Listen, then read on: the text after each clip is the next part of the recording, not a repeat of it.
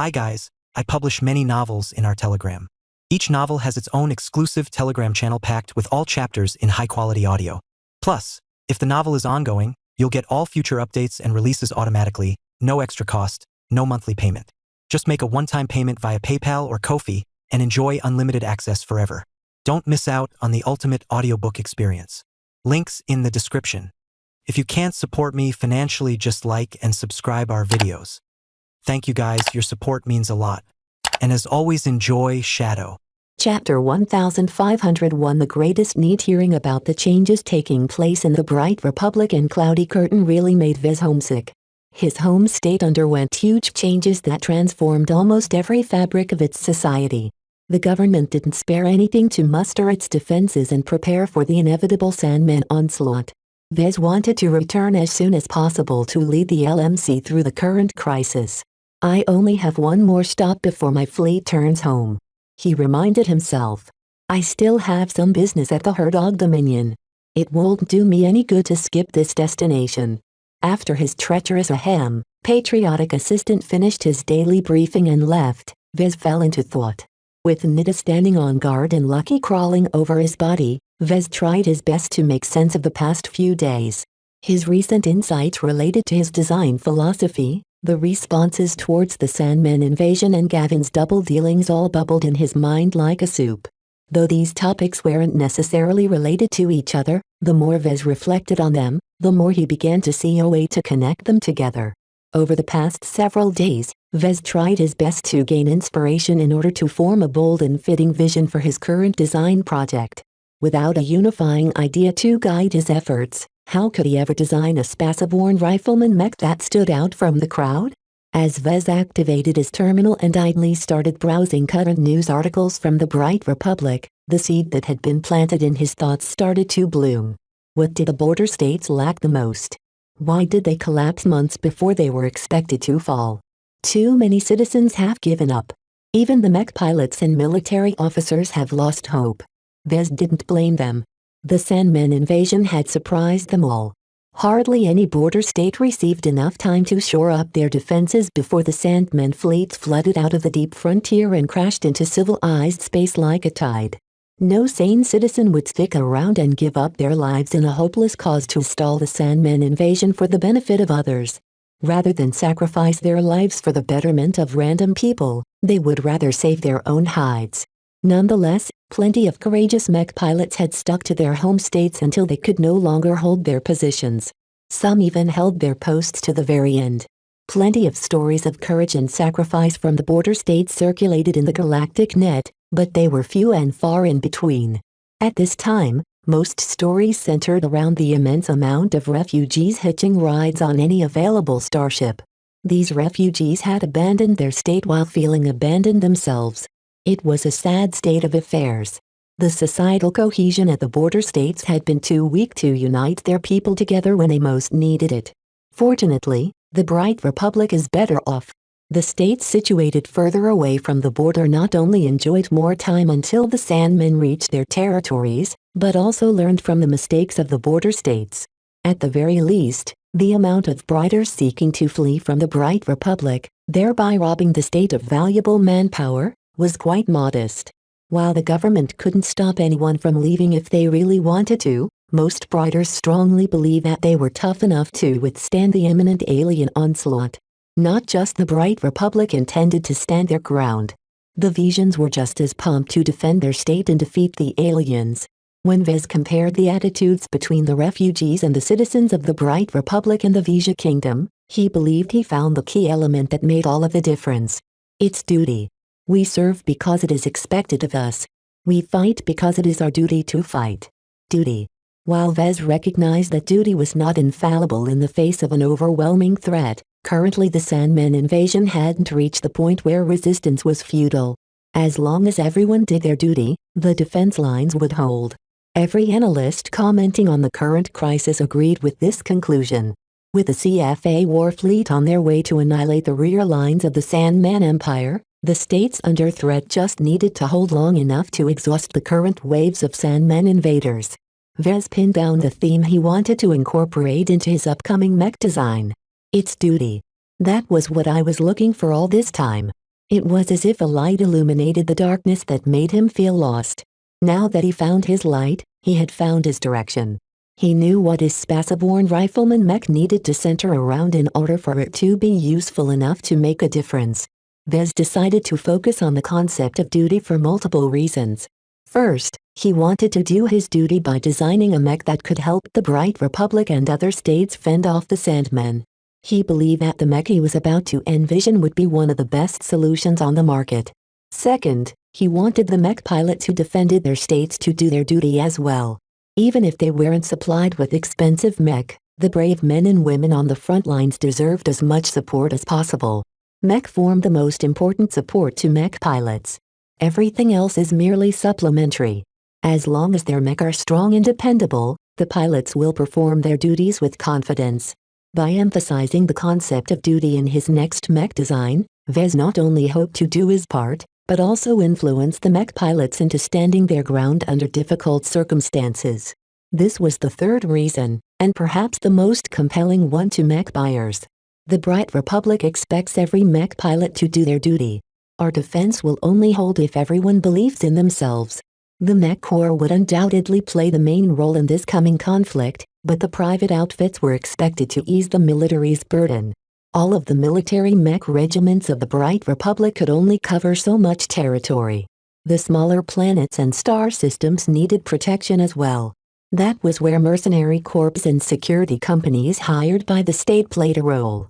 If all of the mercenaries and corporate mech pilots did their duties, then the Bright Republic would have enough soldiers to stall the Sandmen and buy more time for the auxiliary regiments to come online. In the border states, the local outfits fled first. Hardly any mercenary corps stuck around. The flight of so many private outfits not only weakened the defensive lines, but also sparked a lot of panic. Seeing so many mech and ships depart from the border states prompted many citizens to lose hope and encouraged them to join the Great Flight. It was far too late to stop the flood of escaping citizens once it gained momentum. It's like a chain reaction. An initial instance of panic will incite others to panic as well. It was vitally important to prevent this reaction from setting off by halting it at the very start. This was why the Bright Republic exhorted everyone that they could succeed in defeating the Sandmen as long as everyone remained brave. The government is pulling out all the stops. Vez realized from all of the media manipulation he encountered over the course of his investigations. Vez likened the Bright Republic's measures to Major Verrill's morally oriented leadership style, but at a much larger scale. Both focused on keeping hope alive and encouraged everyone to do their duty whether they fought on the front lines or helped in the production of valuable supplies. Many states adopted similar approaches. For once, the Visions put down their infighting and genuinely banded together. The Ilvain Protectorate rallied every believer by appealing to their faith. The two neighboring states of the Bright Republic were both able to raise the cohesion of their people. They were already used to answering to authority and they were anything but weak or cowardly. Vez especially admired the Ilvainans for volunteering for military duty despite not being trained to do so. The Kronans, Poxgo and Kiran dynasties each deployed their transcendent messengers at various population centers in order to drum up support and inspire the Ilvainans to sacrifice themselves for the betterment of the Ilvainan faith. Of course, not every state succeeded in rallying their citizens to stick around and assist in the war effort. The Reinaldans, for example, left their state in droves. The profiteering traders who reaped great profits during peacetime all threw everything they could carry into their starships and left for better pastures as soon as it became clear the MTA wouldn't bail them out. The flight of the so-called pillars of the community inspired many other Reinaldans to pack up their bags and leave. They spent the bulk of their wealth on buying passage on cramped starships, whose captains bilked the cowards as much as possible. The Reinald Republic is doomed. Vez concluded. The so-called Frozen Leaf Alliance that united a bunch of weaker states like the Reinald Republic into a military alliance had successfully deterred larger states from invading their territories. However, while their military alliance worked against their neighbors, it didn't mean anything to the relentless Sandmen. Alliance or not, it made no difference to the aliens. The thought of waging true war for the first time in centuries scared the Reinaldans witless. With all of the awful news and footage transmitted from the border states, Hardly any Reinoldan had the guts to stick up for a state that never really inspired their loyalty anyway. For now, the Honored Ones demonstrated their commitment to defend the territories of the Reinald Republic, but how long could they hold while their friends and families fled in rapid tempo? Vez never thought highly of the Honored Ones. Their war readiness had never been tested in an actual conflict. Against a relentless foe that couldn't be bribed, the Honored Ones would be forced to fight actual battles in order to win. Impossible. Perhaps he was being a bit too unfair to the Honored Ones, but Vez always considered the Honored Ones to be weak and inept due to their long years of peace. The unofficial pirate gangs that the Reinald Republic used to put pressure on the Vija Kingdom and other non-allied states couldn't be relied upon either. Let alone expect them to do their duty. They were never assigned a duty in the first place. Even if all of their men consisted of Reinaldans, the pirates were too selfish and cowardly to ever put their lives on the line for an abstract ideal. The inconsistent outcomes among many different states all depended on how much their people were willing to do their duty. Even if the mech pilots were willing to fight, the citizens may have already lost heart. This is a problem that is critical to the survival of the states under threat. It's also a problem where my specialty is exceptionally suitable to address. Vez knew his strengths. The market started to become familiar with them as well through his products. What better than to take full advantage of his specialty and design a mech that was made to inspire everyone to do their duty? Whatever accusations of brainwashing he'll receive, such a mech would doubtlessly be useful in the hands of my customers. He could already imagine the market going wild for a product that not only shored up the conviction of mech pilots, but also influenced the people around them to do their duty. It was as if he was designing a mass-produced version of the Transcendent Messenger. My next mech will be both a war machine and a morale-boosting monument. As long as I sell enough mech, I can single-handedly influence the outcome of this crisis. Chapter 1502 Expedient Duty. This was going to be his most ambitious and far-reaching mech design project to date. Duty was the key ingredient he had been looking for to distinguish his ballistic rifleman mech. No matter how many advantages competing designs offered, hardly any of them could serve the need that his product was meant to address. Only my mech can inspire people to do their duty. If successful, the value of his products would immediately become evident. Vez believed that many actors would recognize their value and deploy them en masse in order to shore up morale and inspire everyone to do their duty. When Vez pitched his idea to Gavin later in the day, his assistant looked gobsmacked but also impressed. This is a brilliant idea," he finally replied. "This is genius. I've never thought about applying the LMC's distinctive advantages in this direction." Vez confidently grinned as he idly played with Lucky. "I'm glad you recognize the merit of my idea. This is a new and untested idea, though. Do you have any remarks about applying this idea to my latest design project? It would be great if some military mech regiments adopted your mech." "That's not possible, Benny. I have to make too many adaptations and I'll have to answer to a bunch of seniors in order to make my mech suitable for military use." Vez immediately shook his head. He worked extensively with military mech. He was well aware that his own mech designs fell short in too many areas to fall into the consideration of the Mech Corps and other military mech forces. Gavin scratched his head. "Well, I'm sure your mech will catch on in the private market, but it's kind of strange to sell a mech that is oriented around duty to mercenary corps and security companies. They're not exactly known for standing their ground and valuing their duty over their lives. In ordinary circumstances, this mismatch is a serious problem. These aren't ordinary times, though. A vast alien invasion is threatening to overwhelm us all, and the private outfits aligned to the states aren't entirely willing to abandon their homes. At the very least, many of the outfits in the Bright Republic are made up of veterans who used to serve in the Mech Corps. They'll fight. I'm confident of that. Your avatars of myth also fit that pattern," his assistant pointed out. "Maybe this crisis is a good opportunity for your avatars to debut their prowess." Vez had mixed feelings about that.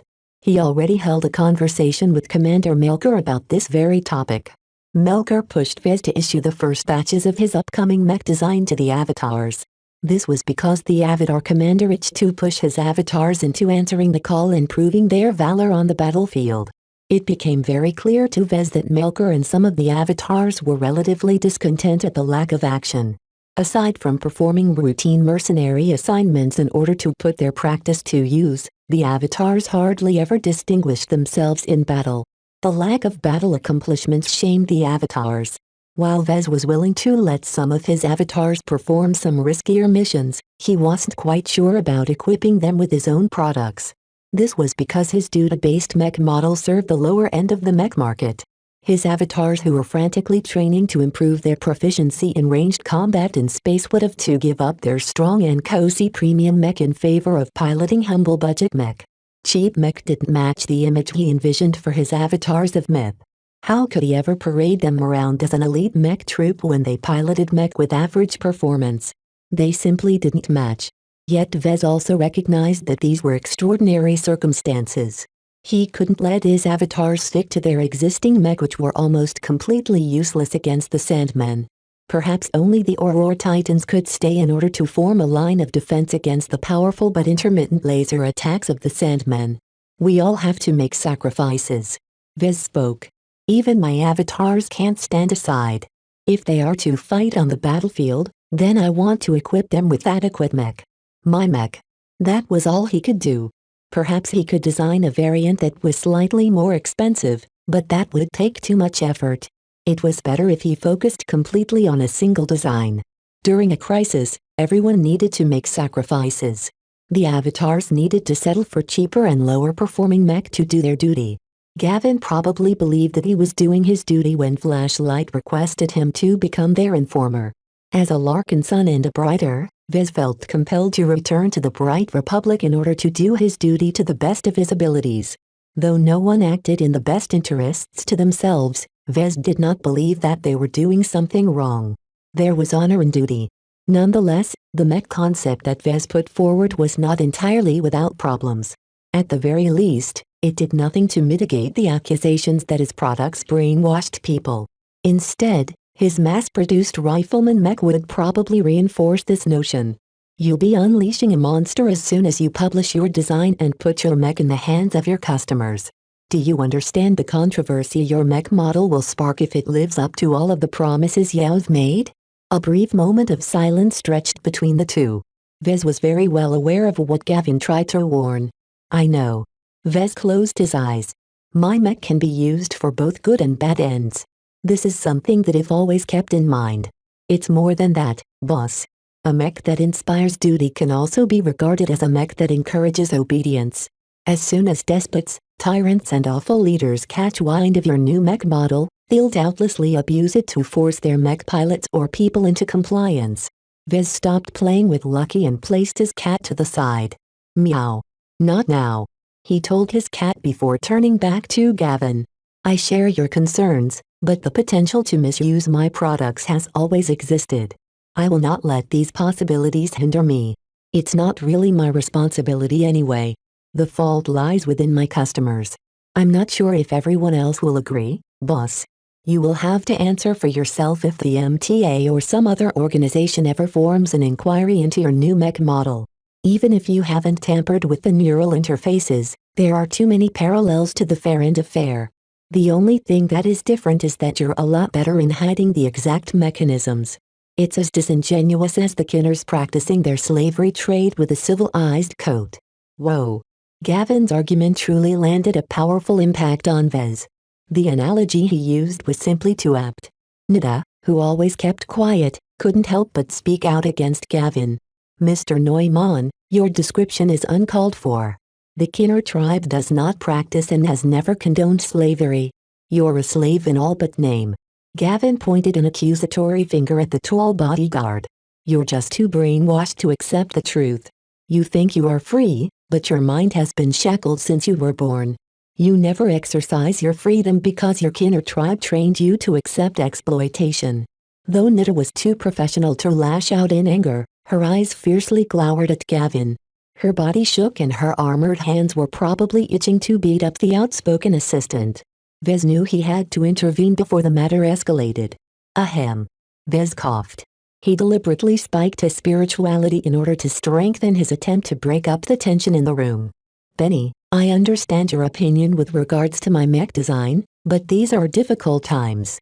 If I can provide a solution that can help the Bright Republic and other beleaguered states strengthen the resolve of their soldiers and citizens, then it is my duty for me to make it available.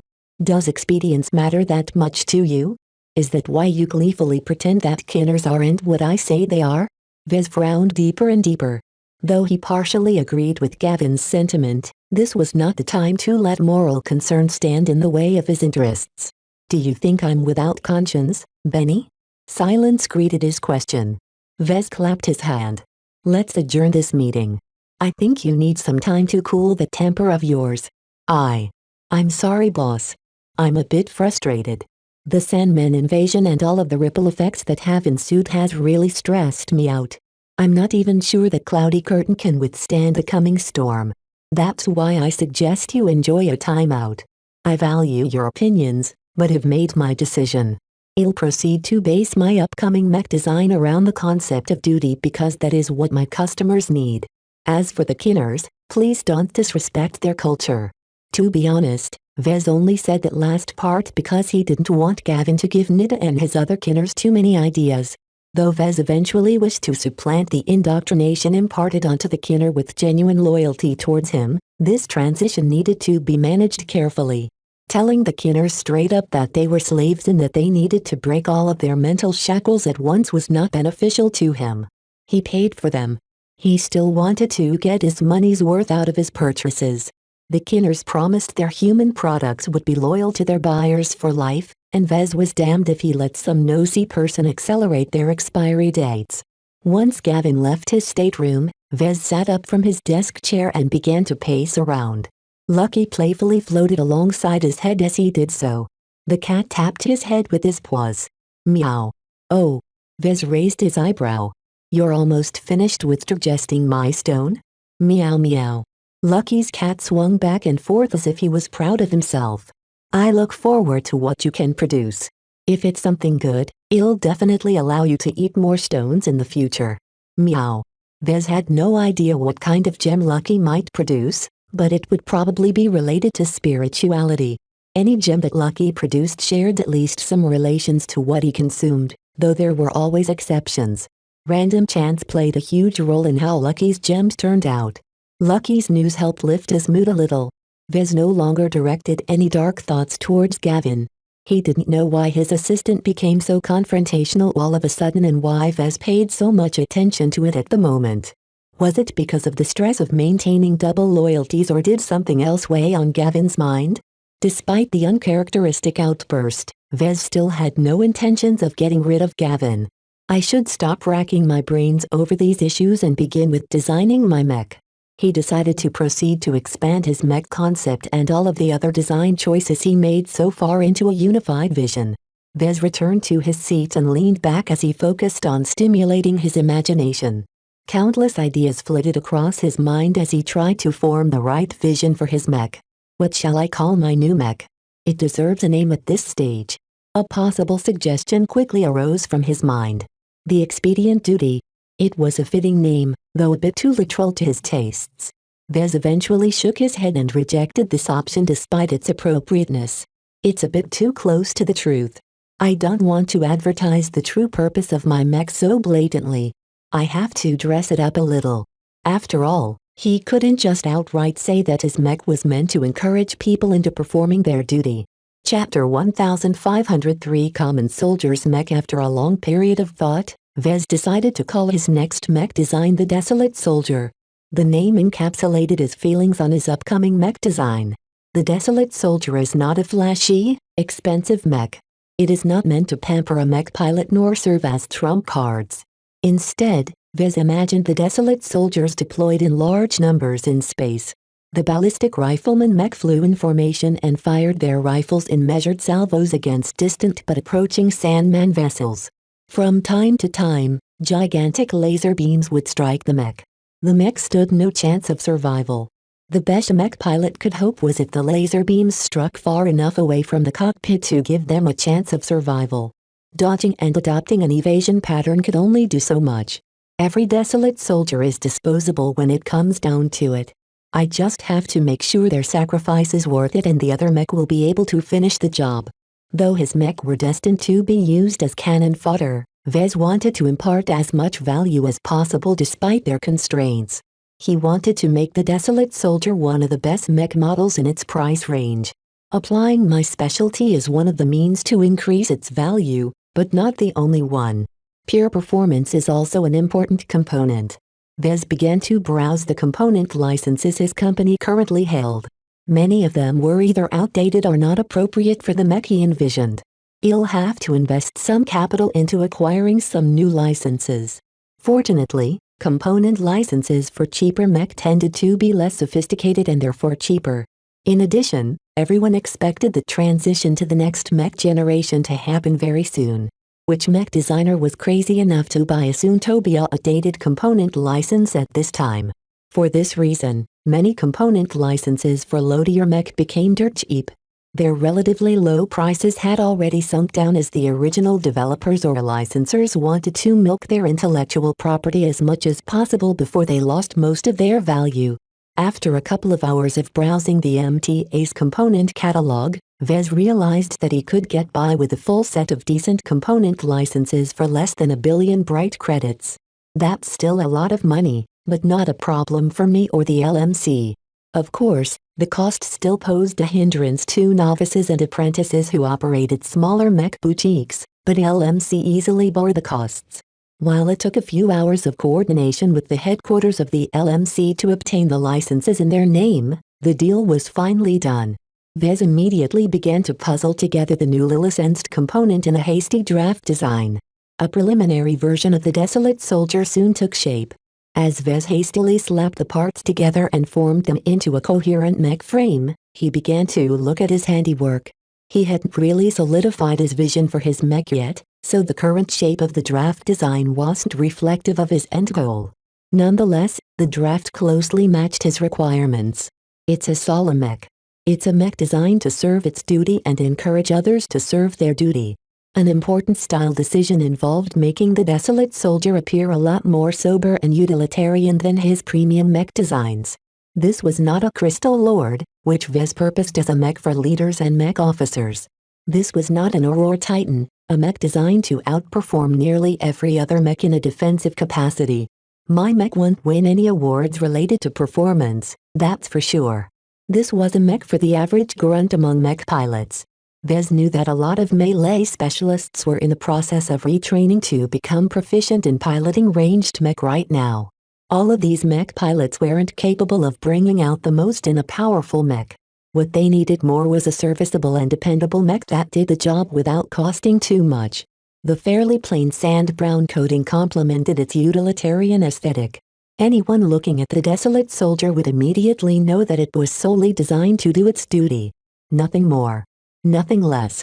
Though it went against his instincts to distinguish his products from the competition, in actual fact Vez believed that it was best if he stuck to a sober exterior design. The draft design's appearance completely conformed to the tastes of the Bright Republic's mech market. Its utilitarian, military-inspired look not only made it easier to fabricate or repair the mech, but also minimized the chance of offending or repelling foreign customers. While Vez mainly wished to serve the Bright Republic with his upcoming mech design, he also harbored ambitions to make it popular throughout the states under threat. Throughout his current tour, Vez already noticed that many mech markets possessed different standards and tastes.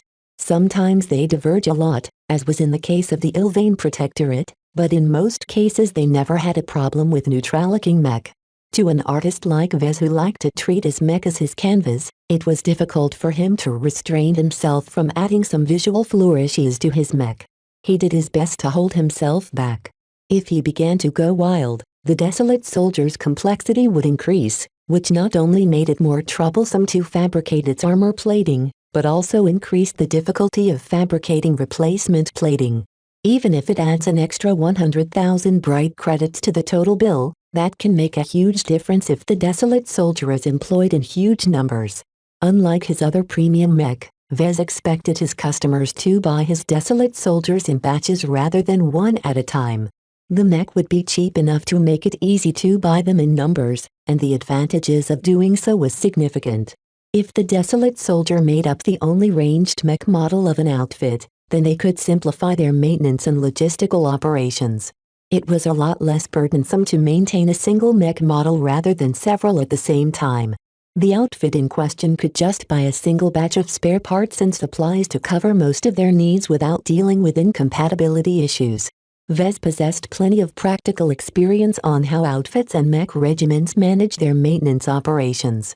He put this knowledge to good use by refining the draft design in a way that minimized the amount of hassle the mech technicians dealt with on a daily basis.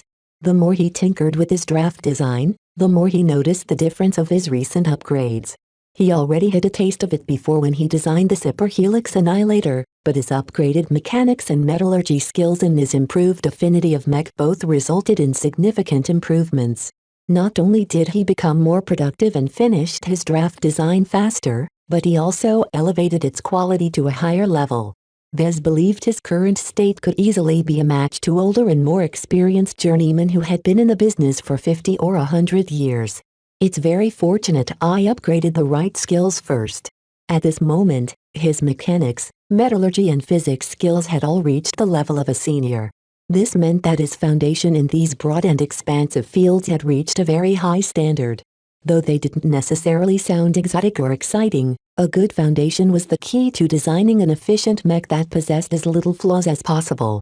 Vez could already judge from his draft design that if he refined it into a proper design, it would feature very little waste. This is incredibly important for a cheap mech like the Desolate Soldier. Compared to my premium mech, I have to do more with less. I can't afford to waste a single material I put into my design. Though Vez thought highly of his Desolate Soldier, its actual performance would still be average even when compared to the other budget mech on the market. Even if he differentiated his product by applying his specialty, he still needed to set a sharp price in order to make his new mech model viable in the highly competitive market for ballistic rifleman mech. In other words, the Desolate Soldier's product margin would never be impressive.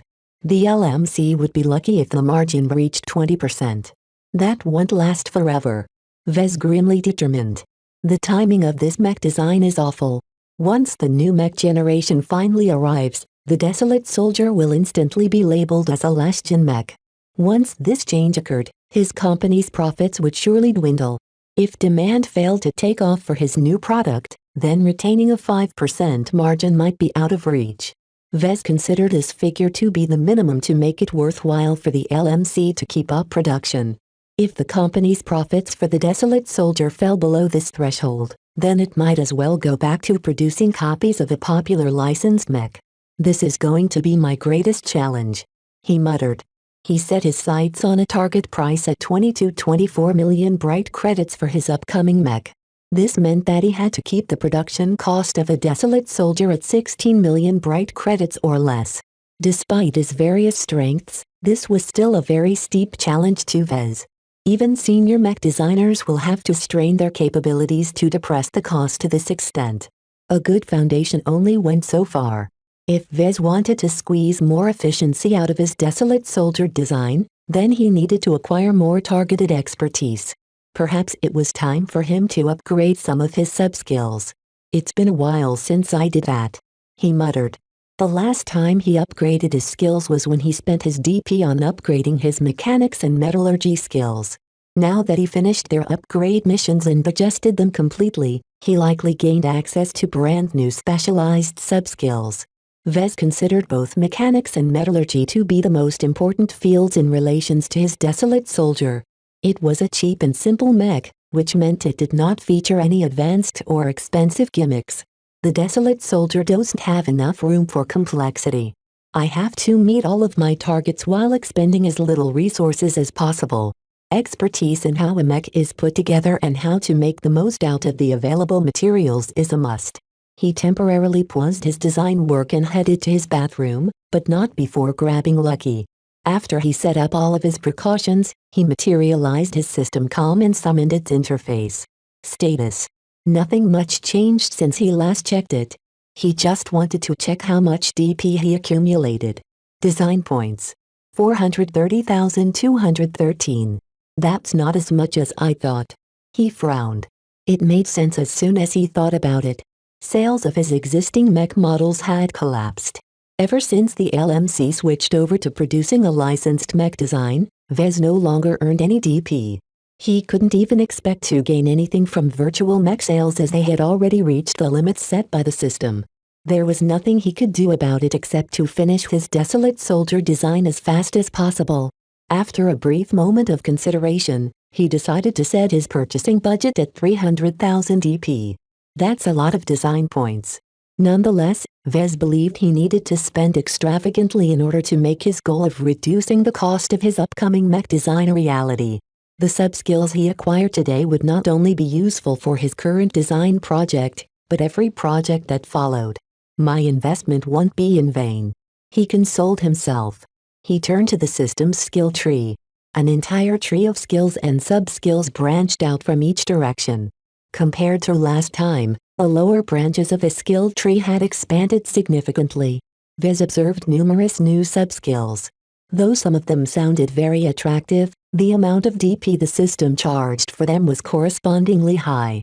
Vez quickly frowned. I don't necessarily need them. I'll just be muddling up my design philosophy if I learn too many irrelevant skills. He decided to focus on the basics. A skill that was a bit more general and widely applicable would not introduce any incompatibilities with his distinctive design style. He aimed to select a handful of sub-skills that could make a small but very noticeable difference in his efforts to increase the efficiency of his mech designs. He happily hummed while he slowly inspected his options. Chapter 1504 Sharing is Caring. Vez felt a bit guilty for enjoying the shopping process. He knew that it would be detrimental to his future development if he became too dependent on the system. Despite his conviction to save up his DP to lessen his dependence and to reserve his fortune for big expenditures, in the end he gave in to his urges. He felt a bit bad at himself for choosing the easy option. Other mech designers had to spend years of study and practice in order to master these new skills, while Vez merely spent the system's fantasy currency to acquire it all in a day. He sighed. It's really not fair to other mech designers. Normally, he didn't care about that, but ever since he got a girlfriend, he began to think a little bit more on what this difference might do to his relationship. As much as he wanted to own up Gloriana and stay ahead of her, it would be very sad if he kept growing at a rapid pace while leaving his girlfriend far behind. Was it truly a good idea if he deprived the love of his life benefits of the system? He frequently grappled with this problem in his thoughts. If he truly loved a woman and that woman loved him back, then Vez felt obligated to extend his trust to her. After all, if he truly loved someone, he wanted to provide for her and make her happy. While Vez wasn't sure if he would ever be able to reach this point with Gloriana, he had to take the possibility into account. Whatever the future might bring, he eventually foresaw that he would no longer keep the system completely to himself. System, can you have multiple users at the same time? Affirmative. Permission to utilize the mech designer system will only be granted to worthy mech designers. For once, the system answered his question. Not only that, it confirmed one of the suspicions that he always held. Just like the metal scroll of the past, the system was capable of enlightening multiple people at a time. The only reason why Vez hadn't realized this sooner was because he was far too selfish and paranoid to even think about sharing the system with others. How will multiple people be able to access you? The mech designer system can only be accessed through this comm. He let out a sigh in relief upon hearing this answer. By limiting access to the system through the comm it inhabited, Vez retained full control over it. Just because he was potentially willing to share the system didn't mean he wanted others to hijack it. The system was far too valuable to leave in other people's hands. Thanks for answering my questions, system. Once he satisfied his curiosity, Vez turned his attention back to the skill tree. He started his shopping spree by attempting to upgrade his structural pathway configuration subskill. The system immediately denied his request. Your structural pathway configuration IV cannot be improved until your electrical engineering has reached senior level. Vez cursed a bit. Make that a little bit more clear, then. He wanted to improve his ability to design the internal architecture of his mech by upgrading this subskill, but it turned out that he missed a prerequisite. While he could instantly spend 100,000 to upgrade his electrical engineering skill to senior level, Vez wouldn't gain anything until he completed an upgrade mission. I don't have the time to divert my attention to upgrade missions, he grumbled. If I can't obtain the benefits immediately, then my DP is best spent somewhere else. Even if he rushed the upgrade mission and completed it quickly, it still took around 2 weeks to integrate and digest his newly upgraded skill. All the while, he needed to divert at least a portion of his attention elsewhere, which would reduce his productivity while he worked on his design project. Vez shook his head. I should stick to what I can use immediately. He limited his selection a little and decided to upgrade something basic but very relevant in the current circumstances. Ballistic Weapon Optimization I. 500 DP. Ballistic Weapon Optimization II. 1000 DP. Ballistic Weapon Optimization 3. 2000 DP. Ballistic Weapon Optimization IV. 4000 DP. Ballistic Weapon Optimization V. 50,000 DP. Since I'm about to design a ballistic rifleman mech, it's a good idea for me to obtain in-depth knowledge on ballistic weapon systems. This was just one of many subskills relating to ballistic rifles and cannons. While other subskills allowed him to work with better and more specialized ballistic weapon systems, Vez valued its emphasis on optimization. Vez didn't plan to equip his desolate soldier design with a complex weapon. Just like every other aspect of the mech, he wanted its rifle to be as simple and cheap as possible. Optimization is key. Since he worked with a generous budget, he immediately acquired Ballistic Weapon Optimization V the moment he confirmed the exchange. A spike drove into his mind. A flood of knowledge poured into his mind and integrated with his knowledge. Different from last time, Vez managed to bear the transfer. Compared to receiving senior-level mechanics and metallurgy at the same time, this little burden was nothing. He laughed. Ha ha ha. You can't defeat me anymore, system. You almost broke my mind once, but what doesn't kill me makes me stronger. Just like exercising muscles, Vez believed that his mind became more resilient once he pushed it to its limits and beyond. As long as his mind healed back the damage, it became a little bit more capable of withstanding the same stresses. Soon enough, Vez digested the bulk of the knowledge transfer. He absorbed all kinds of details about ballistic weapons, from the most fundamental theories to the more advanced ones ordinarily learned by seniors. There was a huge jump in price for many subskills upgraded to the 5th tier. Though Ballistic Weapon Optimization V required him to cough up 50,000 DP, which was more than most masteries, Vez quickly confirmed that he hadn't spent his DP in vain.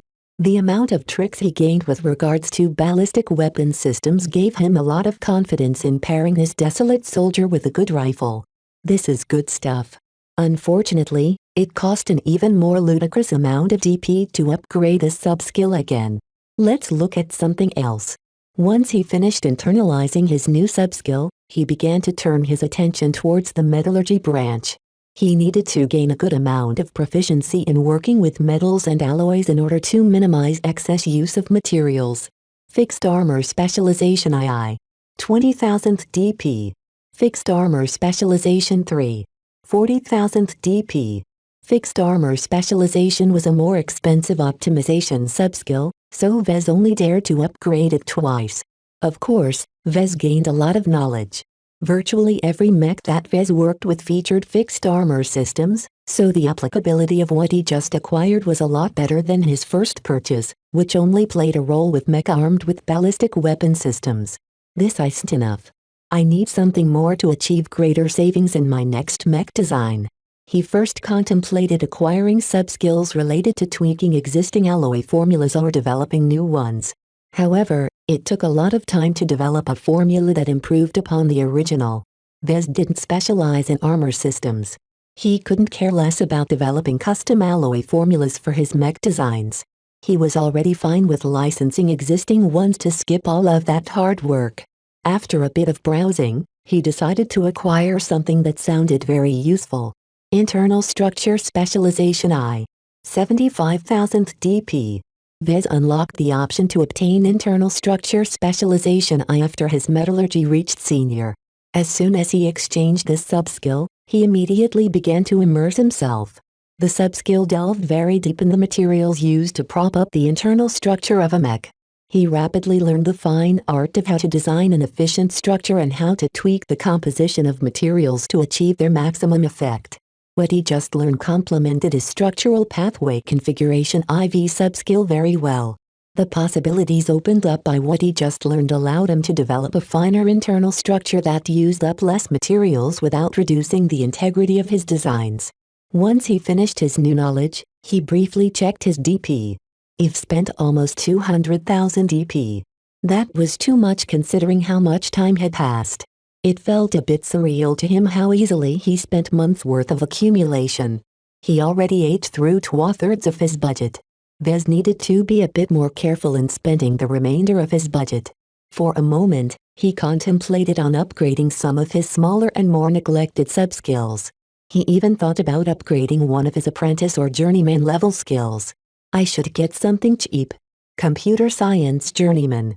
4,000 DP. The amount of programming knowledge he gained was considerable compared to how little DP he just spent. Though learning how to program a mech felt a bit uncomfortable to Vez, it was a bit better than before. Ever since he clarified his design philosophy and identified the different paths available to him, he no longer objected as much to the thought of controlling his creations. The path of determination was particularly receptive to programming-related skills and sub-skills. I see. My inclinations can change depending on where my design philosophy stands. Upgrading his computer science skill did not matter too much for him right now. He planned to use a standardized, off-the-shelf operating system for his desolate soldier design because he didn't have the time to program something more fitting. It really doesn't add any value to simple mech. Custom software only really makes a difference when I design a complex mech, he muttered. He turned to the mechanics branch, which he hadn't touched until now. He possessed remarkably few subskills, which he found to be a considerable mismatch due to its central role in mech. Fine motion control I. 75,000 DP. The subskill he chose was another one that became available when his mechanics skill reached the senior level. While fine motion control I did not sound very exciting, it was exceptionally useful for his current project. This was because it increases his knowledge on how to make his ranged mech more accurate. As long as the mech pilots possessed enough skill, they could apply their marksmanship to a greater degree to his mech. As for the less skilled mech pilots, Vez gained more expertise on how to tweak his mech to make it easier for them to hit their targets. The knowledge he absorbed was quite extensive and encompassed many different kinds of mech, not just ranged ones. Though melee mech mostly emphasized forceful movements, there was still a role for finer control, particularly with mech that relied on finesse such as light skirmishers. Now that he spent the bulk of his budget, he contemplated whether he should spend his DP on a mastery. Nah, Vez shook his head. It's nice, but I don't think I need it. My other mastery skills already provide me with a sufficient amount of overlap. He knew he'd be able to gain some benefits if he acquired another mastery, but Vez couldn't afford to waste his time on another lengthy mastery experience. Though he could afford to spend the DP, his time was much more scarce. Vez decided to leave the masteries available to him for another day and proceeded to search for something that provided immediate benefits. Simulations I. 1000 DP. Simulations II. 2000 DP. Simulations 3. 5000 DP. Simulations IV. 10,000 DP. He turned to a subskill under mathematics this time. Though the simulation subskill sounded very basic, it brought an incredible amount of value for a very little price. Simulations IV enabled him to become a lot more proficient in running simulations. Though his other subskills already granted him knowledge of many different mathematical models, acquiring this last subskill allowed him to tie them all together with as few contradictions as possible. Basically, I can achieve a lot more results in my simulation work. The proficiency he gained in running simulations allowed him to skip weeks or months' worth of monotonous virtual tests. This was vitally important for him as he wanted to waste as little time as possible in optimizing his mech design. This was it. He spent almost 300,000 DP, exhausting most of his reserves. It would take a long time for him to earn back so many design points. Vez continually winced at how much he spent despite knowing that the knowledge he gained was worth every point. If I can't design a good ballistic rifleman mech after learning so much new stuff, then I'm a disgrace of a journeyman. Chapter 1505 Earning Acceptance. Vez took some time off to grow more comfortable with his expanded knowledge base. He looked at reality a bit more different now that he learned so many new theories. Though he became ecstatic at all of the knowledge he acquired, he knew that it would take a lot of time and practice to increase his utilization of what he learned. Just because he stuffed his head full of theories didn't mean he would be able to use them to the fullest effect. He hadn't even made full use of his recently upgraded mechanics and metallurgy skills yet. Now he compounded his problem by adding a bunch of new sub-skills. It's fine. He sighed. Even if I'm fairly inefficient in applying my knowledge, I'm better off than before. That's enough. Vez merely wanted to improve his ability to design the Desolate Soldier. He accomplished this goal with his latest round of upgrades. As for the repercussions, Vez believed he would naturally be able to mitigate them over the course of his work. That was because once he returned home, he planned to go on a design spree. The start of a new mech generation was the best time for him to design lots of mech. With the mech market in flux, any early mech model could rise to become the market leader in a state or region. Therefore, Vez didn't worry about lacking practice. The biggest benefit to being an independent mech designer was that he could dictate his own work. After all, filling up my mech catalog is not only good practice, but also good business. It's about time the LMC offers a complete line of mech. He needed to have an expansive design team to manage so many projects at once, but that was a problem for later. For now, the urgency of the situation required him to devote himself fully to his Desolate Soldier project. Though Vez already laid the groundwork for the technical design aspects of his mech, he still hadn't fully addressed its spiritual aspect. Vez already planned to make use of Nixie's spiritual fragment as the base of a new spiritual product. The only reason he hesitated was because the spiritual product would certainly become a poor fit if he only relied on spiritual energy from Nixie and himself. Nixie's spiritual attributes were full of arrogance, tyranny and a vast number of alien attributes. His own spiritual attributes were also messy, and his mech-related spiritual attributes were too general to align his spiritual product with the Desolate Soldier. What I need is a third ingredient that can impart the necessary spiritual attributes to make my spiritual product fit my mech design. That almost certainly meant that he needed to go out and find an expert pilot who specialized in spaceborne ballistic rifleman mech. The good news was that Vez already identified a bunch of them in an earlier search. Though a lot of information about expert pilots tend to be classified, sometimes their base of operations were known. Vez wanted to borrow a spiritual fragment from an expert pilot for more than just their affinity towards spaceborne rifleman mech. Many expert pilots are known for their strong sense of duty. States often invested a lot of effort and resources in shaping the thoughts of expert candidates and expert pilots. To put it in a more uncharitable way, they indoctrinated their expert pilots so that they became extremely loyal to their state. Vez realized that this was no secret and happened everywhere. Venerable Z, who was unflinchingly loyal to Prince Hixt Closter, was a good example. Of course, the level of indoctrination didn't go too far. No one dared to cross the line set by the MTA and brainwash their expert pilots as extensively as the Kinners did to their own tribesmen. They are still somewhat similar, though. Vez wanted to obtain and amplify the sense of duty in his spiritual product. He couldn't get it from Nixie's spiritual fragment because the alien entity was far too tyrannical to accept subservience. He also couldn't get it from himself because Vez was not someone who blindly answered to authority. If his Desolate Soldiers inherited his own sense of duty, then they would definitely become disasters in the making. Vez already had a target in mind who fit all of his criteria. He only needed to inform Captain Sylvestra to alter their course and divert to a specific star system which hosted a specific military base. The only reason he hadn't done so already was because he continued to mull over Gavin's words. Though Gavin's outburst was a bit uncalled for, Vez frequently mulled over his words. He's right to question whether it's right for me to design my mech this way. He rubbed his head. He was thankful that Gavin brought up his analogy. By mentioning the Kinner practice of brainwashing their own tribesmen into becoming human products made available for hire or for sale, Vez grasped the key to keep his mech legal. Why do the Kinners get away with their practices? Vez suddenly asked Nida. Surely, people have lodged accusations at your tribe for engaging in slavery. The Kinner tribe does not practice slavery, sir. Nida admonished him. Our practices are legal. We have many customers, many of whom support our industry. That is the key. The key to what, sir? The support of your customers is the main reason why your Kinner tribe hasn't been forced to change their practices. Perhaps many people find your tribe's primary industry to be distasteful, but you have a lot of powerful customers from all over the Komodo star sector. With so much foreign support and political cover, the critics of your tribe are rendered helpless. Pissing off the Kinner tribe meant pissing off all of the powerful and wealthy people who bought the human products. There was no way they wanted their assets to become prohibited and lose value overnight.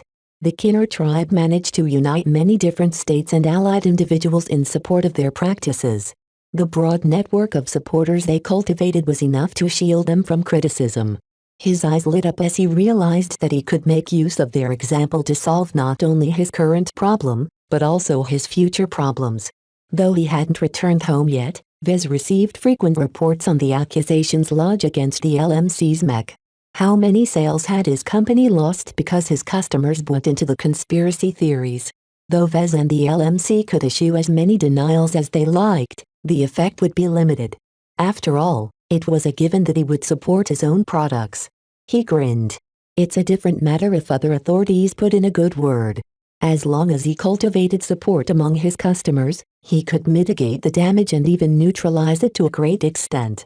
This was because a mech that revolved around duty was exactly what was needed to address the current crisis. If something is illegal but also highly needed, it won't stay illegal for long. As long as he managed to obtain the buy-in of many powerful individuals by making them value his desolate soldiers, then they would naturally back him up. Just like how the Kinner tribe's polite form of slavery earned acceptance, Vez wanted his desolate soldiers and other mech designs to be accepted as well. All I have to do is to make my desolate soldier model indispensable to the desperate states whose citizens are wavering. Vez predicted that his desolate soldiers would enjoy a lot more demand in weaker and more unstable states such as the Old Republic. The Bright Republic on the other hand did not lack in fighting will, but even the desolate soldiers could still play a role in keeping morale high. He felt a lot better about himself and his current design project now that he came up with a way to solve this increasingly more intractable problem.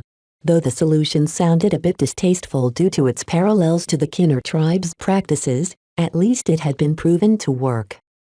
There's no need for me to trouble my conscience any further. He grinned. It's fine as long as it works. He began to enact some of his plans. First, he contacted Captain Sylvestra to divert to a specific star system. Sir, this course adjustment will delay our arrival to the Herdog Dominion by several days. That's fine. Some business has come up and I really need to stop by this star system. Once he did that, he began to work on his mech design. While he hadn't created his spiritual product beforehand, Vez believed it was fine if he created it later. He already had a very good vision in mind. If his spiritual product didn't conform to his mech design, then Vez would simply hammer it into shape by force. Whatever. I can't waste any time.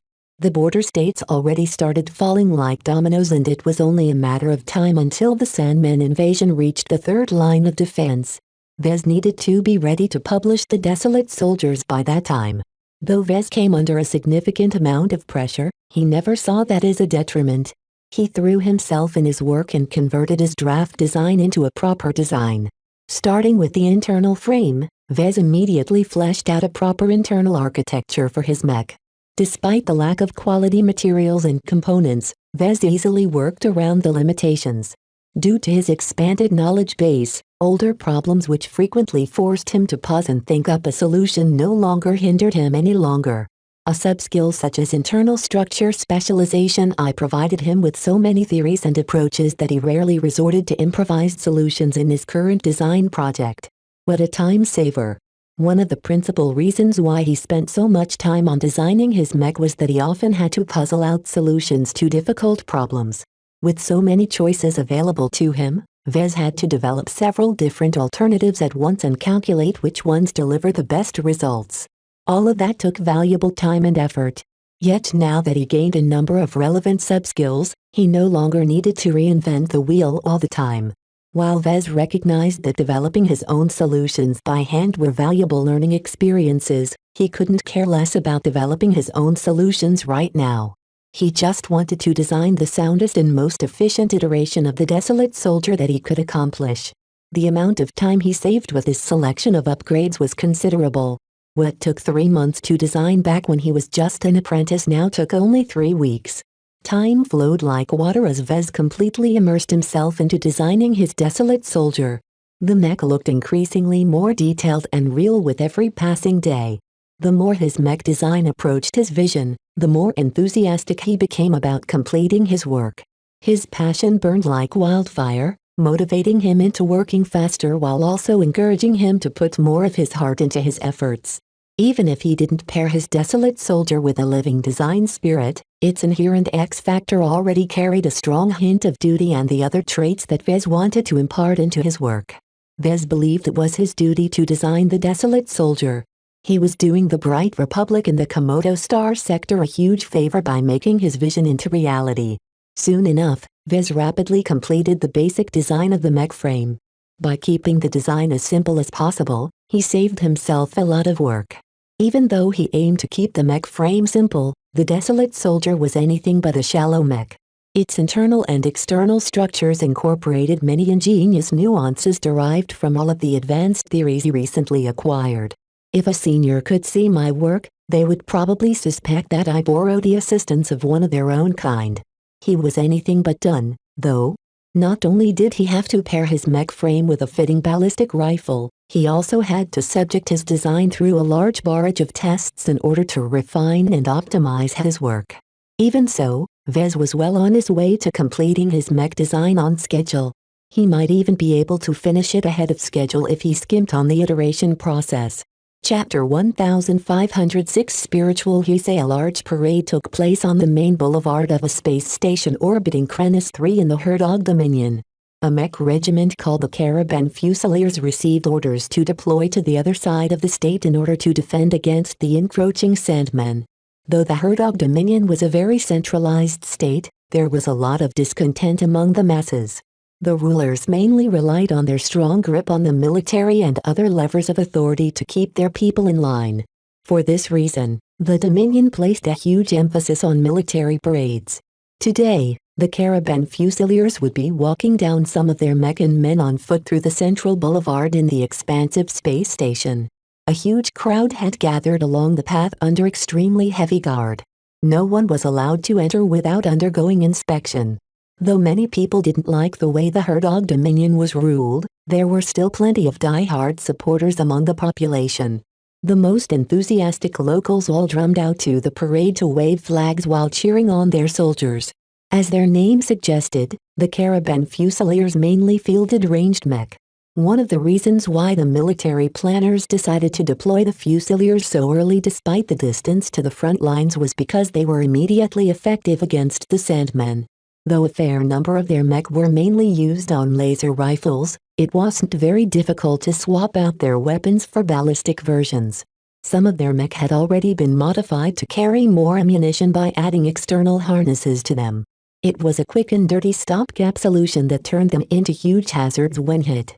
Perfect against Sandmen, but not so much against human foes. Vez visited the space station but did not attend the parade. Instead, he conducted an exchange with a random journeyman elsewhere on the space station. They reserved a private conference room at an upscale hotel to exchange their insights. The older man Vez met specialized in laser weapons, which happened to be completely useless during this time. Not only that, but the Herdoger withheld much of his valuable theories and only threw out scraps. Having exchanged with many different mech designers, Vez knew when his counterpart tried to skim him. It didn't matter to him though, because he only insisted on holding an exchange to give him an alibi. He diverted a minute part of his concentration to appear attentive and engaged when the stingy journeyman explained nonsense. He instead devoted the majority of his mind into reaching into the imaginary realm. He already studied his target extensively. Though the Caravan Fusiliers were ordinarily stationed at an inaccessible military space station, The public parade was a rare opportunity for civilians and bystanders to meet them in the flesh. Vez needed this proximity. Even with the information he gathered about the Caravan Fusiliers and their only expert pilot, he wouldn't be able to identify Venerable Zoe Plinter's presence in the imaginary realm until he came close. He mentally resolved to find a way to improve his interactions with spiritual powerful entities in the imaginary realm. The range limitations really started to grate at him. He needed to develop a better way to track and make contact with expert pilots so that he could borrow their spiritual fragments with much less hassle. As the parade proceeded in full swing, a wave of enthusiasm followed as Venerable Zoe Plinter's iconic crack shooter mech walked down the boulevard. The Spaceborne expert mech walked with its wings folded up and its massive over-engineered rifle cradled in its arms. The reason why Vez targeted Venerable Plinter was that she was a devoted lackey of the state. Having risen through the ranks from a modest background, the Herdog Dominion invested heavily in her once she advanced to expert candidate by luck. From everything he read about Venerable Plinter, she was as loyal to her state as Venerable Foster was to hers. The biggest difference between the two women was that Plinter was older and a lot less aggressive. All in all, Venerable Plinter earned a lot of accolades from the Dominion for her loyalty and willingness to answer to authority. Not every expert pilot wanted to remain humble after they became a demigod. Cases where expert pilots demanded extravagant treatment or outright went rogue still took place from time to time. Are you listening? The old journeyman probed. Vez briefly drew back a part of himself. Of course. I'm just a bit skeptical about your proposal to make multi-barrel laser rifles standard. It isn't worth it to add so much extra complexity just to gain some extra redundancy. Why are you so afraid of complexity? Just because something consists of more parts doesn't mean it's worth less than a simpler weapon. As the man rambled on, Vez returned the bulk of his attention to his explorations of the imaginary realm. Despite entering a densely populated space station, Vez hardly encountered anything spiritual at all. The few people who possessed undeveloped spiritual potential barely registered to his senses at all. Only a single presence shone like a beacon through the corrosive winds in this desolate realm. There. One reason why Venerable Zoe Plinter received so much attention from the government was that she had grown to be one of the stronger expert pilots in the Dominion. As soon as Vez's spiritual projection approached, he immediately sensed that this rumor was true. Strong. She was stronger than Venerable Foster by virtue of her age and experience. Vez briefly grimaced. He knew this was going to be a bit costly. He patted the box resting on his lap and casually opened it to slip his hand inside. He briefly touched the stone stored inside the container and drew a slight charge, just 5%. 5% was a steep cost to impart his spiritual energy with an offensive attribute, but he considered it a necessary price to pay. There was no way he could ever make a dent in the defenses of a conscious and alert expert pilot of Zoe Plinter's caliber. He attempted to concentrate his newly acquired charge onto a spiritual knife. He mostly failed as he couldn't apply any influence onto the charge. He lacked the appropriate technique to alter his spiritual energy in such a fashion. Vez sighed and decided to work with what he had. In any case, his spiritual knife was already strong enough to harm an expert pilot's spirituality in his eyes. As he lamely tried to keep the exchange going, deep within the imaginary realm he shot his spiritual knife forward in the direction of a strong spiritual fortification. Vez sensed that the spiritual fortification in the shape of a spiked shell detected his approach. It quickly firmed up and readied its defenses. Spikes already started to shoot out in the direction of his spiritual knife. The knife, empowered with a potent offensive charge, cut through all of the spikes in its way without any effort. Its razor-sharp edge couldn't be stopped with such a feeble defensive measure. Before the spiritual fortification could employ a better defense, Vez's knife had closed the distance and instantly pierced through the surface of the outer shell. In the middle of the parade taking place kilometers away, the crack shooter suddenly stumbled and halted in place. As the crowd wondered why the prized expert mech of the Caravan Fusiliers halted, the soldiers and station guards quickly received an alert. Something went wrong. They had to evacuate the crowd. As a mild warning tone rang throughout the space station, the station guards quickly began to usher the confused well-wishers away. In the meantime, The soldiers in the parade began to help push away the crowd while forming a defensive perimeter around the inactive crack shooter. The warning tone even reached the hotel where Vez and the Herdoger journeyman conducted their exchange. Vez pretended to be perplexed at the sudden change in events. "Is there something wrong?" "I'm not sure." The other man frowned. "Let me get in touch with my contacts. Something might have happened during the parade." As the Herdoger checked his comm, Vez used the reprieve to devote his full attention towards his attack. His spiritual knife had already started to cut relentlessly into the fortification like it was butter. Vez discovered that the enhancement he received from the stone was more potent than he thought. Something capable of allowing him to inflict damage on a powerful ancient alien entity such as Nixie would definitely be effective against an expert pilot no matter their strength. As a louder alarm began to ring throughout the space station, Vez hurried up his efforts. He cut a crude and jagged circle into Venerable Plinter's spiritual presence. He felt a bit greedy at the start, so tried to cut a larger spiritual fragment than he strictly planned to obtain. The damage he inflicted to the expert pilot was probably great, but he couldn't care less about that at the moment. "We need to evacuate, Mr. Larkinson." The journeyman suddenly stood up. "The space station will go under lockdown soon. I can get you out if you follow me. I'm friends with one of the station administrators. Please lead the way." Vez smiled and stood up as well. "Do you know what's going on?" "My contacts aren't sure. All they know is that an unknown assailant attempted to attack the Caravan Fusiliers." As their bodyguards began to usher them out of the hotel suite, Vez quickly finished his efforts. Though his spiritual knife endured continuous counterattacks that bled his spiritual energy, he finally managed to cut out a fragment.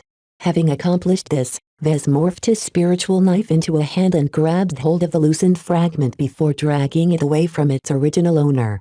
He drew back his newly gained fragment into his mind but didn't let it rest.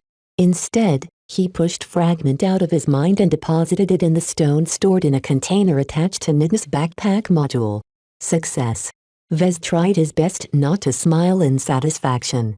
He did his best to look concerned and afraid as he followed his host. Hours later, a shuttle reached the Barracuda and deposited its passengers. Once he entered his ship, he immediately took his spoils to the lab. All the way, only Lucky and Nida accompanied him throughout the trip. The cat floated on top of a lab machine and perched himself there.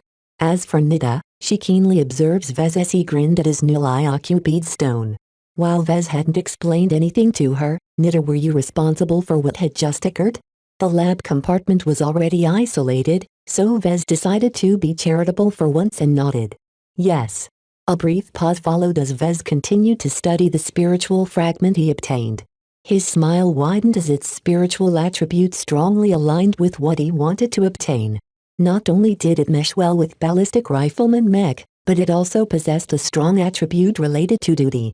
The only issue was that the spiritual fragment likely contained some attributes that he couldn't identify and likely weren't relevant for his project. He expected to obtain something like this. Like an unprocessed mineral, Vez deliberately carved out a larger than usual fragment because he anticipated that he needed to refine it into a pure form. "What did you do, exactly?" Vez briefly looked up from his inspection. "You're oddly curious." "My apologies. It's difficult for me to anticipate threats if I am not aware of what you are doing." Though Vez was loath to explain what he was doing, he figured he should at least extend some trust to one of his most loyal employees. Vez never sensed any duplicity from her. If he wanted to build up his inner circle, then he needed to cultivate true trust among his closest people. "Let's just say that I borrowed something valuable from the expert pilot of the Caravan Fusiliers. He'll be in trouble if they find out, so we're departing the Krenis system immediately." His explanation barely satisfied Nidna's curiosity, but Vez believed he was already being forthright enough by revealing this much information. "I see, sir." She spoke, knowing that she wouldn't be able to get anything more out of the man she served. "Could you warn me the next time you undertake such a risky operation?" Vez sighed. "I should have warned you from the start. I'll make sure to notify you the next time I do something like that. You deserve that much, at least." "Thank you, sir." Chapter 1507 Spiritual Lobotomization. Vez was new to spiritual engineering and only possessed a superficial understanding of this field. The spiritual techniques he developed beforehand mostly consisted of straightforward applications. Child's play. He scoffed. He merely dipped his toes into spiritual engineering so far. Even creating his first spiritual product known as Vescas had been more of an accident than something created with conscious intent. This time, he intended to rectify some of the flaws in his crude spiritual restoration technique. Just like regular engineering, the raw materials play a large part in determining what is possible. He whispered to himself. He looked thoughtfully at the containers placed in front of him. All three of them stored stones. One stone acted as his current spiritual energy battery. After several weeks of accumulation, it stored more excess spiritual energy than what was currently contained within his mind. Another stone held the spiritual fragment he accidentally retrieved from Nixie. Due to the alien spiritual entity's intense hostility and strength, Vez always kept it inside the stone lockbox. The last stone held his newly obtained spiritual fragment from Venerable Plinter. Though it tried its best to escape, the fragment lacked the strength to overcome the stone's attraction force. All three stones held the raw materials that Vez intended to combine together to form his second spiritual product. His goal was to create an artificial living spiritual entity that contained all of the properties he desired. The closer his spiritual product aligned with his vision for his desolate soldier mech, the greater its impact on the market.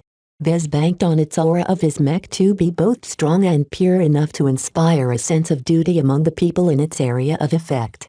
In order to accomplish this, Vez had to treat his raw materials. There is too much garbage in my raw materials. I have to filter them out as much as possible before I combine them together. If he did not do so, he would end up with a product like Viscus, who retained far too many traits from the Dragon Kitten himself. While that wasn't necessarily a bad thing for a mech like the Kinslayer, Vez wanted to produce something purer and more focused for his Desolate Soldiers. The Desolate Soldier is a mass-production mech intended to be sold in great numbers. I have a duty to make sure that my work is as efficient as possible in performing its functions. Vez did not wish to impart his next mech design with a mixed and unfocused X-factor. The only method he could think up to avoid this outcome was to subtract the undesirable elements from his raw materials before he merged them together. It's not the best solution, but it's the only option available to me. He grimaced. The waste will be incredible. He walked over to the container holding the stone that contained Venerable Plinter's spiritual fragment. He already checked the local news, but the Herdogers didn't report anything about the expert pilot's condition. He didn't need any confirmation to know that Venerable Plinter's condition should be quite severe. Vez cut off a large chunk of her spirituality, after all. There was no way she could recover in a short amount of time. In fact, the incident was so severe that the Caravan Fusiliers already postponed their deployment to the front lines. Vez felt a little guilty about that. He deprived the Herdog Dominion of one of its strongest defenders. It would take several months or years for Venerable Plinter to recover from the damage. By the time, the Herdog Dominion might have already fallen from the onslaught of Sandmen. Though Vez didn't believe that his intervention had inadvertently caused the downfall of this state, he hadn't done the Herdogers any favors. It's for a good cause, he muttered. Your sacrifice will not be in vain. Even if you failed your duty to your state, you should at least be content with doing your duty to the other beleaguered states in our star sector. The excuse he came up with was sufficient to wash away his guilt. He turned back to his work and focused his efforts on the spiritual fragment. He studied Venerable Plinter's spiritual fragment carefully. He relied heavily on his judgment and feelings to guess at its spiritual attributes. He tentatively identified those he wanted to make use of and those he failed to identify and wanted to discard. Vez formed a spiritual projection and began to operate on the spiritual fragment, for lack of a better word. Through various ways, he tried to concentrate and gather unwanted spiritual energy with undesirable attributes. It was difficult. Normally, the attributes possessed a natural tendency to disperse evenly. How could he possibly draw out the junk while leaving the more valuable spiritual attributes in place? After a bit of experimentation, Vez developed a costly new technique called selective spiritual attraction. Knowing that he could afford to use up his spiritual energy, he began to form a spiritual mask that overwhelmingly concentrated certain traits. He spent a considerable amount of spiritual energy to empower this new mark. Instead of donning the mask over his mind, he instead wrapped it around a strong spiritual projection. The two spiritual entities fused with each other, forming a detached, intangible spiritual substance that radiated an intense hostility towards the Herdog Dominion. If Vez donned this mask over his mind, he would probably turn into a rabid hater of the state. ID fit right in with its rebels. Of course, he did not do anything of the sort. Instead, he hovered his altered spiritual projection close to Venerable Plinter's spiritual fragment. As expected, the spiritual projection drew out a strong response. Vez observed the spiritual fragment carefully. Some of the spiritual energy embedded with spiritual attributes that he couldn't identify started to get topping mad. They tried to push towards his offending spiritual projection as if they wanted to beat it to death. So it works. In some cases, spiritual energy acted on their own in response to other entities. Vez took advantage of this by creating a specialized spiritual magnet and dangling it close to Plinter's spiritual fragment. His magnet's proximity to the fragment was enough to draw out elements that responded strongly to his new invention. Vez keenly observed the reaction. Once he no longer perceived any movements, he formed a spiritual knife and began to cut into the fragment. This time, he did not have to resort to drawing upon the power of his stone. The isolated spiritual fragment wasn't strong enough to resist his cutting strength. Though Vez cut a bit more out of the fragment than he wanted, he managed to separate the spiritual energy that responded the strongest to his provocation. Vez quickly grabbed hold of the separated portion before it could rejoin the fragment and dumped it in the imaginary realm. The corrosive spiritual winds quickly ate at the separation portion while blowing it far away. Good riddance. Vez employed his selective spiritual attraction technique again, this time choosing to focus on drawing out a different undesirable attribute. The difficulty in employing this technique was that he had to guess the undesirable attribute in the fragment and form a strong, opposing spiritual mask to elicit a strong reaction. Thinking all of this up required a lot of trial and error. Half of the time, his spiritual magnets failed to elicit a strong reaction from the fragment. He wasted a lot of time and spiritual energy to come up with the right guesses. Nonetheless, slowly but surely, the spiritual fragment reduced in size. Vez continually cut undesirable portions from the fragment, all the while aware that his surgery was anything but precise. Each time he cut, he also removed some of the more desirable parts of the fragment. It's a huge waste, but it's still worth it. I only need this fragment for its purity, not its strength. At the end of the butchery session, Vez estimated he removed up to 40% of the spiritual fragment's original makeup. The remainder consisted of spiritual energy that aligns strongly to duty, rifleman mech and other desirable traits. I'm lucky that expert pilots are fairly focused. Having removed most of the impurities of one spiritual fragment, Vez turned his attention to the other spiritual fragment. He made his preparations before tentatively opening the stone lockbox. A feral spiritual fragment tried its best to escape, but Vez firmly clamped down with his own spirituality. Come on. Stay still while I cut you down to size. Vez was much more reluctant to cut into Nixie's spiritual fragment. It was much stronger and forced him to expend more spiritual energy to keep up his suppression. He continually topped himself up by drawing on the reserves of his spiritual energy battery while he quickly went to work. He didn't have the luxury to be patient this time. He formed a crude spiritual mask, dumped a dollop of spiritual energy in them, then merged them with his spiritual projections. Through some inferences, he formed magnets that drew out the worst attributed spiritual energy. Vez only made quick, crude separations, and was careful not to cut out too much. The biggest problem he faced was that the powerful spiritual fragment was filled with undesirable spiritual attributes. If Vez wanted to get rid of them all, then the alien spiritual fragment would be reduced to the size of a pea by the time he was done. I can't be too strict this time. I just have to throw out the worst aspects.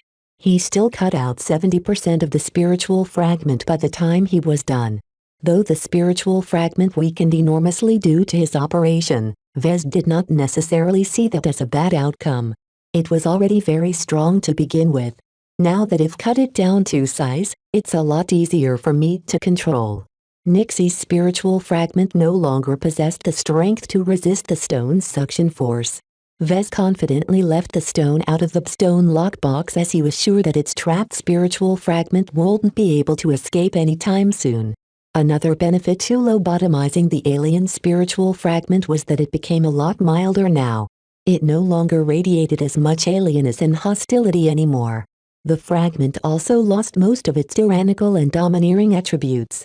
What remained was a spiritual fragment that appeared much more agreeable. Inside every monster is a heart of innocence, Vez murmured as he studied his handiwork. Though the spiritual fragment still retained much of its alienness and hostility, their weakening meant that other spiritual attributes could finally exert some of their influence. What Vez discovered after his inspections was that Nixie possessed traits that aligned closely to faith, devotion, responsibility and thoughtfulness. Vez rubbed his chin in thought as he tried to make sense of what he perceived. These are the traits of an elite groomed for senior priesthood or something. He couldn't tell anything more. In any case, these attributes were a lot gentler and more positive than the poison that suffused the alien spiritual entity. While they didn't necessarily align with his vision for his desolate soldier design, they weren't entirely opposed. They'll form a nice bonus, I think. Seeing how effectively he managed to purify his spiritual fragments made him wonder if he could employ the same techniques to living expert pilots. What if he wanted to reform them or alter their inclinations? He did not immediately discount the possibility. Though Vez believed it was considerably more difficult to spiritually lobotomize living expert pilots, the same theory still applied. He just had to employ more strength to breach their defenses and keep his patients under control. Ever since he learned what he could do to mech pilots, he began to harbor ambitions to recruit and nurture expert pilots. This was one of the reasons why he hired mech pilots like the Ingvar twins on Bloodstone. Raising them was not impossible. Keeping them was another matter. Aside from keeping the Mech Corps and other greedy organizations from poaching them, Vez also had to make sure to keep them loyal to him. Indoctrination could only do so much, especially to already mature expert pilots. In such cases, it might be useful for him to operate on their spiritualities to make them more pliable. I wonder if it works against someone who is a lot more intense like Venerable Foster. She'd be a much more agreeable expert pilot if he removed her intense hatred towards pirates and her strong loyalty to the Hafner Duchy and the Vija Kingdom. Of course, Vez didn't think he could succeed. Not only was she growing stronger at a rapid pace due to her incredible talent, the aforementioned traits formed a core part of her spirituality. I don't think I'll have anything left of the Venerable by the time I'm done cutting into her mind.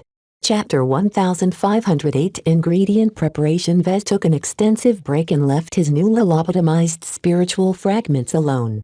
Only after he got rid of his fatigue did he return to his lab. "How are you, my lovelies?" he idly asked as he caressed the two occupied stones.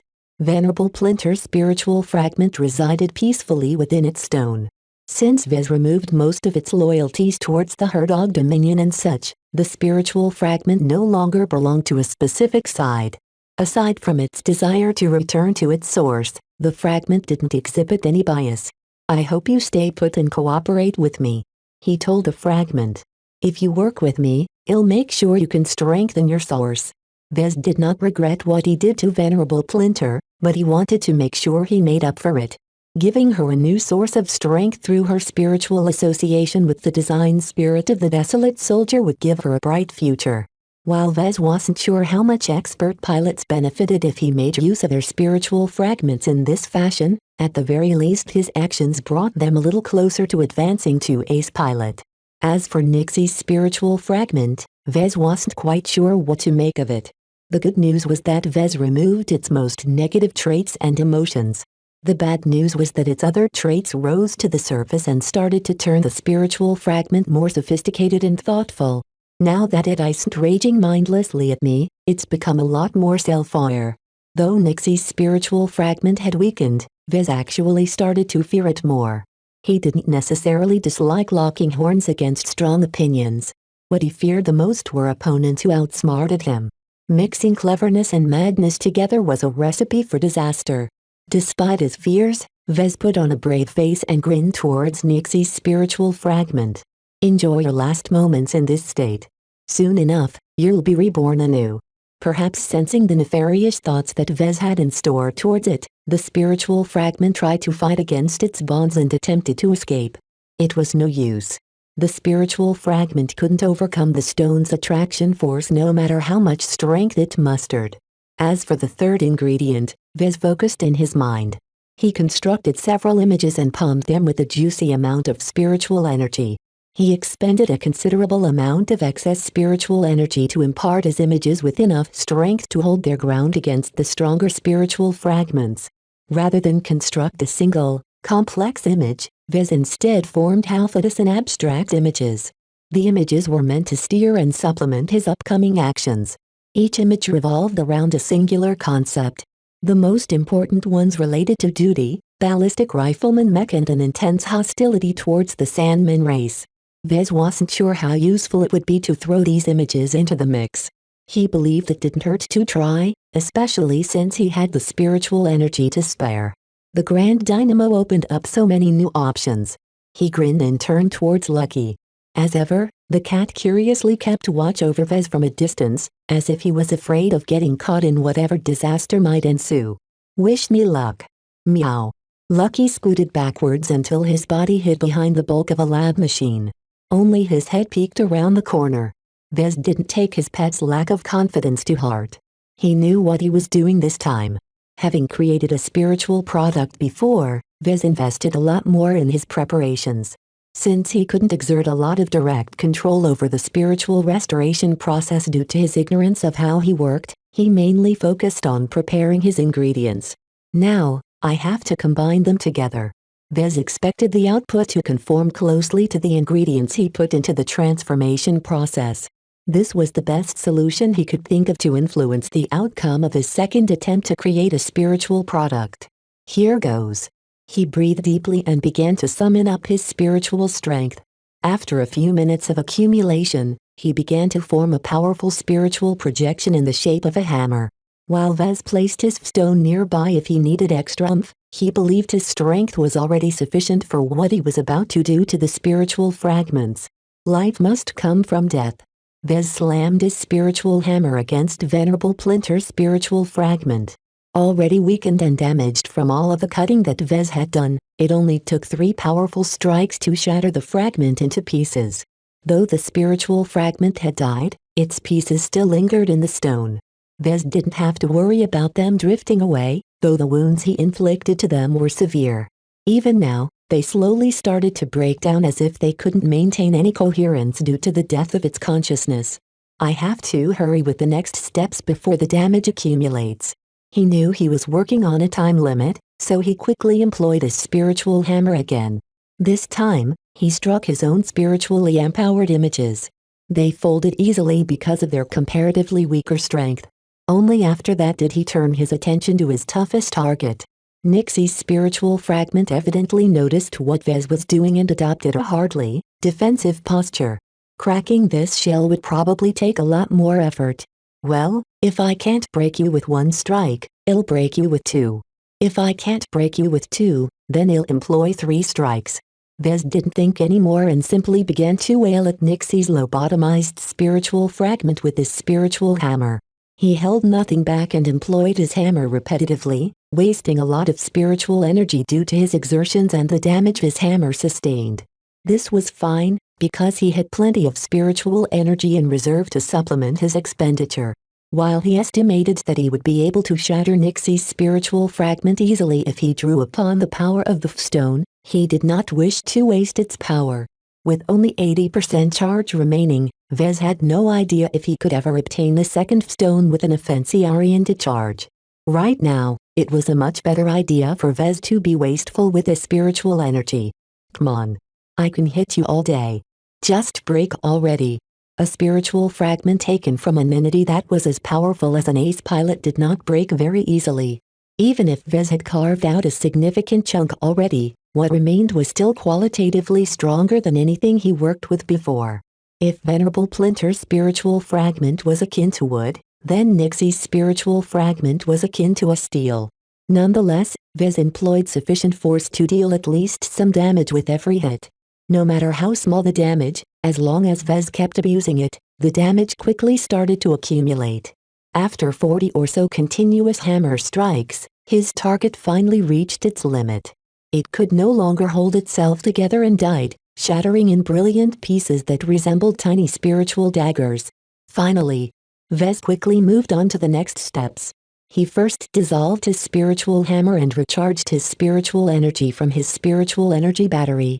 Once he topped himself off, he cast a brief glance to his bodyguard. "I've reached a very critical stage in my experiments. I can't afford any distractions. Is that clear?" She nodded. "I will make sure you won't be disturbed." While his lab was already locked down, who knew if Gavin or Crichton insisted on barging in for some reason? Vez absolutely couldn't afford to draw his concentration away from this step.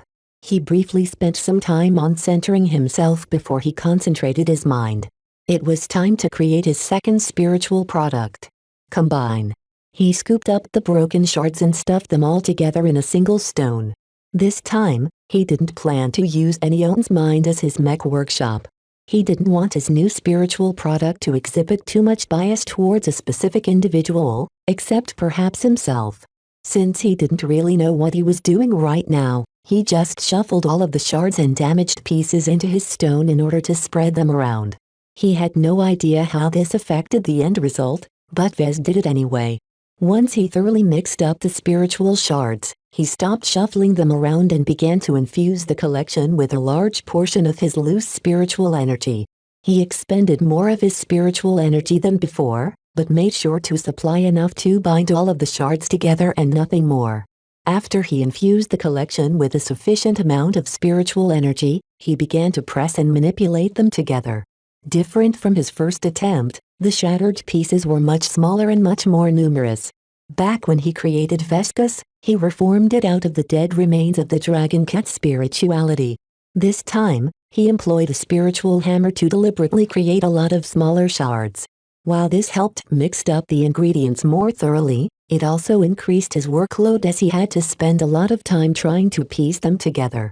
Some shards merged with each other easily.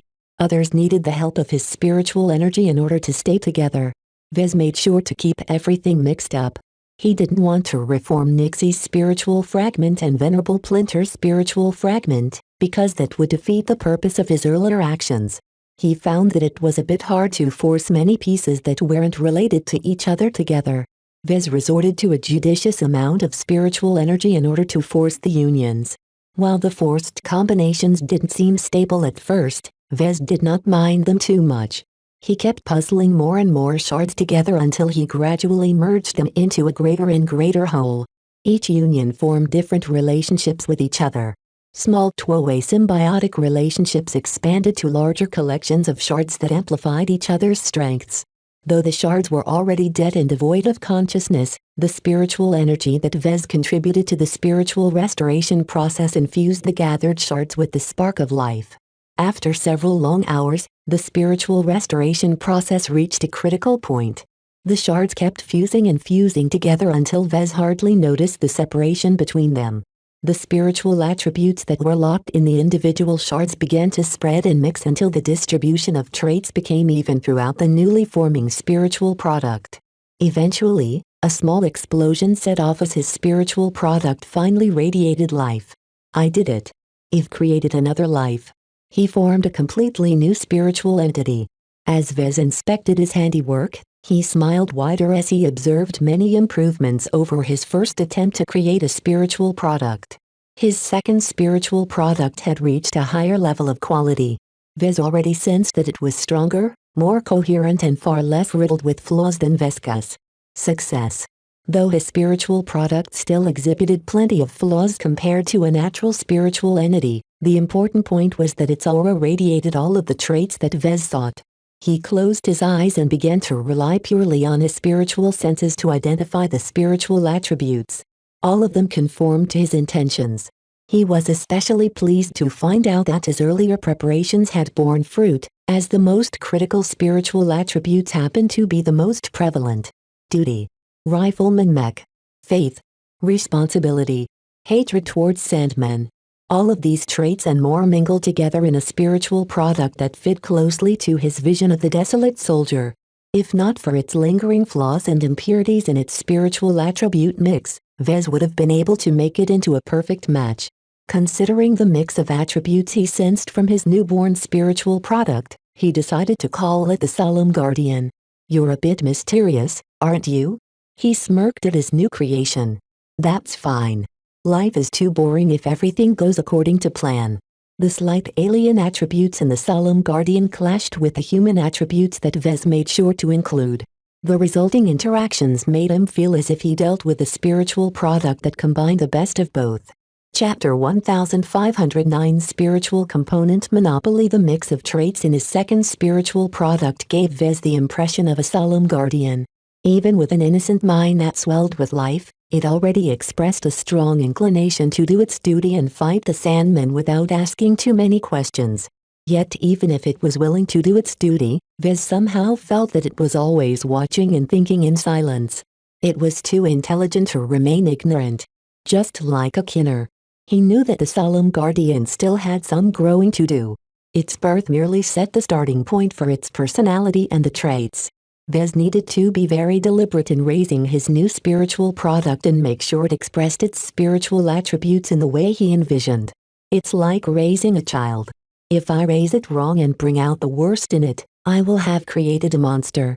Vez cradled the spiritual product with his spirituality and brought it into his mind. He already partitioned a section that isolated the Solemn Guardian from the rest of his mind. He did not wish to corrupt the Solemn Guardian with his own thoughts. He was anything but a good role model. Be a good kid while I indoctrinate you in your calling in life. Vez lacked a structural way of raising newborn spiritual products. The only means he could resort to was exposing them to himself or other hosts. He could also opt to keep them in his stone if he wanted them to remain innocent, but that was not a good choice when it came to design spirits reserved for mass-market mech. For now, he decided to exert manual control over the Solemn Guardian's upbringing.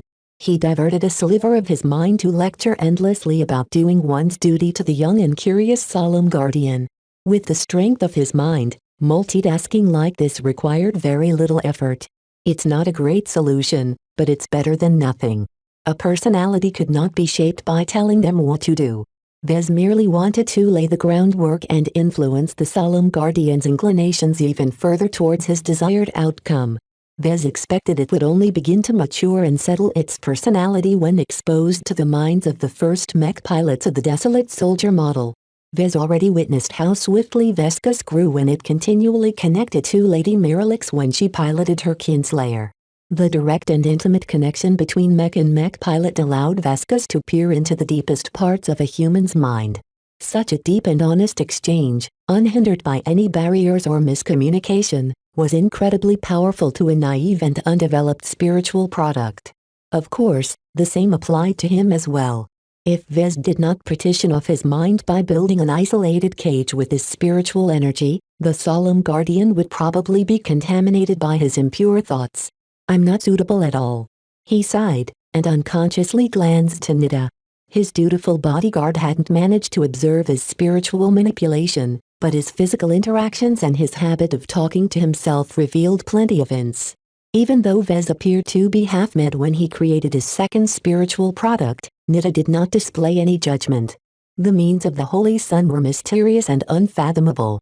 Hosting the Solemn Guardian in her mind would have been ideal. Unfortunately, as someone with spiritual potential, Vez believed she wouldn't be capable of hosting a spiritually strong entity like the Solemn Guardian. "I'm not really sure what will happen." Vez did not wish to break her mind by forcing the Solemn Guardian in her head. Despite their excellent match, the container was too weak. The other Kinner on his staff, Crichton, did not possess spiritual potential. Hosting the Solemn Guardian in his mind probably wouldn't lead to any damage. However, this was not a good option, as the mind of a spiritually weak person existed in a slightly different phase. His mind would not be able to serve as an effective container because its boundaries were permeable. He could only rely on himself for now. Perhaps in the future he might develop a better solution or rely on an expert pilot in his retinue to educate his spiritual products. Vez smiled as he leaned back and considered his current situation. With the creation and birth of the Solemn Guardian, he secured the most essential component to his mech design. He increasingly drifted away from centering his perspective on the X factor. The X factor was not an independent phenomenon, but represented an expression of the spiritual components of a mech. The design spirit and the mech pilot of the mech both shape the X factor, but the former posed a much greater influence. Unless a mech pilot became spiritually strong enough to match the strength of a design spirit, their influence would always be negligible on the aura of the mech. Vez made a small realization all of a sudden. Expert mech are probably the most similar to my mech. When piloted by powerful expert pilots, the expert mech which might not have possessed any X factor must have gained auras upon becoming active.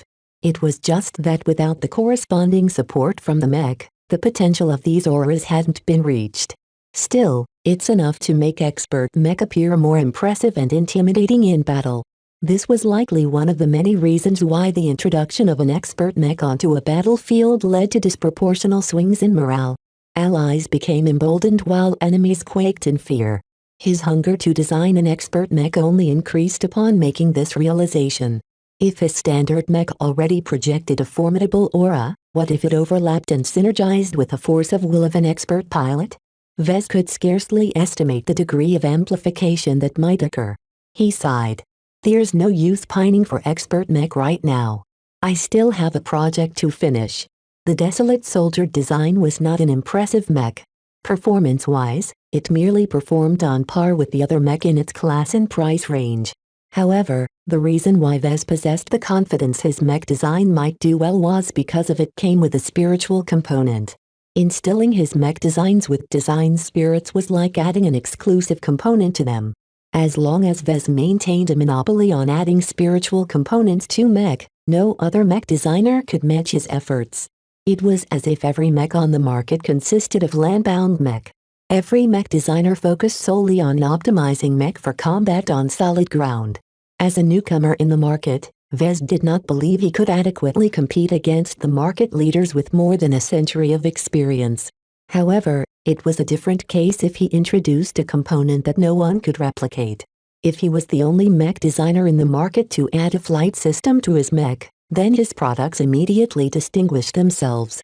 The flight capability that only his own mech possessed made them stand out in the market because of the unique value they could provide to their customers. This simplistic analogy described his current situation as a mech designer with a unique design philosophy. So long as his competitors remained in the dark, Vez effectively maintained a monopoly on spiritual components. Perhaps there might be some oddball mech designers out there who come close, but the galaxy is far too expansive. The chance of bumping into one is minuscule. Of course, the problem with maintaining a monopoly on something valuable was that it could easily engender greed. Vez did not completely rely on the rules set by the MTA to protect him once his value became more obvious. This is why forging ties and cultivating support is important. He already planned to rely on two particular connections to cover him against most threats. His relationship with Gloriana and by extension the Wadian dynasty of the Exodric hegemony protected him against local threats. As long as Vez and Gloriana remained an item, his local rivals and enemies were restricted from acting overtly. The most his enemies could do was to act in secret and use dark mercenaries or other pets to mess with him and damage his interests.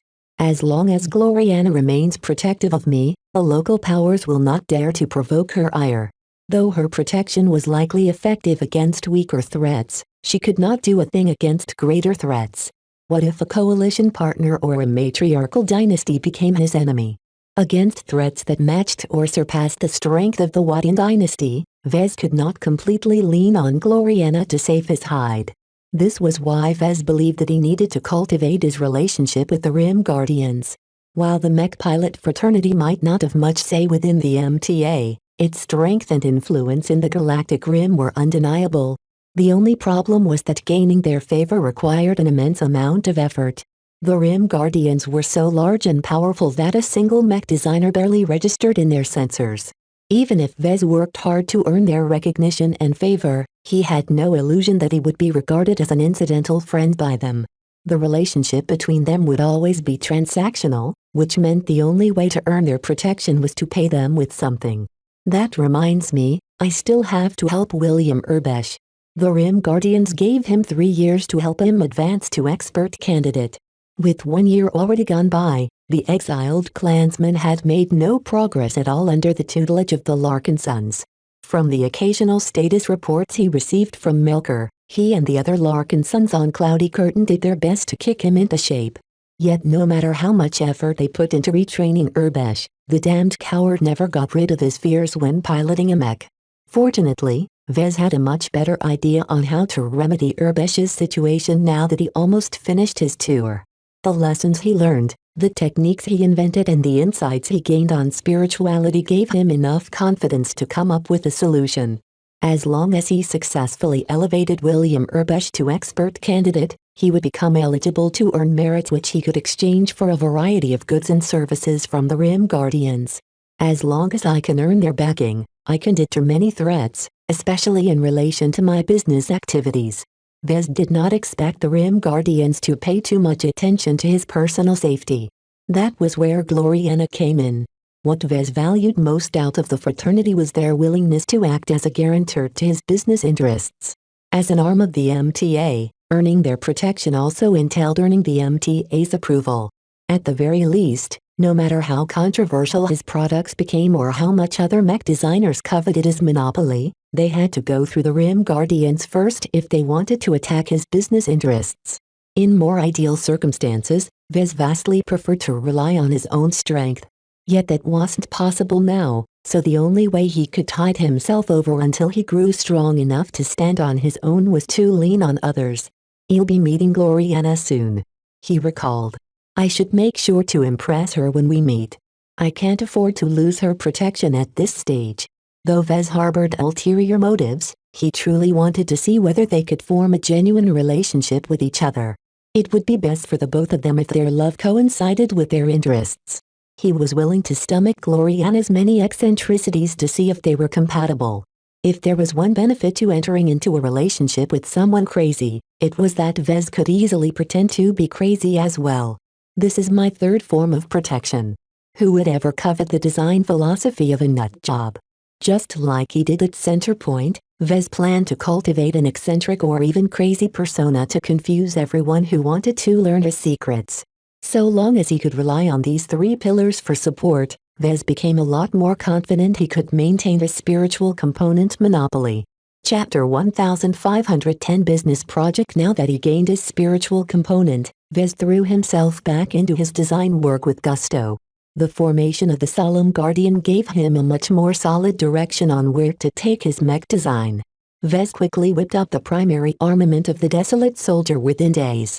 In fact, it only took less than a day to design the basic framework of his ballistic rifle. Just as with the mech frame, Vez aimed for simplicity in designing the weapon. Leaning heavily on his newly acquired ballistic weapon optimization IV subskill, he aimed to bring out the most of each subcomponent while keeping down the cost and complexity of the weapon. His new depth of knowledge in ballistic weapons already allowed him to develop a rifle that matched comparable ballistic rifle models in the market.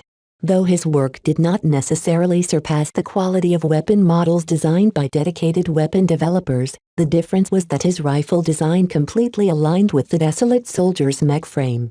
The mass, dimensions, balance, targeting mechanisms and other aspects of the rifle conformed extremely well with the rest of his design.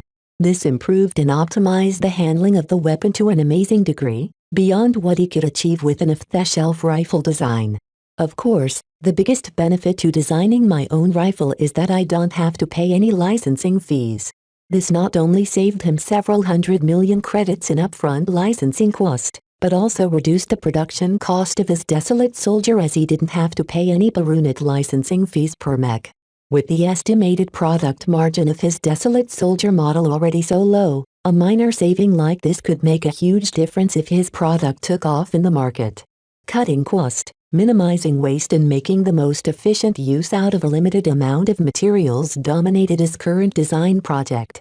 Vez truly felt a lot of pain when he thought about all the compromises he made. He had to give up a lot of flashy options in favor of cheaper and more sober solutions.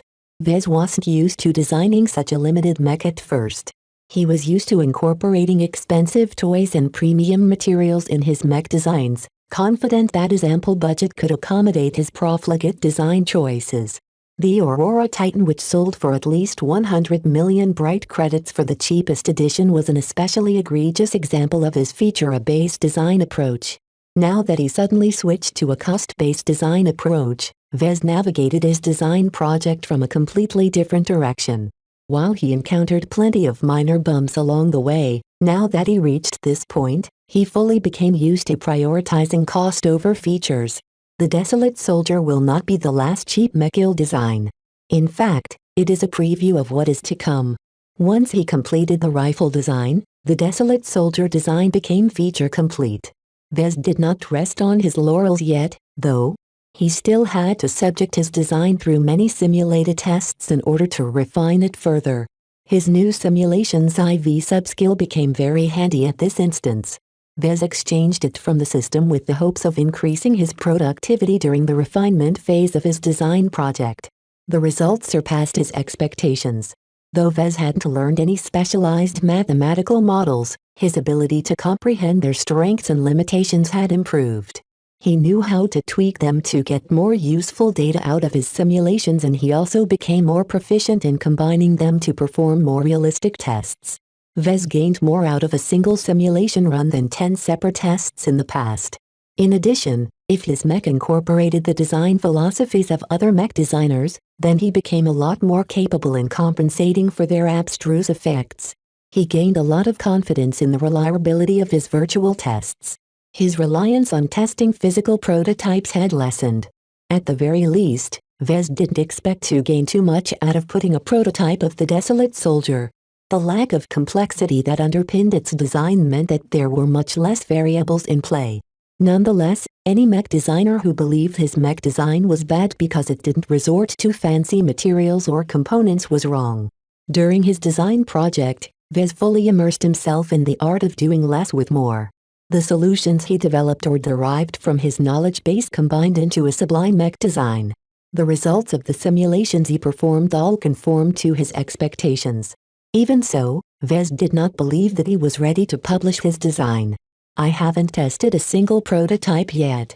Vez did not wish to act with too much haste and prematurely publish a design without being completely sure it performed just as well in reality.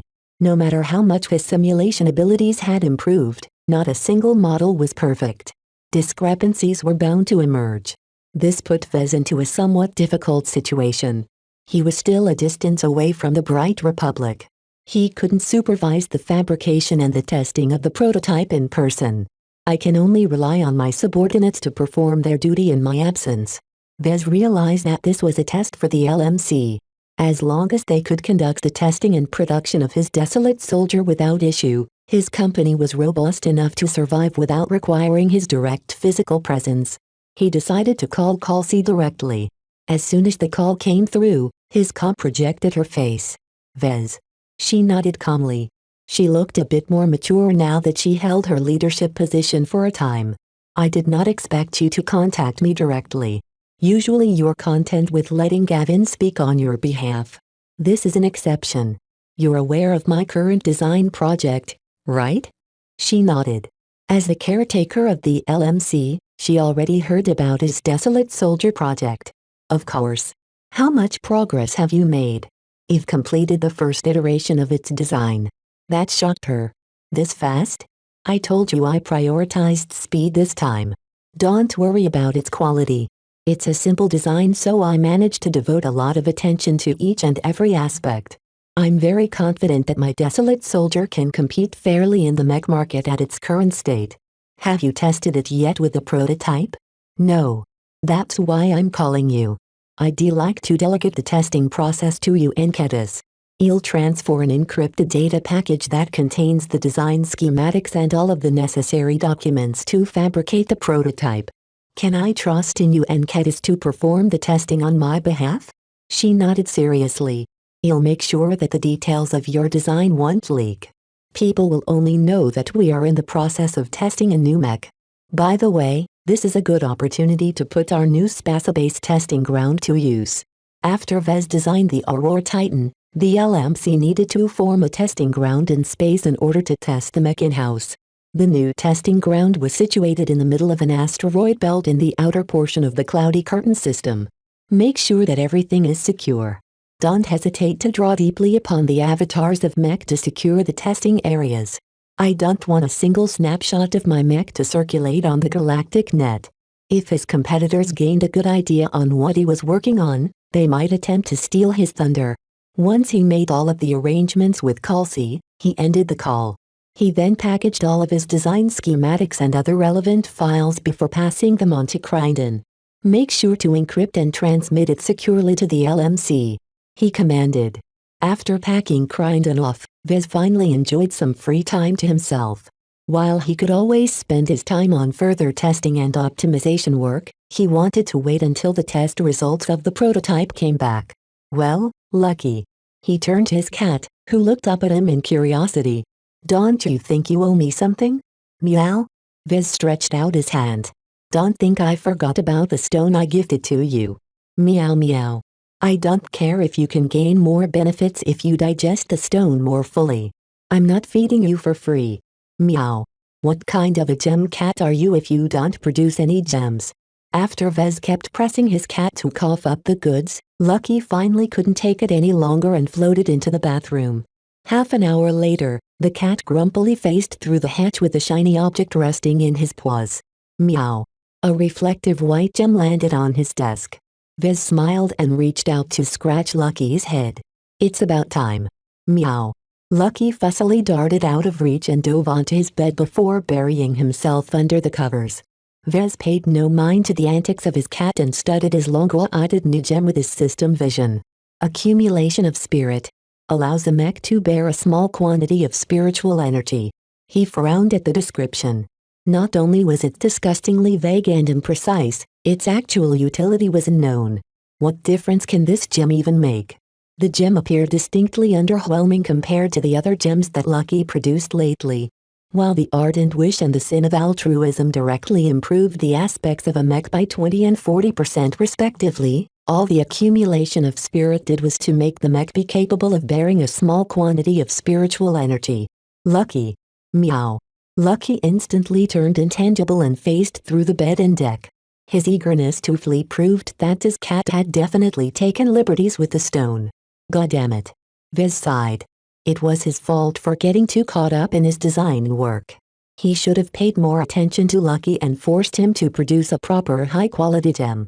He reached into his pocket and retrieved a pouch. The accumulation of spirit joined the other valuable gems he held.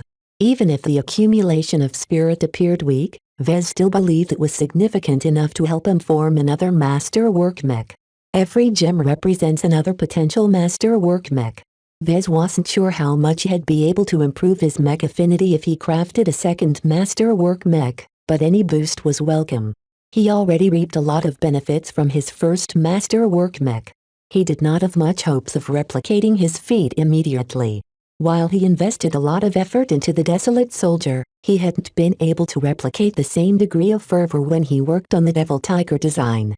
He did not lack for passion when he worked on his current design project. However, his mentality was different. The Devil Tiger was one of the purest expressions of his creativity, unbound by existing rules or taboos. The Desolate Soldier, on the other hand, was a product made for the market. Vez had to work around so many limitations in order to conform to market demand. There's a huge difference between passion projects and business projects. The former satisfied his creative desires while the latter advanced his business interests. His actual tastes diverged from the current iteration of the Desolate Soldier. If he followed his whims more closely, then the Mech design would have probably looked substantially different. He sighed. I can't expect to ignore the demands of the market and sell lots of Mech. For mass market Mech, conforming to the tastes of my customers is even more essential. This was his first time he tried to compete for market share in a high-volume product category, and he did not wish to impose too many weird ideas in his upcoming product. Even if my work isn't completely satisfying to me, selling lots of Mech brings its own form of satisfaction. As long as he sold a lot of Mech and earned a lot of money, he gained the capital to fund other passion projects. Chapter 1511 Reverend Indra System. The fleet transitioned into the Reverend Indra system without any fanfare. The Reverend Indra system was a port system, which meant it served as a nexus of trade and transit. Not only that, but Reverend Indra also served as the capital of the Herdog Dominion. The rulers of the Dominion were always concerned about losing their grip on power, so they placed their seat of power directly in the economic center of their state. There were upsides and downsides to such a decision. While the government exerted strong control over all of the trade taking place in the port system, the rulers also became exposed to many more influences. In addition, due to the high amount of traffic in the system, it was extremely difficult to prevent threats from sneaking into the capital. All of this didn't matter to Vez. Whether the Herdog Dominion concentrated all of their political and economic power in a single vulnerable and easily navigable star system was their business. Port systems were extremely easy to reach, and were always vulnerable against outside invasion. This applied not only to human ships, but also to Sandman vessels. With the Sandman invasion looming over the horizon, many people had become uncomfortably aware that the Reverend Indra would probably serve as a magnet to the Sandman fleets. The stories transmitted from the overwhelmed border states already proved that the Sandmen disproportionately invaded port systems as if they followed a path of least resistance. That's the reason for the flood of outbound traffic in the star system. Captain Sylvestre explained to Vez on the bridge. Everyone who can book passage outward is frantically evacuating from this star system at this very moment. Vez frowned. Won't there be anyone left by the time the Sandmen arrive? Sylvestre shook her head. The exodus isn't as great as it looks, sir. Dominator Vivian I will never allow her own subjects to hollow out her most important star system. The ones who are booking passage outwards are mainly the foreigners and those who manage to afford the hefty bribes. Everyone else is forced to stay and keep the engines of the economy running. Well, at least it appears the Dominator is serious about defending this star system. A lot of defenses are being erected. The orbits of all the populated planets and moons began to look busy as countless workers and bots built hundreds of defensive platforms in space. Vez had no doubt that even more turrets and defensive works were being built on the surfaces of Reverend Indra III, the capital, and other planets. Not only that, but many combat carriers and other military vessels had been summoned to the Reverend Indra system. They congregated together in powerful fleets and patrolled every direction of approach to Reverend Indra III. With the amount of assets gathered here, this star system might very well be able to bear the brunt of the Sandman invasion. Vez stated with confidence. It's just, all those mech regiments and mech divisions used to be deployed to cover other star systems, right? It appears the Dominator prizes the Reverend Indra system above every other territory in her domain. The defenses of the outlying star systems will definitely be affected. Vez couldn't say whether the Dominator made the right decision. Many other states underestimated the attraction of port systems to the Sandmen. In the end, once the defenses of a port system succumbed, the state lost a powerful economic and industrial center. Having lost such an important pillar, the smaller and less important star systems all fell in quick succession. Well, we aren't herdogers anyway, so it's not our business to pry in the decisions of the state. The Barracuda, escorted by the ships of the battle criers, slowly approached the inner system. Vez agreed to rendezvous with Gloriana in orbit of Reverend Indra III. With a mixture of dread and anticipation, Vez watched the timer tick down. In a short period of time, he'd be meeting his girlfriend once again. This time, he won't be able to run if he wanted to. Gloriana already told him that she came with her own ship. Time slowly passed as his fleet followed its assigned route and navigated through the immense amount of traffic. Before he met with Gloriana, Vez decided to contact the leader of his hired mercenaries, Commander Cinnabar. Mr. Larkinson. The bearded man nodded over the comm. Have you thought about my proposal once more? We did. Our answer is the same as before. We're willing to stick around, but not all of us are committed to signing up with you for life. We haven't shared enough experiences yet. Aside from a single battle, we hardly know whether you can keep your cool during a crisis. Vez crossed his arms. It's been many months, Commander. Let me be frank. While I'm satisfied with your service, you're a lot more useful to me if I can rely on you as much as Nita and Crichton. As long as I'm not sure whether you and your men will stick around, you're not as valuable to me. Once I return home, my avatars of myth can cover most of my protection needs. What does that mean? If your battle criers still haven't made up their minds by the time we reach the Bright Republic, I have no choice but to dismiss you once you complete your mission. My money is best spent on expanding my avatars of myth than hiring you on for another year-long mission. Though Vez understood why he hadn't earned the approval of the battle criers yet, he no longer wanted to wait. He effectively issued an ultimatum to Commander Cinnabar. Either they decided to get in bed permanently with Vez, or choose to part ways immediately after their current contract ran its course. Whatever the case, Vez no longer had to contend with the uncertainty of whether he would be able to gain an ultra-loyal Kinner mercenary corps. The commander knew what was at stake. He'll make sure to push the men into taking a stand. We'll conduct a vote within a week. You'll get your answer at that time. Let me remind you that while I am hoping that you will pledge your oaths to me, you are not as irreplaceable as you think. Now that I've earned more fame and prestige, I will doubtlessly receive a better reception the next time I visit Bloodstone. Perhaps I might even get my foot in the door with Commander Orin Mayer of the Edge of Redemption. Vez truly felt so, and Commander Cinnabar appeared to accept his words as well. If Vez really wanted to, he could buy out a better and more renowned Kinner mercenary corps. By then, it would be too late for the battle criers to enter into the orbit of a young but promising journeyman. He'll work extra hard to persuade my men that it's difficult to find an employer that is better and more generous than you. For what it's worth, sir, I think we can do great things in your service. Nida and Crinden have both been raining praises about you in our chats. I promise you that I won't neglect you if you make the right decision. You already know what kind of mech I design. Think of how much you can do if your mech pilots are assigned to my best mech. They discussed some other matters after that. Vez also took the time to ask about the status of the Inger siblings. They're shaping up well under our care, sir. Cinnabar smiled. Iman is still a brat, but he stopped pointing his nose in the air when he's in our company. He's also a damned good mech pilot. Cosella on the other hand has eagerly learned how to run an outfit for me. While I can't say she's a capable leader, she's definitely officer material. Are the Ingvars ready to renew their contracts with me?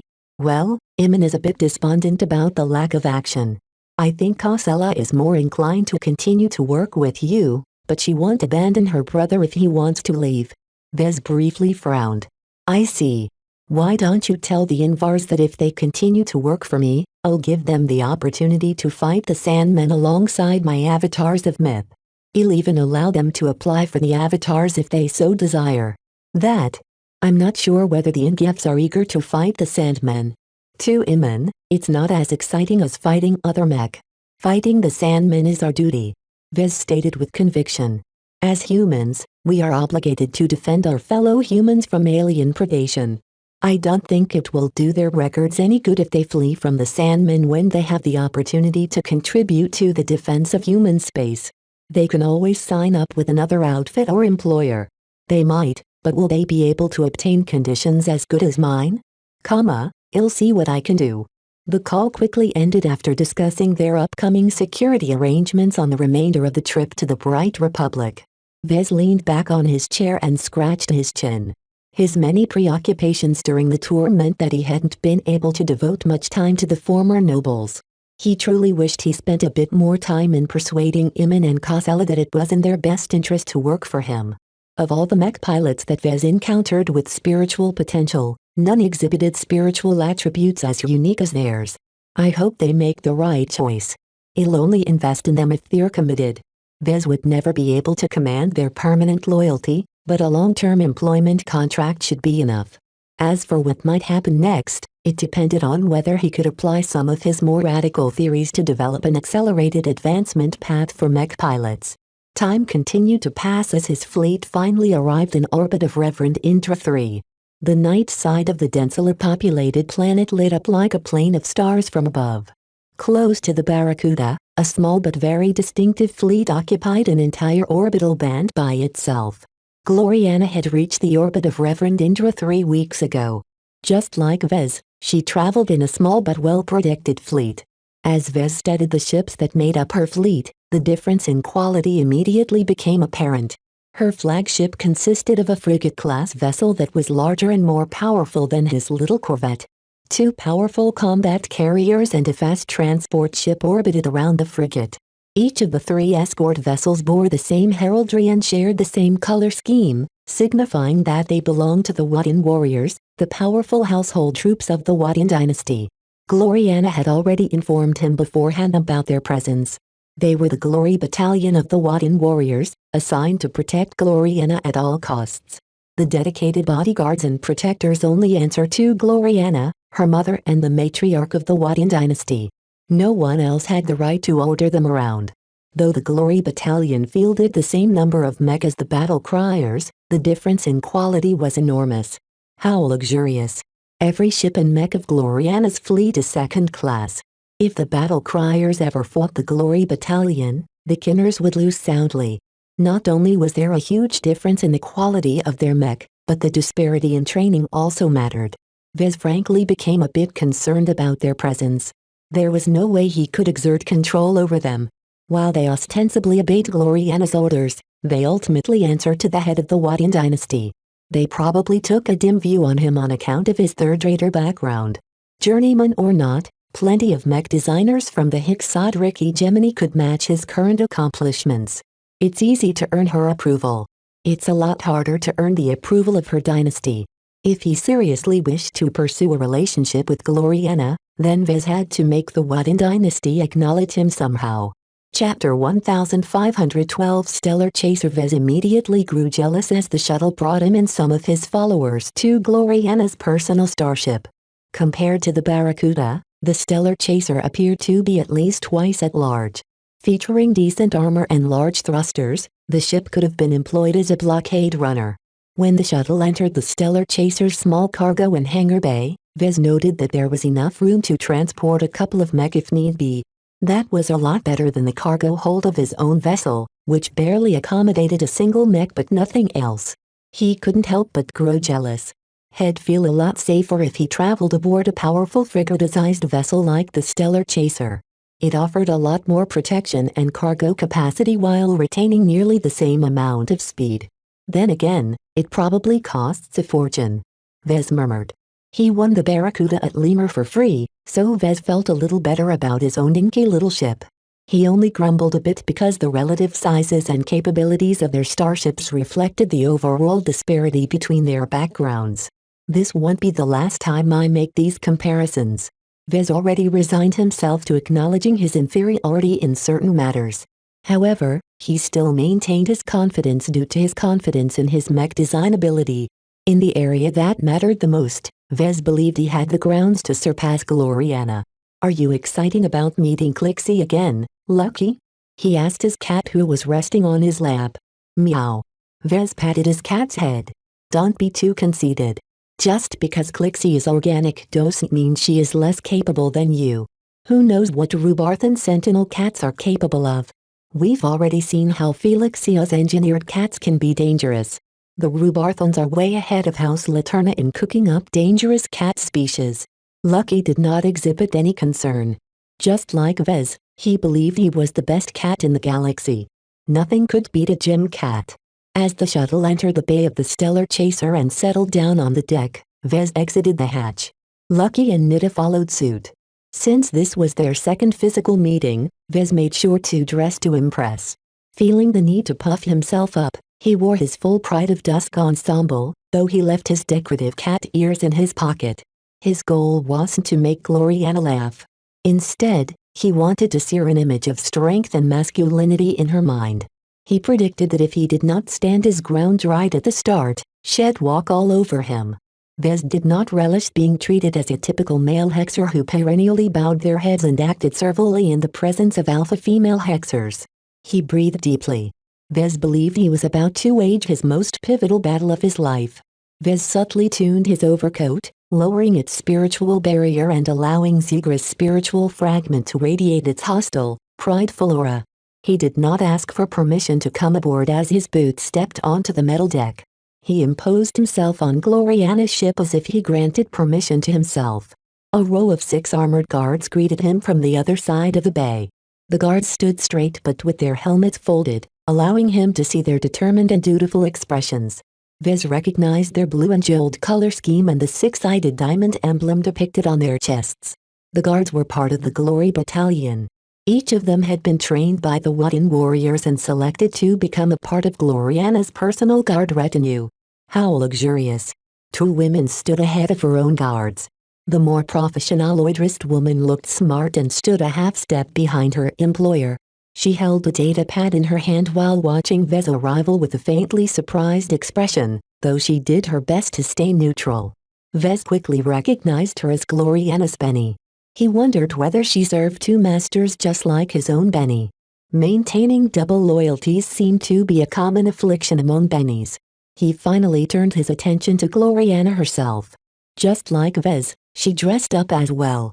She braided a part of her hair in a crown, leaving the rest to curl around her sculpted face. Due to her natural or engineered beauty, she only applied light makeup on herself. As for her outfit, she looked as if she was going on a date or a wonderful day out. Her black, 12-piece outfit showed off her smooth neck, her slim belly, and a pair of bare legs that made Vez beat faster. He inwardly shook his head. This was not the time to get mesmerized. He needed to focus on his mission. As Vez began to walk across the deck, he gradually raised the ferocious aura radiating from his overcoat. He manipulated plenty of people with his Pride of Dusk's spiritual component, and became very proficient at finituning its aura to apply pressure on people. As Igris Perpetuae and Griora washed over the guards standing behind Gloriana, they did a decent job at maintaining their professionalism. They shifted the grips on their weapons and became a little more vigilant. As for Gloriana and her assistant, both of them showed different reactions. The pressure affected the assistant the most. She sweated a little and began to see Vez as a stalking tiger. The effect grew greater as Vez closed within spitting distance. Yet as much as Vez derived satisfaction in intimidating Gloriana's assistant, he became dismayed at the reaction of his girlfriend herself. Instead of sweating or shrinking back on herself, her back remained straight and her posture continued to radiate that special kind of self-assurance that only Hexer women possessed. Even Clixie, who sat beside her feet, showed no sign of fear, despite sensing the aura of the hostile crown cat. Not only that, but Gloriana even lit up in pleasure and excitement at his appearance. The closer Vez came forward, the happier she became. It was as if the fearsome aura of an immensely dangerous creature didn't even come close to overcoming her overflowing adoration. It became clear that her obsession for him was every bit as real as he feared. A chill went through his spine. Gloriana. He spoke, trying to put up a brave front. Vez. You look so dashing right now. It's even better than the projections in my archives. She gave him a loving smile. Anyway, welcome aboard the Stellar Chaser. I have been waiting for you for almost a year. Now, you're finally in my grasp. She sprung forward and jumped into his body. Vez had already braced himself and easily managed to catch her due to his strength. Before he could ask what she was doing, her lips immediately met his own. Though Vez was astonished, her attractive fragrance and her sensuously soft lips momentarily overcame his reticence. Gloriana's boundless enthusiasm infected him and caused him to hold her waist and kiss back. Ahem. Gloriana, please remember your mother's instruction. Her assistant suddenly spoke in the same clipped accent adopted by every upper-class hexer. Though Gloriana doubtlessly heard the warning, she heedlessly pressed on with her kiss, as if she wanted to compensate for all the times she missed him since their first meeting. Vez didn't complain. The more he kissed her, the more he got into it. He held her body in a possessive embrace and tried to assert his dominance through their tongue sparring. Ahem. Gloriana finally drew back. She placed her hands on his arms, signaling for him to let go. He did so, reluctantly. Sorry, Vez. I can't help myself. You don't have to be sorry. He responded. She gestured to her grumpy assistant. This is Melody Raft, my secretary and helper. The woman, older by Gloriana by a decade, glanced critically at her charge. I am also here to make sure that the two of you respect each other's boundaries. Gloriana winced a bit, not at Melody, but at her mother. She looked sheepishly at Vez. I'm sorry. My mother isn't very pleased at our relationship. She doesn't want me to get too close to you without meeting you first. That's fine with me. although a part of him strongly protested of his decision. We should take it slow. Even if we're in a relationship, we barely spent any time together. Great. Come on, let's head inside. I recently rearranged the Stellar Chaser's lounge compartment. You'll love it, I'm sure. She grabbed his arm and dragged him to the exit hatch. Their cats and bodyguards silently followed after the pair, while Lucky and Clixie showed plenty of curiosity towards each other as they patted after their owners. Meow. Meow. Meow. Meow. Vez didn't pay attention to the antics of their cats. Instead, he frowned as Gloriana eagerly glommed his arm without showing any sign that she was affected by his outfit's aura. Seeing that his pride of dusk hadn't played any role, he gradually restricted its aura until its effect faded into the background. That's a neat trick, she commented. You've noticed? Vez responded sharply. How come you aren't affected? She grinned at him while patting his forearm. Oh, you silly handsome mech designer. I've studied your work extensively. Since I couldn't get close to you, I decided to get close to your mech instead. I managed to buy the gold label editions of your Black Beak, Crystal Lord and Aurora Titan models after approaching their previous owners. I would have offered to buy one of your Transcendent Messengers as well, but the Ilvanans haven't budged at all no matter what price I've offered. Ilvanans can be stubborn when it comes to their faith. Vez gently warned her. My Transcendent Messengers. I realized that as well. Though it's a shame for me to miss one of your greatest works, I've spent a lot of time studying your mech. I even slept in their cockpits, wishing that you were with me to show off your mech in person. I've gotten used to the feelings they impart to me. They remind me of you.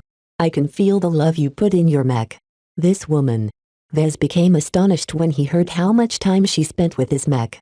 She spent so much time in their auras that they no longer affected her mood in any way. Those mech are some of my earlier works. I hope you don't think that they are reflective of my current abilities. I know that, silly. My older works are rough as well. It's difficult to look back on our older mech designs and feel proud about them. However, it also makes me happy to see how much worse I was in the past. As long as I spot imperfections in my previous mech designs, it means my standards have raised. That was a remarkably positive outlook. Vez previously feared that Gloriana's perfectionist tendencies may have led to unhealthy attitudes towards imperfect works, but it appeared that she was not as simple as he thought. What do you think about my designs? Sublime. She spoke as her eyes gazed upwards as if she was imagining them in front of her. I can see how much you've improved with every new design. Still, your mech share a lot in common. Even in your earliest mech designs, I can clearly sense the dedication and passion you put into your work. I've never encountered anything like it in other mech designs. How can you make your mech so impactful and so full of feeling? It's complicated. It's a trade secret. We'll have to conduct an exchange. Oh, I see. Well, we can always get to know each other's abilities slowly once we collaborate on a mech design. I can't wait until we knock heads together in the same project. She radiated so much excitement at the possibility that her entire body vibrated. While Vez shared some of her anticipation, he also feared that the reality may fall short of her expectations. What if combining their design philosophies failed to produce the synergies she hoped for? He could hardly expect her to maintain her enthusiasm if that was the case. Chapter 1513 Arrestal 015 When Gloriana said she redecorated the lounge compartment of her ship, she wasn't kidding. A cozy and expansive interior greeted them upon entry. The beige coating along with the warm-colored furniture made him feel as if he entered his old home's family room. Various amenities such as high-quality projectors and a well-stocked bar occupied the compartment. Gloriana ignored them all in favor of dragging Vez to what clearly looked like a love seat. Despite the presence of larger sofas, Gloriana insisted on seating themselves on the cramped love seat, thereby permanently pressing their warm bodies against each other. Helly. She grinned up at him while stroking the arm she had never let go. I always dreamed about cuddling with you. Now, my dream has finally come true. Vez tried his best not to show how disturbed he felt. The eagerness she showed was just as bad as their first meeting back on Centerpoint. She hadn't changed at all. As much as he wanted to put some distance between them, a part of him kind of liked her proximity. Her warm body and her alluring fragrance kept spinning his mind. His attraction to her was very real. The more time he spent with her, the more he became enchanted by her beauty and surprisingly honest attitude towards him. He felt as if he could let down all of his masks and be frank with her without worrying about betrayal. It took some effort to rein in his impulse to share his intimate secrets with her immediately. He didn't know her well enough yet. They still had months and years to learn about each other. He was in no hurry to rush their relationship. "So, you said your mother doesn't entirely approve of me, right? Is it okay for you to accompany me to the Bright Republic? My mother doesn't control my life as closely as you think," she reassured him. "I'm not a direct descendant of the matriarchs of the dynasty, so I am under much less pressure to marry into an established family or dynasty. That said, she can ask Matriarch Zyafna, the current head of our dynasty, to hold our relationship if they believe it's not in my best interest. In the worst case, they might even present you to our Wadin hexagram in order to be judged." Vez had already read up on the basic structure of the Wadin dynasty. Answering to the ever-matriarchal dynasty, the Wadins controlled a single prosperous and densely populated star system as well as a small number of lesser ones. Matriarch Zyafna was an old but vigorous woman. More than 2 centuries old, she was not the oldest matriarch of her dynasty. Above her head, the so-called Wadin hexagram consisting of 6 former matriarchs or elder stateswomen oversaw and advised the current matriarch. They were far older than Matriarch Zyafna and no longer concerned themselves with the daily running of the Wadin dynasty. Nonetheless, no Wadin took their combined authority and wisdom lightly. Vez shivered at the thought of standing before 6 old crones. There was no way Vez could get away with his usual antics in front of those shrewd and incredibly wise women. "How much influence do you have, then?" "Oh, I'm not a nobody. Ever since I advanced to journeyman so early, my dynasty hopes that I can become a senior or a master one day. As long as becoming a master is still within reach, they don't dare to neglect me.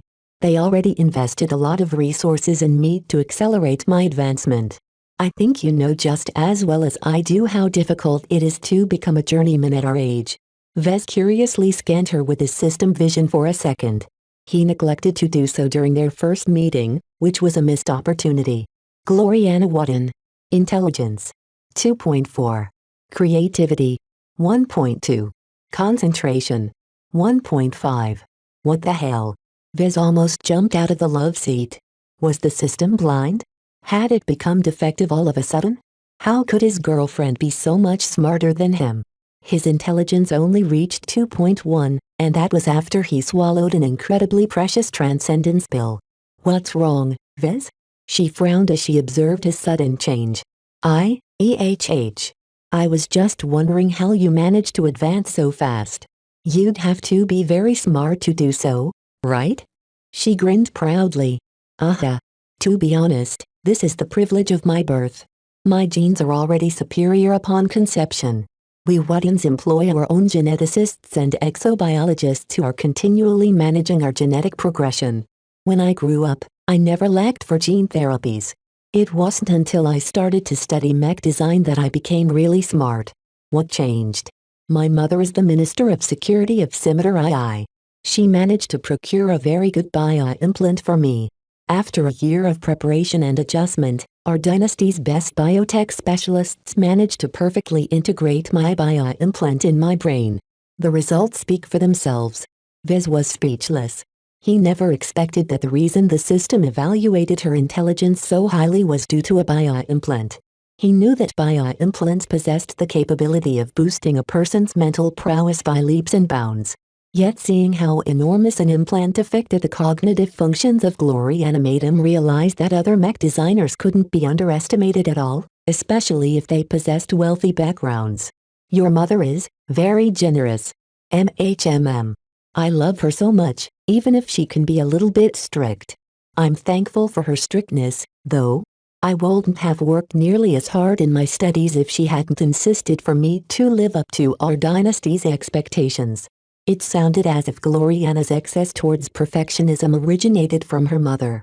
"Have you ever buckled under your mother's demands?" She shook her head. "Never. She never demands that I perform beyond what is possible. She also makes sure to give me the help I need to live up to her expectations. Arranging a bio implant for me is just one of the ways in which she gave me the tools I needed to succeed. Gloriana's circumstances were so different from that of Viz that he hardly understood her description of her upbringing. The woman who sat next to him was different from a mech designer who grew up in a modest household. Instead, she had been born into a prominent Hexer dynasty from one of the two most powerful states in the star sector. What does your implant do, exactly? It's called the Arestal 015. It's a bio-implant developed by a famed biotech company in our state and specifically caters to mech designers. It combines many useful functions such as accelerating my thinking speed, recording or discarding a huge amount of data, enhancing my mental processing power, shielding my mind from brainwashing attempts, neutralizing any poisons that affect my brains and so on. In short, it does a lot of things. Vez widened his eyes until they couldn't grow any larger. What was this perverse Arestal 015? The implant came with such an extensive laundry list of functions that Vez could scarcely imagine how much room it took in her head. Such a bio-implant must be ludicrously expensive. She smiled modestly at him. My Arestal 015 isn't as great as you think. It can do a lot, but its performance in a single aspect will never match the functions of a dedicated implant that specializes in only one function. Bio-implants also don't necessarily make you better in mech design. It just amplifies your existing strengths. I do have to admit that not every mech designer in the hegemony possesses an implant as good as the Arestal 015. That sounded a little bit reasonable, though Gloriana undoubtedly gained an extraordinary boost from her implant that supercharged her career progression. Vez thought back on the old Archimedes Rubal implant he salvaged from the Starlight Megalodon. Though its only function was to expand someone's memory and data storage capabilities, any implant that was good enough to be used by the CFA had to be immensely powerful. Even though several years had passed since he obtained the Archimedes Rubal, he never dared to implant it in his head. He didn't trust any biotech specialist to operate on his head and insert something foreign in his most vital organ. Who knew if the Archimedes Rubal came with CFA backdoors, and who knew if the surgeons operating on his head couldn't resist tampering with his brains? He eyed Gloriana warily. I thought implant use isn't very widespread. How can you trust the developers of the Arestal 015 to refrain from adding backdoors to your bio-implant? How can you trust the surgeons to retrain from messing with your head? Your concerns are very valid. We're not stupid, you know. Not only did my mother personally supervise the purchase of the Arestal 015 and the implanting operation in person, she also triple-checked every single step of the procedure with multiple biotech experts. She consulted both independent experts and the experts in retainer to our dynasty. And they are all able to judge that your insanely complex implant is sound? Perhaps you don't know this, but implant developers always make it easy for others to inspect their physical makeup and programming. It's the only way they can sell their products. Otherwise, my mother would have never given her approval for the operation. Your mother loves you very much. Hehe. Mothers are the best. She suddenly pressed her palm over her lips. Oh, I'm sorry. You lost your mother when you were young, right?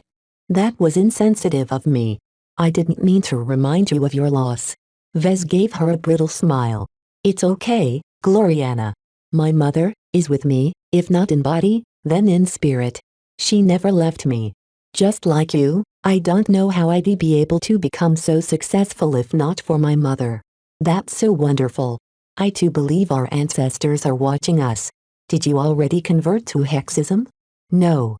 Vez immediately wanted to puke. Let's not talk about beliefs, shall we? I'm kind of allergic to that topic. Why not? She whined. I understand it can be a bit overwhelming to understand Hexism. You foreigners always make weird faces when I introduce them to the wonders of our beliefs. I thought you were different, Vez. Aren't you the bright martyr? Aren't you the fearless mech designer who believed in creating gods in the form of mech? That, you don't understand, it's complicated. Gloriana glomped his arm even tighter and stared at him with an unnatural intensity in her gaze. You don't have to keep your design philosophy a secret from me, she whispered to him. Part of the reason why I obtained your mech and studied them was because I wanted to confirm the truth. After a lot of study, I believe that there is definitely something alive in your mech. The newer the mech, the more powerful their vibe. Are they the prototypes of the gods Yalv mentioned to the MTA? Vez became aghast when she turned his old lies back to him. How extensively did she study his mech to ascertain the existence of his design spirits? He tried to escape the situation. As I've said before, let's not be so hasty in revealing our trade secrets to each other. Whatever you may believe about my mech, they're still machines. My mech aren't so different from other mech. I just add something extra to them, that's all. Oh, you don't have to be modest. I'm sure you'll tell me your secrets soon enough, hehe. Isn't that what lovers do to each other? Only if they trust each other. Gloriana leaned over and pecked him on the cheek. I'll be sure to earn your trust, then. Loving couples don't keep any secrets from each other, don't you agree? I don't think it's that easy. Vez replied as his cheeks warmed up for some inexplicable reason. Chapter 1514 Flexible Girlfriend. The combined fleets that belonged to Vez and Gloriana transitioned into FTL. Neither of the two wanted to stay in the congested, busy and increasingly more restrictive Reverend Indra system. While Vez originally planned to visit the surface of Reverend Indra 3, he changed his mind after seeing how the entire star system mobilized for war. He decided to stay aboard Gloriana's stellar chaser, despite knowing that there was no escape during FTL travel. While he felt a bit ambivalent about Gloriana's more unsettling traits, he also adored her other traits. She was lovely, bright, attractive, friendly and not as domineering as he thought. She also smelled incredibly great. After hours of chatting, they moved to a stately dining room where they enjoyed a lavish meal prepared by a human chef. Lucky and Clixie dug into their bowls first. While Clixie eagerly dug into chunks of high-quality exobeast meat, Gloriana had to draw out a handful of exotics from her ship's inventory. Nonetheless, their quality far surpassed the cheap space rocks that Vez routinely fed his cat. Lucky ecstatically crunched the exquisite exotics with a blissful expression. As far as the gem cat was concerned, Gloriana already earned his approval. Vez was different. Although people say that the way to a man's heart was through their stomach, Dr. Jutland already turned his digestive system into an abomination. He mechanically shoveled a fancy-looking food in his mouth, didn't even know the names of the dishes. As someone who didn't mind eating nutrient packs, his unsophisticated palate barely registered whether his food was sweet or salty. "Don't you enjoy your food?" Gloriana asked on the other side of the small dining table. "I'm not used to eating fancy food. I'm used to eating whatever meals the Auda chefs produce on my personal ship." She tutted disapprovingly at Vez. "That garbage can barely be called food. I'll take care of your diet from now on. You're missing out on one of the great pleasures in life. I can take care of my own food. You don't have to worry about what I eat." "Whatever you say, Vez. I'll make sure you'll eat the best meals my chefs can provide." Vez wanted to palm his face. This was another instance where Gloriana insisted on taking control. He stopped arguing with her about this habit of hers because it was incredibly difficult to get her to budge. He needed to pick his battles. In any case, it was just food. What was the harm in letting her provide for his meals? He decided to change the topic. "I know we agreed to travel together to the Bright Republic, but how long will you stay? Are you so eager to get rid of me, Vez?" She briefly frowned. No. I don't want to deprive you from your existing business activities. Don't you run your own company back in the hegemony?" "I do." She nodded. "I started a small mech manufacturing company. My flawless mech workshop isn't anything like your living mech corporation. It's exclusively a vehicle for me to accept and complete commissions. In the time that you left at Center Point, my mother asked me to adapt a dozen different mech to better fit their mech pilots. I spent a lot of time modifying so many mech, but I'm all finished now. Won't you get in trouble if you aren't accepting any new business?" "Nope. I want to spend as much time with you as possible, so I cleared my schedule and put my company on ice. Isn't that great? I get to remain beside you for years." He looked astonished at Gloriana, not knowing whether he should smile or quiver at the thought of an extended stay. "Is that even okay? Won't your mother get worried or something?" Melody and the Glory Battalion are enough to keep me safe and in touch. Other than following a few rules, I'm basically free to do what I want. In fact, my mother encouraged me to accompany you to the Bright Republic. What? Didn't your mother disapprove of me? Why would she want you to go with me? Does she believe you'd get disenchanted by life in a third-rate state or something? Nothing of the sort. She shook her head. She just wants me out of the way for a while. The Hexadric hegemony is not as quiet as it seems from the outside. My mother doesn't want me to get involved in any political disputes. In any case, I already did my duty when I modified the mech of some of her favorite mech pilots. Vez scratched his head. Is the hegemony finally moving out to repel the Sandman invasion? No. Really? What are you Hexers doing, then? Doesn't your mother realize that the Sandmen are threatening the Bright Republic? We know. Her face turned serious. Neither the Hexadric hegemony nor the Friday Coalition are ignorant of what is taking place at the border to the frontier. Then why are you guys doing nothing to combat this threat? Because it's not worth it. Because we have better things to do. Because moving into action is costlier than doing nothing to us. If the Sandmen ever reach our borders, we will not let a single grain of living sand through. Vez heard these arguments before. Whenever someone asked a Fridayman or a Hexer why they were sitting on their thumbs, they always replied with the same callous answers that expressed no sympathy at all for the plight of the citizens trapped in the border states. He just didn't expect Gloriana to parrot those opinions verbatim. Why? He simply asked. She glanced at him in the manner of a Hexer rather than his girlfriend. Because the states under threat hardly matters to us. I know it's not fair to say that to you, but it's the truth. We barely have a reason to care about the third-rate states. Vez lowered his head. While he hated her words, a part of him knew it was true. From a military, economic and cultural perspective, the third-rate states hardly contribute anything to the development level of a star sector. The second-rate states were the most predominant pillars of human civilization in many star sectors. Do you agree with this sentiment towards third-rate states? I used to. She put down her cutlery. Now, I'm not so sure. You have to understand that I never thought seriously about the situation of third-rate states. Only when I met you did I realize that even the poorest states can offer something of value. People like you are the diamonds in the rough that justify their existence. I'm very thankful for the Bright Republic for producing such a handsome and capable mech designer like you. Though Vez took some issue with her logic, at the very least she did not regard his state with disdain. He didn't know if he could take it if she continued to disparage the Bright Republic.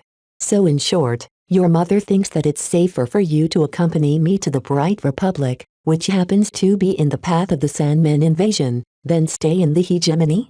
She chuckled, her voice ringing like a bell. Hehehe. It does sound weird when you put it that way, right? I'm not concerned. If the Sandmen come, I doubt they can defeat my Glory Battalion. If the situation takes a turn for the worse, they can always cover my escape. The same can't be said if I remain in my home state. Vez scratched his head. There was much that Gloriana withheld from him, and he knew better than to ask. A state as huge, powerful and complex as the hegemony surely had its own share of infighting. It was just a lot more difficult to hear news about it because the hegemony highly prized putting up a united front towards foreigners. So, the plan is to stay with me in the Bright Republic until the Sandmen force you to flee? That won't happen. The Bright Republic will never succumb to the Sandmen. Is that the conclusion of an analytical report conducted by the hegemony towards my state? She shook her head. I have faith in you. I have faith in your mech. Aren't you working on a new mech design to address this threat? It's so frustrating you've blocked the monitoring systems in your stateroom and lab of your ship.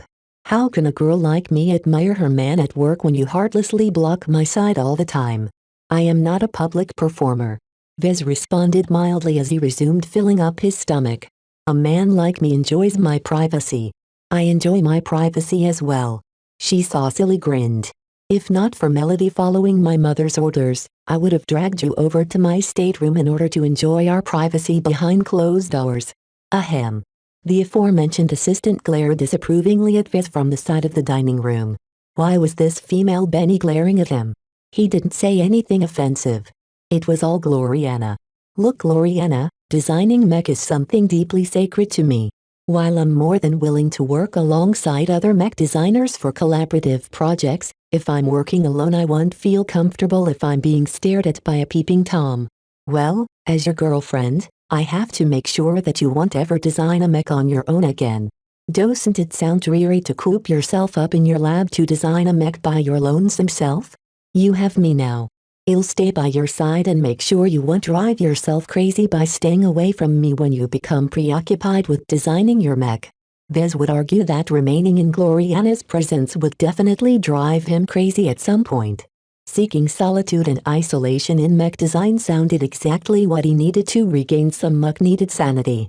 Of course, Vez did not dare to voice this opinion of his. Instead, he directed a shaky smile at his enthusiastic girlfriend. I don't see how you can help. You exclusively design custom mech, right? That's true. Then it's best not to disturb me when I'm at work. Nope. I will work right alongside you every opportunity I have. How is that possible? She smiled and tutted to him as if he was a confused little boy. Viz, my restriction only applies to design projects where I am the lead designer. If I call the shots, then I want everything to be as perfect as possible. However, you make the decisions, then all I can do is make suggestions and assist you in some of the less impactful design work. I can perform calculations for you. I can perform simulations for you. Even if you don't follow my suggestions, it's fine. Vez did not expect that Gloriana was actually capable of contributing to regular design projects. His considerations completely changed. If Gloriana spoke the truth, then Vez may benefit hugely from involving a very smart and capable journeyman as the contributing designer of all of his projects. He struggled to understand her limitations. I thought that mass-market mech are completely incompatible to your design philosophy. That's true. Then won't it hurt if you force yourself to contribute to the design of a mech meant to be piloted by many mech pilots? It's okay. I'm not as inflexible as you think. I've had to adjust my design philosophy many times in order to overcome the practical problems I've encountered over the course of my career. I've already contributed to the design of a couple of mech meant for mass production. As I've said, you have to be in charge of your own projects. I see. I understand. I think. Though Vez still had to see how well they worked together, he began to contemplate whether he should involve her in his current design project. Even if his Desolate Soldier project had already reached the prototype stage, perhaps she might suggest something pivotal that he overlooked in his mech design. Chapter 1515 Suspicious Boyfriend. After spending more time with Gloriana in a day than ever before, Vez retired to a guest room set aside for him on the Stellar Chaser. When Vez entered the compartment with Nita and Lucky, he immediately noticed that Gloriana added a few touches. The luxurious room exuded a grand and palatial atmosphere with its white interior and its large, traditional bed. It made Vez feel as if he entered a luxury hotel suite. The only weirdness about the room was that it featured numerous images and projections related to Gloriana.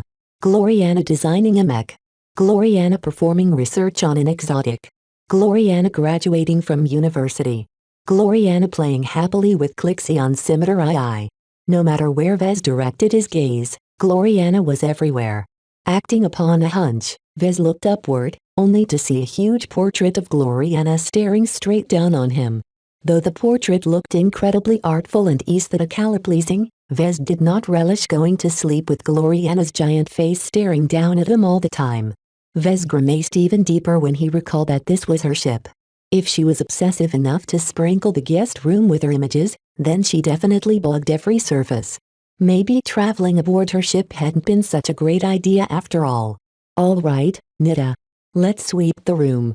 Sorry, Gloriana, but I still like my privacy. Don't blame me if I have to wreck your guest room. Though Gloriana wasn't present in the room, he knew for certain that she was listening in. He didn't need to rely on his intuition to determine that he was being observed. He activated his jammer while sending Nita and Lucky to sweep the guest room. While his bodyguard failed to detect anything with her armor's inbuilt sweeper, Lucky continually managed to detect and neutralize the tiny bugs buried under practically every surface. Gloriana probably expected that he only had access to third or second class anti-surveillance tech. Unfortunately for her, Lucky assimilated tons of CFA tech, and while a bit outdated, was still more than capable enough to defeat her best spying tools. Lucky didn't even need to break too much in order to disable the bugs. His body turned intangible and only briefly solidified a claw to destroy the tiny bugs without affecting any other systems. That's new, Viz observed with surprise. Meow. Lucky proudly swished his tail. Evidently, eating the stone had refined his spiritual abilities and improved his spirituality. Not only could Lucky maintain his intangible state for a longer period of time, he also gained more control over his power. Viz frowned at Lucky while his cat continued to hunt down bugs as if he was chasing after mice. Should I eat a stone? He shook his head and rid himself of this ridiculous notion. Even if his digestive system had been modified by a crazy exiled exobiologist, he couldn't digest minerals like a gym cat. He still glowered enviously at Lucky. The only way for him to grow his spirituality at this time was by developing his design philosophy. As for Lucky, it appeared that all he needed to do was to eat lots of spiritually reactive exotics. How unfair. Of course, Vez didn't seriously believe that he was disadvantaged compared to his own cat. They just grew by different means. Whereas Lucky's growth depended on an ever-increasing amount of rare and expensive exotics, Vez could basically continue to advance all the way to master while designing the cheapest mech. He decided to busy himself by deactivating all of the projectors and screens depicting Gloriana. The jamming device already disabled the bulk of them, but they would quickly return to normal once the interference ended. It was better for him to disable them before he turned crazy. Some time passed until Lucky finally deactivated all of the bugs. Vez was worried if Gloriana or a crew member of the Stellar Chaser would knock on his door, but evidently it was no big deal to sabotage the monitoring system in his own room. Vez sat on the surface of the bed and let down some of his guard. He still kept the jammer active, though. All right, I think we can speak freely now. What are your thoughts, Nita? His bodyguard took a few seconds to compose her answer. I've kept my nose active ever since we stepped aboard this ship. No one carries a suspicious scent. As for my observations, I have not detected anything amiss. While I'm not confident enough to clear Gloriana, her assistant and her guards of suspicion, I see no cause for alarm. That's good to hear. While Vez would have liked to trust Gloriana, he was still a paranoid person by nature. Until he ruled out that Gloriana was a spy for the Compact or one of the big two, he would refrain from sharing anything sensitive to her. The stakes were simply too high. Gloriana definitely has some ties to the MTA. He spoke. It's fine if the relationship is shallow. If it turns out that she is spying on their behalf, then we won't be an item anymore. It will be difficult to prove or disprove this possibility. Even if she's a spy, she won't leave any incriminating evidence within reach. He smirked. Within reach of normal people, perhaps. I doubt she knows what Lucky is capable of. Isn't that right, buddy? Meow. You know what to do. Lucky pressed a paw against his collar, causing him to turn invisible. His disappearing form also phased through the deck as he became intangible. With his phasing power and his miniaturized stealth generator, he gained complete and undetected access to the Stellar Chaser for 5 minutes at a time. While 5 minutes didn't sound like much, the Stellar Chaser wasn't a very large ship. As long as Lucky knew where to go, he could easily infiltrate any compartment and utilize her CFA hacking capabilities to steal lots of data.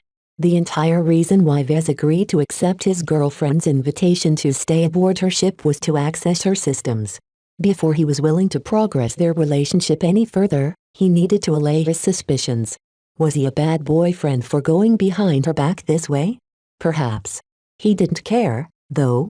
After finding out about Gavin's double loyalties, he no longer took anyone's loyalty and sincerity for granted. A bit more than 5 minutes later, Lucky phased through the bulkhead and reappeared in the guest room. Meow meow. Come here and let me take your data.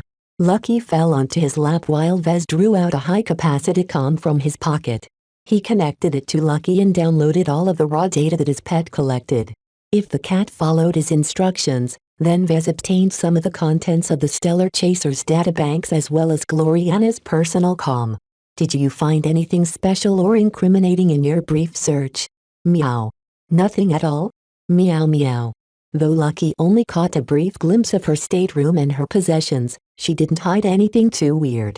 Vez felt a bit relieved, but still resolved to send out Lucky multiple more times as soon as he was ready to go on another infiltration run.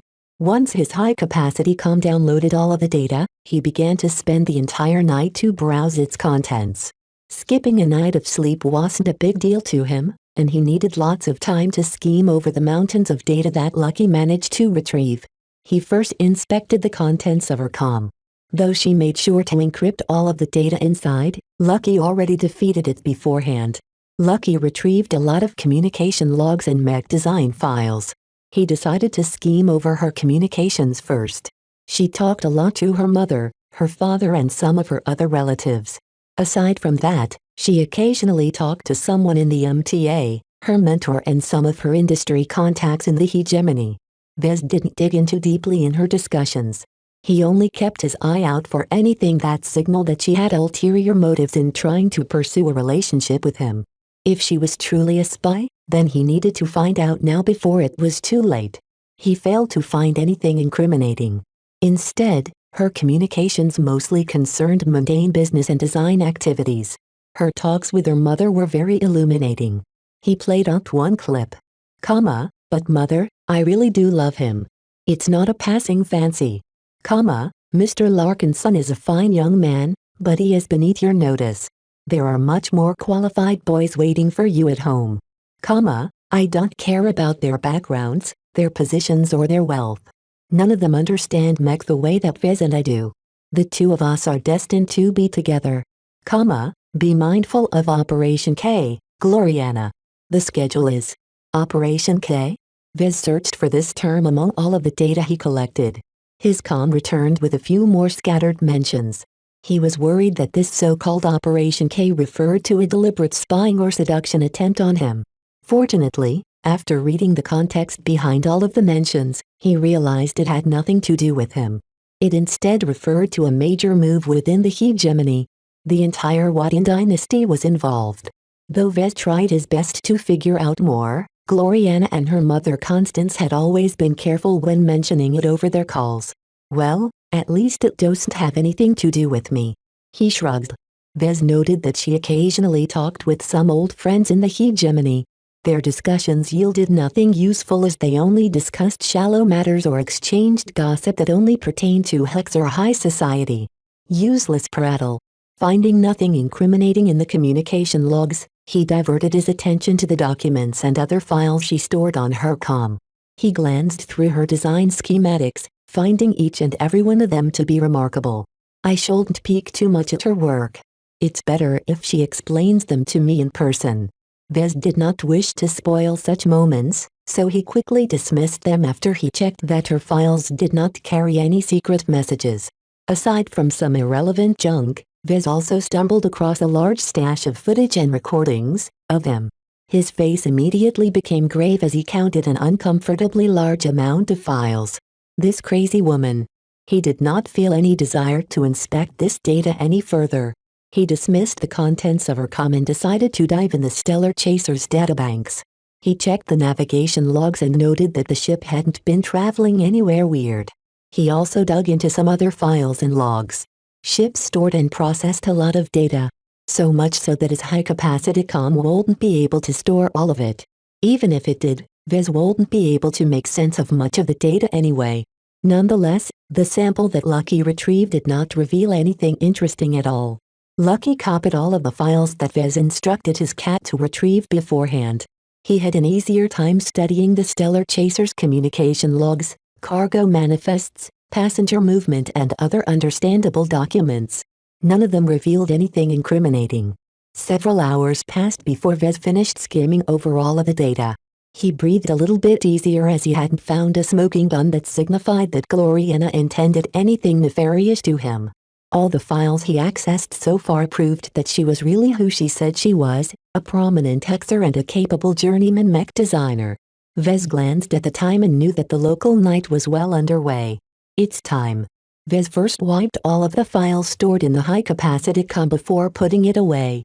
He then changed his clothes before laying down on his bed. Instead of falling to sleep, he concentrated his mind.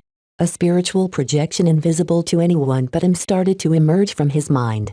Accessing his girlfriend's files and communication logs didn't satisfy him.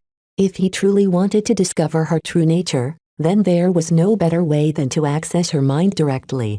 Chapter 1516 Loving Embrace. Unless someone possessed his range of spiritual control, no one would be able to disguise their spiritual nature from him.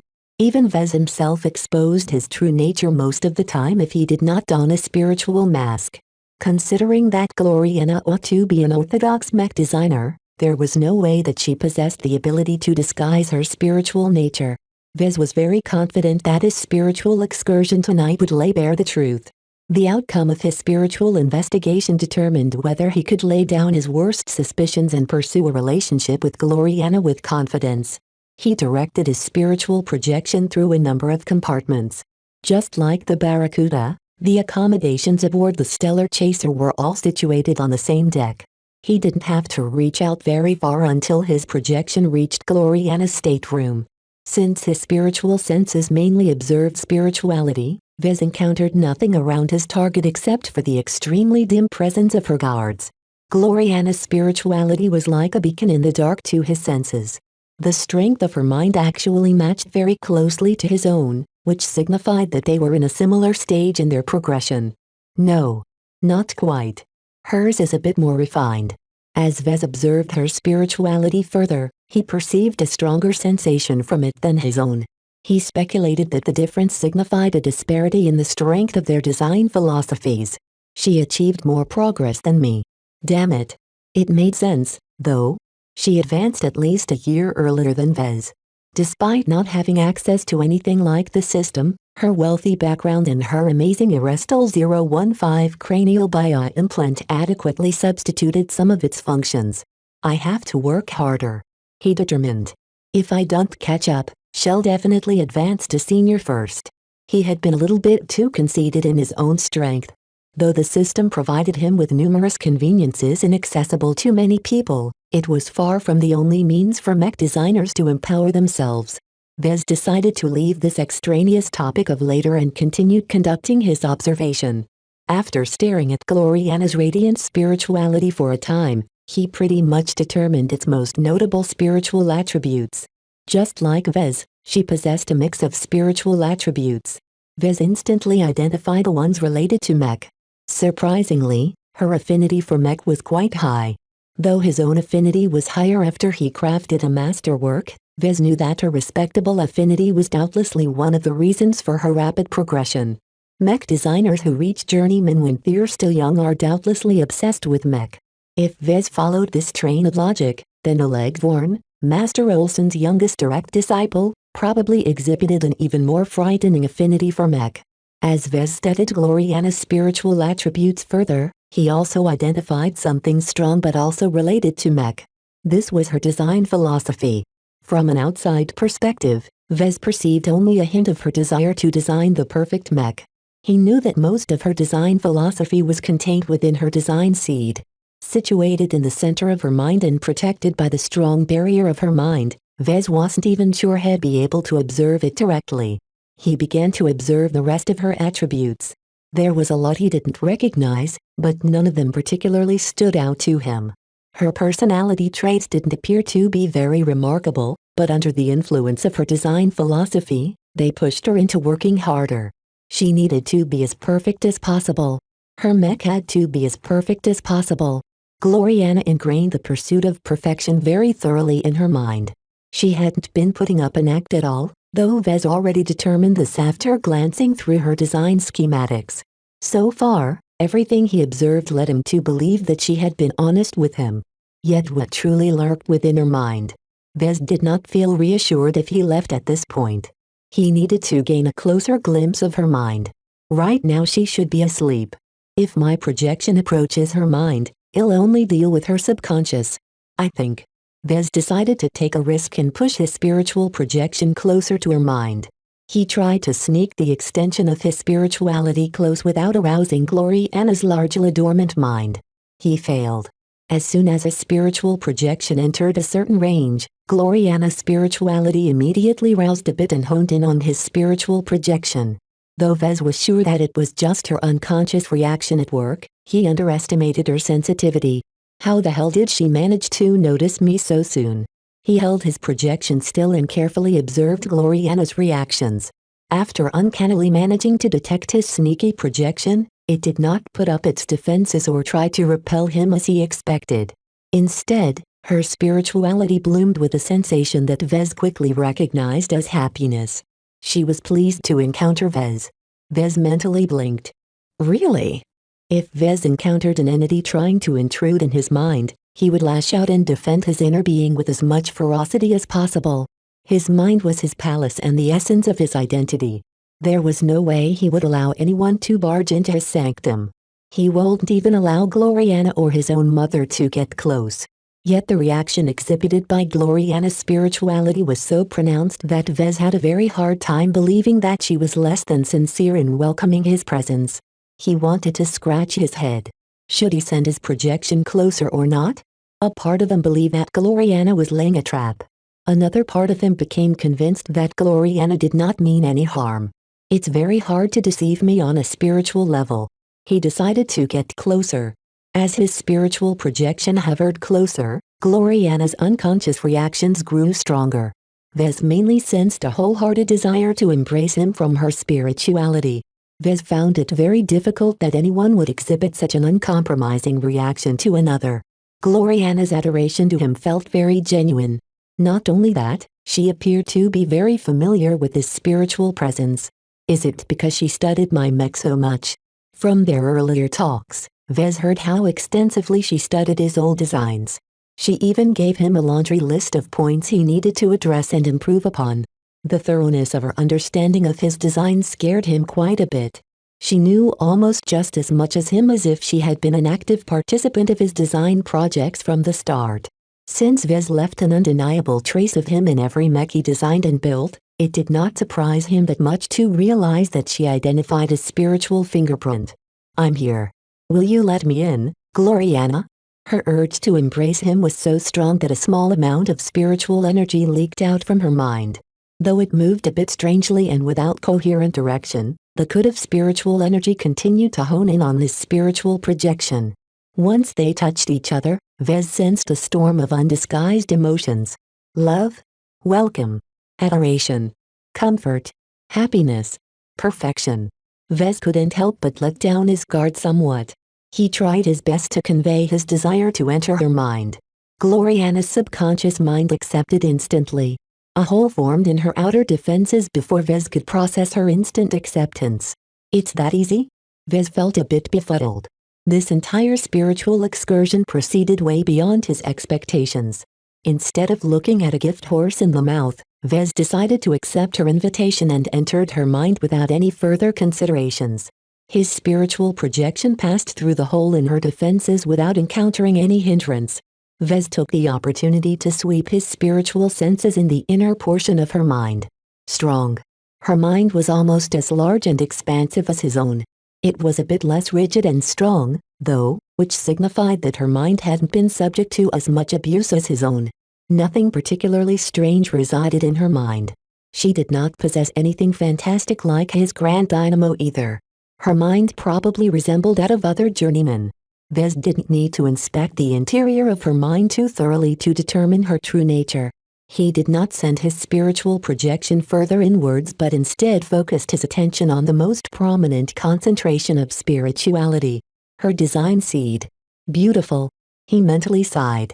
Her crystallized spirituality that rested in the center of her mind was just as impressive and resplendent as her own. Though it radiated a different vibe, the blend of mech and perfection intertwined with each other in a very intricate and harmonious way. So beautiful.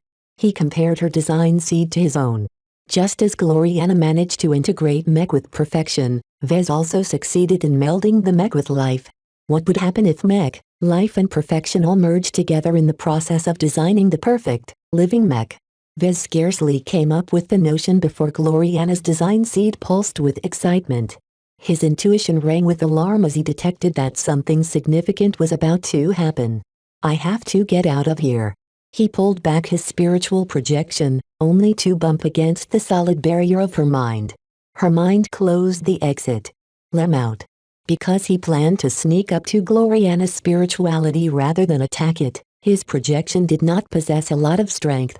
His spiritual projection completely failed to break out of her mind. Her design seed continued to pulse in very strange ways that continually buzzed his intuition. Vez wanted nothing more than to retrieve his spiritual projection, but no matter how many times it banged against the barrier of her mind, he failed to make a single dent. At a certain point, Gloriana's design seed released a strong spiritual pulse that coursed through her entire mind. Vez quickly lost contact with his spiritual projection. God damn it. This time, he cursed with his voice. He held his head in his palm in order to relieve the minor sting on his mind. Losing a small chunk of his spiritual energy was not a big deal, but the loss had been too abrupt. He analyzed what took place while he recovered from his ordeal. Gloriana's dormant mind and spirituality did not deceive him. Even if she possessed the ability to disguise herself like Vez, the interior of her mind completely conformed to her personality. She's not a spy and she isn't pretending to be in love with me. In fact, her wholehearted love for me is disturbingly strong. This was not normal behavior, but in the context of her personality and her spiritual attributes, Vez deeply understood that it was on par with her nature. As long as she identified something perfect or could assist her in reaching perfection, she would do everything to secure this advantage. This compulsion also explained what happened at the end. The presence of a part of his spirituality in her mind turned out to be tantalizingly attractive to Gloriana's spirituality. Her design seed especially hungered after Vez, so much so that it took the initiative to capture his spiritual projection. I unwittingly entered a trap. Even if other mech designers did not possess his range of spiritual applications, they were anything but defenseless. Just like expert pilots, mech designers possessed their own form of defenses. As the core of their power, their design seeds turned out to be exceptionally formidable. His weak spiritual projection stood no chance. Vez wondered what kind of repercussions might ensue now that Gloriana captured a small portion of his spiritual energy. She won't be able to do much, he guessed. Why did he feel so concerned, then? According to his understanding of spirituality, no one could empower themselves by siphoning someone else's spiritual energy. Except Mom. That was an exception on account of her powers and their direct family ties. Gloriana ought to be the same as him. As long as their spiritual attribute mix was different, they won't be able to feed off each other. Even so, considering how Gloriana's mind turned out, her design seed might have captured his spirituality for reasons other than practical. She just wanted to own him. Hoarding a portion of his spiritual energy completely conformed to her obsessive tendencies. Chapter 1517. Show off. The next morning, Vez dressed himself and wearily dragged himself to the dining room in orez to eat breakfast. He dispensed with his impressive-looking but cumbersome Pride of Dusk outfit. While he could still wear it to impress her subordinates, there was little point in doing so. Perhaps it was worthy for him to earn Melody's approval, but he needed to do so through his actions rather than his dress. As for increasing Gloriana's attraction to him, that was completely unnecessary. His nightly discoveries already made that abundantly clear. Good morning, Vez. Gloriana energetically scurried up to him and embraced him in a hug before dragging him to the dining table. I just enjoyed the loveliest dream last night, hehe. I dreamt that Melody didn't forbid you from sleeping in the same room as me. We were cuddling together all night under the covers. We even did the thing that my mother has forbidden me from doing, hehe. You even entered my deepest part and even left a piece of you inside me. Oh, you scoundrel, you could have at least warned me, hehehe. The more she talked, the more Vez became aghast. What kind of crazy? Ahem. Melody interrupted her charge's lurid fantasy. Please act with decorum, Miss Gloriana.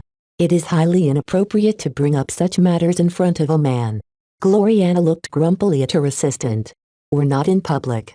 Why must you be such a prude? This is my ship. I can't do anything I want. Regardless where you are still a scion of the Wadian dynasty. As floating bots began to serve exquisite breakfast dishes to the two of them, Vez carefully observed his girlfriend. He barely paid attention to the coffee he sipped as he surreptitiously activated his spiritual vision. He tried to find a trace of a spiritual projection trapped in her. Though it was difficult for him to sense anything past her strong and radiant spirituality, he still managed to sense a minute piece of him residing in the confines of her mind. Vez believed its detachment from him turned it into something akin to a very weak spiritual fragment. Gloriana's spirituality hadn't attacked it or attempted to assimilate it. Instead, his fragment floated peacefully in its cage, as if she was more than content to keep it around. To be honest, Vez felt this situation was very weird. He had no idea what the long-term influence of keeping a spiritual fragment might look like. According to his current understanding of spirituality, some bleed over or familiarization might occur between the two. The more the spiritual entities remained in proximity, the more they became accustomed to each other. Now that he came close to Gloriana, Vez felt that he could reassert some control over his spiritual fragment. While he probably couldn't do anything sophisticated due to the hindrance of the barrier of her mind, he could still command it to fall apart or self-destruct. After a bit of contemplation, he did not choose to do so. He believed that keeping a spiritual fragment of his inner mind did not hurt either of them, though it didn't seem to do anything particular aside from one effect. Vez found that when he came close to Gloriana, he gained the ability to sense glimpses of her inner emotions. In fact, what Vez perceived were the impressions that his spiritual fragment captured and relayed to him over their weak connection. This might prove very handy. Though he felt a bit ambivalent about maintaining a constant tap in her mind, it wasn't as if she got something in return. She continually basked in his spiritual attributes and imprint, and so did his spiritual fragment. Vez predicted that this continuous exposure to each other would probably do wonders when they collaborated on a mech design project. If their design philosophies were intimately familiar with each other, then they would probably mesh together well. The chance of incompatibilities or confrontations lessened, while the chance of beneficial interactions grew likelier.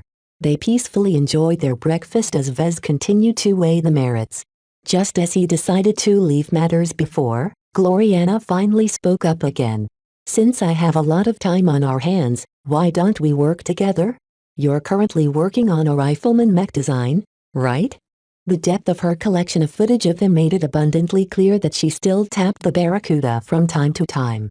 Despite his precautions, there was no way he could hide his work completely from his own ship's monitoring systems. "Yes," Vez admitted.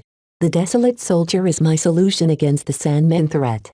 It's a spaceborne ballistic rifleman mech that is designed to be cheap and easy to work with, though its real charm is that it inspires duty. Other than that, I don't think this mech falls into your comfort zone. I already told you, Vez. No mech of yours is beneath my attention. While I won't extend my attention to mass-market mech designed by other mech designers, you're an exception.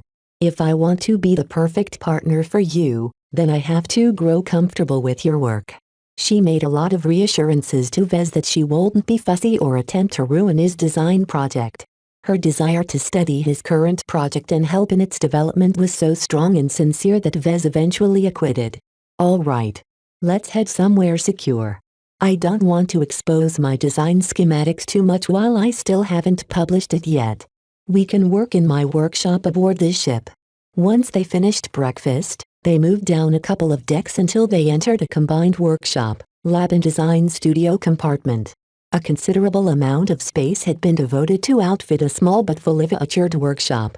Vez became very impressed by the quality of the miniature lab and fabrication equipment in sight. Though hampered by their compactness, the capabilities of the Stellar Chaser's production equipment still exceeded the parameters of the Mech Nursery's production lines by a considerable degree. "I can fabricate a copy of any of my mech with this equipment," he breathed in astonishment.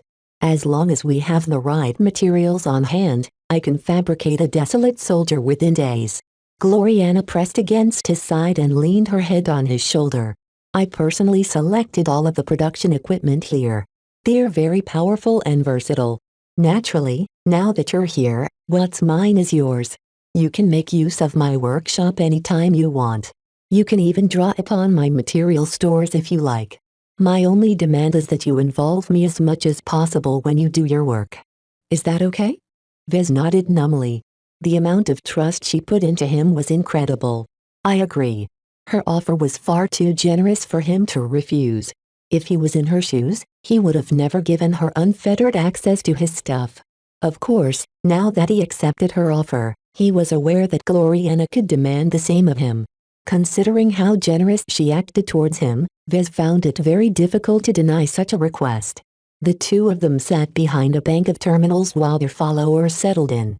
Nida and a couple of trusted Glory Battalion guards stood guard while their cats perched on top of a tall 3D printer. Meow. Lucky started licking Clixie's head. Meow. Clixie playfully batted Lucky away. Meow. Meow. As their cats wrestled with each other for some reason, Vez hesitated in showing off his desolate soldier. Though Vez truly believed in the soundness of his work, he was still afraid of her reaction. Having glimpsed her design seed, Vez knew that she always regarded imperfect mech designs with disgust. It was her nature to take issue with imperfect mech, and in her eyes any mass-market mech design fell under this category. A mech that catered to the masses would never fit perfectly to a specific mech pilot. Just as Vez made his decision to show off his work, Gloriana suddenly spoke up. That reminds me, didn't you receive that batch of smash I sent? Huh. I did. Do you still have it or did you use it up? I already incorporated it into a mech design. She grinned. You designed a custom mech with my gift, right? Vez shook his head. Not exactly. I designed a single copy mech but I didn't dedicate it to any particular mech pilot. It's mainly due to cost and practical constraints that I'm unable to produce more mech. I believe that any mech you design that requires something as remarkable as a smash should be something exceptional. Why don't you show that off instead? Are you sure? It's a bit problematic. Vez stammered. He already started to sweat a little. Gloriana's face scrunched into a frown. I thought we trusted each other. Why are you hiding your work from me?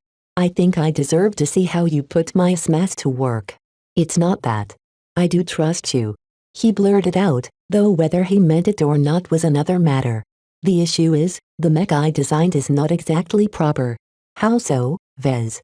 Not proper as in, I can get in trouble with the MTA. He whispered. Would they censure you if they find out about your work? It's okay, Vez. It's worse than you think. The MTA will definitely hunt me down if they find out about my mech.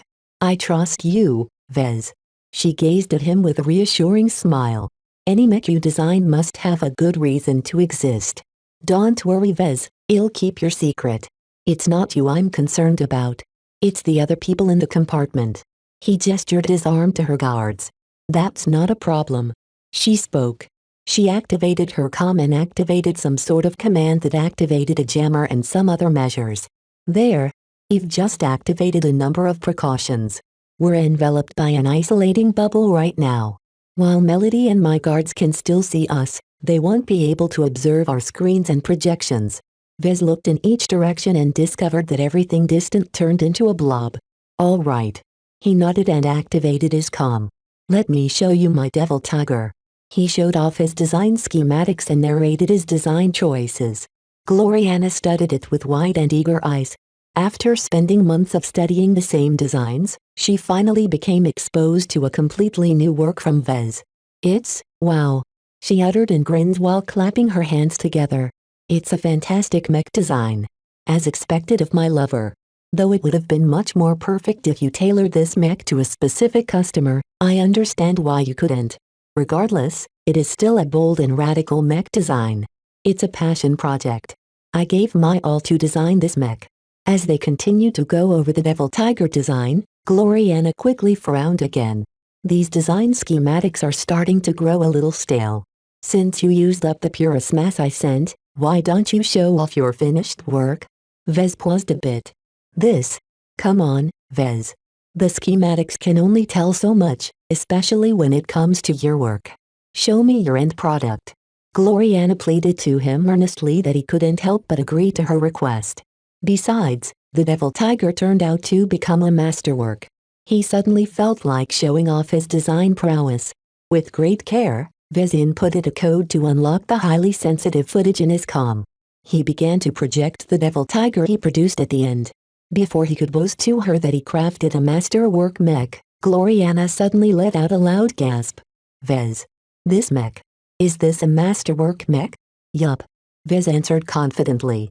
Did you let some masterwork fabricator produce this copy on your behalf?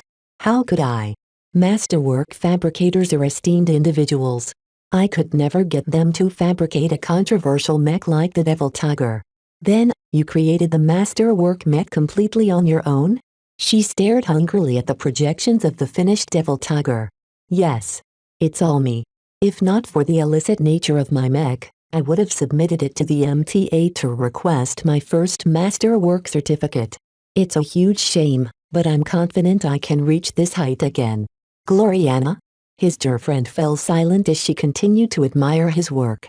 Her breath grew more haggard until she outright started to pant. Her eyes grew so intense that they started to turn bloodshot. Her entire body started to vibrate and Vez began to sense something very intense building up in her mind. Vez? Yes, Gloriana. Your masterwork mech is perfect. It's as perfect as your design allows. Oh no. Vez began to inch back. I think you're mistaken. My mech is perfect. Gloriana outright tackled Vez, causing both of them to fall from their seats. Chapter 1518 Human Investment Melody, who had been watching over Gloriana from a distance, quickly raced forward and dragged her rapid charge from glomping all over Vez. For his part, he felt extraordinarily deprived. He really enjoyed their second long kiss. The pure emotion she put into showing her appreciation became so intense that Vez even sensed their spiritualities started to touch and resonate with each other. Both of them felt bummed out when Melody forced them apart. As Melody berated Gloriana over and over again for failing to adhere to her limits, Vez began to take a dim view of Constance Wadden. While he understood why Gloriana's mother wanted to impose some limitations on their relationship, they were both more than 30 years old. What right did she have to treat them both like underage teenagers who barely knew their way around with love? 10 tiresome minutes later, Melody marched back over to the observation station in the workshop compartment and resumed whatever work she was doing. Sorry about that, Vez. Her big eyes looked up at him in this incredibly adorable manner. It's okay.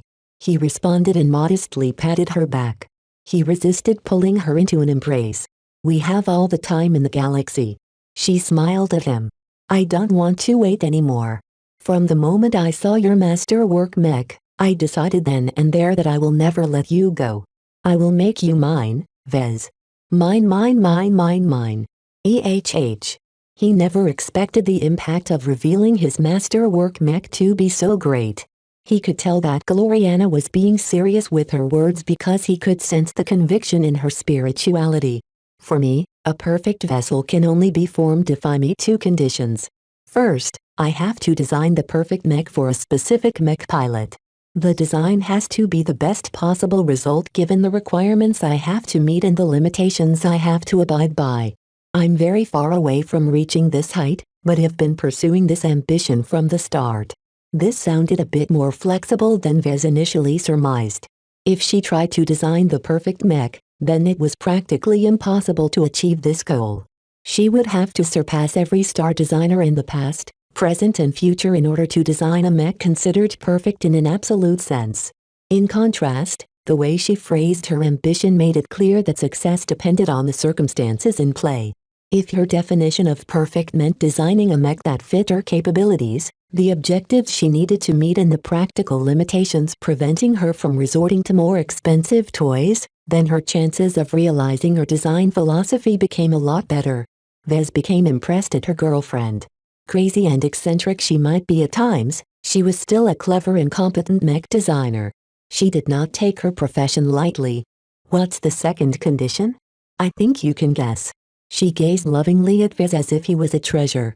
Just because I designed the perfect vessel under the circumstances doesn't mean the physical reproduction is devoid of flaws. There is always a certain degree of variance in the fabrication and assembly of parts. A single mech can consist of more than 1 million different parts. No matter how careful you are in fabricating them, many parts are too intricate to stay within tight tolerances. Materialization technology can ensure that every part is reproduced without a single atom out of place. Vez suggested. Her smile dropped a bit. What I'm trying to make is the perfect vessel for a mech pilot, not the perfect mech in a vacuum. For me, the perfect vessel transcends precision engineering. One of the biggest shortcomings of producing mech through materialization is that no one has ever created a masterwork mech through this method. All of the mech are completely identical and consistent in quality, I'll give them that, but they are also completely devoid of the necessary character that can elevate them to masterwork.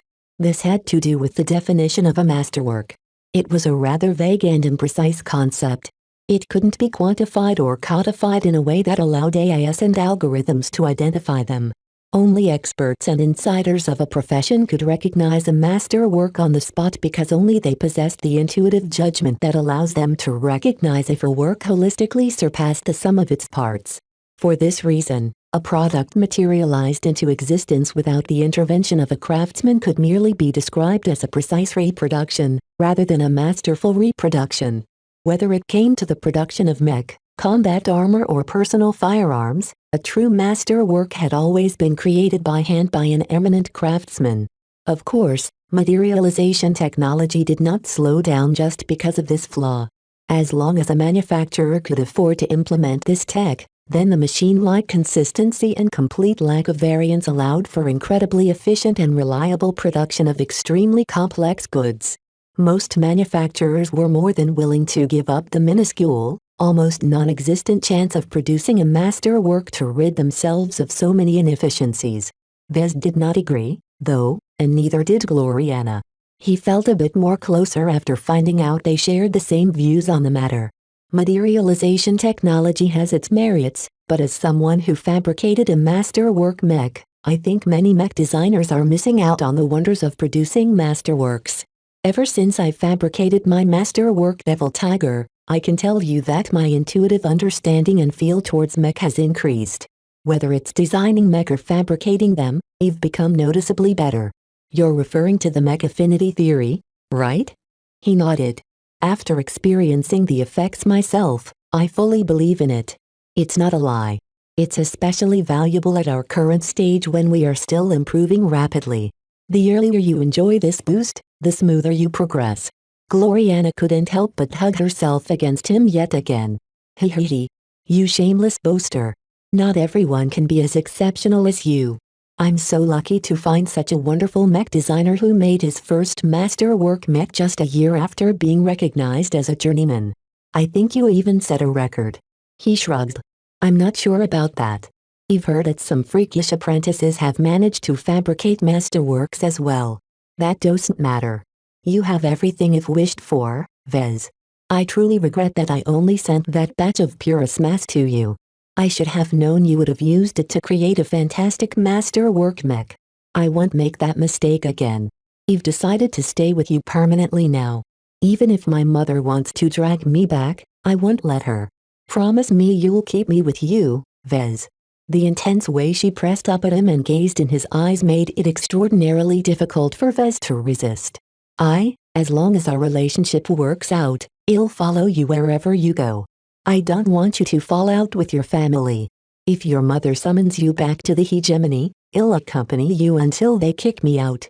She grinned brilliantly at him. Great. You're so sweet, Vez. I'll make sure it doesn't come to that.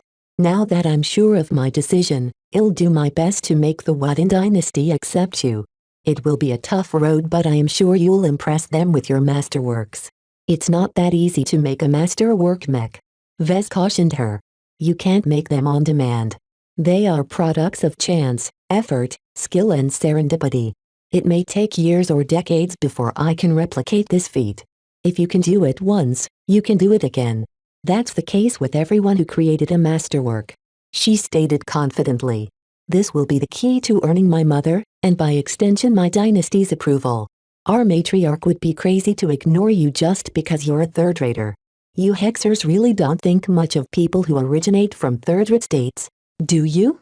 I don't deny we are prejudiced against your kind. I think we have the tendency to be biased against people like you because your low births and lack of wealth limits your development. After all, look at me for example. You don't want to know how much hex credits my mother spent to upgrade my genes, augment me with implants and hire renowned tutors. Can any mech designer from the Bright Republic match my advantages? My mother spent so much not just because she loves me, but also to invest in me. All the money put into raising me and turning me into a great mech designer is a targeted plan to foster a talented Wadin mech designer. I'm very much aware that I would have never become so great at what I do if not for enjoying this treatment. Her words forced Vez to look at her in a different way. Though she worked hard to become a talented journeyman, it was undeniable that her mother enabled most of her success. It also meant that she owed a very huge debt to the Wadin dynasty. So your mother doesn't want you to enter into a relationship with a poor and impoverished brider because they think they'll limit you, is that right? They expect to get a much better return on their investment if you are paired with a much more capable hexer mech designer who enjoyed similarly lavish treatment. She nodded. That's exactly right. While I admit that there are many fine boys back at home, none of them are as suitable as you.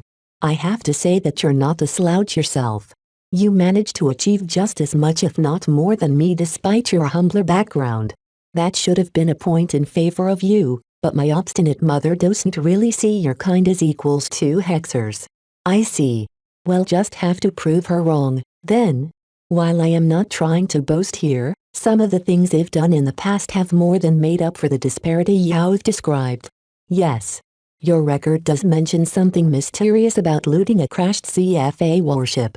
Please don't blame me, but I also took body scans and samples of your DNA during our first meeting and had our geneticists analyze your state. Your physical state is very impressive. But not enough to convince your mother that I'm worthy? She shook her head. She can be a bit old-fashioned sometimes. In her eyes, you have a lot of potential, but your upbringing is too average. She doesn't expect you to realize your potential as much as I do. The only way for us to change her mind on you is to prove that you are already more fantastic than my suitors in the hegemony. Providing undeniable proof that you've fabricated a masterwork mech is key. It's even better if we both collaborated on a masterwork, because that enormously increases my own value. All of this sounded rather unfair at first, but Vez knew that he needed to go above and beyond if he wanted to gain the approval of a powerful dynasty of the exotic hegemony. In any case, as long as he passed this difficult test, then the Wadin dynasty would definitely accept him with open arms.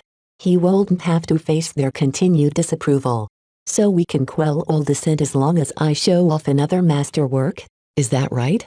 We can't show the Wadin dynasty my devil tiger, though. You'll just have to make a proper masterwork mech that won't land me in trouble, then. He became incredibly motivated to replicate his earlier feat. Not any mech will do, Vez.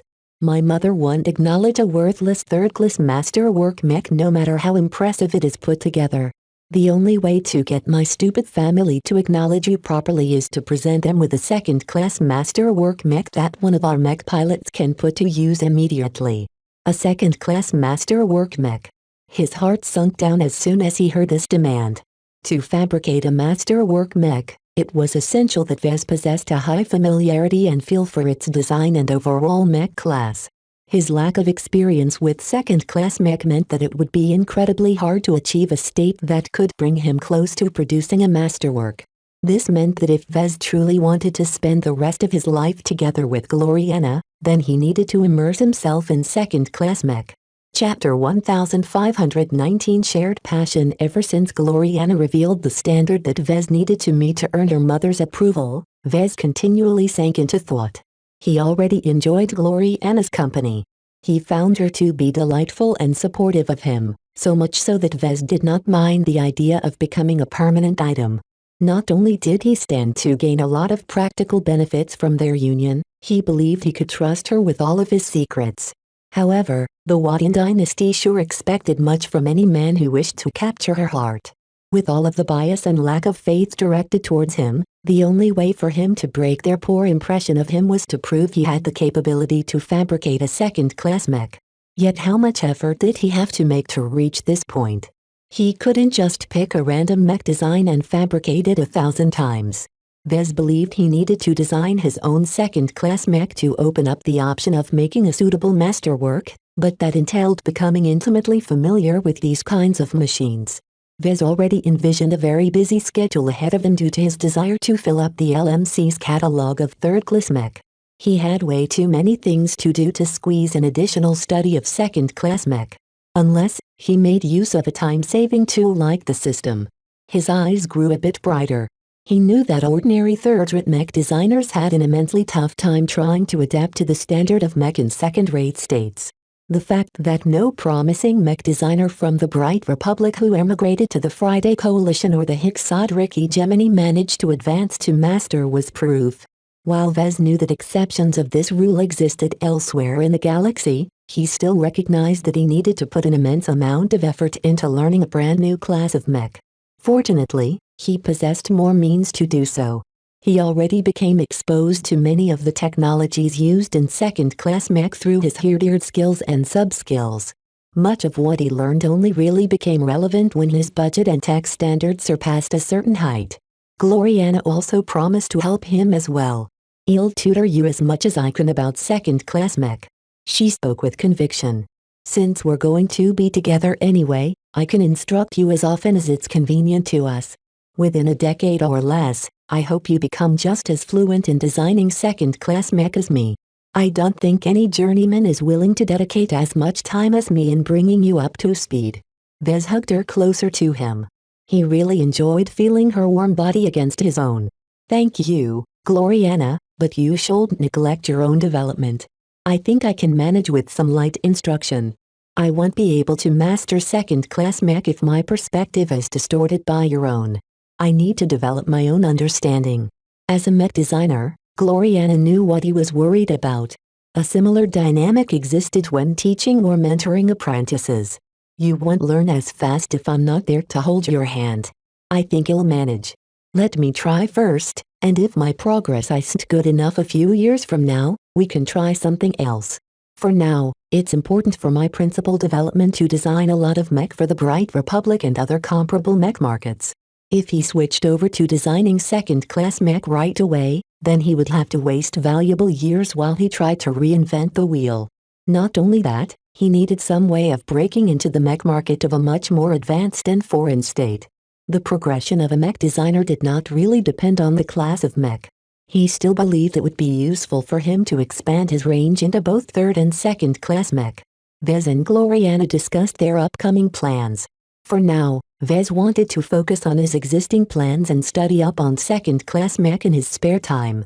While Gloriana did not have any obligations per se, Vez did not wish for her to waste all of her time in assisting him in his own projects. "I think it's best if you revive your flawless mech workshop and fulfill some commissions on your own," he said. "Even if you're away from the hegemony, you can still do your work by remote." She firmly shook her head. "I don't want to. You don't have to be worried about my progression. I think it will be a true pleasure to help you design your mech. Just like how it's best for you if you start to learn how to design a second-class mech, I think it will benefit me as well if I expand my range to third-class mech. I can make just as much progress in the Bright Republic by adapting and modifying your mech designs into perfect vessels to some of your customers." "Really?" he questioned. "MMHMM. Gloriana cutely leaned her head on his shoulder. "I don't think working in the Bright Republic is a waste of my time. Not only will I be able to step out of the box and learn an entirely new framework of mech design, I'll also get to work by your side. The more we collaborate, the more we become proficient in combining our specialties. If we want to bring out the most in each other, then we need to work together as much as possible." This was the logic between mech designer pairings. Two creators who shared the same profession but approached their work from different directions could combine each other's efforts in fantastic ways. However, such a desirable outcome did not come about instantly. A long-term partnership was essential, and no partnership was as stable and enduring as a marriage. Vez decided to test how well they could work together. "Let me show you my desolate soldier design like I originally planned. While my current design project has reached an advanced stage, I hope you can provide me with some valuable input." He turned back to the terminal and tried his best to load in his design schematics. Gloriana kept leaning her body against his own as she studied the schematics and other data on the ballistic rifleman mech. This time, Vez did not narrate his design choices or overall logic behind his design. He wanted Gloriana to make her own judgment on his work. He watched her reaction carefully over the next hour as she immersed herself into the desolate soldier design. From time to time, Gloriana winced or frowned as she studied something she found troubling. Vez noted that she reacted most strongly when she encountered the outcomes of his decision to opt for something cheap rather than powerful. Since his goal was to design an affordable mech, he made a lot of compromises and settled for inferior performance in exchange for minimizing cost and complexity. To a mech designer who was used to designing mech worth tens or hundreds of billions of bright credits apiece, the abject performance metrics of his affordable mech must be a huge shock to her. At least with his premium mech, Vez could boast about some of their strengths, but the main merit of his latest work was that it didn't cost a lot of money. Gloriana breathed deeply and closed her eyes. Her mild reaction belied the storm that raged in her head. Through a spiritual fragment stuck in her mind, Vez witnessed glimpses of intense responses against his work. Though a part of her probably found her design repulsive, she exerted a very strong desire to tolerate his work. Her surprisingly strong will exerted too much pressure onto her old beliefs that her design seed bowed down its head in the face of her determination. In her desire to make it possible for her to collaborate with Vez as much as possible, she was willing to adjust the direction of her design philosophy. Vez truly became speechless as he realized the immensity of her inner struggle. He couldn't help but respect her and appreciate her more. Eventually, she finished her study. "Okay, I've thoroughly familiarized myself with your work," she spoke calmly, belying the huge turmoil she just went through. "It's very different from what I used to. I'm astounded by how inventive mech designers like you have to be to design a mech with limited resources." Obviously, Gloriana did not wish to reveal how much she went through in order to avoid any disharmony. Vez leaned his head against her own, brushing against her exquisite, soft hair. "I know my desolate soldier design can be underwhelming, but mech at this price range sell the most in the mech markets where my company is competing in. You have to take into account that there are many mech buyers who don't have the budget to buy expensive mech, hire skilled mech pilots, retain a proper maintenance crew and stock up on ample supplies. I thought only pirates are this desperate." He let out a snort. "Trust me. There are lots of outfits who don't really invest as much money and resources as they should in building up their mech forces. So what do you think of my work? It's very basic, I shall say. That's not necessarily bad, because I understand your intention. You've achieved an impressive level of performance from what little you have to work with. I know I would have never been able to make as much use of the same set of resources. However, I see that the intent of your mech is to be as compatible with as many mech pilots as possible. You've even dumbed down or automated some of the operations of the mech to accommodate very low-skilled mech pilots." Vez nodded. "It's because the Sandman crisis has rendered many of our melee mech useless. The Bright Republic and many other states under threat are suffering from an acute shortage of ranged mech. Many mech pilots proficient in melee combat are being forced to learn a new skill set in a matter of months." He explained to her about the situation, causing her to get up to speed on how desperate the situation had become. She frowned. "I see. This is worse than I thought. I can accept why you've simplified your mech to such a degree, but still, I see some room for improvement in your implementation." "Oh, do tell please." In the next half hour, Gloriana began to point out various small aspects where Vez could refine his simplification efforts. She also pointed out some other areas which she thought that Vez might need to think on a bit further. This was the first time since he embarked on this design project that he received feedback from a peer. Through her advice, suggestions and opinions, Vez became exposed to her design style and knowledge base. While she wasn't as perverse as him who already reached senior level in several fundamental skills, her depth of knowledge really astounded him. In spite of coming up short compared to him, her utilization of existing knowledge was a lot higher. That meant that while she didn't know as many theories as him, she was a bit more adept at applying the theories she was already familiar with. This led Vez to accept several of her minor suggestions. "Wow," he spoke. "I really appreciate your feedback. You're really insightful." She grinned at him. "You're no slouch, yourself. Despite the simplicity of your desolate soldier design, it's also surprisingly deep. There are plenty of aspects that are simply beyond me. Why don't you explain them to me, hum?" "Sure. I might as well repay you for how much of a help you've been so far." A spark formed between them as they exchanged their own views. Vez truly felt that they grew closer to each other, not just romantically, but also professionally. Vez truly became enamored in the joy of sharing his passion with a woman who was equally as passionate in their work. Chapter 1526 Phases of Existence. Their first collaborative feedback and design session lasted for the rest of the day. Vez and Gloriana became so immersed in their discussions that they opted to eat lunch and dinner in the workshop compartment. The collision of ideas, the sharing of insights and the need to explain one's own thoughts provided plenty of intellectual stimulation. Even if the actual changes Vez planned to make in his design did not amount to much at the end, he still felt he gained a greater awareness over his own design. Having to explain and justify many of his design choices was much like teaching in a way. Even if he rehashed his existing theories, being forced to explain them and package them in a way that allowed him to communicate his points succinctly increased his familiarity with them, thereby directly increasing his utilization in the process. In addition to sharing their objective theories, they also started to exchange their subjective principles and viewpoints. Both of them began to unveil aspects of their design philosophies to each other.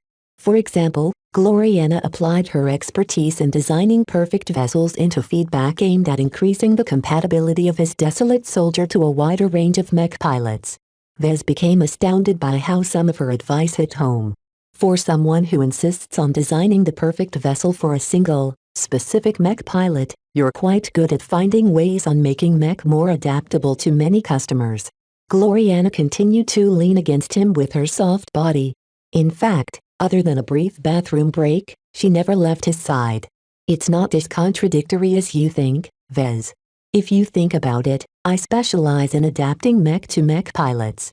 While I mainly focus on complete and total adaptation to a single subject, I meet all kinds of customers. Of course, I haven't dealt with mech pilots as bad as the ones in your states, but have already dealt with a wide range of personalities, inclinations and skill sets. This means that I can rapidly estimate how well a given mech design can accommodate a whole gamut of people. That's quite impressive." She grinned happily at him. "So are you. The ideas you've introduced to me today are so radical that I don't even know where to begin." Neither of them went too deep into revealing their design philosophies to each other. Vez knew that she still withheld most of her specialty because it simply didn't apply to this case. As for Vez, while he pretty much accepted her as his girlfriend, he still wanted to take his time. He stuck to a shallow introduction of his specialty. He first wanted her to accept some of his guiding principles and concepts before he revealed more. "Mech are alive," he repeated. "There is a living, beating heart inside them, and we have a responsibility to make their bodies as coherent as possible. Some of the design choices if made don't make that much sense when you regard a mech as a mechanical machine. Yet when you understand that my design soldier has to conform to the concept of duty, my choices aren't baffling anymore. The gods you create must be carried by worthy vessels." Gloriana nodded seriously. His smile twitched a bit when he heard her repeat her nonsense about creating gods. To be frank, Vez felt increasingly more guilty about deceiving her. That nonsense story about divinity he told the MTA should have been buried in the MTA's massive archives. At this point, he decided to come clean. "Gloriana. I think you are misunderstanding something. The recording you've obtained from the MTA, it's not entirely accurate. I didn't really believe that I was creating gods.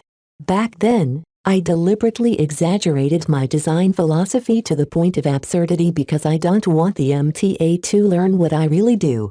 The truth is much less radical." His serious tone caused Gloriana to stop hugging him for a moment. She took one of her hands in her own and turned towards him with a grave expression.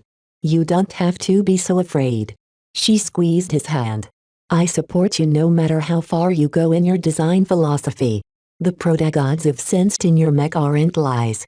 How can you deny the extraordinary miracles you are capable of performing? You can be honest with me. I will be at your side every step of the way.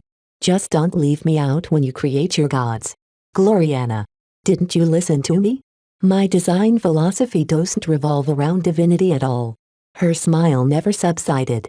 She continued to gaze at him with a loving gaze.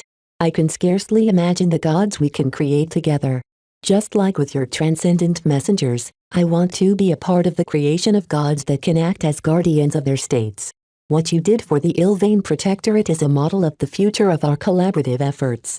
Times like these reminded Vez that Gloriana hadn't changed that much at all. She just made an effort into hiding some of her hexerness when she was in his presence. Only when certain topics rose up did she reveal her conviction in her kooky beliefs.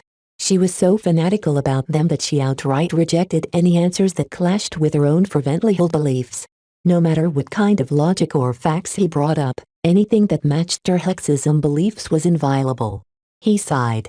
I told you over and over again that I'm not a follower of hexism. I don't ascribe to any of its tenets. As I said, that's okay. Hexism isn't as strict as you think. It's a philosophy and an acknowledgement of the truth more than a cult. Life, death, gods, man and so on are all intertwined. What is dead can come to life. What is human can ascend to God. Your design philosophy already encapsulates these concepts. You create new life from something that is not supposed to be alive. Vez began to grow more and more uncomfortable. The most vexing aspect about Gloriana's misunderstandings was that some of her beliefs actually held some kernels of truth. This made it much more difficult for him to refute her assumptions. What does hexism's obsession with the number 6 have to do with all of this? He waved his hand. He already became exposed to the blatant influence of hexism aboard the Stellar Chaser. They always ate 6-course meals. Gloriana always wore clothes with 6 buttons or something. Their data pads came with 6 sides. His guest room featured 6 potted plants. There was no rhyme or reason why certain stuff had to come in 6.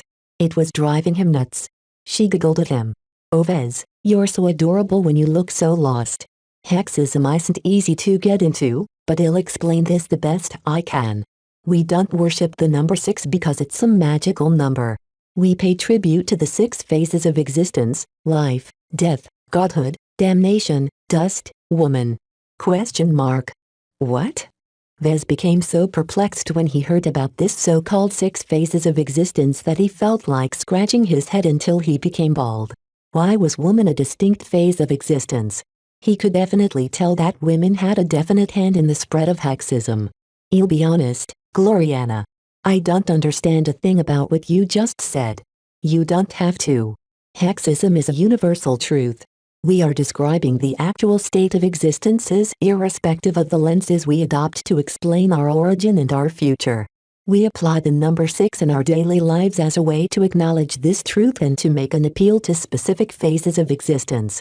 For example, a man like you should kiss me 6 times in the morning every day in order to appease the phase of woman. He looked at her weirdly. If you want me to kiss you 6 times in the morning, you don't have to make up an excuse. That's good. She grinned and shook with excitement. We can enjoy ourselves while at the same time pay tribute to the most supreme phase of existence. Truly, discussing anything about hexism was just asking for trouble. Vez really did not wish to go down the rabbit hole any further. I think I've heard enough. Please don't expect me to be as immersed in hexism as you. I respect your beliefs, but don't expect me to pray in front of 6 candles or anything. You don't need to do anything like that, Vez. You're already doing great things for hexism by creating gods. It is a privilege for me to be a part of your efforts into making one of the phases of existence more tangible in the form of your mech. For the sake of his sanity, Vez outright dropped the subject and pivoted to another topic. Let's go leave this workshop and enjoy the rest of the evening. We've already discussed my desolate soldier design all day. Okay. They finally left the workshop compartment and went to the lounge compartment. They sat on the same love seat as last time with each other's cats resting on their laps. Meow. Lucky looked up at Gloriana with a pleading expression. Oh, you're such a cute and sophisticated cat, Lucky. Gloriana playfully fed him an exotic. Do you approve of me? Do you think I'm a good woman for Vez? Meow. Ever since Vez boarded the Stellar Chaser, Lucky entered into a paradise. Not only did he have Clixie to relieve his boredom, the exotics that Gloriana fed him were much more expensive and potent than the barely worthless space rocks that consisted of his usual diet. As far as he was concerned, Vez should already shack up with Gloriana so that the supply of expensive exotics would never stop. In the meantime, Vez found Clixie to be surprisingly companionable to him. As soon as she realized that he understood her, Clixie began to regard him fondly. Meow. Oh, you want me to scratch you behind your ears? Okay. Meow meow. I'll tell Gloriana that you want more fish in your diet. Meow. You're so soft and fluffy. Lucky doesn't really have fur, so hugging him is like hugging a metal pipe. Once they had their fill of pampering each other's pets, they began to address something of import. Are you still serious about this grand expedition of yours? She asked. I haven't changed my mind. I still intend to visit the wider galaxy. Don't you want to go anymore? I still want to. She quickly replied. It's just that if we take such a lengthy multi-decade trip, I want our starting conditions to be as perfect as possible. A ship like the Stellar Chaser won't cut it for the expedition we have in mind. Only a fully fledged factory ship will enable us to keep up our mech production no matter where we go. We also need plenty of strong escorts to protect such a valuable ship, as well as ourselves. The expense is enormous, he said. There's no way you can pay for it, right? She shook her head. No. Eve approached my mother and some of the Waddens and they've all told me that they aren't willing to bankroll such an expensive expedition. They think I can make just as much progress at home where they don't need to waste so many hex credits. They don't understand. Then, maybe we should settle for something cheaper and less modest. No. Absolutely not. That's unacceptable, Vez. We are not going to enjoy our sweet time together on a tiny rust bucket that won't offer enough room to raise our 6 children. Vez decided to ignore her comment about having 6 children. Then what options do we have? Eve figured out 2 different solutions. The one I came up with earlier is to solicit external investors. We are basically pledging investors a share of our future earnings in exchange for a hefty investment up front. Much like any other business. That did not sound attractive to Vez. What about the other option? I only came up with this when you revealed your capabilities to me. Instead of attracting external investment that comes with a lot of strings attached, we should instead earn all of the money ourselves by selling enough masterwork custom mech to wealthy Hexer clients. Chapter 1521 Masterwork Value. Living together with Gloriana aboard a single ship was an entirely new experience to Vez. While he had to get used to Gloriana's idiosyncrasies such as her expression of her faith, all in all he felt as if he stepped into a paradise. After spending so much time alone, he began to rediscover the pleasures of life.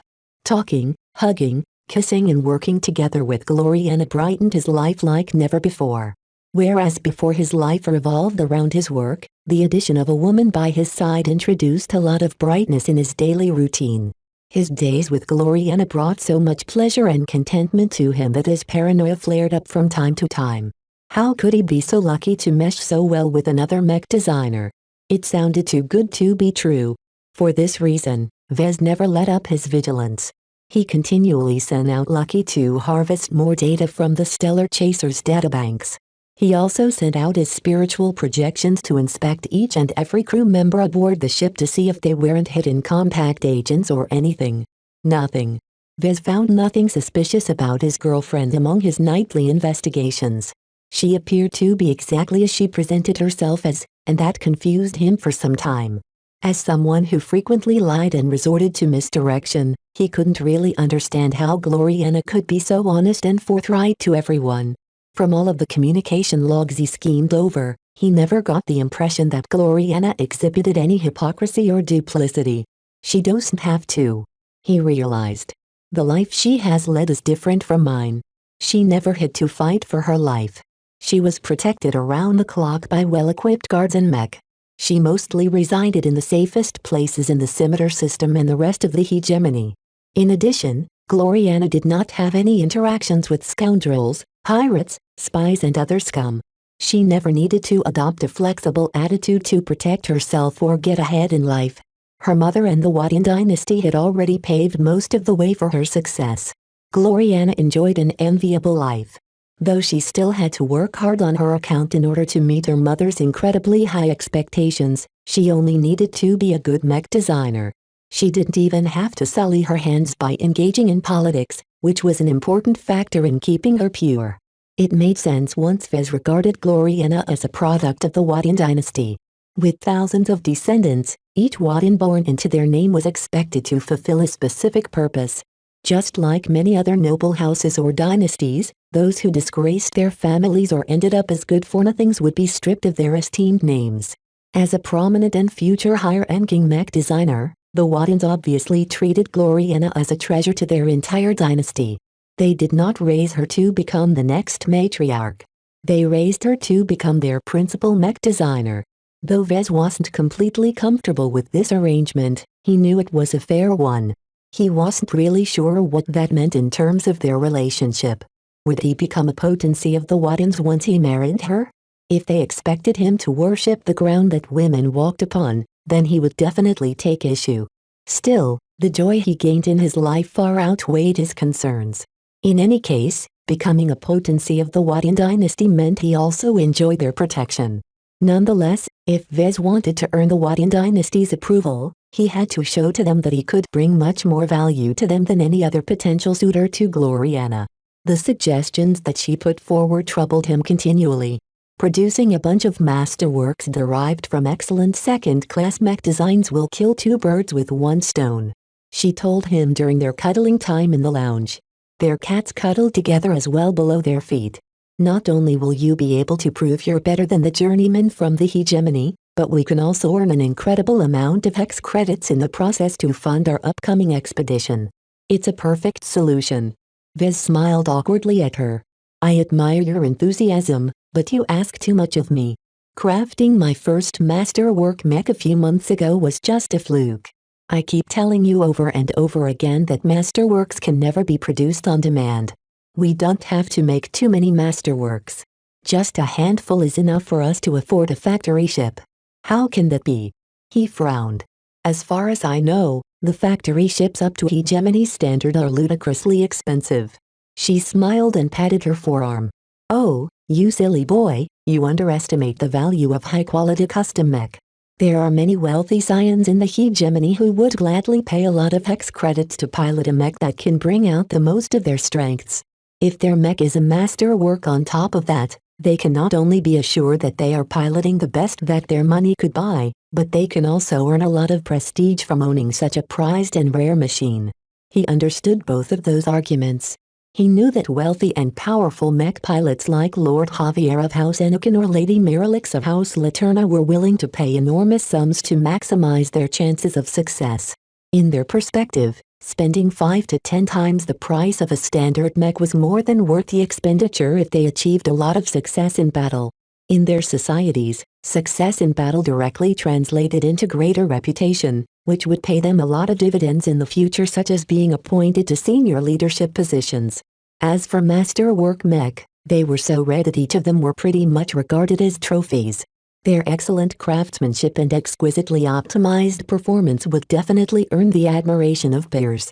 While their actual performance did not differ too much from non-masterwork mech, the symbolic value they held simply couldn't be bought on demand, which justified their insane price premiums. In other words, wealthy people are willing to spend insane amounts to satisfy their vanity. He summed up. Vanity is not inherently bad when it gets you ahead. She added. When I tell you that hexers are willing to fund our factory ship to obtain an excellent masterwork mech, I really mean it. One thing you have to know about the second-class mech market is that it features a considerably higher price ceiling than what you are used to. The scions of the matriarchal dynasties are even willing to pay 1,000 times the price of a standard mech to pilot an excellent, custom masterwork mech. Translated to the Bright Republic, that meant that a mech pilot from one of the founding families was willing to pay 60 billion credits or more for a custom masterwork mech. Such an immense price tag was more expensive than many expert mech, and it was mostly due to the fact that it was a masterwork. Vez shook his head. Even if I can accept that there are moneybags in the hegemony who are willing to invest so much in a masterwork mech, that still leaves the fundamental problem of making them. Why are you so sure that we can produce not one, but several within a decade? Her grin widened. Have you forgotten about my specialty? He had grown more and more familiar with what she was capable of. Her design philosophy and her high standards pushed her to excel in almost every matter concerning mech.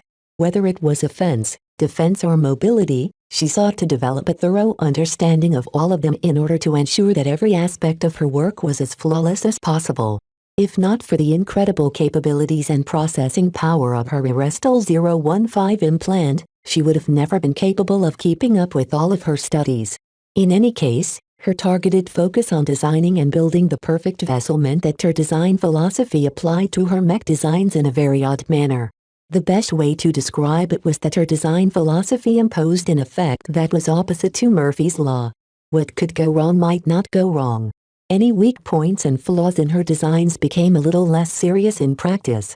The reason why her design philosophy fell under Class IX rather than Class I was that this effect did not necessarily interfere with other effects applied to mech.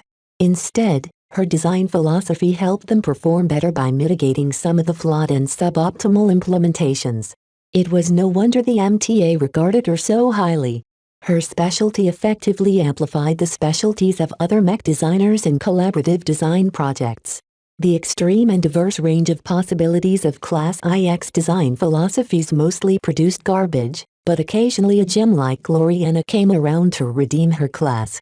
Of course, at this stage the effect was barely noticeable.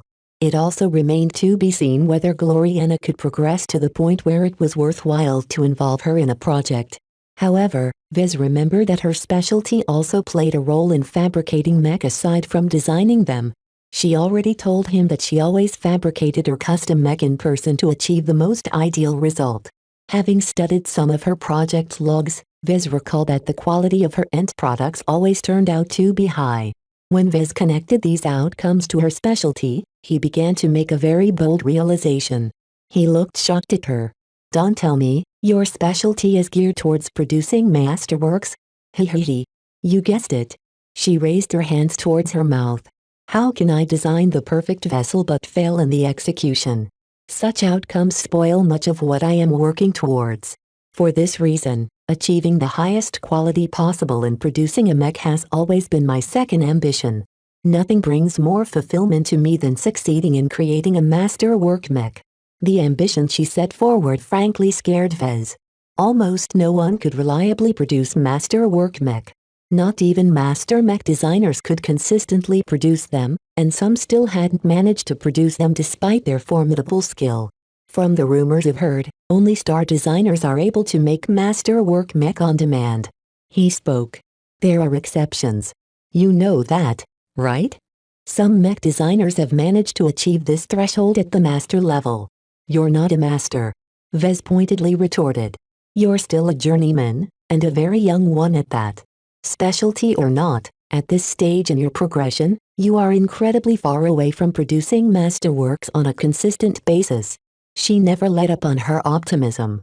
That may be true, but as long as I make some progress, my chances of making one may become high enough that we can succeed in producing at least a couple of masterworks in the next decade.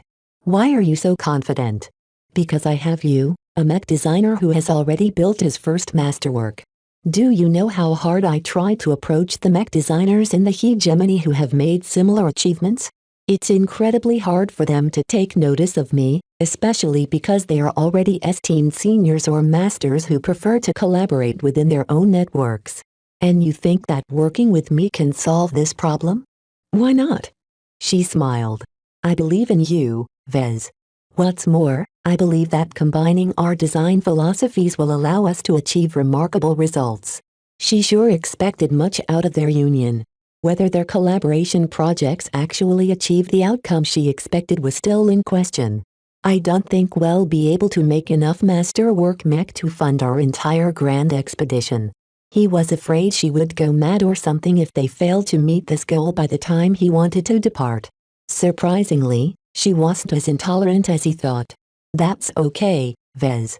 We should just do the best we can and earn as much money as we can make in the next few years. If we still come up short, we can always cover our deficit by drawing upon outside investment. The Wadian dynasty and various external parties would be glad to invest in our ventures as long as we show at least some promise together. That sounded a lot more reasonable. Combining both solutions to fund their grand expedition gave them enough flexibility to go forward regardless of their results. Chapter 1522 Retraining and Reforming. As the days went by as their combined fleet made their way out of the Herdog Dominion, Vez made sure to keep in contact with his people. He had to borrow the Stellar Chaser's communication systems to contact others, but he trusted Gloriana enough to refrain from meddling in his affairs. For example, Vez finally heard back from Commander Cinnabar. He accepted his call in his guest room. My entire crew came to a unanimous decision. The bearded man spoke over the comm. We think that working for you is our best ticket to success. That was surprising. How difficult was it for you to convince the doubters to change their minds?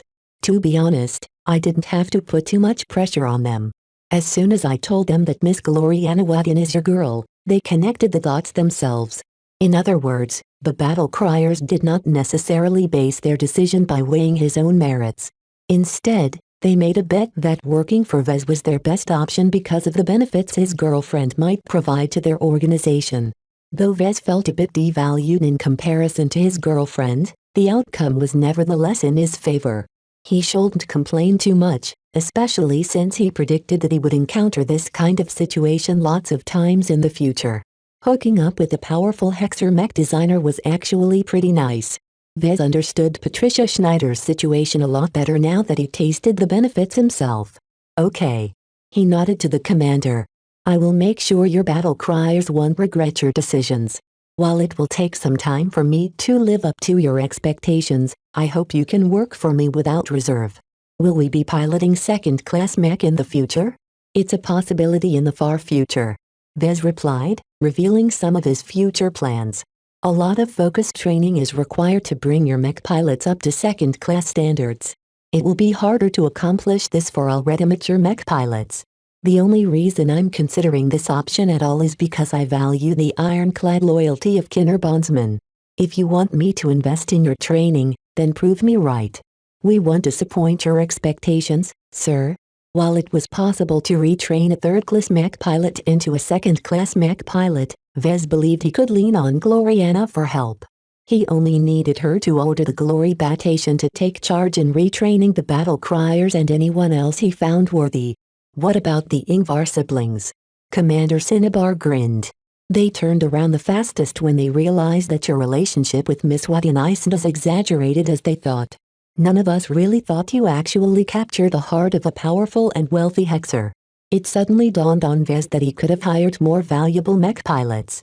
Not only did he increase his own reputation and standing during his year-long trip, he also gained Gloriana's halo now that they showed to everyone that they were committed in a relationship.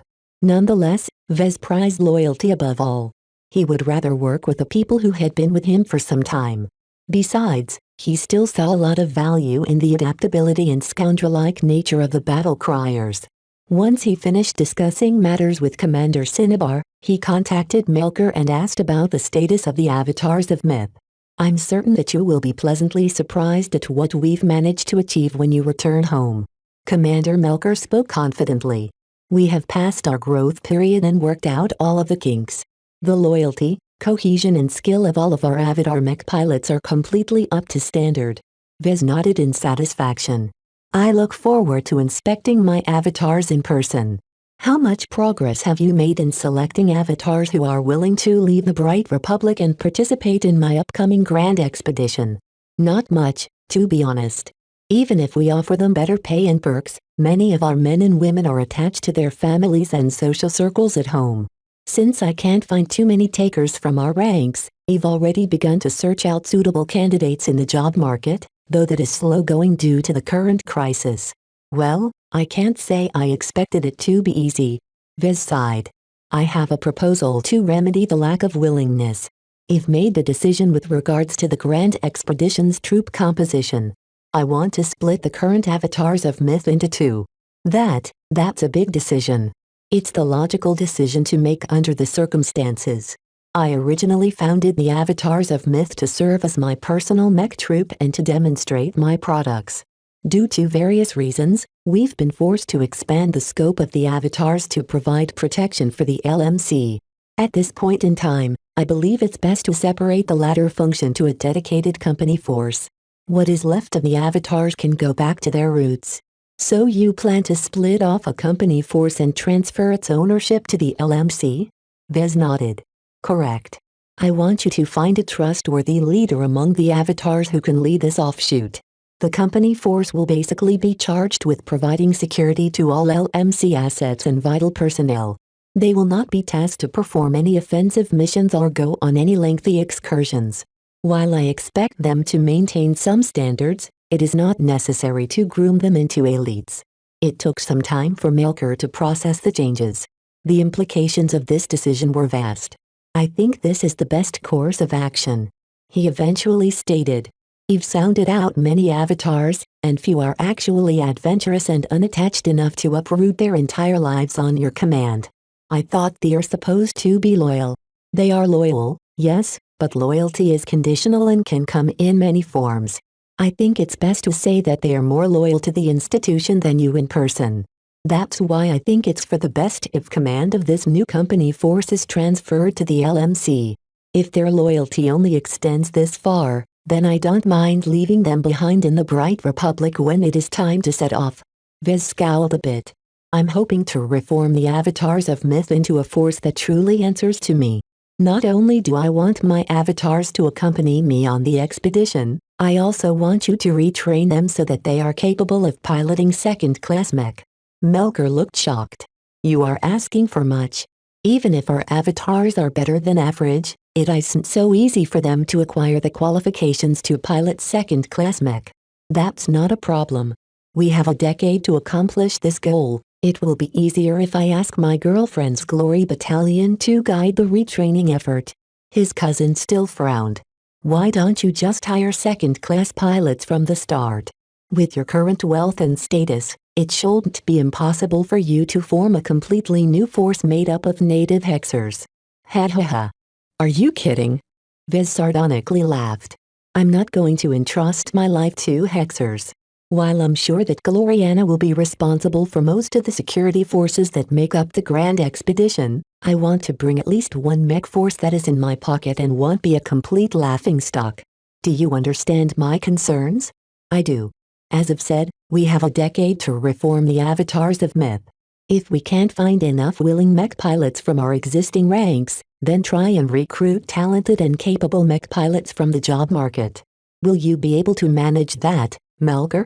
Surprisingly, Melker looked confident. With the conditions you set forward, I think we'll be able to find a lot more takers. As long as people hear that you are willing to retrain them into second-class mech pilots, I can guarantee you that we will be flooded with thousands of applicants. Vez blinked. He could actually envision such an outcome. Many third-class mech designers dreamed of becoming second-class mech designers in order to earn more money. Was it any surprise for him to learn that many third-class mech pilots wanted to upgrade themselves into second-class mech pilots? Not only would they be able to pilot much more powerful mech, but they also expected to earn a higher salary. If that's the case, then make sure to maintain a high selection standard. For now, limit your selection to talented and promising Brighter and Elvanan mech pilots. The younger, the better. It takes a lot of effort and money to retrain a mech pilot, so I want to get a lot of use out of them before they retire. Younger mech pilots are also easier to retrain. Melker agreed. They're not yet set in their ways. It would be as if they are still a mech academy. Why open the avatars to the Ilvanans, by the way? I think we can satisfy all our needs with Brighters alone. I don't want my avatars of Myth to reflect a single origin. They need to be loyal to me rather than our state. Introducing Ilvanans will break up the insularity of your ranks and open up the possibility of recruiting more foreigners. If you put it that way, then I agree. It's just, the Ilvanans are pretty strange. I think a lot of Brighters will take issue with their faith. Kick them out if they can't handle diversity. Vez resolutely stated. The Ilvanan faith is mostly harmless as long as their believers keep their faith to themselves. Considering my reputation the Protectorate, I think it will be very easy for you to recruit enough Ilvanans. Okay, Vez. I'll try my best and see if I can integrate the two cultures. Speaking of which, what is your stance on opening up our recruitment to Larkin Sons? The mech pilots that come from our family are much better trained, and I think they'll be very loyal to your cause if you give them the chance to retrain them into second-class mech pilots. I certainly look forward to this opportunity. This. Vez paused a bit as he considered bringing in his family. It's acceptable as long as the Larkin Sons are loyal to me rather than the Larkin Son family or the Bright Republic. Do you understand? Melker grinned. Oh, I think many Larkin Sons will jump at this opportunity. They will form the core of our reformed outfit. That is not what I expected to hear. Vez admitted. Your impression of us is outdated. All of the changes that you've sparked has thoroughly changed our family in the past few years. The younger generation especially look up to you. I think there will be plenty of young and ambitious Larkin Son mech pilots who are willing to defy the expectation of our elders and skip enlisting in the mech corps in favor of joining the avatars. What about the family? It's fine. As long as we target younger mech pilots, they'll be more eager to take the opportunities you present to them. They'll also be single and unmarried, so you don't have to worry too much about those kinds of attachments. I see. I'll take your word for it. In any case, my goal for the next decade is to transition the avatars of Myth into a smaller but more capable second-class mech force. I don't expect the avatars to match the prowess of the Glory Battalion in such a short amount of time, but the foundation should be there. As for those who are unwilling or unsuitable to become a part of this initiative, they can enjoy a stable life by transferring to our new company force. They'll need a name. Have you thought of any? Let's go with Living Sentinels. Their name reflects their allegiance and their purpose. Sounds good. The two spent the rest of the call on hashing out the details. At the end of their discussion, Melker conveyed a final suggestion to Vez. By the way, you should call Kedis. Something important has come up that has kept her occupied in the past few months. That sounded serious. Vez had been wondering what took her so long to show off her own design work to him. He thought that she was busy refining her mech designs further on account of his previous feedback. Chapter 1523. See hi, Vez. I'm sorry I've been out of touch lately. Kedis wearily spoke. Her projection showed a lot of stress and worry on her face. Vez doubted that she enjoyed a good night's sleep lately. He immediately grew more concerned. What is the matter? The Sandman invasion. She burst out.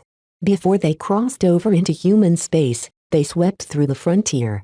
The Ferristara region is riddled with Sandmen right now and nowhere is safe anymore. The Sword Maidens under Commander Dice have taken a battering in an attempt to avoid the aliens. Vez knew this, but in his preoccupation of his own affairs he overlooked the implications the invasion might have on Kedis.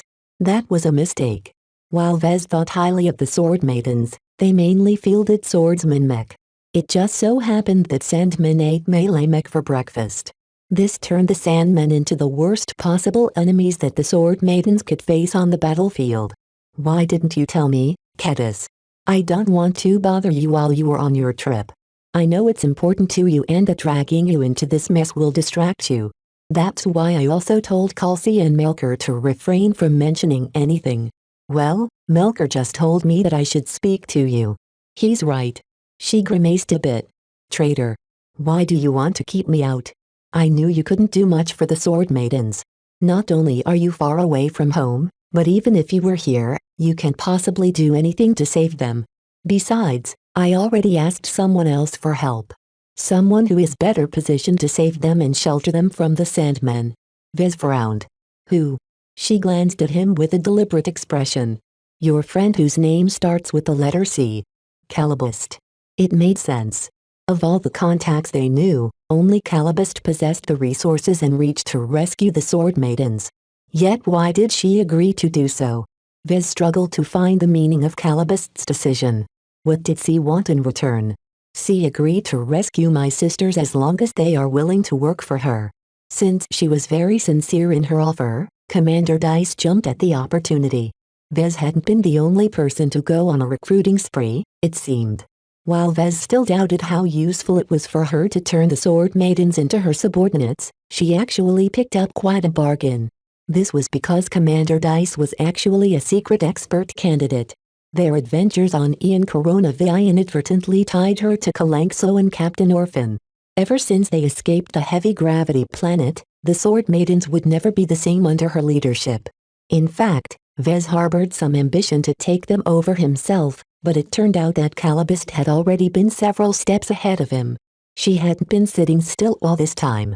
He didn't blame Calibust for making good use of this opportunity. He had been splitting his time on way too many affairs that it might be better if his supposed partner took some responsibilities off his shoulders. Does this mean you work for C now? You know where my heart lies. I have always been a sword maiden. That has never changed. Vez accepted this answer. He did not begrudge her for staying true to her heart. Besides, working for Calibust did not mean that she left his orbit. So, how are the sword maidens doing? C managed to rescue them, or at least their survivors. Due to the current Sandman crisis and the huge amount of refugees fleeing from their homes, it's not very difficult for C to arrange new identities for them and mix them among the former citizens of the fallen states. No one really cares anyway, and the veracity of their identities can't be confirmed considering that the Sandmen have eaten most of the databases situated in the fallen states. This was the perfect time for pirates and other scum to gain new identities. With billions or even trillions of refugees and dispossessed citizens on the move, it was extremely easy for someone like Calibust to make the Sword Maidens adopt the identities of those who died. Perhaps her covert actions might have invited some scrutiny during ordinary times, but with how the crisis swamped every administration, there was no way any authority could spare the time to hunt for pirates among the refugees. So what will your sisters be doing? Once they recover and rebuild once again, they'll do whatever C tells them to do. In any case, Commander Dice has hit it off pretty well with our new boss. My sisters are very happy with their savior. That was something that he could easily imagine. Okay. I'm glad to hear that the Sword Maidens have ended up in good hands. What about you? Will you still remain with the LMC? She nodded. I still have much to learn. The Sword Maidens don't need my help right now. Not in my current state. I'm glad to hear that. Whatever you or C decide, I'm willing to accept your choices. As his first student, he wanted the best for Kedis. He did not particularly mind if she stopped working for the LMC, as he now gained a much better helper in the form of Gloriana. It seemed like he needed to have a good talk with Calibust when he returned home. Vez gained a sneaking suspicion that she was up to something. They turned to other topics. Kedis briefly reported about the ongoing testing of the prototype of the Desolate Soldier. So far, none of the test results yielded too many divergences from the simulations. Your mech is really basic but very well put together. Since it's not a very complicated mech, I'll have a report ready for you in the next few days. The short testing period matched his expectations. The Desolate Soldier differed a lot from the Aurora Titan and Transcendent Messenger, both of which required weeks of continuous testing. I look forward to receiving the results, though it sounds like there are only small discrepancies. They quickly ended the call after that, leaving Vez to ruminate over the revelations he heard. It appeared that Calibust was making a move to form the shadow force he always wanted to form. It's better to leave this matter in the hands of an expert, he muttered. Vez already had his hands full in managing 3 different mech forces under his command. First, he planned to place most of his attention and resources into cultivating the avatars of Myth into his premier elite mech troop. He wanted to uplift its mech and mech pilots to second-class standard. While this took a lot of money and effort, so long as his collaborations with Gloriana bore fruit, Vez didn't think that money would be an issue. Second, he wanted to form a more expendable mech force in the form of the Battle Criers. Vez planned to utilize the Battle Criers in a different capacity and make them do the jobs that would sully the avatars. While some parts of their job description overlapped with Calibust's Shadow Force, the most important merit of the Battle Criers was that they only answer to him. Vez was not foolish enough to depend completely on Calibust for certain matters in the dark. Besides, as long as they can be retrained into second-class mech pilots, they can accompany me on my grand expedition. The final and largest mech force consisted of his newly established living sentinels. Melker and Kalsi were still in the process of setting them up under the umbrella of the LMC. Nonetheless, by the time Vez returned to the Bright Republic, Vez expected them to complete the transition of the more casual and less committed avatars to the new company force. Unlike the former two outfits, Vez did not care too much for the living sentinels. The reason why he planned to put them under the LMC's management was because they were beneath his attention. It's fine if they turn into glorified security guards. They don't need to do anything else. The relentless Sandman invasion would serve as a useful test for all three forces. Once he finished his affairs, he returned to work. During the next few days, Vez received the complete testing report from Kedis. The prototype performed close to his expectations. Nonetheless, the results yielded by the prototype weren't as relevant as he initially expected, as Vez already implemented numerous changes to the Desolate Soldier design. Gloriana already exerted influence on the direction of his work. While the project had already reached a very advanced stage for her to make a bigger contribution, she was already responsible for suggesting numerous small changes. Vez applied the testing results to the second iteration of his mech design as best as possible before ordering the LMC to test his second prototype. Due to Gloriana's meticulousness, Vez was very confident that his second prototype would incorporate a lot less flaws. He believed the Desolate Soldier design was ready to be published as soon as he addressed the flaws revealed by his second prototype. Time began to pass as the fleet raced back to the Bright Republic as fast as possible. Fortunately, many of their ships were quite fast. As long as they took the most direct route by passing through as many port systems as possible, Vez expected to be back within 2 months. That was still too slow in his book. "What's worrying you, Vez?" Gloriana asked as he furrowed his brows after another design session. "It's taking too long to return to the Bright Republic. Already, my competitors at home have already begun to publish the mech that are adapted to fight the Sandman threat." Vez gestured his hands towards the terminal, which displayed a catalog of newly introduced mech models. All of them consisted of mech armed with ballistic and kinetic weapons.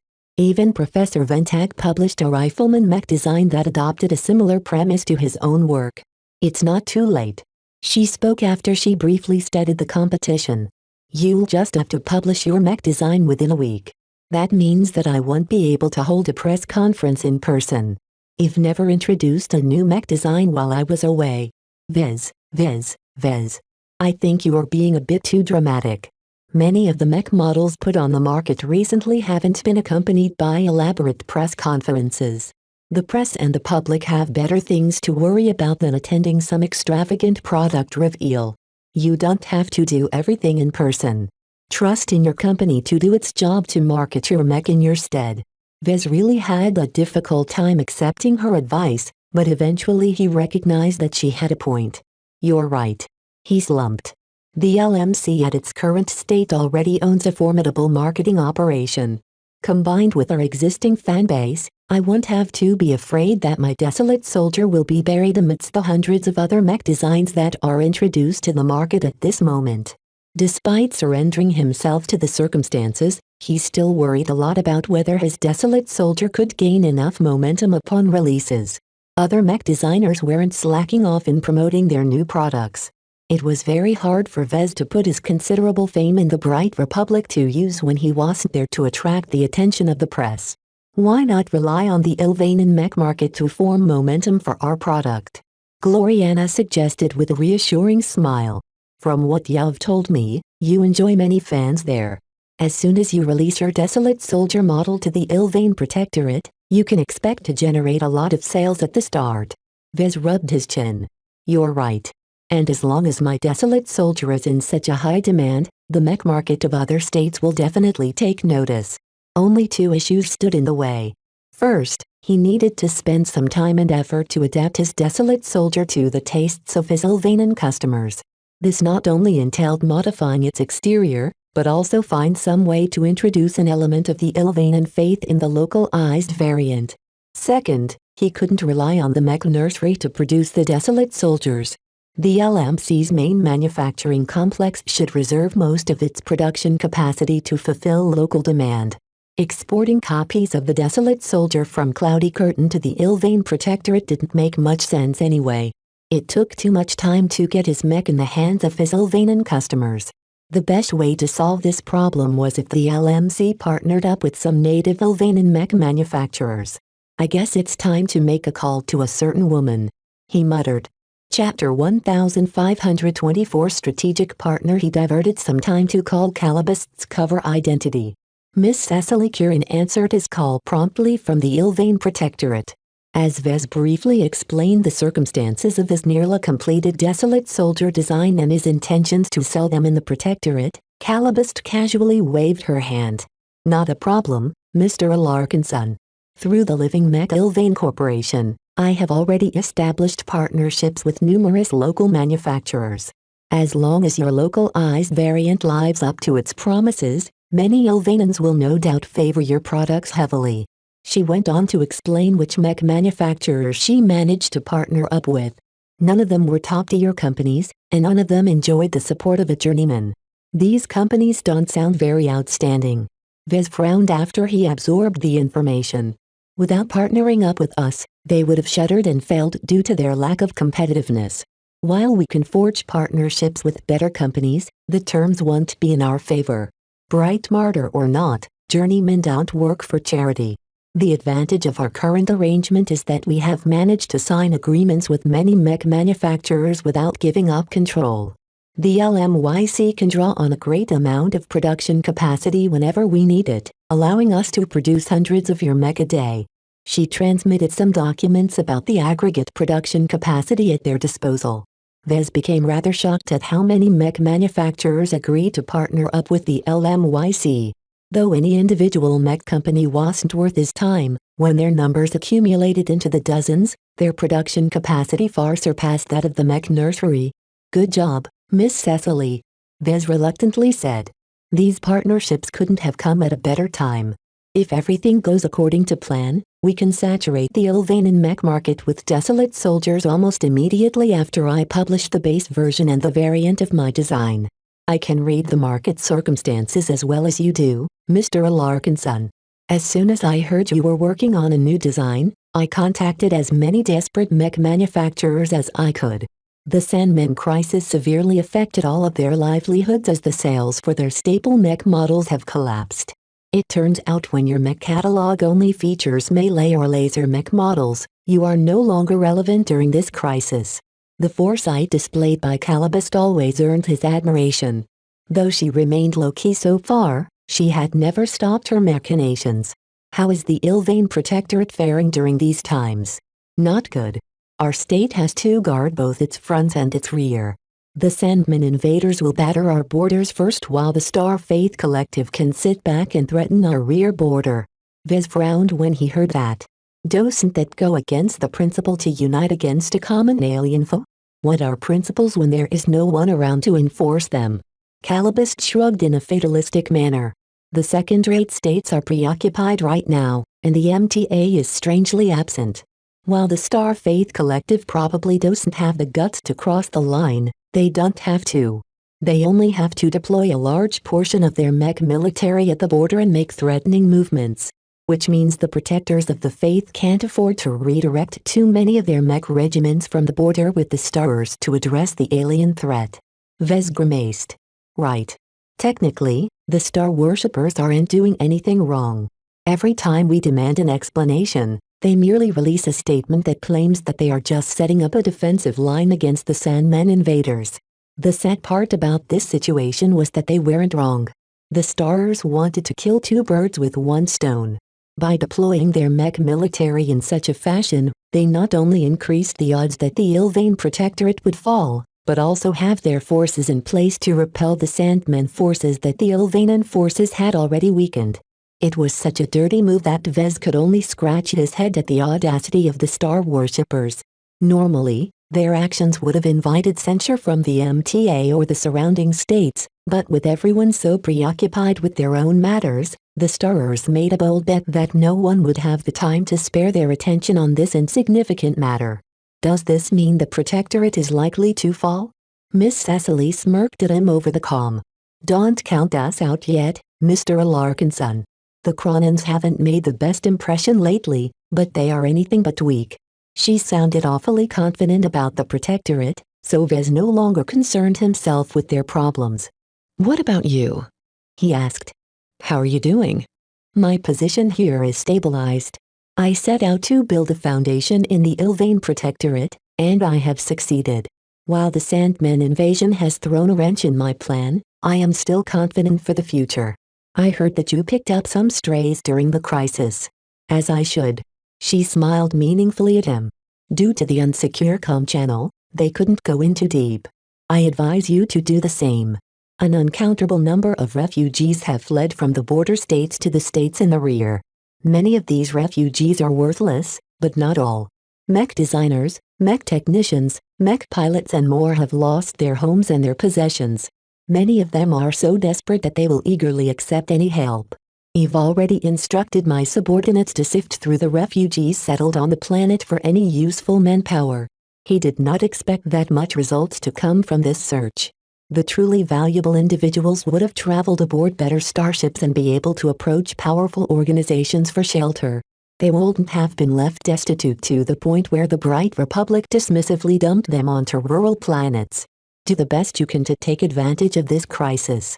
Once the Sandman invasion dies down, all of the territory left in the wake of the aliens are ripe for the picking. A chortle escaped from his threat. "We have to survive the onslaught first." After a bit more discussion, Vez was about to end the call. The questions that he really wanted to ask had to wait until he could visit her in person. Now that he conveyed his initial request and found out that Calibus didn't appear to be concerned, he could rest easy for the moment. "Mr. Larkinson, please wait a moment." She raised her elegant hand. "Before you go, let me leave you with 2 warnings. First, your recent rise to prominence has led to severe shifts within your Larkinson family. Don't underestimate the impact you have on your family's long-standing traditions. Second, no matter what disaster might occur, don't act like a fool and get entangled in affairs that are greater than you. Not every problem is your problem." Was Calibus afraid that he would place his life in the line to defend the Bright Republic against the Sandmen? "I have a duty to assist my home state," he stated with some conviction. "If the Bright Republic is in trouble, I won't stand by without doing my best." Having worked so long on the Desolate Soldier, Vez constantly honed his mind with duty. Some of it still lingered even when he wasn't actively working on his design. "You're just a mech designer. Isn't that your tagline?" Calibus sighed at him. "Your only purpose in life is to design mech for other people to use. Nowhere does it state that you have to place yourself in the line of fire and spit at your enemies." He knew that, but he still felt restless at the thought of leaving his home state to its mercy. The Larkinson blood within him compelled him to do more, but it was hard to imagine he could do anything against an inflexible foe like the Sandman. The call ended soon after. Vez mulled over Calibust's words for a bit but did not let it distract him from his current priorities. Right now, readying the Desolate Soldier for release demanded his total attention. As soon as he rejoined Gloriana back at the workshop compartment, she hugged him with much greater affection than usual. "Hee, you're back," she jeered. "Of course I'm back. There is always work to be done." As Vez sat down at his seat behind a terminal, Gloriana shifted up to him and hugged him closer.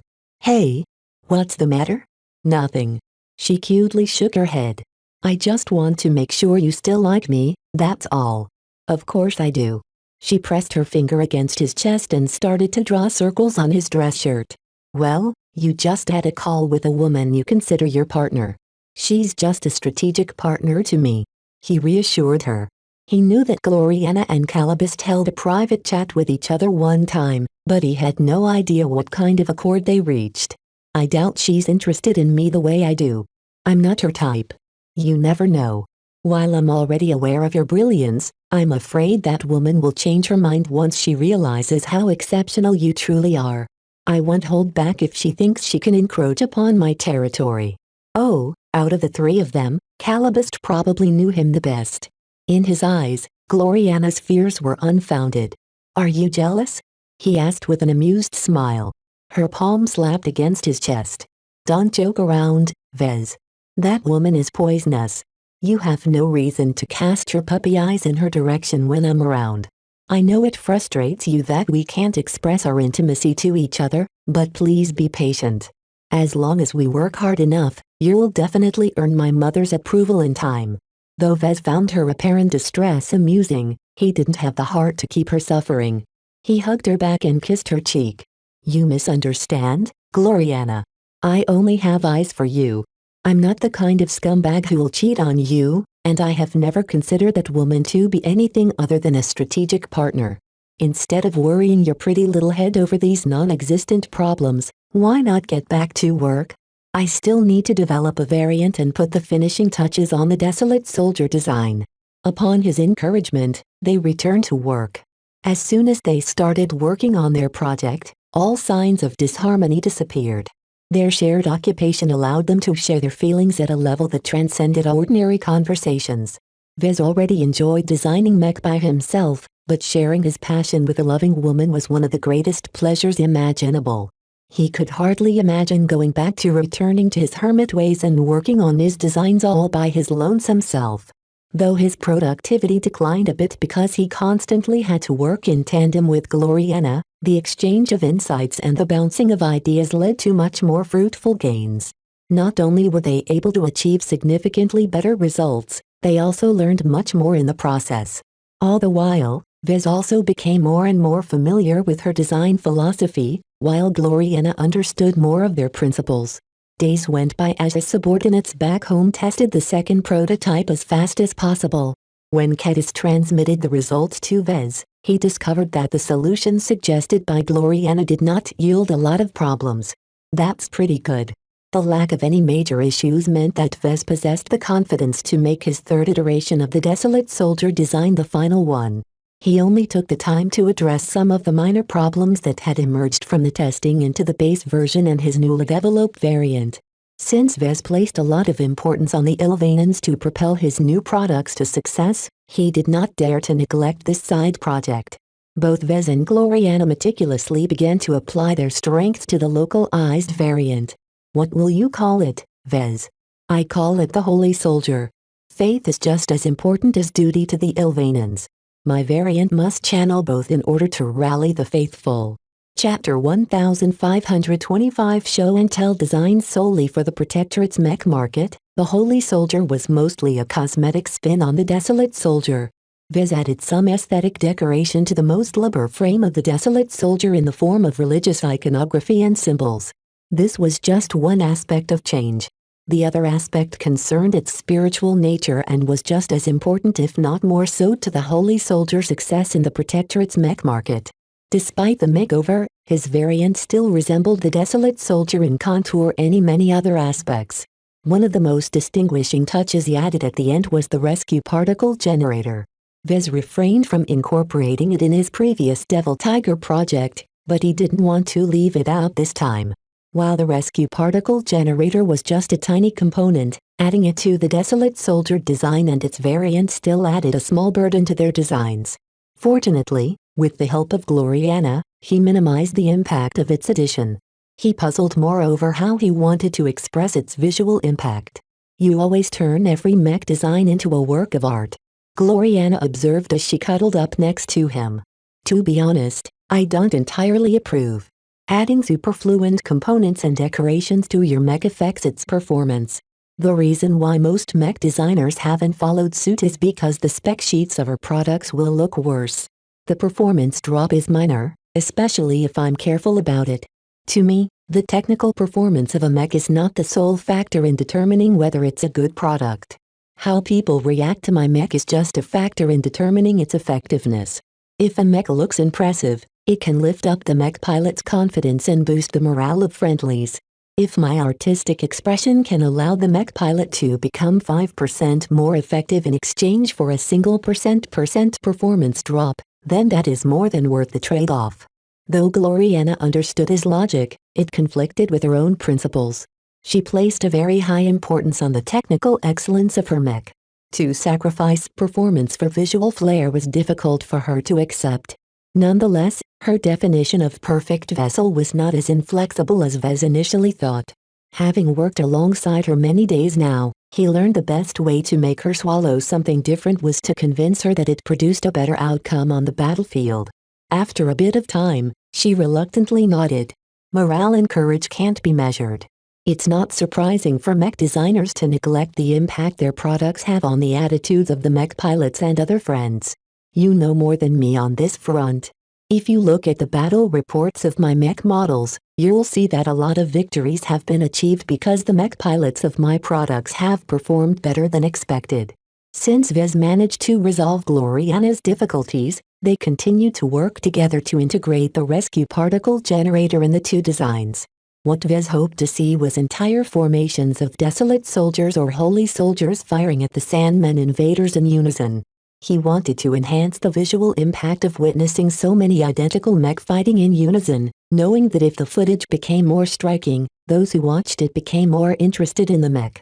Since Vez still wanted to keep the desolate soldier and its variant as simple as possible, he limited his implementation to a small module affixed into chest plating of the mech.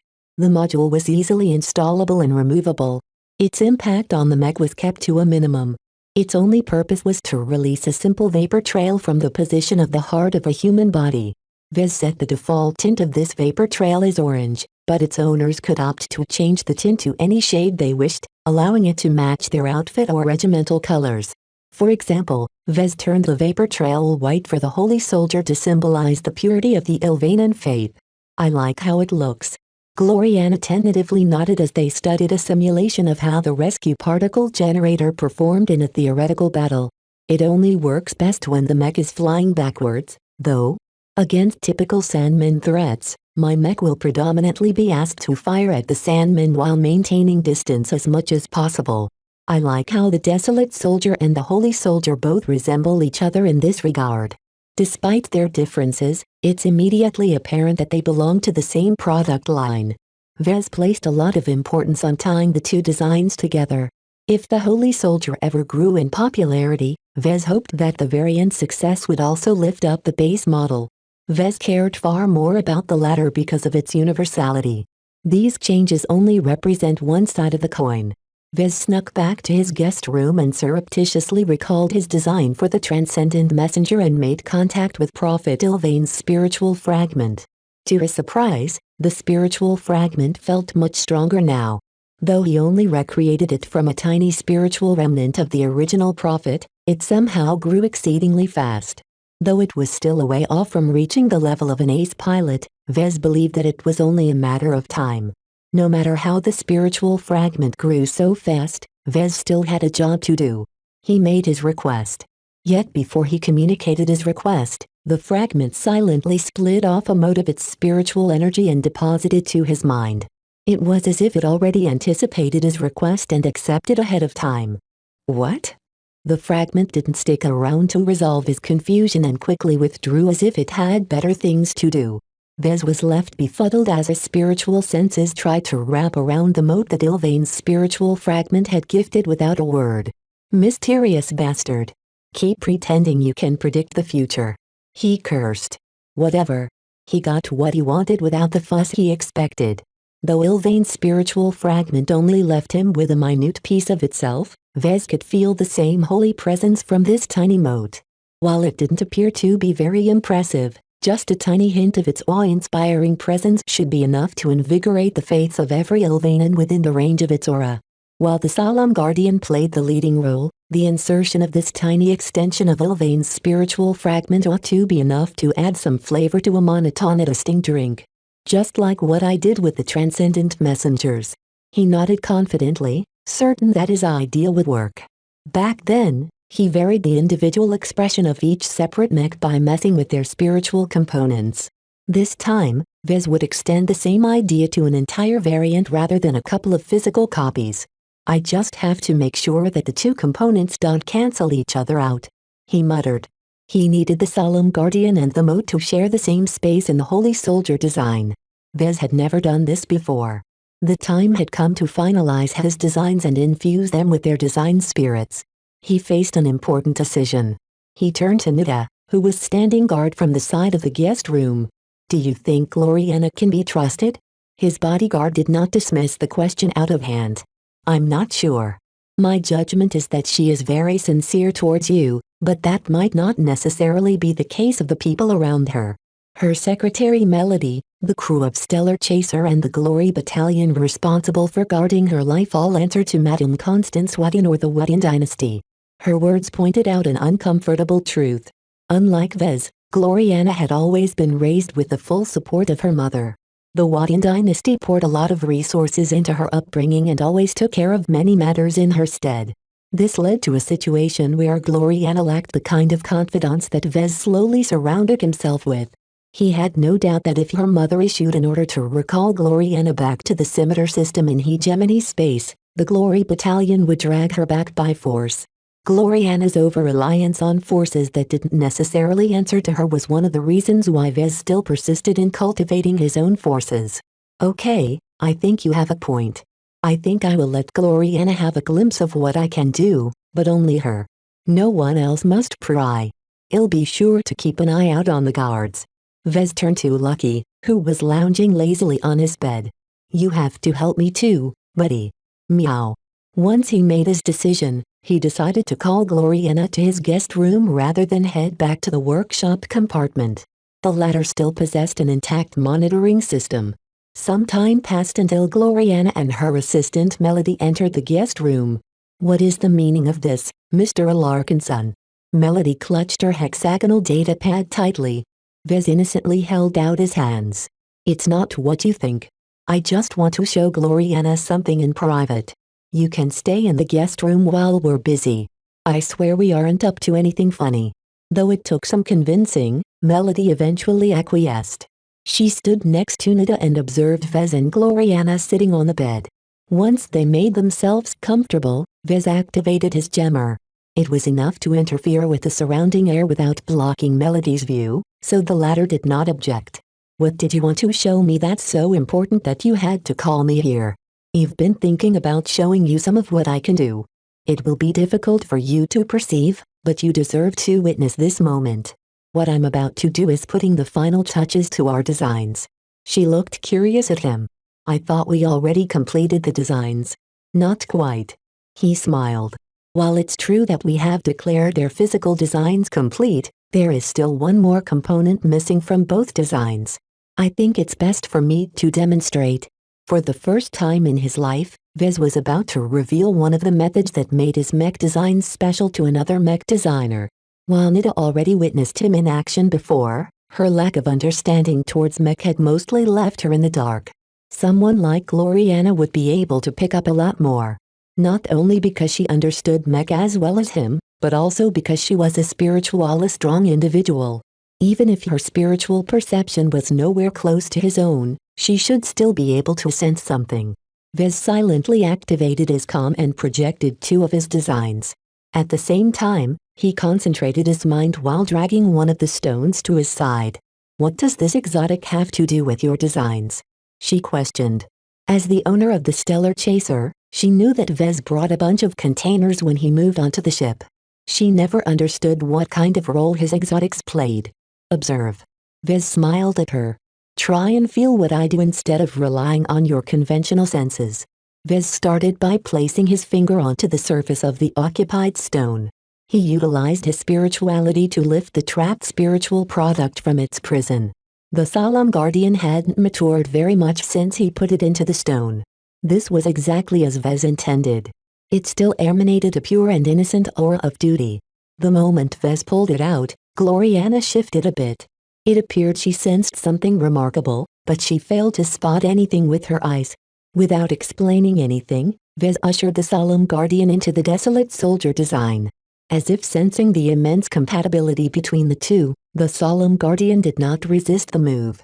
Once it settled into the conceptual space of the desolate soldier design, the newly instilled design spirit quickly melded into its new home, instantly empowering its X-factor to greater heights. Vez. Gloriana gasped. Your design suddenly changed. It feels so much more remarkable, just like the Aurora Titan and your other designs. Did you just infuse it with one of your protagons? Vez did not want to admit it directly. I added in the final component. Pay careful attention to what I do next. He retrieved the mote of Ilvain's spiritual fragment and put it into the Holy Soldier design. Next, he began to do something he always theorized but never put into action before. He projected his spirituality and applied it towards the Solemn Guardian. He conveyed a request to the spiritual product. Some time passed before the Solemn Guardian suddenly projected itself onto the Holy Soldier design. The variant's close similarity to the Desolate Soldier made this interaction possible. Chapter 1526 Smashing Noses. While Vez showed off his tricks to his girlfriend, something significant was about to happen elsewhere. Within the Nixon Gap, nuclear fury engulfed a massive fortification built into a cold and frozen mountain range. A tide of doom crawlers advanced across the rogue planet's dark and desolate surface in an implacable tide. Hundreds of broken enemy pirate mech lay fallen in their path. None of them had managed to dent the heavy armor of the Spire Helix Annihilators. The performance of the Annihilators exceeded the expectations of their owners. They managed to advance fast enough to catch the occupying Pirate Alliance off guard while at the same time unleash a prodigious amount of ordnance towards the fortification. With each volley of missiles or cannons, the fortifications cracked or vaporized. No matter how deep the fortification reached, the immense amount of firepower arrayed against it rendered nearly every barrier meaningless. Plenty of pirates managed to escape the attacks by the skin of their teeth.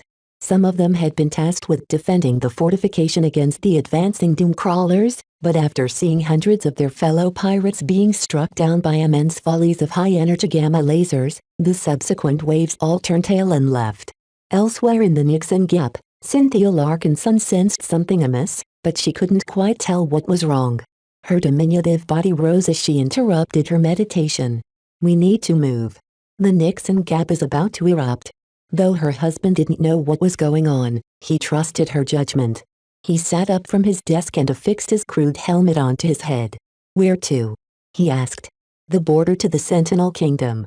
Opportunities await us there, but we should be careful not to stick around for long."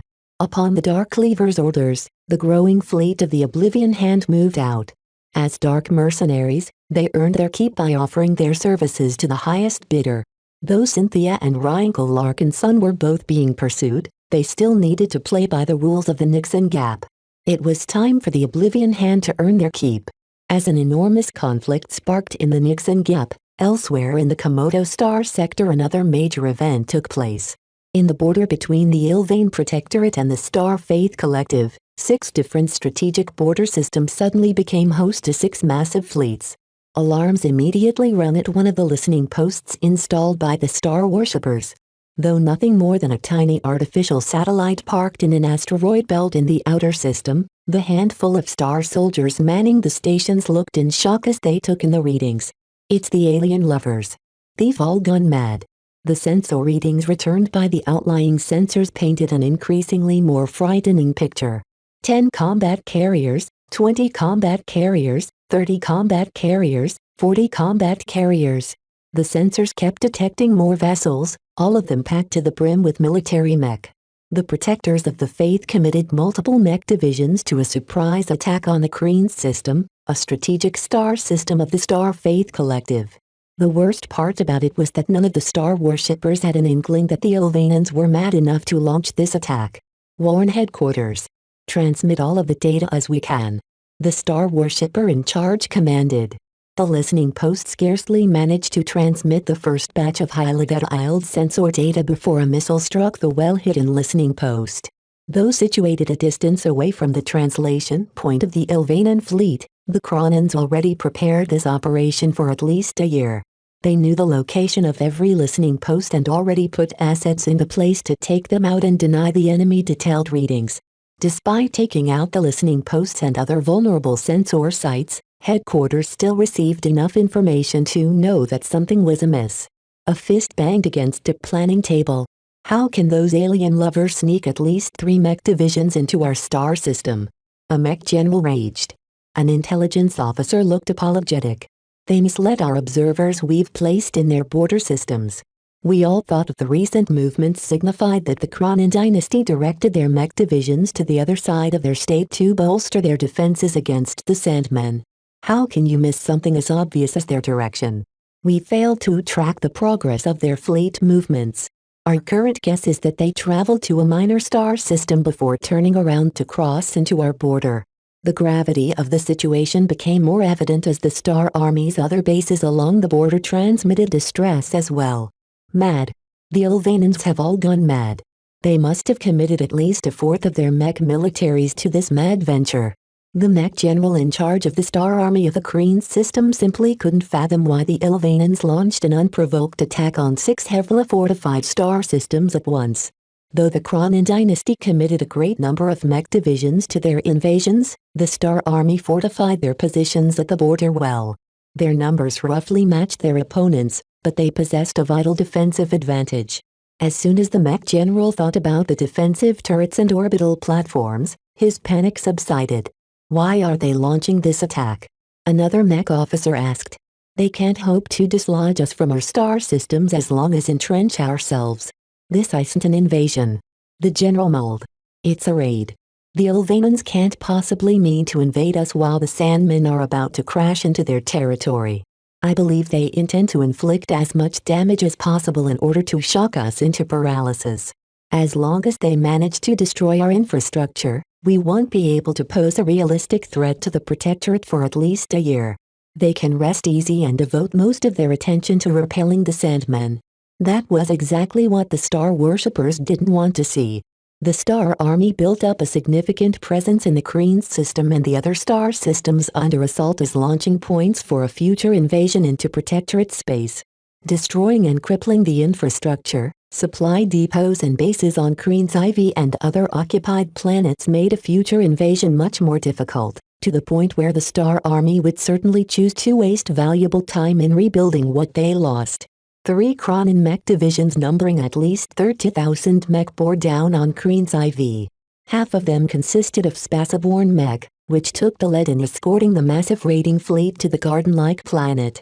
The Star Army responded in kind by deploying their Spaceborne mech regiments in a defensive posture. Yet even as they hugged their orbital defense platforms, the extra firepower and defensive cover barely made a difference. Hundreds of huge, identical mech deployed in front of the Cronin invasion fleet and put their huge tower shields in front of vulnerable ranged mech.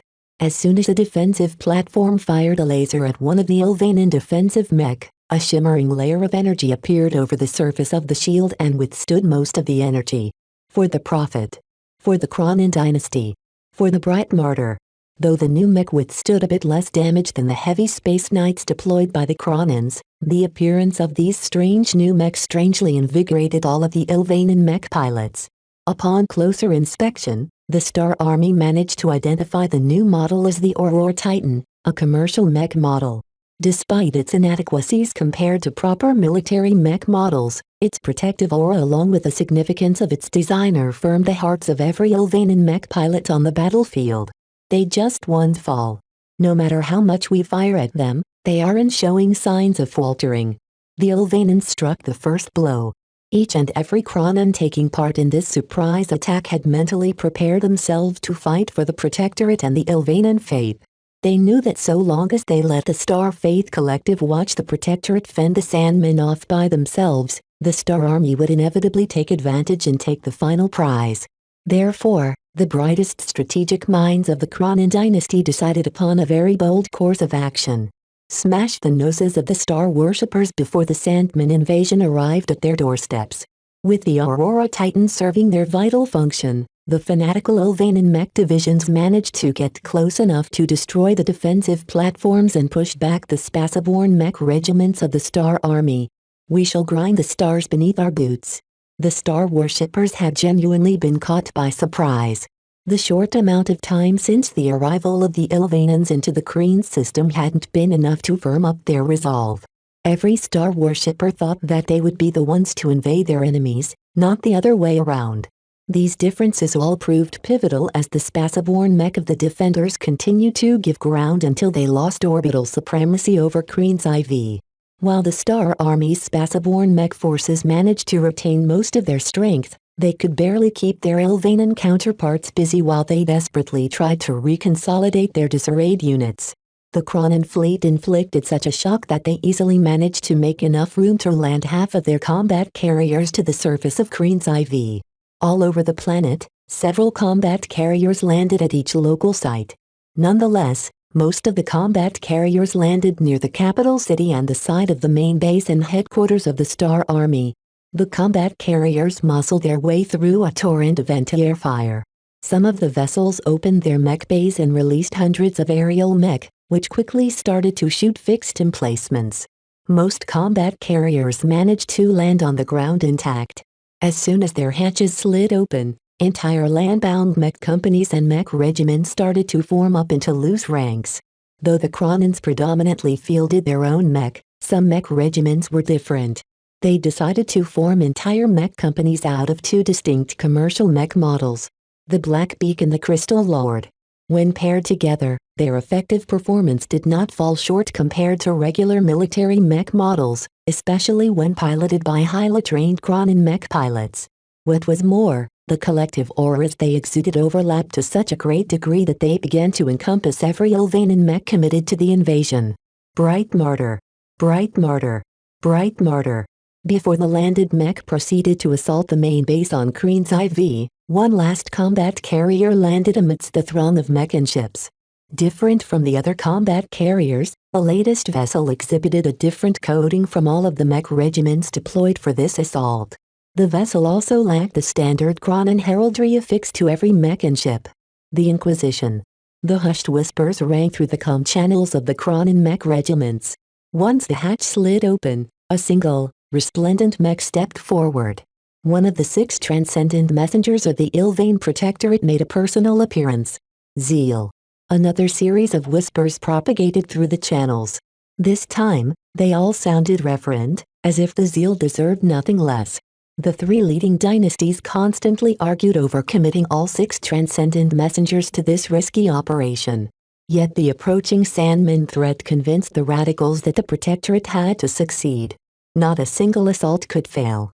As long as the Star Army still retained one of their forward bases, they would always be able to press a knife into the back of the Protectorate. Facing 2 existential crises at once, the leaders of the Protectorate decided that they needed to pull out all of the stops. Teo Melon glanced at the thousands of Kronin mech forming up on the local plot.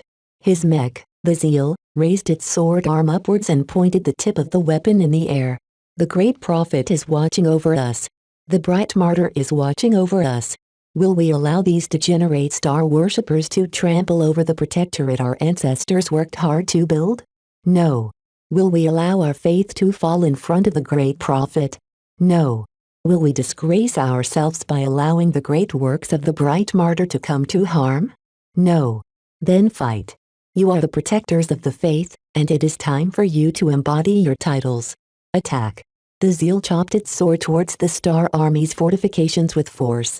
At the same time, Melon's conviction resonated with the intense faith and zeal of his hero mech, amplifying its aura. Its reach and intensity expanded considerably, causing every Kronin mech pilot within range to feel unprecedentedly sacred. Ilvain shall prevail. Chapter 1527 Halifax Base. The status of the Bright Martyr became considerably contentious after his arrival and departure in the Ilvain Protectorate. Some believed he was a charlatan. Others couldn't get over the fact that a foreigner became the next martyr. The upper ranks of the leading dynasties did their best to temper everyone's worship of the Bright Martyr. They became fearful of what might ensue if their flock demanded a new shepherd. Though the 3 leading dynasties managed to reduce most mentions and calls to revere the Bright Martyr in the media, it had already gone out of control. Practically every Ilvanan became aware of the Bright Martyr's existence, and his rise was the most exciting incident to happen in the last 400 years since the founding of the Protectorate. Unless they relied on more coercive measures, there was no conceivable way to erase the name of the Bright Martyr from the lips of the Ilvanans. Having been raised from birth to worship the Great Prophet and his hand-picked martyred followers, the rise of a new martyr became an unquestionably alluring focus of their devotion. Prophet Ilvain has never left us. Look at the Bright Martyr. His appearance is proof that the Prophet is still with us. Just look at his works and you will know the truth. While the Puxco dynasty made numerous proposals to enact such measures, the Kurin dynasty always opposed the attendance of Ilvain. Even the Kronin dynasty refused to entertain such means. As the protectors of the flock, it had always been their duty to protect the Ilvanans. They were not about to allow anyone to harm them in such fashion. The belief in the Bright Martyr therefore managed to spread among the lower classes of the Protectorate without too much hindrance.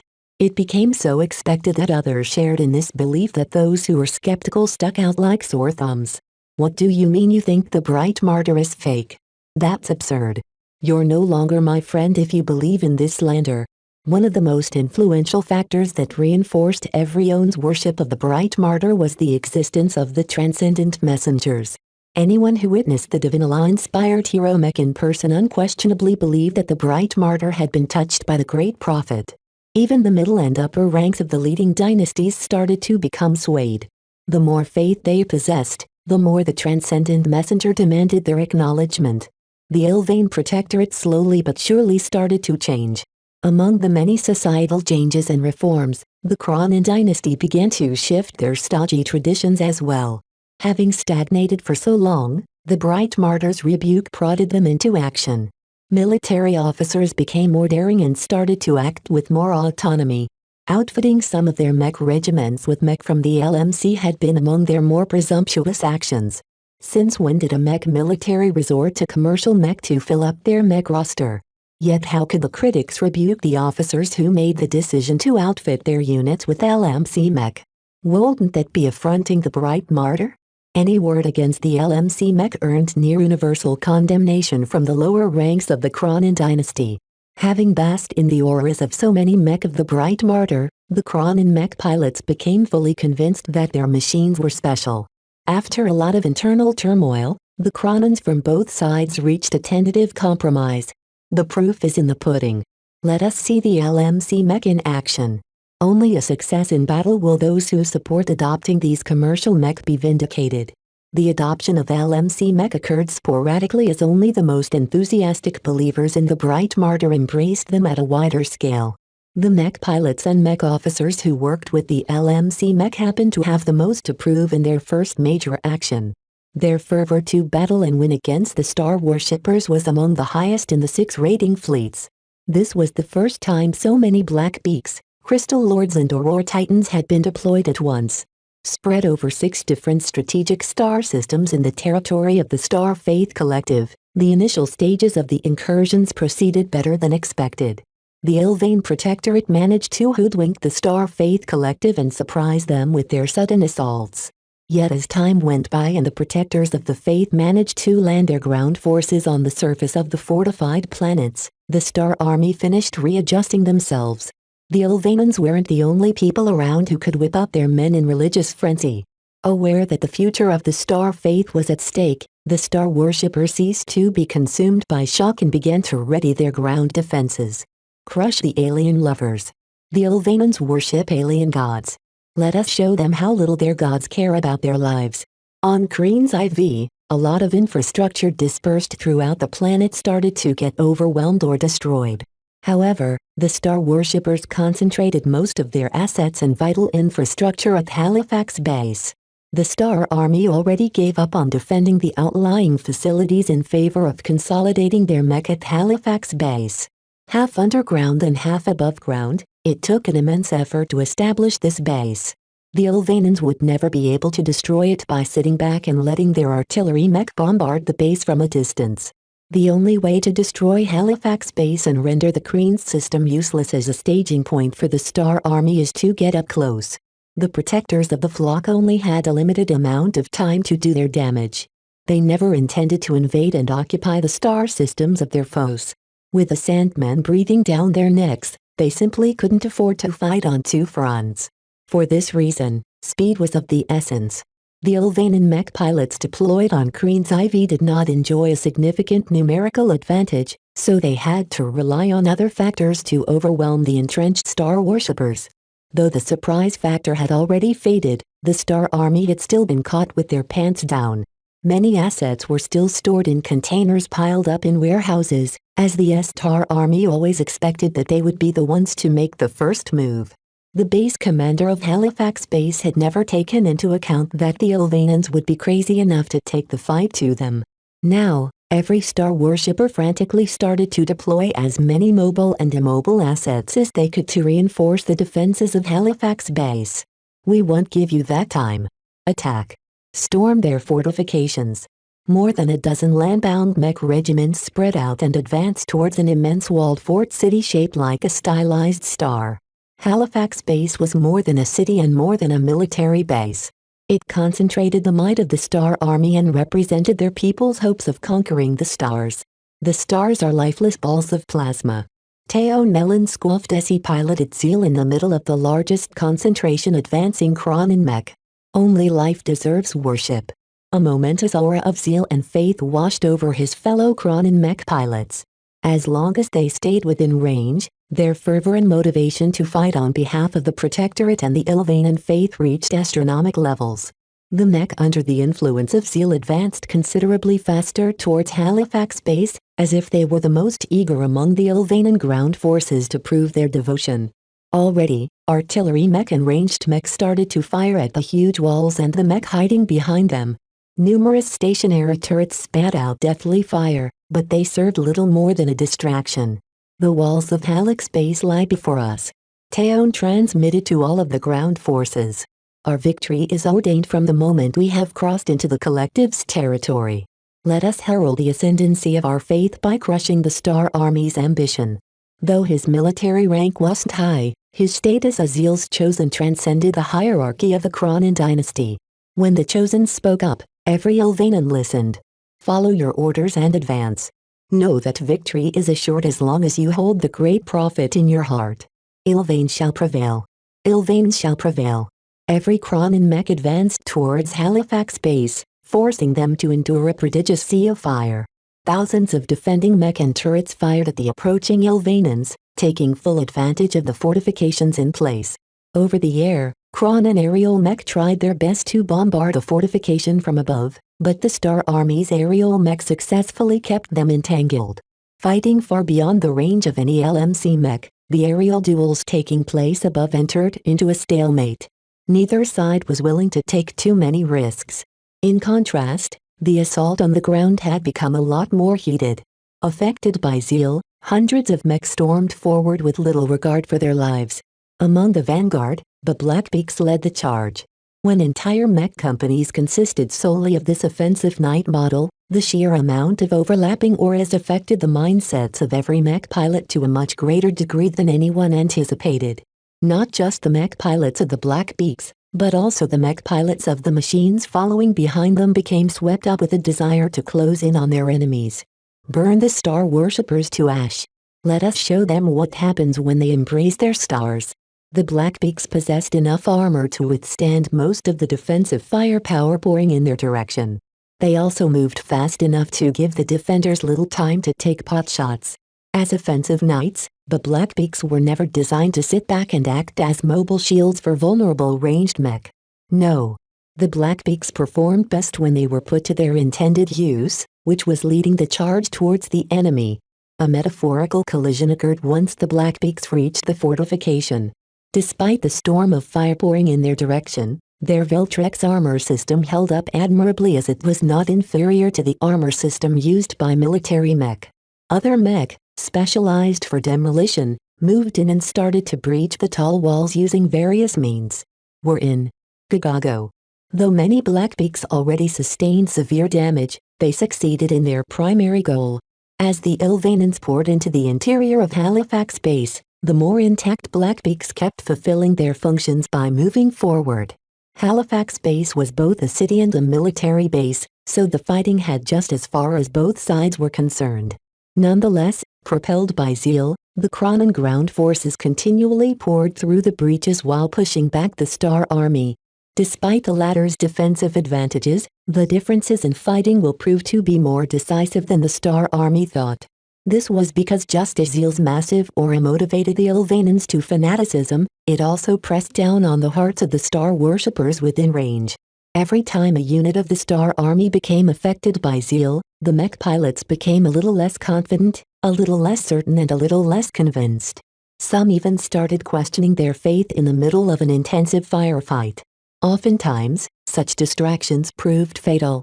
In the complex urban environment of Halifax Base, the Crystal Lords began to shine. These domineering, uncharacteristically resilient laser riflemen mech danced in the streets and gunned down each and every mech in their way. Their auras blended together and expanded across other friendly mech, infecting them with the desire to defeat every enemy mech in order to prove their dominance. Our crystal lords are the kings of this battlefield. No other mech can withstand our fury of lasers. Just as in the case of Zeal, the overlapping auras of the Blackbeaks and the Crystal Lords depressed the morale of the enemy mech pilots by a small but very noticeable margin. Not a single star worshipper within range felt comfortable as they resisted the Ilvanans. With the attackers emboldened and the defenders quaking in their boots, resistance fell much easier than even the most optimistic Kronan strategists anticipated. The Star Army continually gave ground and more districts of Halifax base started to fall under enemy occupation. Teo Mellon witnessed all of this at the center of the action. Zeal moved forward with implacable momentum. So long as Zeal was with the Kronans, they would never stop their advance. Of course, the Star Army wasn't stupid. They studied their opponents well enough to realize the significance of Zeal. Zeal stepped to the right just half a second before an extremely powerful laser beam burned through its former location. Expert Mech. Just as the Star Expert Mech adjusted its aim, it suddenly rolled to the side as a powerful kinetic shell smashed the reinforced building it was hiding behind. Your opponent is me. A Kronan Expert Mech stepped from the side. As a national treasure, Zeal enjoyed the highest degree of protection. Chapter 1528 foreordained the Star Army stationed many mech regiments at Halifax base. Almost every mech regiment fielded at least one expert mech, and some were even luxurious enough to field more. Yet the Kronans were no less blessed with expert mech. Having planned this attack in advance, the Ilvanans made sure to bring at least an equal amount of expert mech as their foes. Amidst the thousands of standards fighting and dying for their state and beliefs, the expert mech dueled each other with fire and fervor. The primary objective of the Star Army's expert mech immediately became obvious. They all identified Zeal as one of the primary force multipliers on the side of the Ilvanans. Even if the Star worshippers weren't aware of its aura, its symbolic significance alone made it worth diverting their top assets to take it down. Yet each time a ranged expert mech tried to take a pot shot of Zeal, it always danced aside at the nick of time. Famed Star expert marksmen who never failed to land their shots against regular targets somehow saw their skill and intuition fail them during this pivotal battle. How can this be? Is the person inside an expert pilot? The Inquisition mech isn't an expert mech. Its pilot isn't an expert pilot. There's an expert candidate inside. We have to strangle this expert candidate in the cradle before he matures. The Star expert pilots became more determined than ever to take down Zeal and annihilate the supposed expert candidate inside its cockpit. Something that only happened in major battles between states began to take place. The Star expert mech, normally assigned to cover their mech regiments, consolidated in squads and started to fight together in coordination. The Stars are finally taking this battle seriously. Consolidate. The Ilvanan expert mech followed suit. A large area in the center started to form as the standard mech of both sides started to veer away. In the face of a struggle between so many experts, regular mech pilots would only get in the way. Both sides started to stare at each other. While the Star Army's vaunted expert mech had come within range of Zeal's massive aura, their strong-willed expert pilots outright disregarded it. As teamed individuals regarded by many as demigods, their conviction never faltered from the influence of gods and transcendence. The same was not the case for the Kronan expert pilots. Each of them were sincere believers in the Ilvanan faith, and none of them ever looked down on Zeal despite its inferiority in comparison to expert mech. The strong faith and zeal radiating from Teon's transcendent messenger did not clash with their wills at all. Instead, the aura empowered their conviction, as each of them dedicated at least some portions of their force of will around their faith. Ordinarily, a low-ranking mech pilot would never dare to speak to expert pilots as if they were under his command. Teo Mellon was different. He was chosen. As he spoke to the Kronan expert pilots, he wasn't speaking with his own voice. He was speaking with the voice of the great prophet. Zeal is with you, venerables. The fate of the Protectorate and our faith will be determined by our victory here today. Our opponents don't know it yet, but they are already doomed to lose. The transcendent messenger raised its sword yet again. The rays of the local star that the occupants of the Kreen system worshipped so much gleamed across its blade. The Protectorate shall rise after this day. Our people will vanquish the Sandmen. Our beliefs will propagate across the stars. Ilvain shall prevail. Ilvain shall prevail. The battle between experts commenced with fire and fury. Empowered by their will and faith, both sides fought as vigorously as possible. Expert mech glowed with energy and radiance as their expert pilots resonated with their expert mech to achieve impossible effects.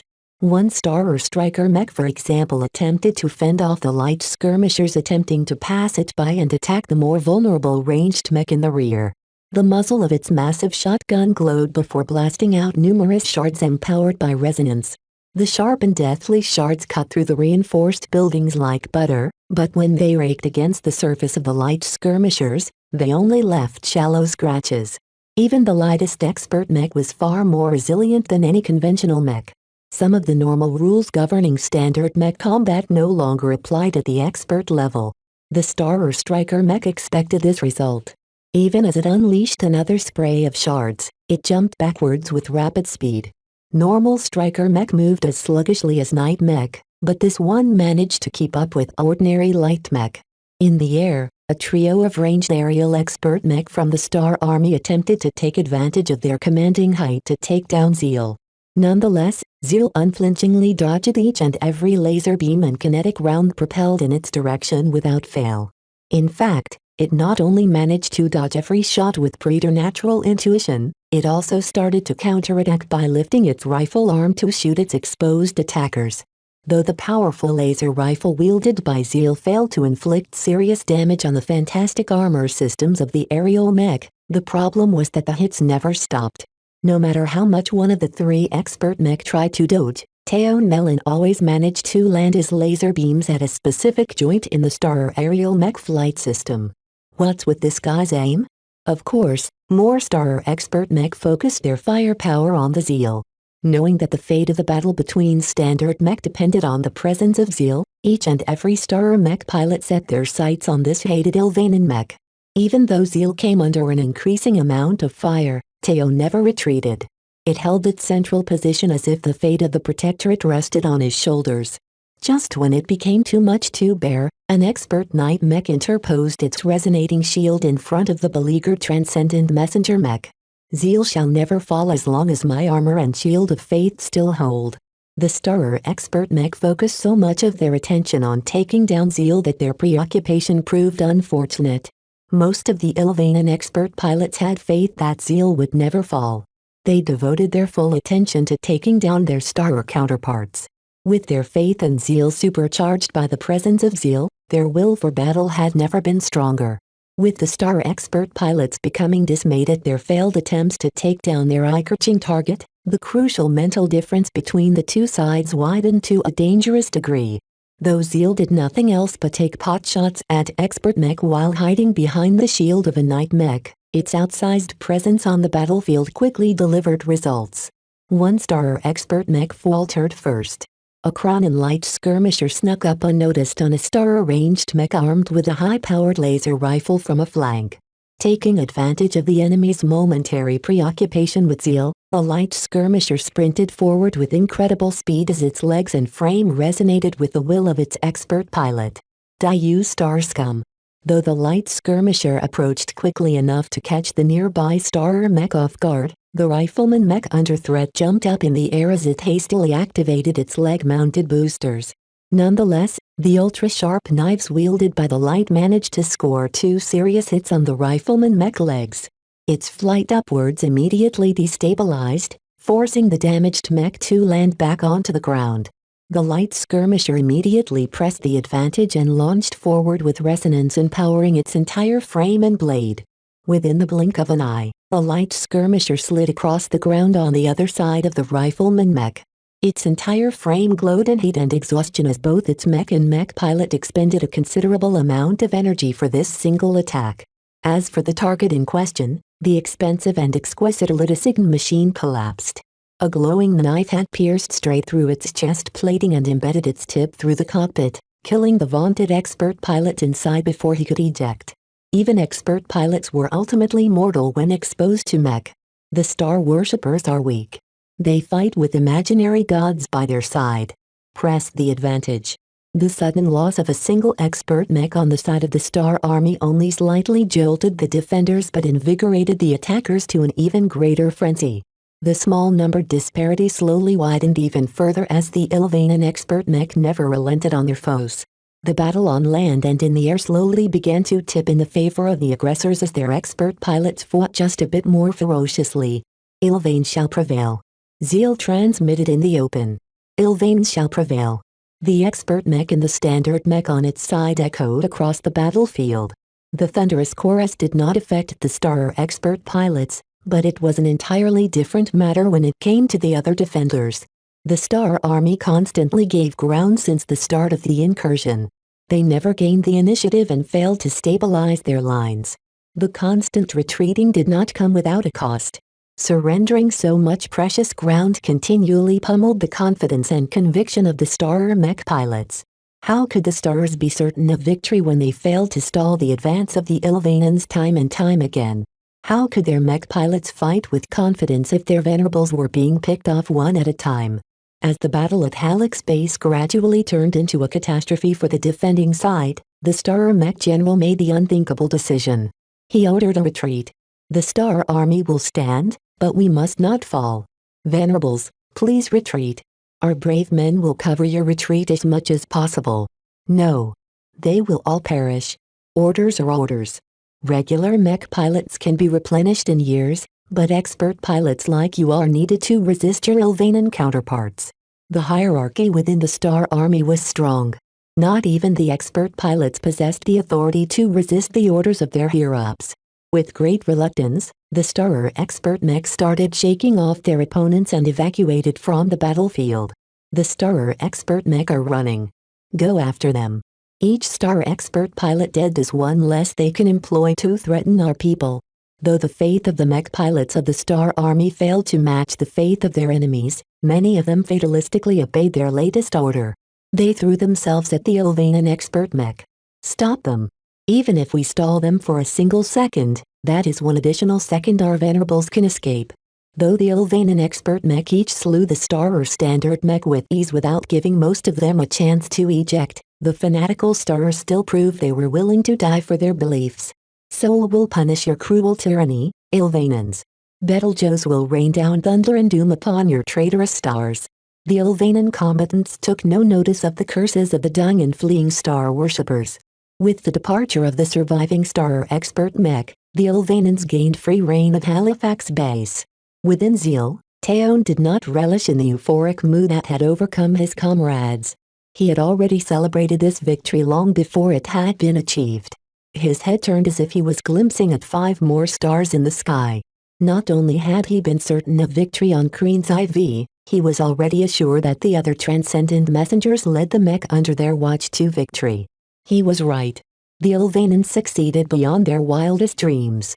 The Stars suffered serious losses without exception. Ilvain has prevailed. A new future awaits us all. The works of the Bright Martyr will lead us to victory. Chapter 1529 Mutual Intimacy. The moment he infused his desolate soldier and holy soldier designs with their design spirits, their remarkable character intensified. The design schematics looked exactly the same to her eyes. Gloriana nonetheless widened her eyes as a part of her sensed the enormous significance of what just happened. Vez smiled when he witnessed her fascination. Delighting her always warmed his heart and gave him a sense of fulfillment. Only now has our project come to an end. My mech designs aren't finalized until I breathe life into them. Can you feel the difference? Gloriana nodded as she continued to admire the mech designs. Though nothing appeared to have changed about their physical makeup, the trick that Vez just pulled somehow changed her entire perception of them.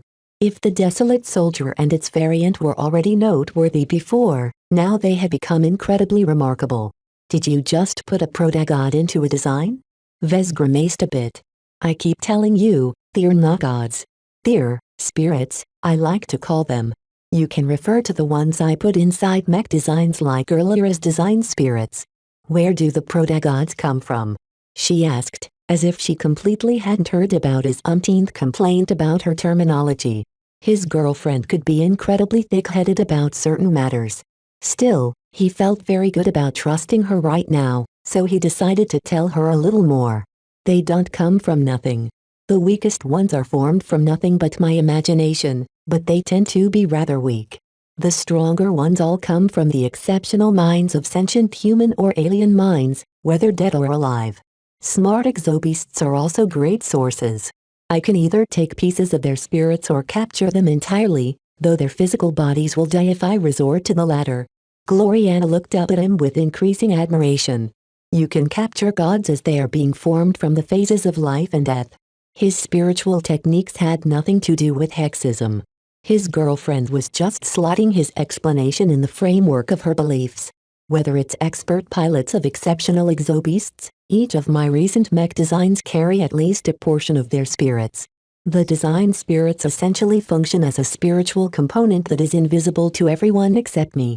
Only I am fully aware of the spiritual components imparted to each of my mech designs, and in turn the mech derived from them. I've never told any other mech designer this much, so I hope you can keep it a secret. Viz, thank you for revealing this to me. She happily leaned into him. Learning about this divine component you add to your mech designs has been an extraordinary revelation to me. I never viewed your specialty in this way, but now that you have opened my eyes, I've realized that all of my previous mech designs have always lacked this essential component. They had never been as close to perfect as I thought. Though it sounded as if she suffered a mental crisis, the glee on her face signified that she was anything but unhappy. To a mech designer, discovering a shortcoming was not necessarily damaging to their development. Instead, they became more aware of what they lacked, allowing them to come up with a way to remedy the flaws in their previous methods. Vez sensed a storm raging through Gloriana's mind. This time, it was far greater than anything he sensed before. Though Vez became incredibly concerned at what kind of mental shift was taking place in her mind, her will proved to be exceptionally strong. She quickly gained control over the storm and made sure that it only changed the parts of her that she wanted to change. The storm only subsided once she fully incorporated the new insights she gained.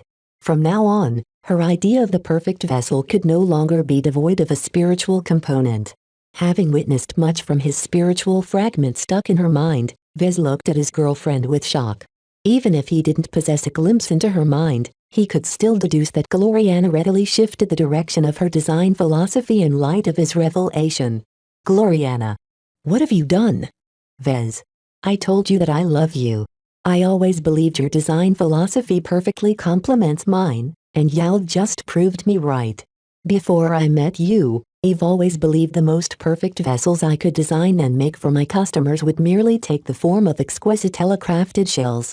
Now that I know that it is possible to imbue them with gods, the perfect vessel in my eyes must always include a divine component.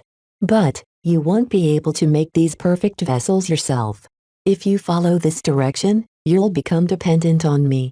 Think of what it will do to your future progression. She hugged him tighter. I know. I don't care. I already told you that I can't imagine living without you. No matter what my mother or anyone else thinks, you are the man I wish to spend the rest of my life with. Binding my design philosophy to yours is not a heavy price pay if I already enjoy your company. I simply can't ignore this option if it means I will forever be resigned to designing incomplete mech. Though Vez collected abundant proof that Gloriana did not possess any ulterior motive towards him, not a single shred of doubt remained in his mind. As a mech designer and as a woman, Gloriana decisively bound herself to him to the point where she could no longer realize her design philosophy without him by her side. Vez couldn't imagine the sheer level of dedication required to make such a decision at the spur of the moment. He already thought he formed a measure of her adoration towards him, but this recent development showed him that he still underestimated her love.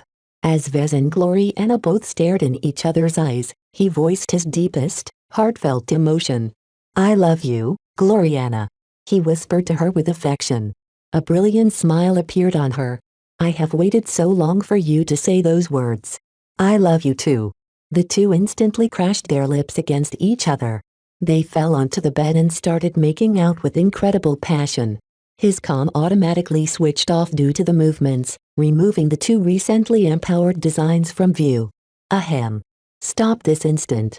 Don't go too far.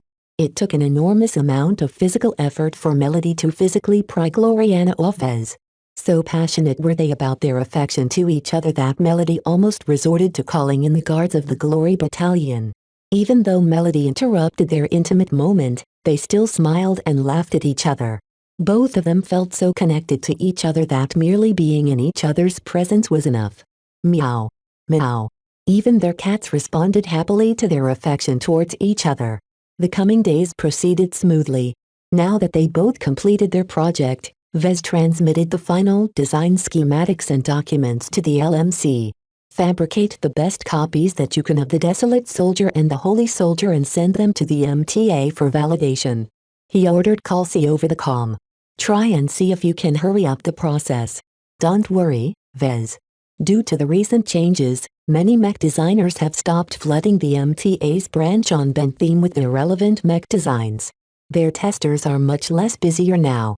They've already explicitly stated that they will fast-track the validation of any mech design that fares well against the Sandman.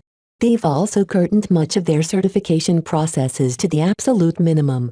He became a little reassured at her response. That doesn't sound like the MTA. They have no choice, really.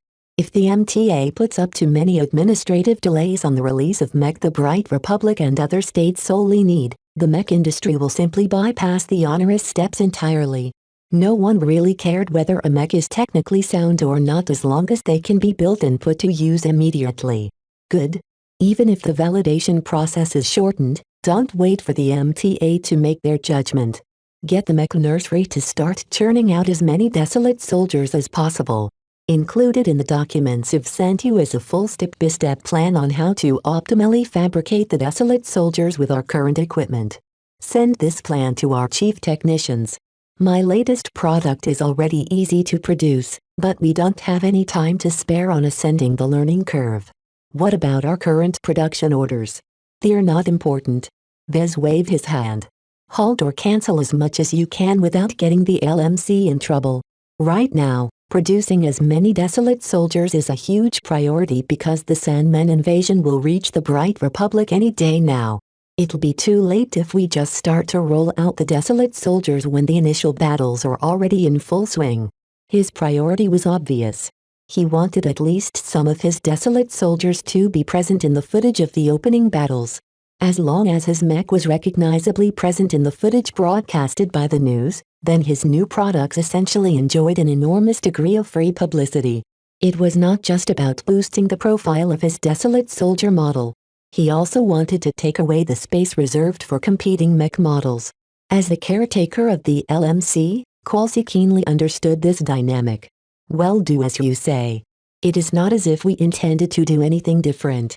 We have more than enough fixed customers to ensure that we won't be lacking in demand. Remember to focus solely on the Desolate Soldier. The LMYC in the Ilvain Protectorate will handle the production and sale of the Holy Soldier. In fact, if demand happens to exceed supply for any reason, then they'll allow you to approach third-party manufacturers to produce additional copies. Achieving volume should be our overarching priority. That is different from what you usually prioritize, Vez. Kelsey looked confused. What about quality? Times are different. We all have to lower our standards when our state is at stake. Unlike my previous works, the Desolate Soldier is not a premium mech model. Not only that, it's far easier to produce, so even dysfunctional workshops can make adequate copies. As long as they aren't too shabby, they're good enough to resist the Sandman. You'll see what I can do. There are many mech manufacturers that are under threat because their usual products are no longer in demand. They'll be easy enough to persuade to produce your Desolate Soldiers, but what are you concerned about? Vez asked. If we resort to this method to boost our production, it's doubtful we can earn adequate profits. The third-party mech manufacturers will still insist on getting a cut, which means our margins for the Desolate Soldiers will shrink even further. Vez did not expect much profit to begin with, which meant that allowing third-party manufacturers in on the action would barely put them above break-even territory. It's fine, he said.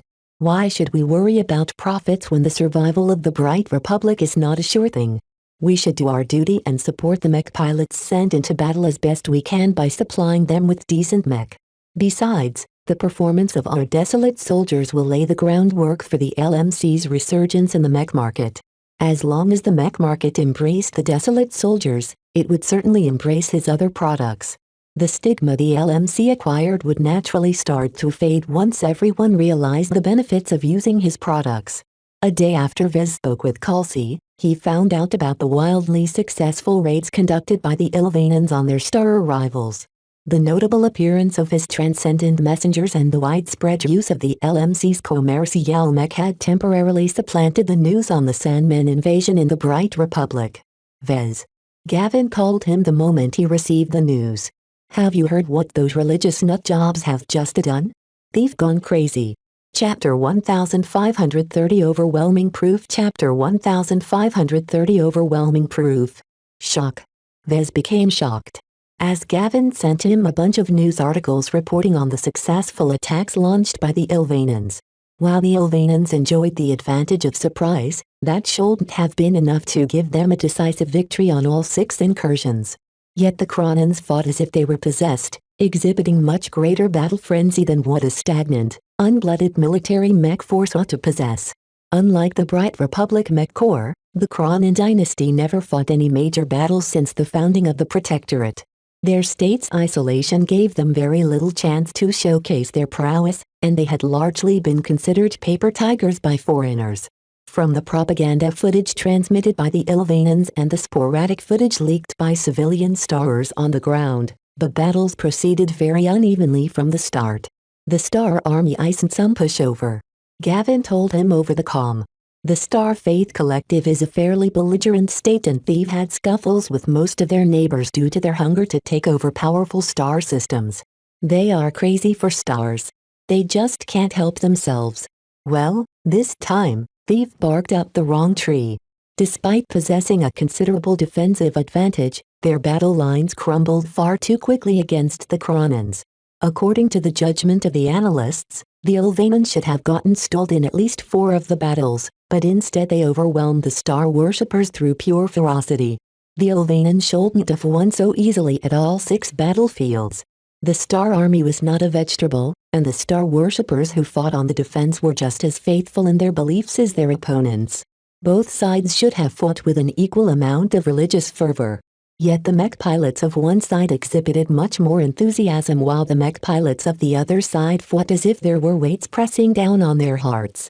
A lot of analysts who interpreted battle footage for a living began to study the underlying reasons why the Ilvanans crushed the Star Worshippers so heavily.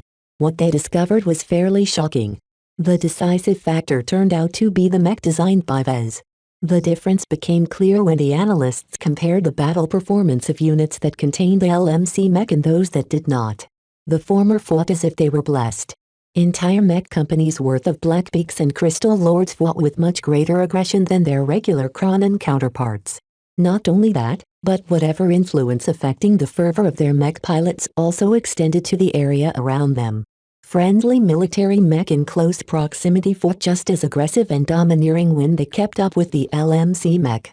While this boost in morale and battle spirit should have only imposed a modest on the battlefield, the strangest part about the LMC mech was that they intimidated their immediate opponents somehow. Every star mech company that faced the LMC mech in battle suffered greater casualties and broke faster. And this didn't just happen once or thrice. On all 6 battlefields, the Kronan units fielding Blackbeaks and the Crystal Lords all encountered measurably less resistance than units fielding regular military mech. The data on this is so clear that there is no doubt your mech is the deciding factor. Gavin noted with glee. Vez nodded with numb shock. Although some of my customers have fielded my mech in large numbers, few have gone as far as outfitting entire mech companies with my products. His mech worked best in large numbers because their identical auras overlapped with each other. Yet even if he knew this truth, others might not know about it or have the money to spare to outfit an entire mech company to put this notion to the test.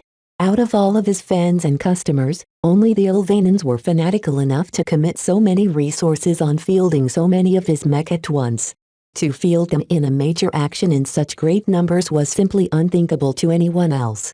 Only those who believed in the Bright Martyr were willing to take the plunge. Perhaps the Ilvanans had already bought a sufficient amount of Blackbeaks, Crystal Lords and Aurora Titans to discover and ascertain their strength when fielded together, because the Cronins mainly grouped them together for maximum effect. A smile inadvertently bloomed on his face. The Ilvanans are the first customers who really get it. While my mech mostly work fine when they are fielded by themselves, they work best when deployed together. He had often made this claim, but without any proof to back up his assertions, the mech market mostly brushed it off. Who was willing to invest billions of bright credits outfitting entire mech companies with the same LMC mech model? This was why Vez banked on the avatars of myth to set an example. If not for its slow growth, its need to field a rounded mech roster and his various distractions, his personal mech force should have been the first ones to showcase the might of his mech in unison. Vez did not begrudge the Ilvanans from stealing his thunder.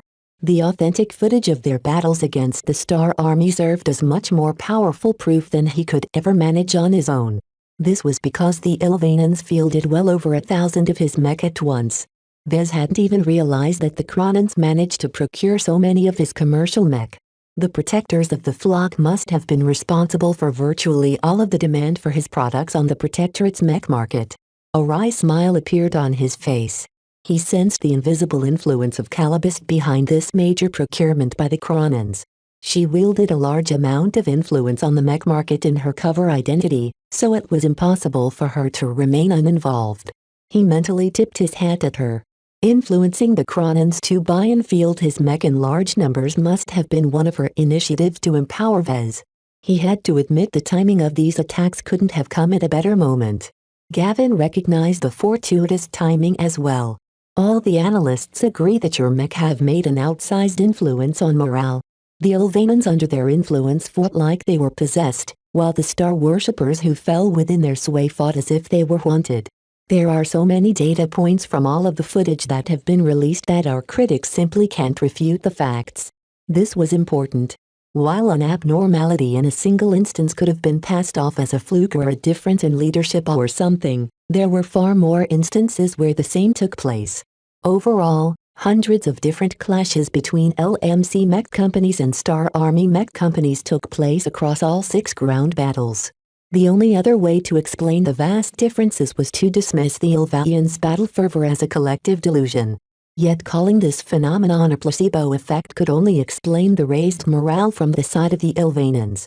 It was plausible to dismiss their fanaticism in battle as a side effect of their misguided belief in the Bright Martyrs' products. But could it explain the measurably worse performance of the Star mech companies arrayed against them? The Star worshippers didn't believe in the Bright Martyr.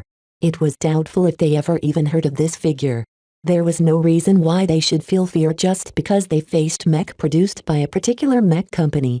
If your Black Beaks, Crystal Lords and to a lesser extent your Aurora Titans already have this effect, then the effect of your Transcendent Messengers is on a whole different level. Gavin gushed. The effect of gathering 40 Black Beaks at once was much less drastic than the effect of fielding a single Transcendent Messenger. Though every Ilvanan mech pilot entered the battle with high morale, the ones who fought within a broad range of the hero mech fought particularly well. The Cronin mech surrounding the Transcendent Messengers all pushed forward with unstoppable momentum, while the Star mech all failed to muster more than 80% of their usual strength. The differences in performance had become noticeably more stark, causing lots of people to pay very close attention to the Transcendent Messengers. Just its symbolic value to the Ilvanans couldn't explain the vast gulf in performance. The Star worshippers who believed in the stellar gods shouldn't have fought so poorly to the point where it seemed as if they questioned their faith. Proof. Vez spoke up after his shock at the Ilvane Protectorate's insane decision to attack the Star Faith Collective had subsided. All of this is proof. Yes. Our marketing department has already gone into overdrive to edit the footage into compelling ads. The only problem is that demand for our existing mech lineup won't change. With the Sandmen bearing down on us, no one is stupid enough to buy a Blackbeak. Though that was a huge shame, neither of them showed any dissatisfaction. That was because they could still use the proof to raise the fame of the LMC. Not only that, they could also use all of the material they obtained to boost their next products. We should take advantage of the buzz the Ilvanans have generated to promote your Desolate Soldier and the Holy Soldier models. Even if the mech models are different, all of your mech exhibited the same effect on morale. We can put much more strength to your claim that your desolate soldier is perfect for shoring up every own sense of duty. Both Vez and Gavin were of the same mind on this judgment. With the dramatic success achieved by the Ilvanen so fresh on everyone's minds, the LMC needed to take immediate advantage of the favorable publicity. Once the Sandmen invasion reached the third line of defense, the news of the dramatic raids would quickly fade. The mech nursery should hurry up and pump out as many desolate soldiers as possible. Don't hesitate in partnering up with third-party mech manufacturers to expand our initial volume. With all of the publicity my products have received, it's more vital than ever to make my mech visible on the streets. Vez instructed Gavin.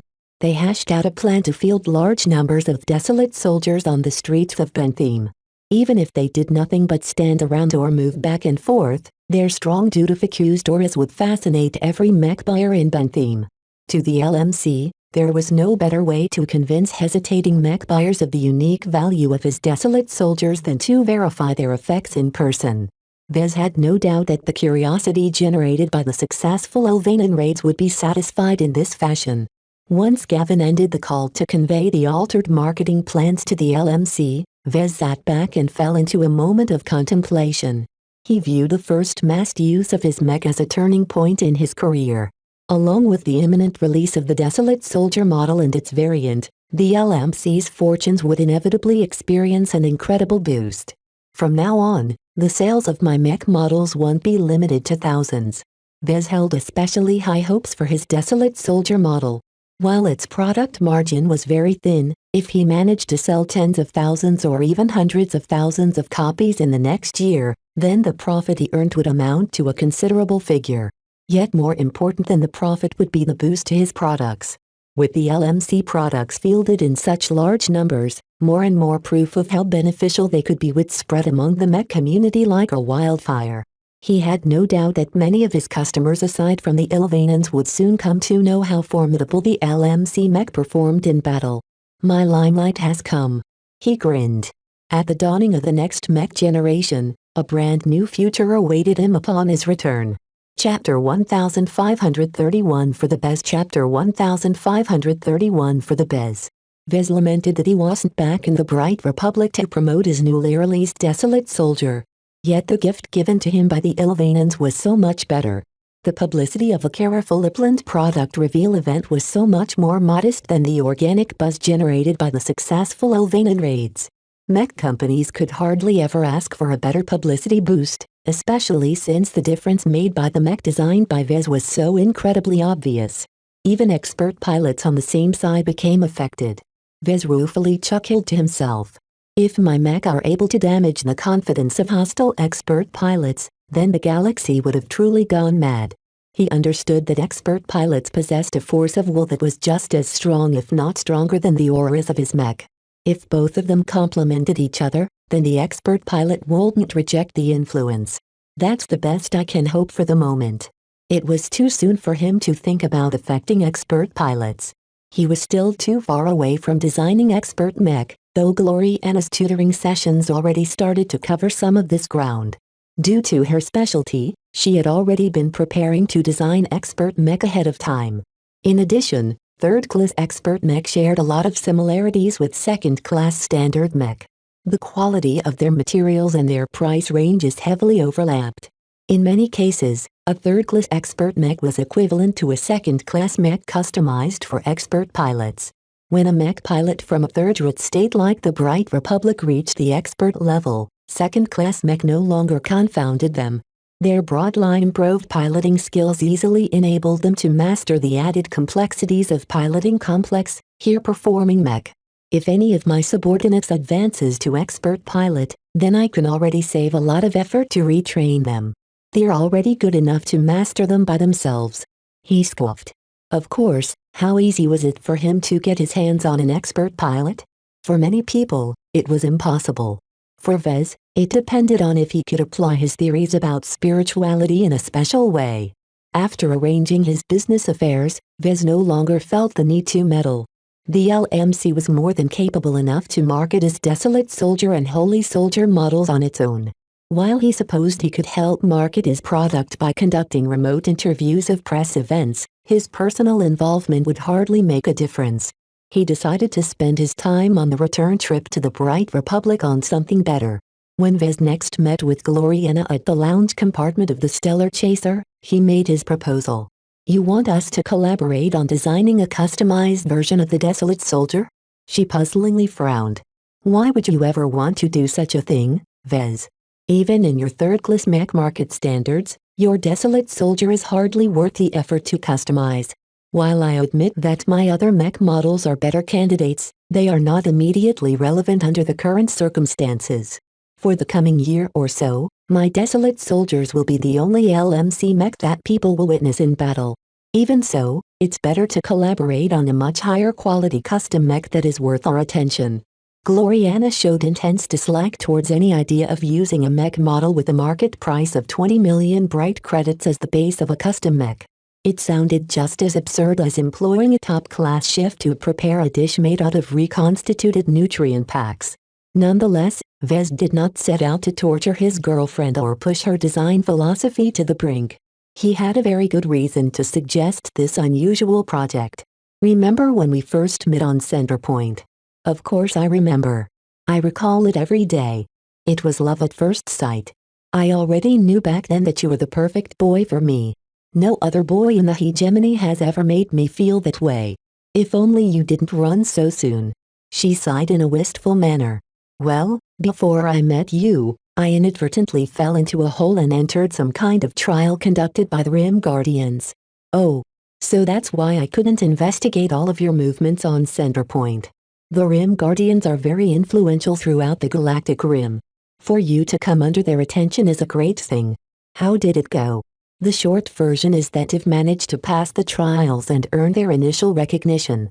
"I knew it. You're such a good mech designer to stay unnoticed. It's not as impressive as it sounds, Gloriana. I only managed to get my foot in the door. If I want to enter into their circle, I need to prove myself in a much more difficult way. They issued me an assignment." "What does your assignment entail?" "Turn a coward into an expert pilot." Vez responded morosely. He briefly introduced William Urbesh to his girlfriend and explained the progress they made so far. Vez had put him under the care of Melker and the Larkin sons to see if they could apply their famed training to transform Urbesh into a capable mech pilot. So far, the exile from the Slicer tribe hadn't changed at all. Though all of the intensive training succeeded in increasing his proficiency in piloting mech, the moment William Urbesh faced an opponent, he instantly buckled. Without addressing his crippling psychological fear of battle, there was no way Vez could make any progress in fulfilling the request of the Rim Guardians. Gloriana frowned. "So let me get this straight. The Rim Guardians expect you to turn one of the most unsuitable mech pilots that I've ever heard of into an expert candidate? Are they setting you up or something?" To be fair, if not for this psychological affliction, Urbesh's chances of becoming an expert candidate is as good as any other. "I think the Rim Guardians really wants me to solve this problem. As for turning him into an expert candidate, they've expressed so little confidence that it's fine if I fail. You'll just have to complete another assignment to prove my commitment and earn their approval. So why don't you do that instead?" she asked. "I don't want to wait. Who can guarantee that the next assignment will be any easier? The reason why I want to take a serious shot at reforming Urbesh is because I think I can succeed where others failed." "How?" "I'm not sure." He shrugged. He was partially honest this time. "I have some ideas, and I'm not sure how they will work out. I think it would definitely help if I can get Urbesh to pilot a custom mech." "Are you plotting some kind of plan to throw Urbesh into the crucible by forcing him to fight against the Sandmen?" "Yup. What better way to stimulate his potential than to put him in a life-or-death struggle? Expert candidates always emerge during these instances. From the information you've given me, Urbesh doesn't specialize in piloting ranged mech. That's no problem. The Larkin sons have attempted to train him into piloting ranged mech on account of his reluctance to face enemies in battle. While they failed, Urbesh has at least become competent enough to wield ranged weapons. Besides, the Desolate Soldier model is not a very demanding mech in the first place. It's very fragile though. Aren't you afraid that the Sandmen will kill him with one of their pinpoint laser strikes?" Vez shrugged. "That's the risk that we have to take. I know that I'm playing with fire here, but in the worst case someone else's hands will get burned. Mine will stay untouched. Yeah, but the Rim Guardians won't be pleased at all for failing this assignment in such a fashion. If they truly cared, they would have directed more effort into reforming him. Instead, the Rim Guardians dumped him into the care of a stranger. I don't think the Rim Guardians will take much issue with Urbesh's death. I don't have anything to fear from the Urbesh clan from the vicious Mountain Star sector either because they're already in decline. William's untimely death would be the nail in the coffin for them, so in a way this outcome isn't so bad at all. He felt much more free in taking risks if he could get others to pay the bulk of the cost. Though Gloriana kept expressing her reluctance, she quickly swallowed her objections. "I'll do anything for you," she whispered softly to him. "If you really want me to become involved in this project, then I'll do so. Just make sure it's worth it, Vez. We'll both gain from this project. It will be the first time we pooled our design philosophies together in a project where you'll take the lead. Unlike before, you will call the shots." Vez already fixed most of the parameters of the original Desolate Soldier design before Gloriana came along. Though he officially credited her as a contributing designer to the Desolate Soldier project, her involvement at the later phases did not allow her to make any drastic changes. It was different now that they no longer worked on the assumption of adapting their mech design to as many mech pilots as possible. Now that they played by Gloriana's rules, Vez expected their collaboration to yield much more substantive results. The outcome of this project would reveal how effectively their design philosophies really amplified each other's strengths. It's better to see if we can work together on a smaller and simple project like adapting our existing Desolate Soldier to a single mech pilot. He reasoned to her. There is still more than a month to go before we reach the Bright Republic. This should be more than enough time to complete our project. Aside from that, working on this project will also help you adjust to working with third-class mech. After contemplating Gloriana's situation for a long time, Vez believed it was better for her if she became more open-minded towards mech. As her boyfriend, he wanted her to succeed, and he suspected that she would stand a better chance of realizing her design philosophy if it wasn't so overly narrow. Perhaps it was presumptuous of him to steer Gloriana's development. However, Gloriana was just as smart as him. As long as he gave her some hints, she could form the same conclusion. She frowned at him. "Don't think I don't know what you are trying to do. You want me to become more flexible, is that it? You want me to be able to work with even the worst third-class mech. That's something that I've never contemplated in my life. I think the distinction between third-class, second-class and first-class mech is artificial," he stated. "As mech designers, shouldn't we tailor our products to the demands of the market?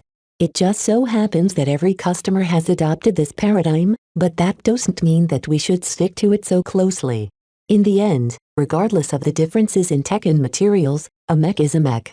While it is all well and good to design the perfect vessel out of the best possible tech and materials, it takes true skill to do the same when your starting point is the Desolate Soldier." This was a lesson he learned during the time he occupied Axelar Strian's mind and body during a past mastery experience. Having worked firsthand with fantastic first-class tech and materials, he long lost his fascination towards this height. Vez believed he was doing Gloriana a huge favor by imparting a similar lesson towards her. If she stopped turning up her nose at cheaply constructed mech, then her design philosophy no longer became so reliant on the materials and tech at her disposal. This ought to be a good development because that meant she won't need to depend on designing astronomically expensive first-class mech to progress. His continued persuasion started to take effect in his girlfriend's minds. Another mental storm surged in her mind. A small part of him felt a little guilty. It would have been best if she made this decision on her own. Vez had deliberately altered her path forward. Even if he had the best of intentions, it still didn't change the fact that he influenced her away from her original principles. "It's for the best," he whispered to her as she became lost in her own thoughts. Chapter 1532 Book Chapter 1532 Book. Gloriana was in no mood to dive into their new project after she finished adjusting her principles. Before, she willingly embraced the incorporation of a spiritual component to her conception of the perfect vessel. The insights she received back then slotted in her mind as if she was adding an important piece to the puzzle in her design philosophy. This time was different. Under his deliberate manipulation, her design philosophy, which formerly followed a straight direction, suddenly took a crooked turn. Such a major shift in her future progression was so impactful that she still wasn't quite sure what she was getting into now. Her previous ambitions no longer matched her current direction. She needed to spend some time to process all of the changes and alter her prior goals. The shift she went through reminded Vez of the time the system forced him to develop a gamma laser rifle to upgrade his physics skill to senior. Just like how the system prodded him to become less rigid in his principles back then, Vez had taken on a similar role to guide Gloriana towards a more open and adaptable mindset. Vez didn't question whether the system was even a good role model for him to emulate. Even though the system liked to make things difficult for him, he always thought he benefited from its lessons. He would have never become the mech designer he was today without its guidance. A few minutes passed by as both mech designers remained silent. Eventually, Gloriana recovered and directed a resentful glance at Vez. She lightly punched his arm. "Sometimes, I wonder what I'm getting into by binding myself to you. Not even my teachers have impacted my design philosophy to this extent. If I didn't trust you so much, I would have ordered Clixie to claw off your face." Meow? The Rubarthan Sentinel cat looked up from the cat bed placed next to the love seat. Meow. Lucky pawed Clixie, causing her to stop paying attention to their owners and get back to grooming each other. Having anticipated Gloriana's response, Vez smiled apologetically while he retrieved something from his pockets. "I have a gift for you. Why don't you try them out?" He handed over the pair of cosmetic cat ears made out of seagrass he reserved for Gloriana. As his girlfriend accepted the accessories with confusion, Vez retrieved his own pair and placed them atop his head. "Come on. I think you look cute." That convinced her. She summoned a mirror projection from her comm and admired how well the black fur complemented her appearance. Her eyes instantly sparkled. "Thank you, Vez. I love them. Come closer, let's take a snapshot together." She stretched out her arm and dragged Vez closer until they pressed their shoulders against each other. They smiled at her comm, which recorded a high-fidelity three-dimensional image of them sitting on the love seat. "Let's bring our cats into the picture as well. Come over here, Clixie." After they called over their pets, they took another snapshot with their two cats resting on their laps. Gloriana loved every image they took of themselves and even recorded a few seconds of footage. "Hehehe. This would look lovely on my cookbook page." She quickly manipulated her comm to upload the best and wholesome-looking image on her cookbook page. Peering at her comm, Vez watched her actions with amusement. "You have a cookbook page?" "Of course. Why wouldn't I? It's the largest social network in the galaxy. Backed by the comm consortium, cookbook's reach spread far and wide. Wherever the galactic net reached, cookbook inevitably held sway. It's also a cesspool for junk and conspiracy theories. It brings out the worst of humanity." Vez scoffed. "I still use it to stay in touch with my friends and colleagues." "What about you?" "I stopped fooling around with cookbook a long time ago and closed my page. Whatever can be gained from virtual reality is inconsequential compared to what I can gain from physical reality." In the past, he started practicing his skills by designing virtual mech. However, that was just a phase in his life. While the LMC still published his mech designs in virtual form to allow the public to experience his products without a significant cost, Vez no longer paid much attention to it. A mech designer never progressed by relying purely on virtual mech designs. "That's such a shame," Gloriana remarked. "No wonder you didn't accept my friend invite. I thought you blocked me." "Well, it's no big deal. After all, having you by my side is much better." They quickly shoved the matter aside after Gloriana uploaded a cute image of them together. Their new cat ears made it seem as if they were intimately together, which was probably the biggest reason why she felt so eager to put it on her cookbook page. In any case, Vez succeeded in distracting Gloriana from what he did to her. She was a much more pleasant person to be around as long as she was happy. She was so happy with her gift that she even snuggled and kissed Vez for a time. Of course, she also kept a watchful eye on Melody and stopped just short of provoking another intervention. "Let's discuss her project." she chirped. Vez nodded. Let me lay down my requirements. He briefly explained what he desired from the end product. He wanted the customized Desolate Soldier to fit William Urbesh as best as possible. The most important demand he posed was that it had to be as comfortable and fitting to him as possible. Though it sounded simple, Gloriana slowly frowned as she realized an immediate problem. You told me that Urbesh specializes in piloting landbound Axeman mech. Even with extensive training, I doubt he feels comfortable in piloting a Spaceborne rifleman mech. Is it even possible to design a mech that fits him perfectly? An inherent contradiction emerged that faintly started to trouble her mind again. She had never experienced so many paradigm shifts before she hooked up with Vez. Fortunately, Vez had already thought of this issue. We are not aiming to achieve perfection. It's good enough to get close to perfect as possible while adhering to our limitations. This is a good test for you. Unlike your previous projects, you won't have access to your usual luxuries. You need to rely on your own skill to make the most out of limited means. This is what third-class mech designers like myself face every day. That's why my other demand is that we shouldn't rely on better materials or parts to improve our custom mech. Second-class mech designers were capable of designing amazing mech, but their efficiency was always a bit lower than their poorer counterparts. Every class of mech designer possessed their own strengths. Gloriana regarded the new project as a challenge and a test. I'll do it. It's not what I'm used to, but I feel kind of excited now that I think about it. Without distracting myself from chasing after the best tech and exotics I can get my hands upon, the outcome of our efforts will mainly rely on our skill. It's the best opportunity to see if our design philosophies can complement each other. We can make a direct comparison between our custom mech design and the standard Desolate Soldier design. Just like Gloriana, Vez looked forward at the results as well.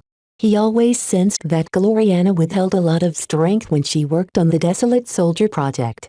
Now that he appointed her as the lead designer of their custom mech project, she was free to unleash some of her repressed design urges.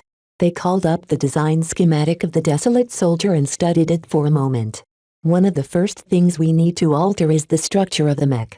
The body proportions of the Desolate Soldier should match the proportions of the mech pilot as closely as possible. Is that necessary? Vez questioned. Not entirely. A large person can pilot a light mech just fine. It's just that there is always an element of dissociation at the start. As the mech pilot practices with the mech over time, they will slowly develop new reflexes and muscle memory adapted to the mech frame. Urbesh doesn't have the time to spare. Vez commented. It's best if he can get the hang of his new custom mech as fast as possible. Right, and adjusting the body proportions of the base model is a good way to shorten the adjustment period. Let me show you how it's done. Since William Urbesh was under the complete care of the Larkin sons, Vez had already obtained very detailed medical data on his body. He transferred them over to Gloriana, who studied them for a time before beginning to morph the Desolate Soldier's frame. Overall, the altered proportions caused the Desolate Soldier to look a little shorter and stockier. It lost its sense of lightness typical to budget mech and ranged mech. If the altered mech wielded an axe instead of a rifle, then it would have looked a lot more natural. This reflected William Urbesh's physical fitness.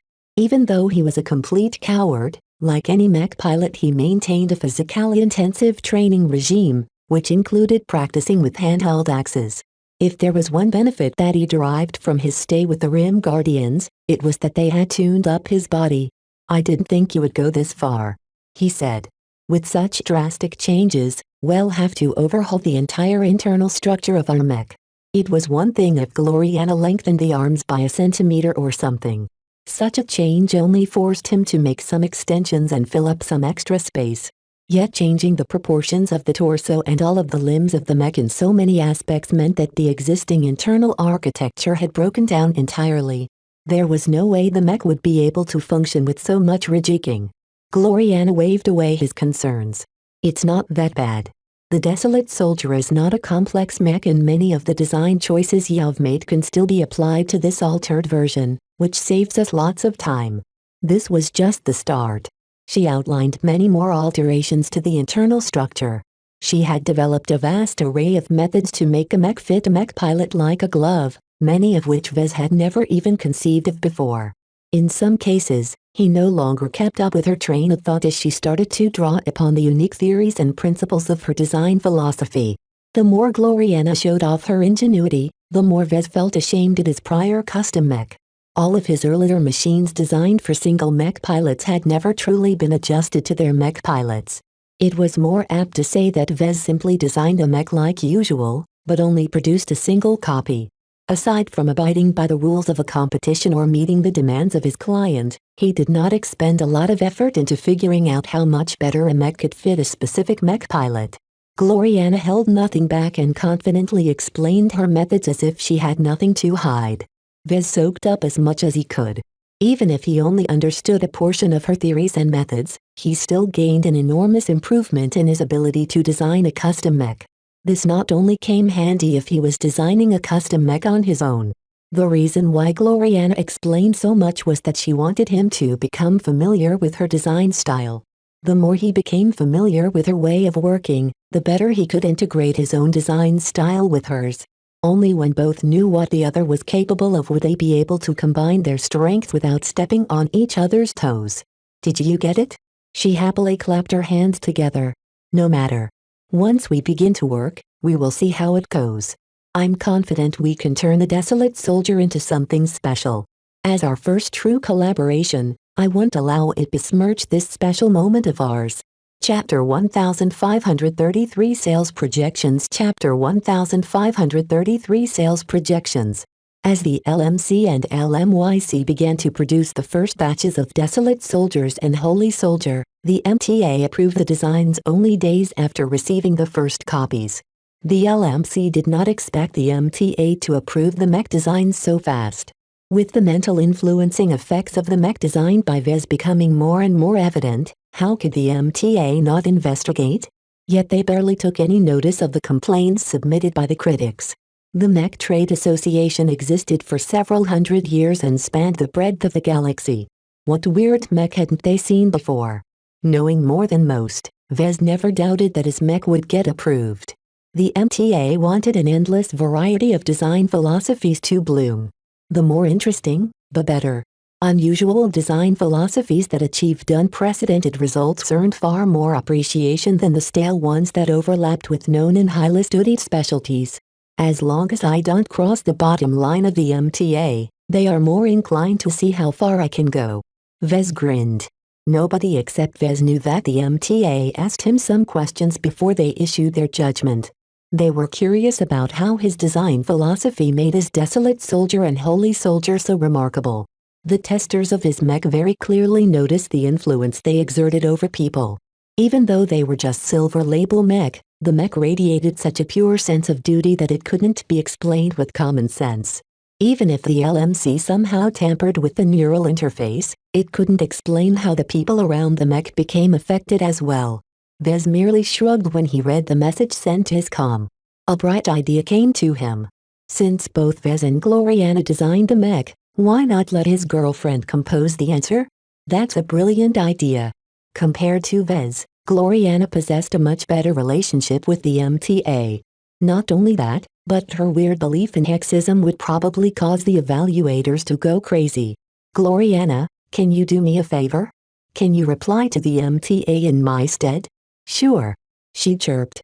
She eagerly accepted his request and rapidly wrote a deluge of answers to the questions posed by the MTA. Words and phrases such as divinity, proto-gods, 6 phases of existence and other nonsense suffused her written replies. To Vez, all of it sounded like crazy talk. She interpreted his design philosophy through the lens of her own beliefs, causing her to couch all of her explanations in a way that only hexers understood. Even if the MTA employed hexer mech designers, they would probably scratch their heads at the outlandish claims that Gloriana made. Ha ha ha. Vez laughed as he read his girlfriend's reply over her shoulder. Excellent. I should let you write up all the submissions to the MTA from now on. You make so much sense. Thank you, Vez. I've made sure to be as thorough as possible. The MTA will surely recognize your brilliance after this. You deserve so much better. Gloriana turned her head to Vez with a loving smile. The cat ears atop her head made her 10 times cuter right now. In fact, They both started wearing them permanently. Vez wanted to cultivate a certain image of themselves, while Gloriana just wanted to tie Vez closer to herself. In any case, once they sent Gloriana's exhaustive reply, the MTA did not inquire again. Vez had the impression that the mech designers on the other side merely threw up their hands and hastily put their stamp of approval on the Desolate Soldier and Holy Soldier designs in order to move on to evaluating saner designs.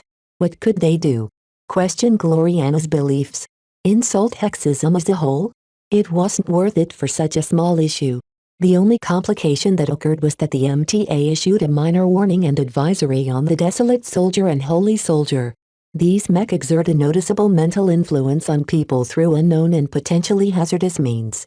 Caution is advised when fielding these mech. The MTA tested the mental influence much more thoroughly than Vez expected. They even verified that the effects were selective depending on the perspective of the mech pilot. Anyone deemed friendly and neutral received a positive influence while anyone deemed hostile received a negative influence. Of course, the MTA also cautioned that positive and negative influences did not necessarily equate to beneficial and detrimental effects. For example, if one of his mech designs caused mech pilots to fight harder to the point of disregarding their own lives, then was it truly a boon? Many people would probably argue that it was a bane instead. The market had to make its own judgment. One point in the LMC's favor was that the MTA put a surprisingly high valuation on the standard 10-year licenses of the two designs. 10 billion bright credits for the Desolate Soldier. 7 billion bright credits for the Holy Soldier. That was far more than his Aurora Titan design, which possessed some insane if uneven performance parameters. Is that a lot? Gloriana asked. It probably falls in line with other comparable mech designs published in the Bright Republic. Vez admitted.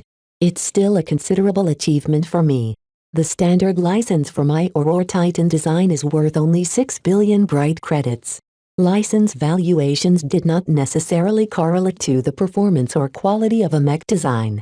Instead, the MTA made their determinations according to the commercial value of a product.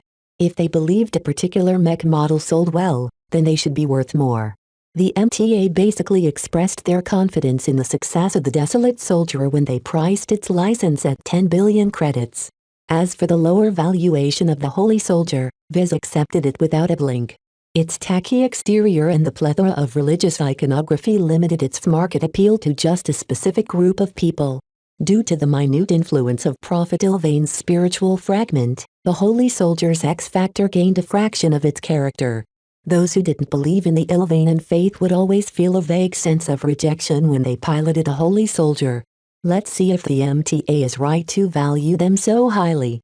Vez carefully paid attention to the initial sales of the LMC's newly released mech models. Would the official warning issued by the MTA deter too many buyers?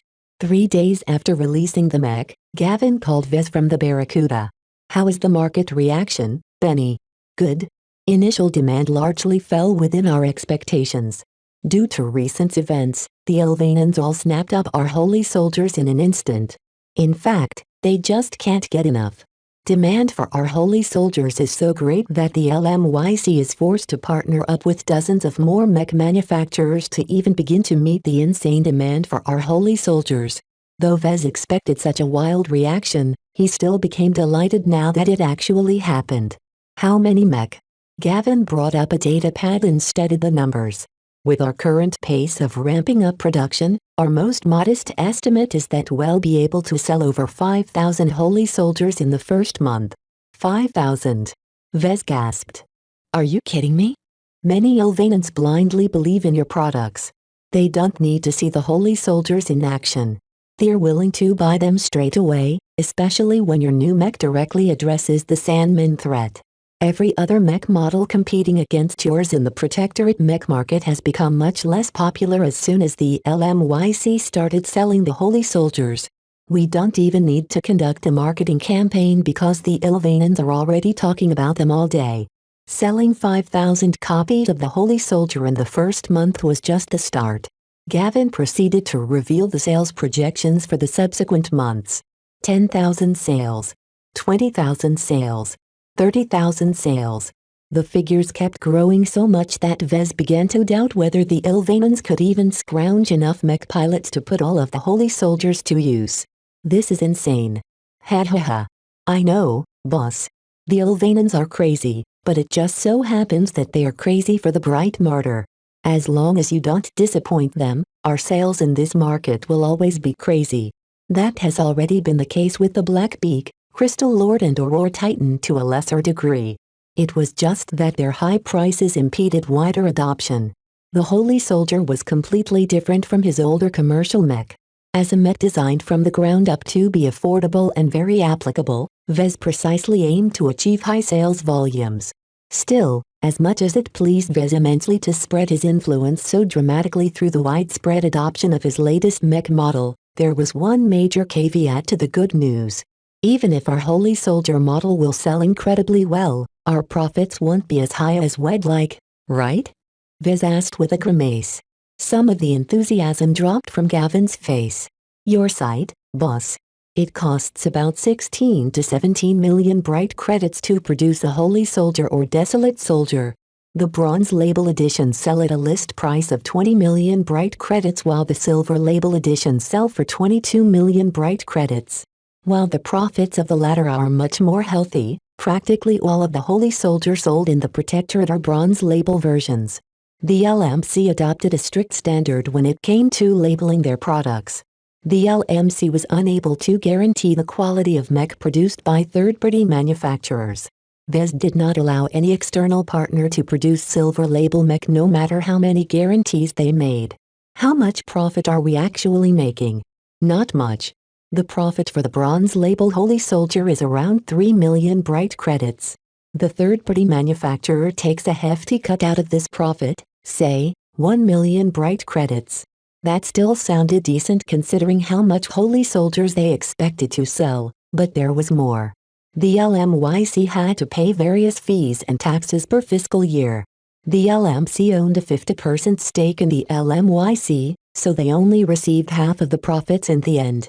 Calibust's holding company received the other half of the profits. Vez became a little sour when he thought how easily she stood to profit from his success, though he had to admit that she contributed considerably to the smooth expansion of the LMC in the Protectorate mech market. After every party involved received their cut, the LMC only received around 700,000 bright credits per sale. That doesn't sound so bad. Vez rubbed his chin. That is only the case when the cost of raw materials stays the same. Don't forget that the supply of raw materials will become more strained as more and more states begin to fall. The longer this invasion goes on, the more damage the Sandmen will do. Many states are no longer exporting the materials they extract and are instead reserving them for domestic suppliers. Vez did not worry too much about this trend. He already took it into account when he made sure to incorporate the most common materials available in the region in his latest mech designs. Still, even a modest increase in the cost of raw materials would have a drastic effect on the profitability of his Holy Soldiers. The profit the LMC made per sale could easily dwindle to 300,000 bright credits or even worse. You know, we could remedy this situation if we increase the list price of our Holy Soldiers. Gavin suggested all of a sudden. We know demand for them is insane, to the point that we're simply unable to meet most of the demand. In this situation, it makes a lot of sense to raise our prices. Those who are more conscious of their spending will wait for it to drop, while your more devoted fans will easily swallow the added costs. Vez immediately shook his head. No. Let's not play that game. The Ilvanans trust me, and I don't want to exploit that. Our primary goal should be to assist our customers in fighting the Sandmen and spread our reputation in the process by selling as many mech as possible. Making a profit is secondary. We'll earn much more money once the customers we've gained during this crisis begins to recognize the value of my products. This fell in line with his plan to earn broad acceptance from the mech community. He especially kept his products cheap in order for them to become an attractive choice to the movers and shakers of every state under threat. Chapter 1534 A Wild Bee Chapter 1534 A Wild Bee. The wildly optimistic projections for the Holy Soldier already came as a shock to Vez. This was the first time one of his mech models would surpass 10,000 sales in the second month. As for the Desolate Soldier model, the circumstances were different and more complex. His assistant dutifully explained the situation. Unlike the Holy Soldier, the demand of the Desolate Soldier is much more modest. The good news is that the LMC's reputation for quality and reliability along with the positive attitudes of our existing customers has generated a lot of initial interest. The shenanigans of the Ilvanans have been particularly helpful in publicizing our latest product and putting a positive spin on its effects. How has the warning issued by the MTA and the efforts of our critics affected the initial reception of my Desolate Soldier model? Pretty bad, at least at the start. The Bright Republic's mech market is a lot more sober when it comes to our mech. Most interested customers outside of our existing fans have adopted a wait-and-see approach. Has that changed? Gavin grinned. Well, opinions are quickly beginning to turn around as soon as we adopted your plan to place the first batch of Desolate Soldiers across Bentheme. The duty they inspire from bystanders is so remarkable that the Bentheme Planetary Guard is actually the first major client to place a major order on our new product. The Planetary Guard? Vez sat up straight. Don't they normally operate on the surface of Bentheme? It's a nightmare to fight the Sandmen on land. The Planetary Guard would much rather dispatch a bunch of mech pilots to space in order to help resist the Sandmen that will be flooding the Bentheme system soon. As a port system, it's a certainty that it will become a magnet to these accursed aliens. It would be an absolute catastrophe if even a single Sandman vessel reached the surface of Bentheme. Due to the planet's high population density, a Sandman vessel could quickly spread out and harvest hundreds of thousands lives within minutes. His cousin Melinda happened to be a mech captain in the Bentheme Planetary Guard. Perhaps he should get in touch with her in order to find out if she would be the ones deployed to space. Her Larkinson training meant she likely possessed a basic proficiency in spaceborne mech combat, so she might very well be assigned to pilot one of his mech. The thought of Melinda facing a flood of Sandmen while piloting a mech that was only worth 20 million bright credits almost gave Vez a heart attack. If possible, he wanted her to pilot a much better mech. How many Desolate Soldiers do you think will sell? Our current estimate is 3,000 sales. We're actually partnering up with more third-party manufacturers to produce more mech in anticipation of meeting future demand. We're betting that once the mech market recognizes that our Desolate Soldiers are good value, people will no longer hesitate and flood our company with orders. What's our projection for the second month? 50,000 mech. What? Vez practically jumped out of his seat. His shock was so drastic that even Lucky and Nida became alarmed. The first Sandman fleet will almost certainly hit the third line of defense by this time. Gavin spoke as if he hadn't dropped a bombshell. Once the Desolate Soldiers perform as well as we think they will, demand will skyrocket. The widespread use of the Holy Soldiers in the Ilvane Protectorate will also prove that our mech can give defenders an edge. Even so, Vez still thought that selling 50,000 Desolate Soldiers in the second month of the model's release was rather exaggerated. Don't forget that this accounts for sales in every state we maintain an active presence. Gavin added. While much of our sales will still come from the Bright Republic, we expect to do very well in mech markets like the Reynolds Republic that have most to gain from a mech that inspires duty. Ah, I see. While Vez mainly designed the Desolate Soldier for the Bright Republic, a state with much less internal stability would likely value his new mech model much more than usual. If his Desolate Soldiers succeeded in affecting the moods of the citizens of the Reynolds Republic in similarly unstable states, then selling 50,000 mech was not out of the question.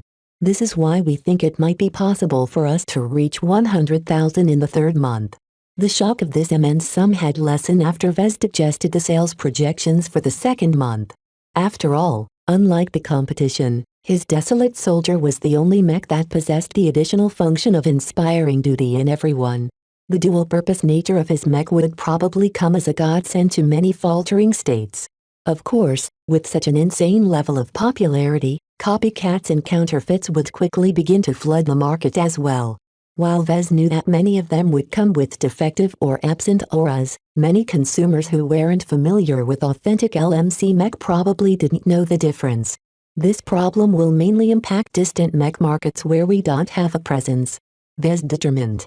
In the short term, It doesn't matter if unscrupulous mech manufacturers flood those distant markets with our products. Gavin nodded.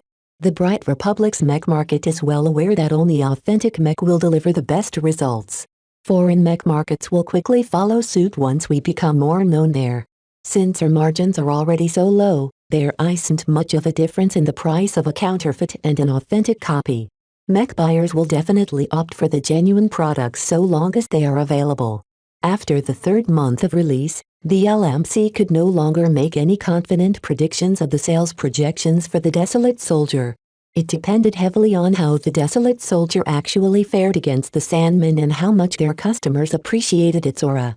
Unless the Desolate Soldier performed disastrously in combat, the LMC did not expect its sales figures to subside. Selling more than 100,000 copies a month was a very realistic prospect so long as no other competing mech model was able to steal its thunder. The insane number sounded rather surreal to Vez. Of course, the mech markets became saturated, sales would quickly fall to saner levels. Even if that didn't happen, once humanity repelled the Sandman invasion, the Desolate Soldier no longer had a purpose. Let's see how it goes. He spoke, forcing himself to calm down. Keep track of the market reception of our Desolate Soldiers and inform me as soon as sales begin to spike. Also, make sure to allocate some funds on resuming construction of our second manufacturing complex on Bentheme. We're going to need it if we want to produce more Silver Label mech. After a long and extensive discussion with Gavin, Vez finally ended the call. He took a couple of deep breaths to calm down his wildly beating heart. All of this hinges on whether the market values my Desolate Soldier highly. If the LMC overestimated its market reception, then we can forget about reaching 100,000 sales per month. Vez had already compared his Desolate Soldier to the works of other mech designers. Its performance was good enough to surpass most rifleman mech designed by journeymen. However, its performance in some aspects was noticeably worse when compared to mech designed by seniors. Seniors whose design philosophies excelled in raising the performance of specific aspects of their mech possessed the greatest advantage in this area. Their products always captured significant chunks of market share and Vez expected no different this time. At least we don't have to worry about competition from mainstream mech this time. It was impossible for the huge, transgalactic enterprises to take notice of a tiny incident taking place in the Komodo Star sector. All of their master and senior mech designers had better things to do than spend all of their valuable time and effort into designing a ludicrously optimized mech that fit the current circumstances of a single region. This was also one of the major reasons why the LMC and every other mech company revised their sales projections upwards. Mainstream mech models ordinarily took up a lot of space in open mech markets. Now that they had become irrelevant, local mech companies eagerly filled in the void. That reminds me, I still need to check something.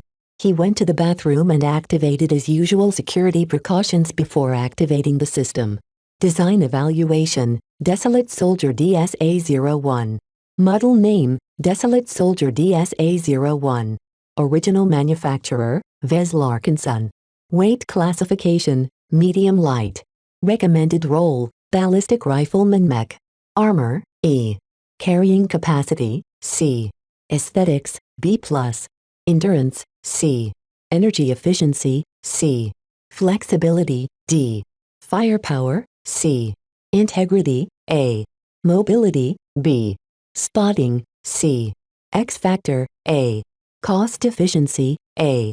Project Involvement, 80%. Original Component Composition, 17%.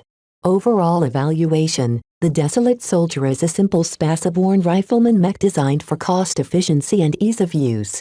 It does not possess any other strengths aside from its mobility and duty-oriented X factor. This mech is primarily meant to be employed against the Sandmen race. You have received 1,000 design points for completing an original design that has no other equivalent. You have received 50,000 design points for designing a mech with a high presence of X factor. Most of the scores didn't look very flattering to Vez. As a cheap mech, there was no way it would score well on armor and firepower. That was not a big deal to Vez. The Desolate Soldier scored well in the areas that mattered. Its cost efficiency, integrity and mobility were the two main selling points of his product, and in that regard it could hold its own against the competition. Of course, Vez knew his mech design well enough to be able to come up with these scores on his own. What he truly cared about was how the system evaluated the X factor of his mech.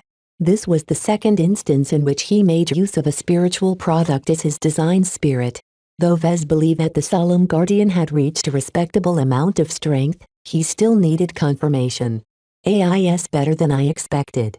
The Solemn Guardian did not match the strength of Calexo. In fact, it was only a little bit stronger than Ilvain's spiritual fragment at the beginning. Vez knew that this was just the start. Ilvain's spiritual fragment experienced a considerable amount of growth for some reason, and Vez expected the Solemn Guardian to grow even faster if the Holy Soldier and Desolate Soldier actually realized their ludicrously high sales projections. The only regret he had was that the urgency of the situation didn't allow him to shape the upbringing of the Solemn Guardian as he wished.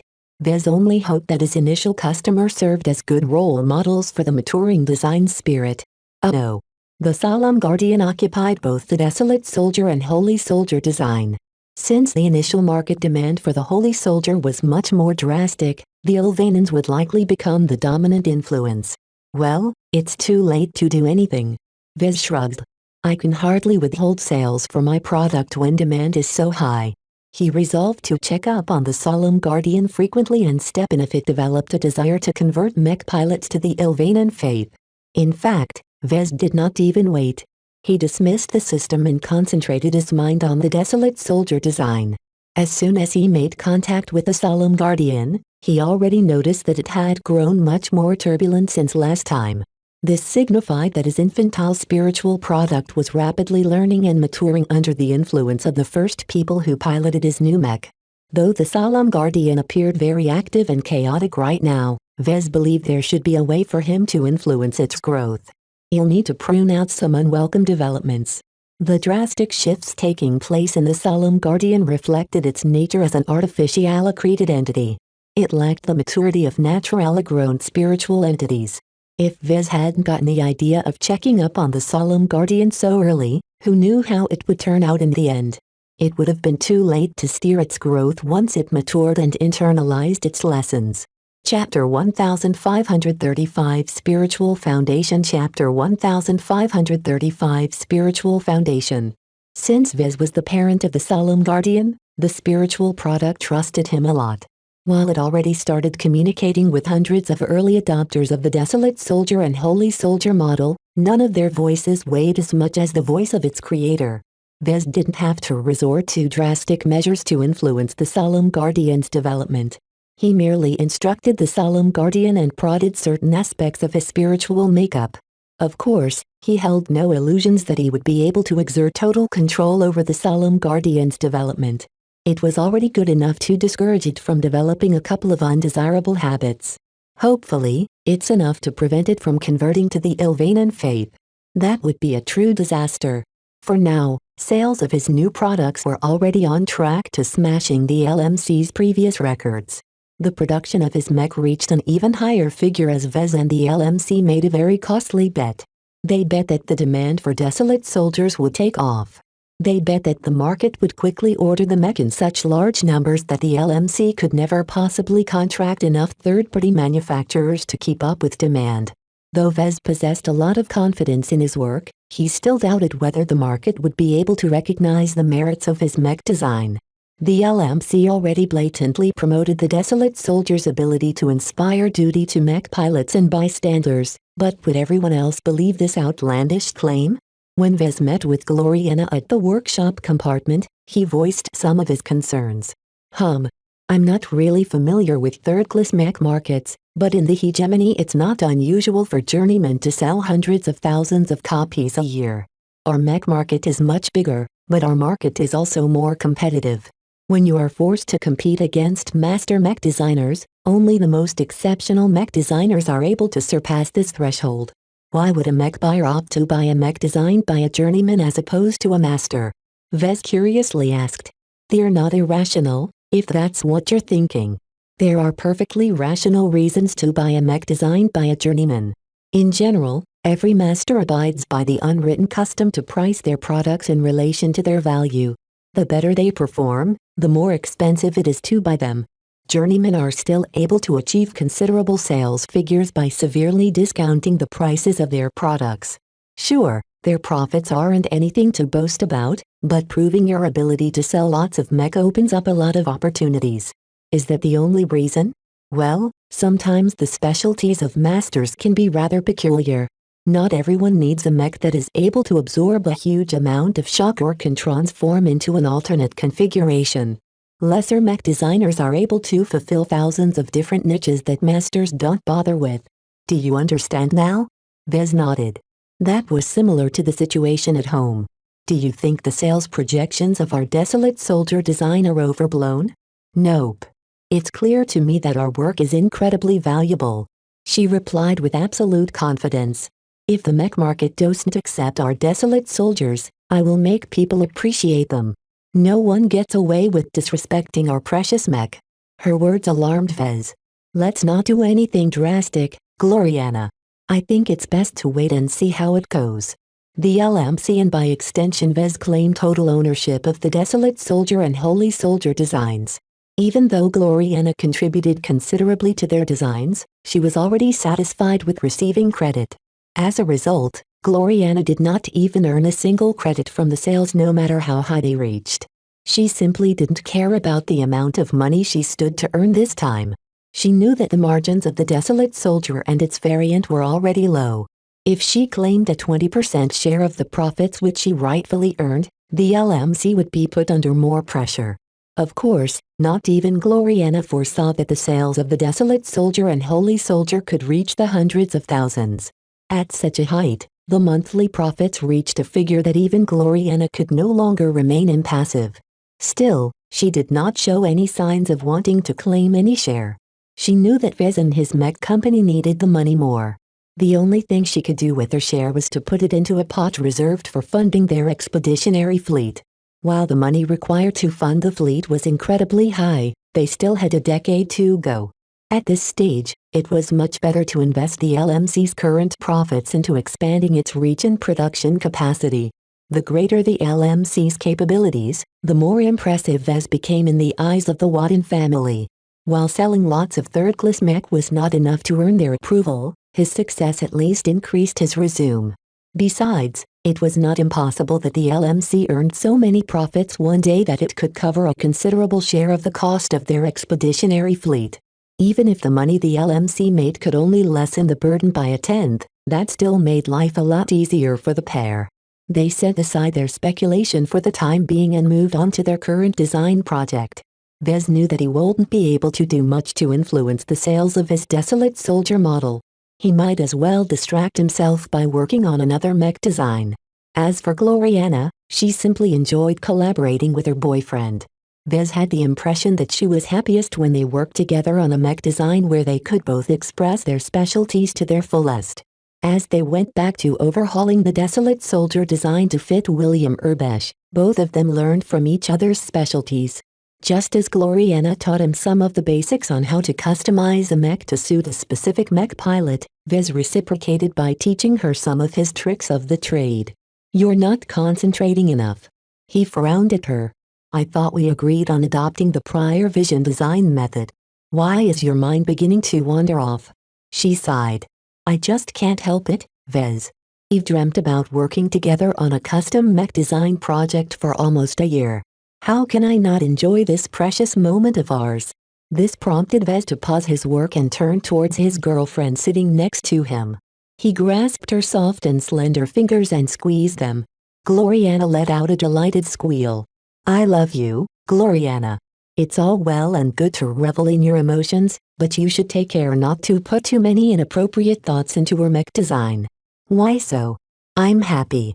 I enjoy working like this.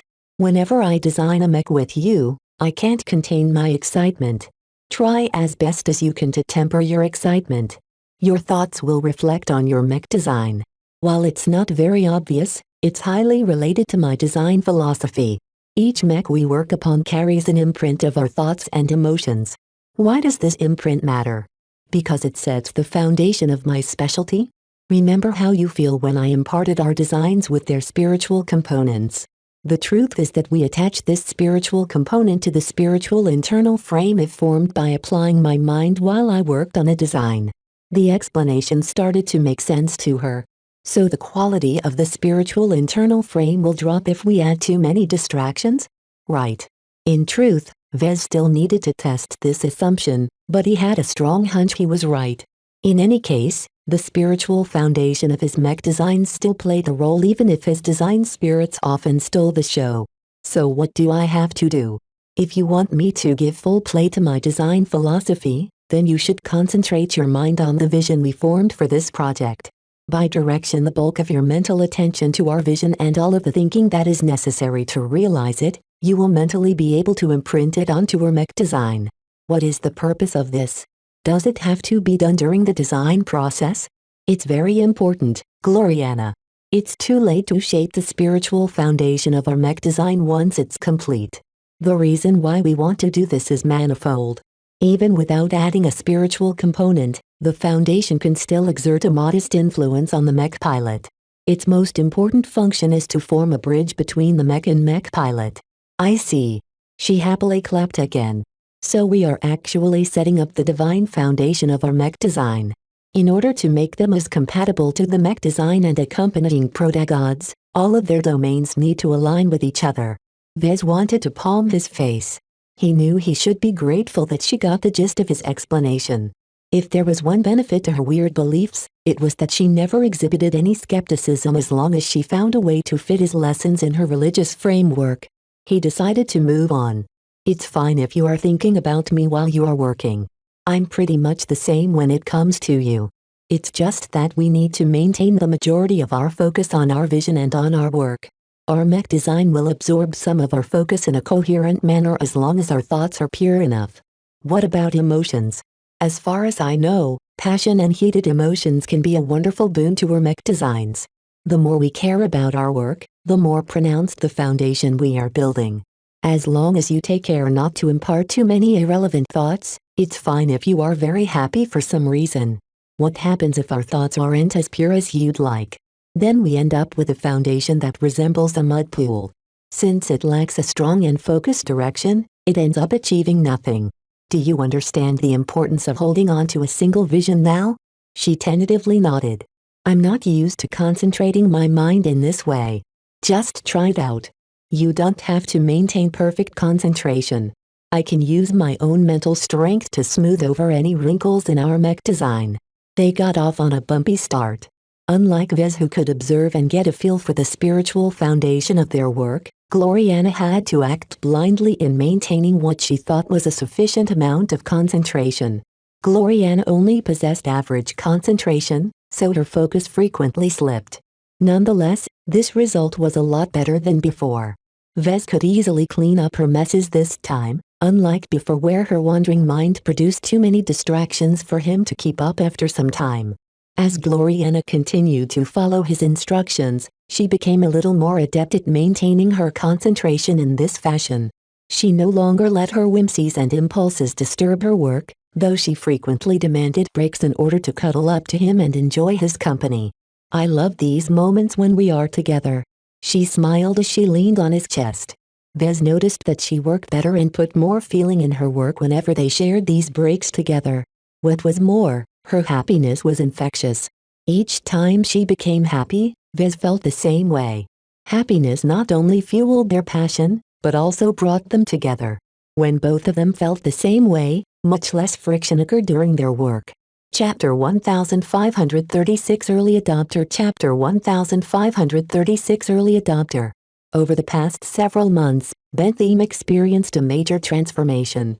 As the economic center of the Bright Republic, the planet always focused most of its efforts on expanding its industry and trade.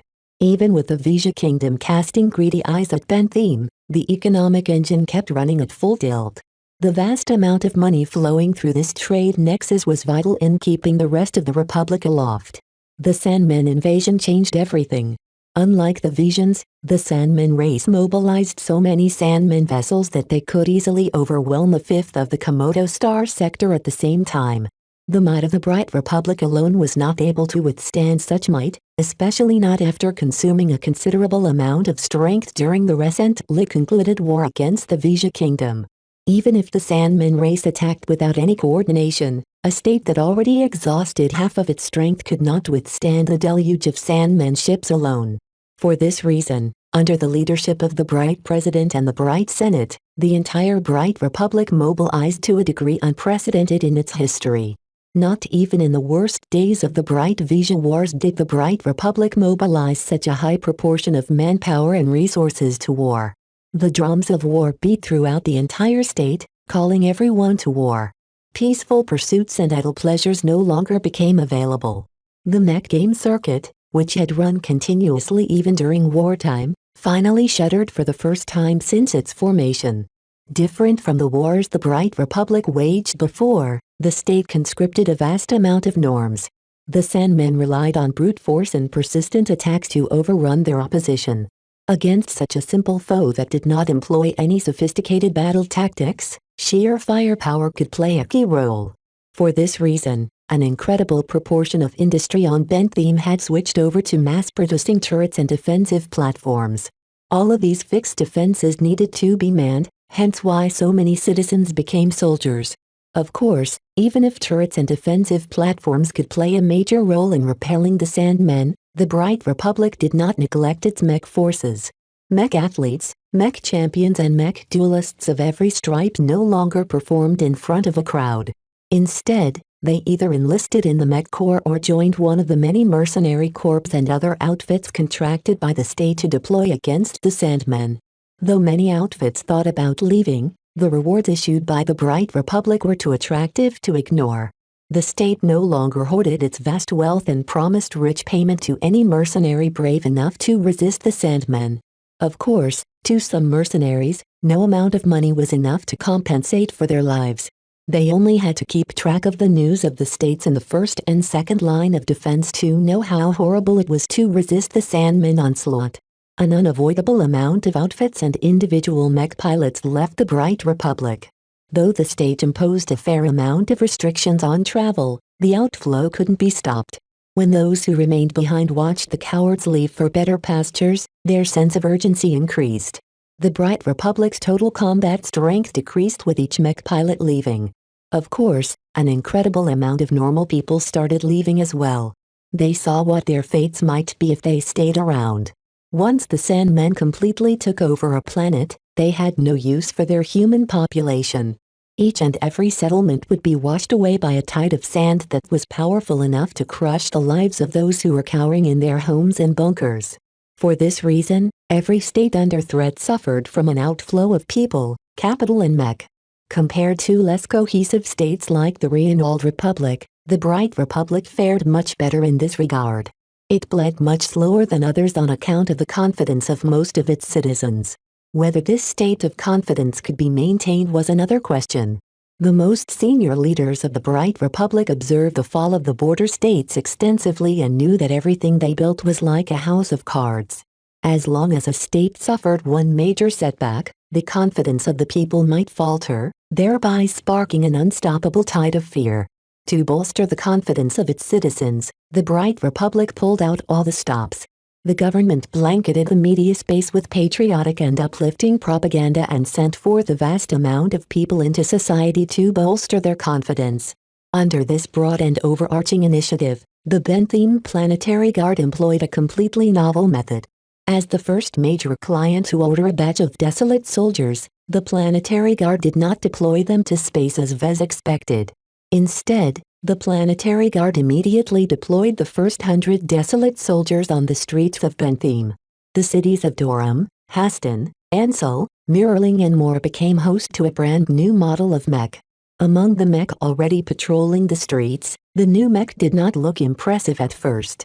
Hastily coated in the colors of the Bentham Planetary Guard, the size and quality of the mech left much to be desired. In addition, its peculiar flight system made it obvious that the mech had been designed to operate in space. On land, its weak legs only allow the rifleman mech to walk at a steady pace. Has the Planetary Guard gone crazy? Even if the Guard desperately needs to replace its peacekeeping mech with ballistic rifleman mech, why are they opting for something so bad?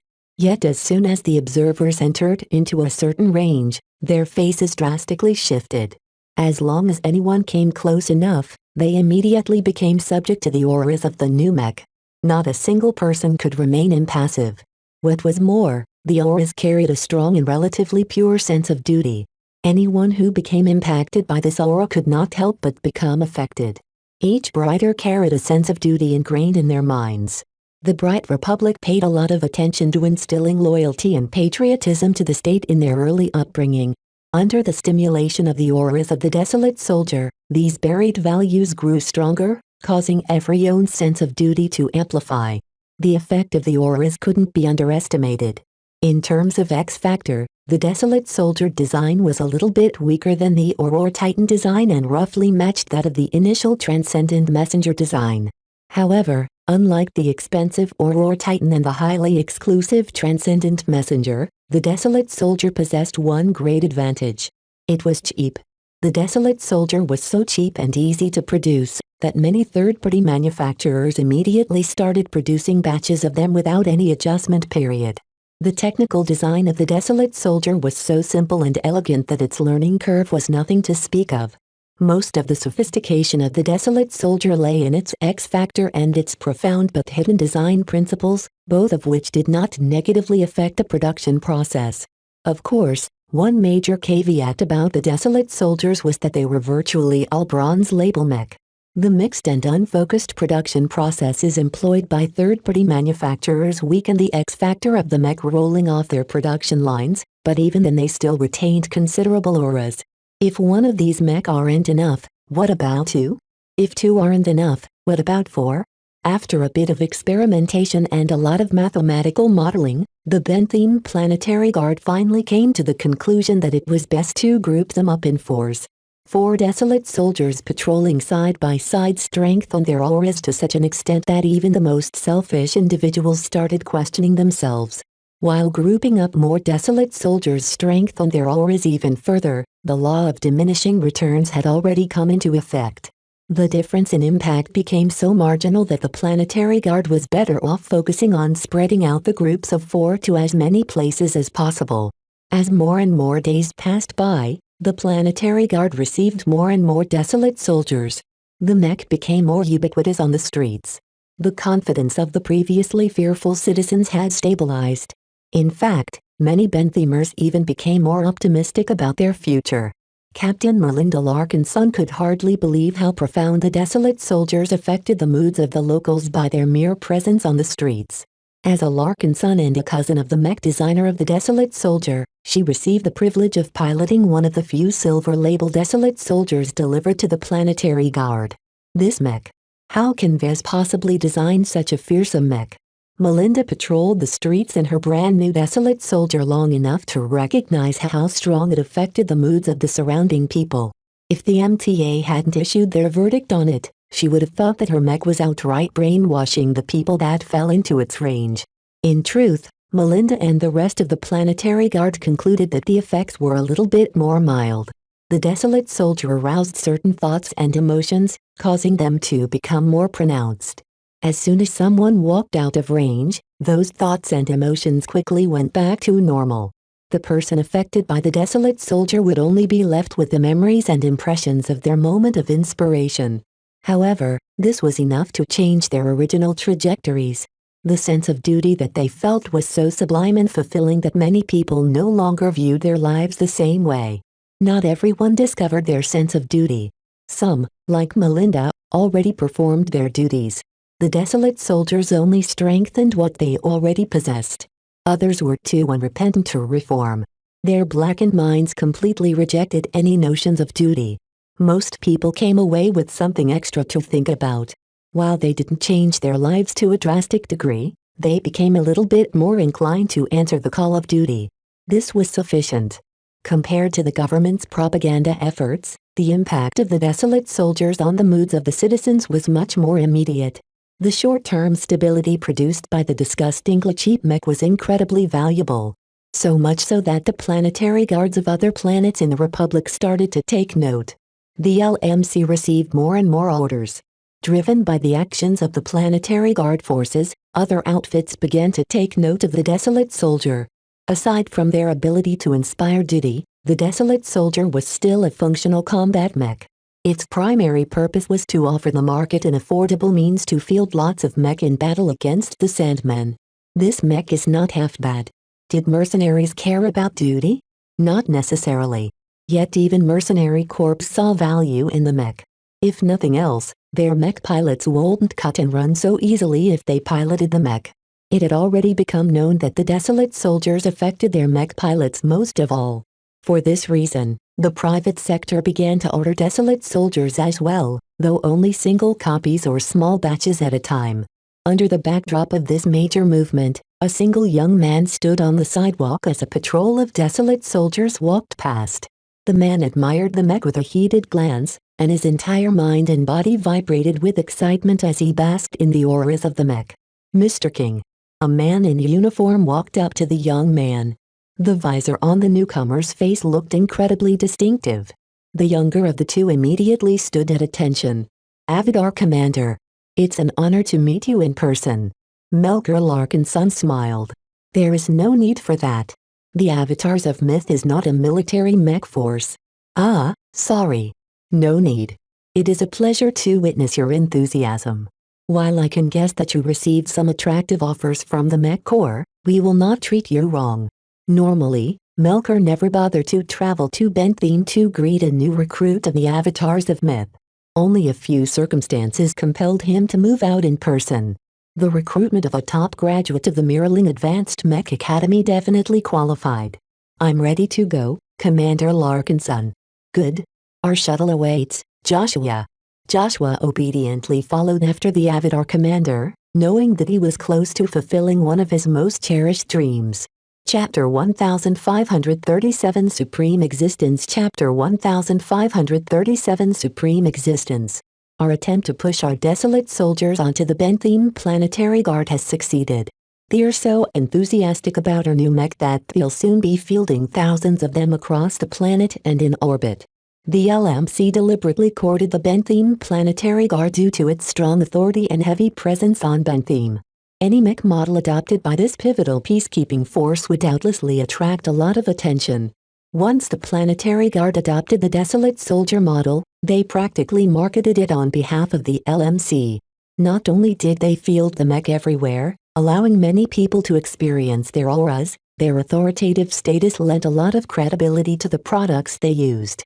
It was no surprise to Vez to hear from Gavin that other Planetary Guard forces followed suit. The auras of the Desolate Soldiers simply met their needs too well for them to ignore. As for the potential accusations of brainwashing or improper mental influence, who cared? The Bright Republic was on the precipice of destruction and needed to pull out all the stops. The authorities couldn't care less about the potentially dangerous repercussions right now. In any case, they could always revisit this issue after they repelled the Sandmen. Ha ha ha. You should see the tears of the snobby Ansel mech designers. Gavin laughed over the calm. Professor Pendleton and their ilk has been leading the wave of criticism directed at the LMC's mech. Even though he published a long diatribe that warns against the dangers of the Desolate Soldier, his influence is not as great as before. Vez smiled as well. As long as the Bentham Planetary Guard uses my mech, they're effectively vouching for them. The biased opinions of a couple of snooty seniors simply can't compare to the weight of a seemingly neutral institution. Was the Bentham Planetary Guard devoid of politics? No. It took sides like any institution run by humans. It was just that their political character wasn't very obvious. In order to maintain its reputation, the Bentham Planetary Guard did its best to appear neutral and fair. Now, the LMC essentially piggybacked on the Guard's stellar reputation to legitimize their Desolate Soldier model. This deliberate strategy effectively mitigated most of the controversy surrounding the LMC's products. Gavin and the LMC believed that enacting this plan was incredibly pivotal to the wider adoption of the Desolate Soldier. Unlike the Ilvanans who exhibited no misgivings about the Holy Soldier, the Briders were much more cautious and sober. The LMC could still work with that as long as they published a mech with an X factor as strong as the Blackbeak or the Crystal Lord. Yet the Desolate Soldier was different. Its X-factor put it in the same range as the Aurora Titan and Transcendent Messenger, but its affordability meant that it became much more widely available. If people started fearing the Desolate Soldiers, their ubiquity might provoke a very ugly backlash. The hardest part is behind us. Gavin continued. Now that so many planetary guards have adopted our Desolate Soldiers, there is no way this trend can be reversed, at least in the Bright Republic. Recently, our marketing focus has shifted to foreign markets. The Common Federation, the Reynolds Republic, the independent state of Pilis and the Council Stars of Lisv are all fertile ground for our Desolate Soldiers. The LMC already possessed a moderate presence in those states. They only left out the Vija Kingdom for obvious reasons. As Gavin transmitted some reports for him to peruse, Vez started thinking deeply. He initially found it hard to believe in the LMC's rosy projections. How could his mech company suddenly take a huge leap from selling a couple of thousand mech a year to selling more than 100,000 mech in a single month? It sounded far too unrealistic, yet as more and more orders poured in, Vez began to waver in his assumptions. What if the LMC estimated correctly? What if the LMC really managed to sell so many mech? Vez could scarcely imagine the consequences. It's too bad that we've outsourced most of our production. Vez sighed. If we possessed greater production capacity, we could have profited more from this trend. In the last week, the LMC resumed construction of its second manufacturing complex on Bentheme. This time, the planetary government even lent some assistance to hurry up construction. The faster the site went up, the sooner it started churning out mech. We may be missing out a bit this time, but we'll definitely be in a better position next time. Vez and Gavin talked extensively about the market reception of the Desolate Soldier over the comm. Though Vez always put his guard up towards his assistant, that did not change their current working relationship. So what if Flashlight hooked their tentacles into Gavin? He was still a very capable and insightful advisor and attendant. In any case, the current crisis transcended any friction between Vez and Flashlight. After Vez finished receiving his daily update from Gavin, he ended the call and met up with Gloriana. They briefly enjoyed their breakfast before heading to the workshop compartment of the Stellar Lancer. By this time, their combined fleet had already reached the territory of the Reynolds Republic. Even if he was passing by, Vez had the feeling of entering a familiar stomping ground. In fact, after crossing the Reynolds Republic, their route ran straight through the Vija Kingdom. Normally, Vez would never dare to enter this state on his own accord. Yet everything was different now that he traveled together with Gloriana. There was no way the kingdom would have the guts to stir up trouble against a prominent hexer escorted by a powerful second-class mech unit. It feels good to shelter under Gloriana's umbrella sometimes, he mused. As Vez and Gloriana continued to work on their collaborative design project, they both got to know each other better on multiple levels. Not only did they learn from each other's specialties and adjusted their design styles to each other, they also got to know each other better as a person. For example, Vez asked a very important question that had been nagging at him for a while. Gloriana, what do gods mean to you? Sometimes, I have the feeling you don't view them with as much reverence as I think. Though both of them had been seriously working on an increasingly more sophisticated custom mech design, they also looked rather silly together. The identical cat ears atop their head made them look as if they were a couple on a date. Haven't I told you about the 6 phases of existence before? Yeah, but I don't understand the significance of these phases. Gloriana patted his forearm. It's not that hard to understand. Adherents of hexism believe that existence can be expressed in 6 phases, each of which are interconnected. One flows to the other. A god is simply someone who has ascended to power. We consider god pilots and star designers to be among that level, but they are only the most obvious gods in existence today. Is a living god pilot a man or a god? Both. A person can encompass multiple phases at once. That's how interconnected they are, Vez. Is there a ranking? Of course. Women fall under the most supreme phase of existence. Every follower of hexism believes that it is better to be a mortal woman than a male god. What? What kind of nonsense was this? Hexism doesn't call for worshipping gods. We merely respect them, that's all, and only if they're female. Does that mean you would rather be an average female mech designer than a powerful male star designer? Yes. Gloriana replied without hesitation. Women are supreme. We are the wisest and most enlightened half of humanity. I know it sounds hard for you as a man to learn that you're inferior to us, but that's what we're here for. Under our guidance and protection, we make sure that men behave and know their boundaries. She spoke with so much conviction that Vez had no doubt that she believed what she said. Her subtle green eyes radiated such intense focus when she spoke about her beliefs. There was no way that Vez could ever talk some sense into her. He would have to break her mind in order to get rid of this aspect of hers, but that was far too cruel for Vez to ever contemplate. For better or worse, his girlfriend was an unrepentant hexer. So how do you my so-called protagods? Vez shifted the topic. They're very interesting. She answered admiringly. Though I have no idea how you're able to manipulate them, the ease in which you do so shows just how interconnected they are to us. Gods aren't necessarily aloof or immortal, and they aren't condescendingly watching over us from some higher plane.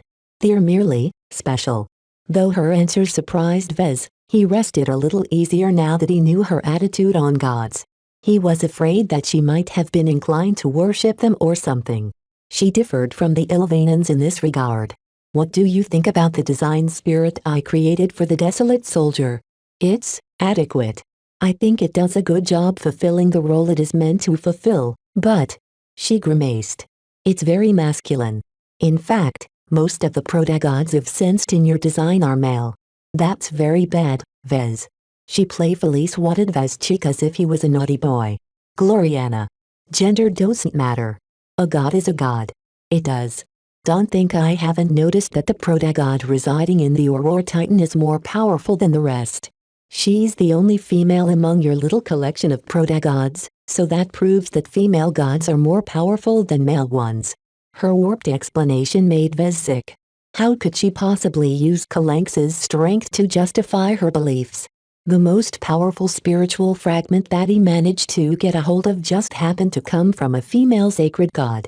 It would have made no difference if Vez obtained a spiritual fragment from a male sacred god. As for his other design spirits, most of them were men because Vez was a man. He never really consciously thought about the genders of his images and spiritual products, so they all defaulted to men because that was what he was familiar with.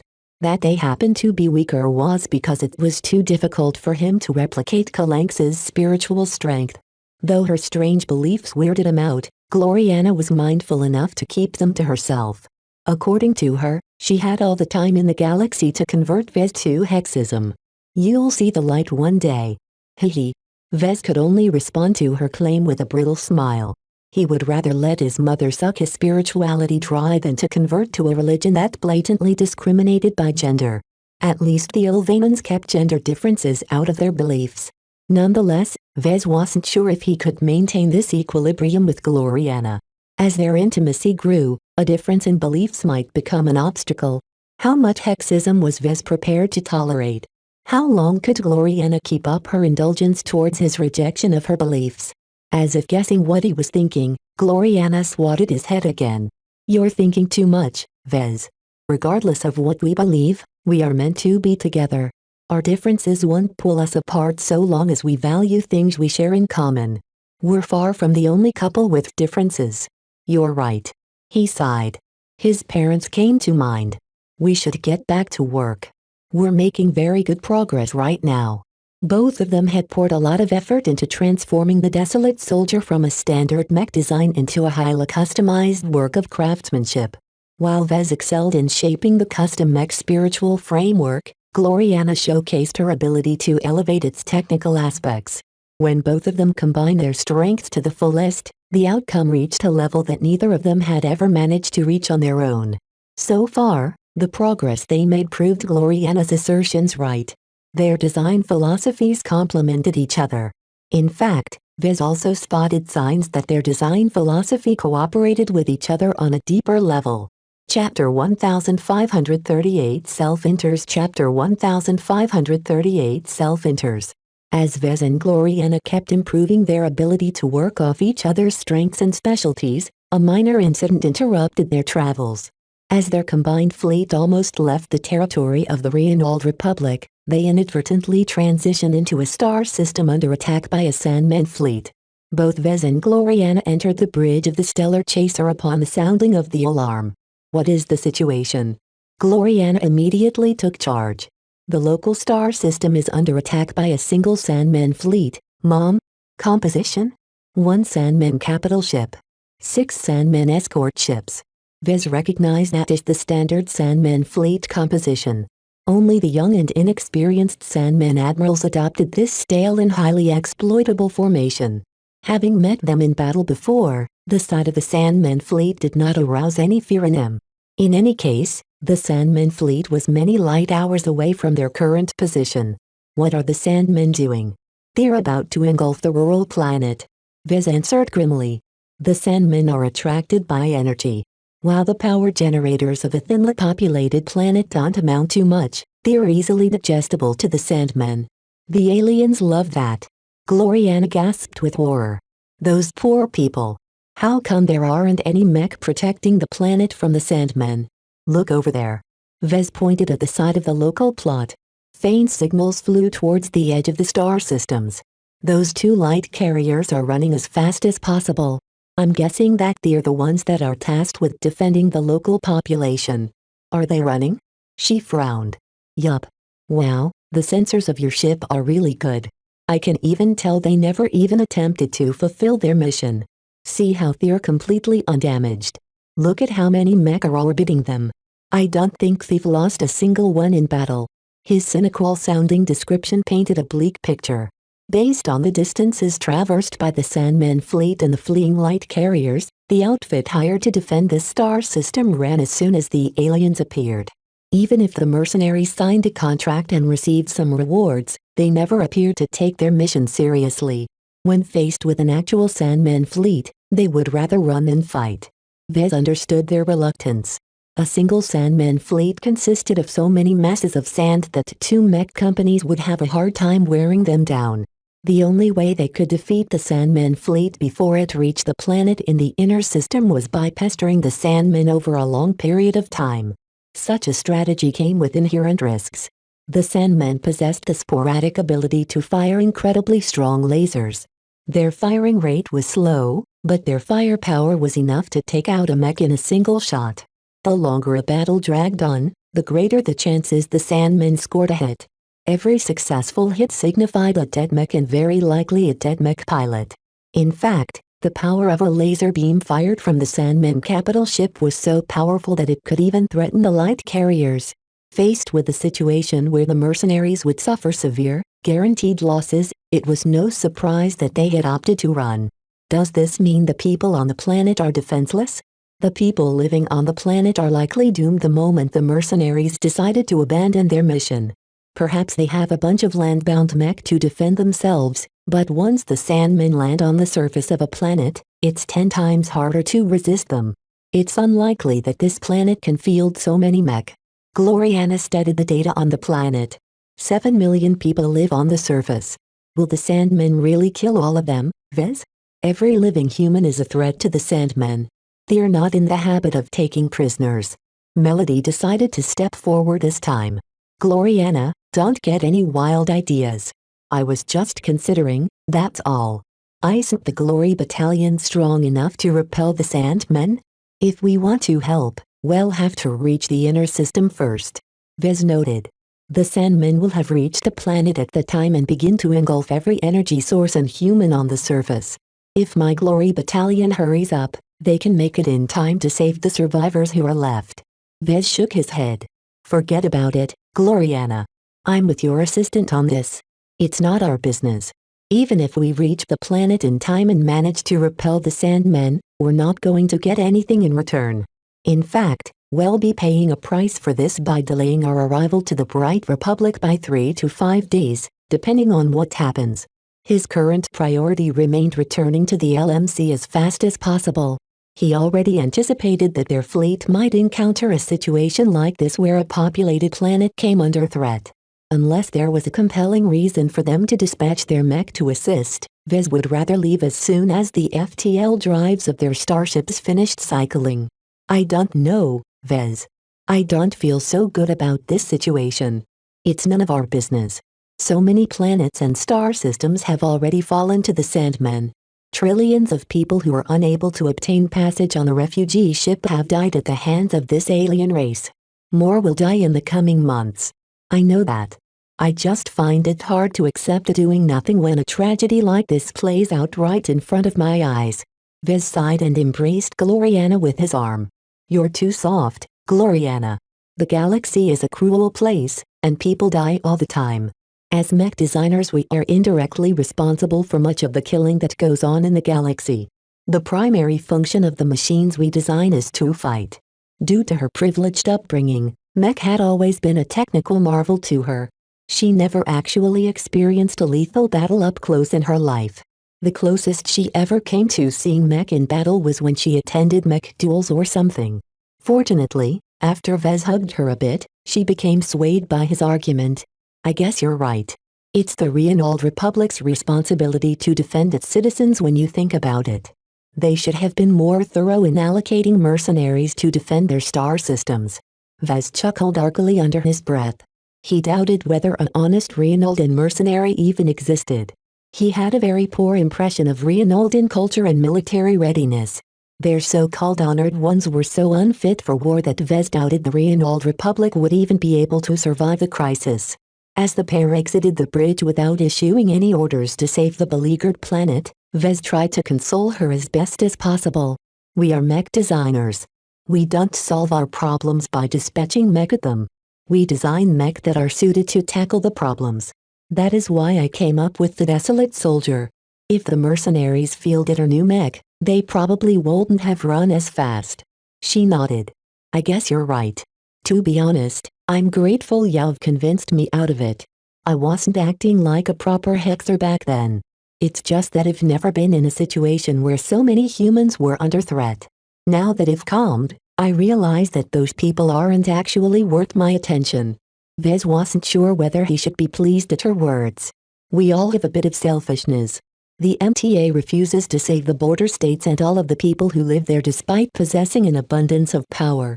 The CFA isn't doing more than sending out a single war fleet towards the source because they're obligated to. The Friday Coalition and the Hexadric Hegemony have both decided to stay put and stare at each other instead of lifting their hands to help. In every case, those who possess power prioritize their own interests above everyone else's. As far as I'm concerned, we're no different. You're right, Vez. You're so right. I'm so glad you're so understanding. I love you, Vez. I love you too, Gloriana. He smiled back. Their fleet quickly transitioned out of the star system just as the Sandman fleet was about to reach the defenseless planet. By the time they reached their next star system, another 7 million people lost their lives to the heartless alien race. Fortunately, they didn't encounter any similar incidents along the way. Right now, the Sandmen were still in the process of battering the second line of defense. States such as the Bright Republic, Ilvain Protectorate, Vija Kingdom and the Reinold Republic only met with sporadic leaks. As Vez kept track of the news, he noted that these incidents started to become more and more prevalent. That was a sign that the second line of defense was starting to fail.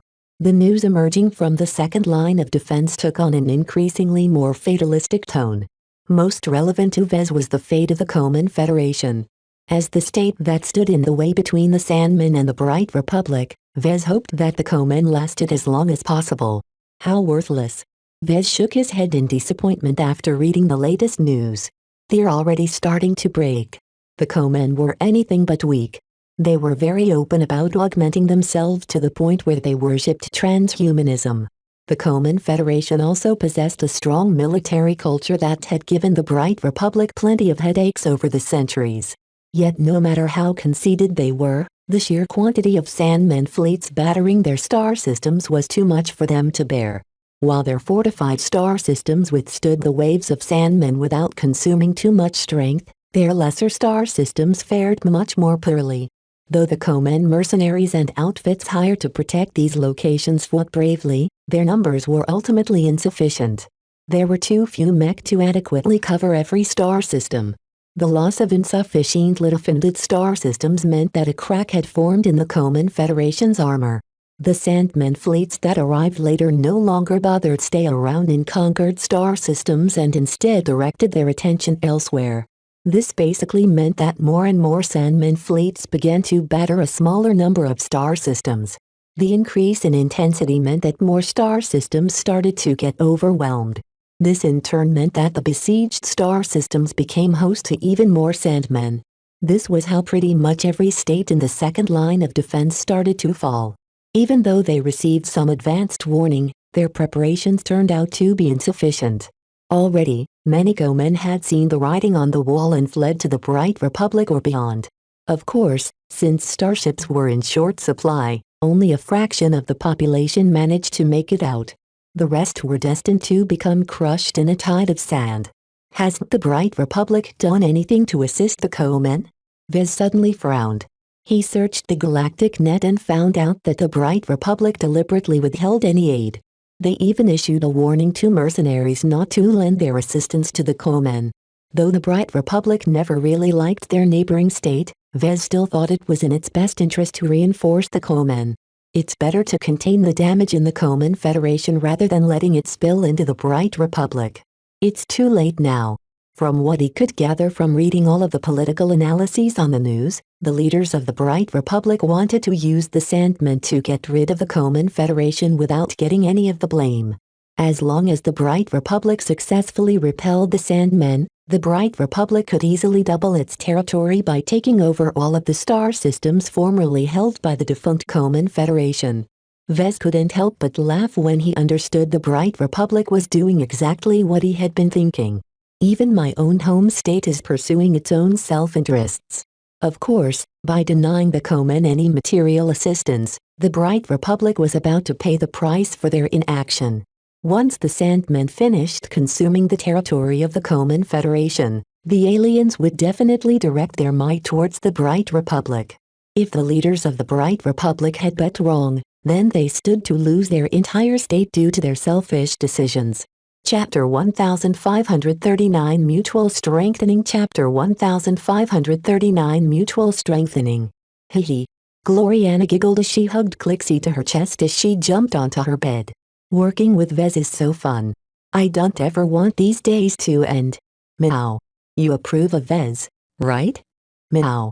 I mean, he can be a silly boy sometimes, but he's also the cutest at those times. Meow. Our custom mech is shaping to become something fantastic. Though it's difficult to adjust my methods to become more in line with his, I can feel the difference it makes. There is no way he'll ever go back to collaborating with other mech designers. Only Vez can enable me to touch the divine. The Hexodric hegemony possessed a rather flexible attitude towards religion. Hexism was neither mandated nor universal in the powerful second-rate state. Nonetheless, many hexers still ascribed to the philosophy, either half-heartedly or wholeheartedly. Many of its tenets fell in line with hexer culture, so it was not that big of a burden for most hexers to follow hexism. When Vez heard how the hegemony treated religion, he judged that the hexers were trying to have their cake and eat it too. By propagating a philosophy that closely matched the predominant culture, the state essentially ensured that secularists and believers could live side by side in harmony without any of the usual clashes in beliefs. In essence, the hegemony tried to be both a secular and a religious state at the same time.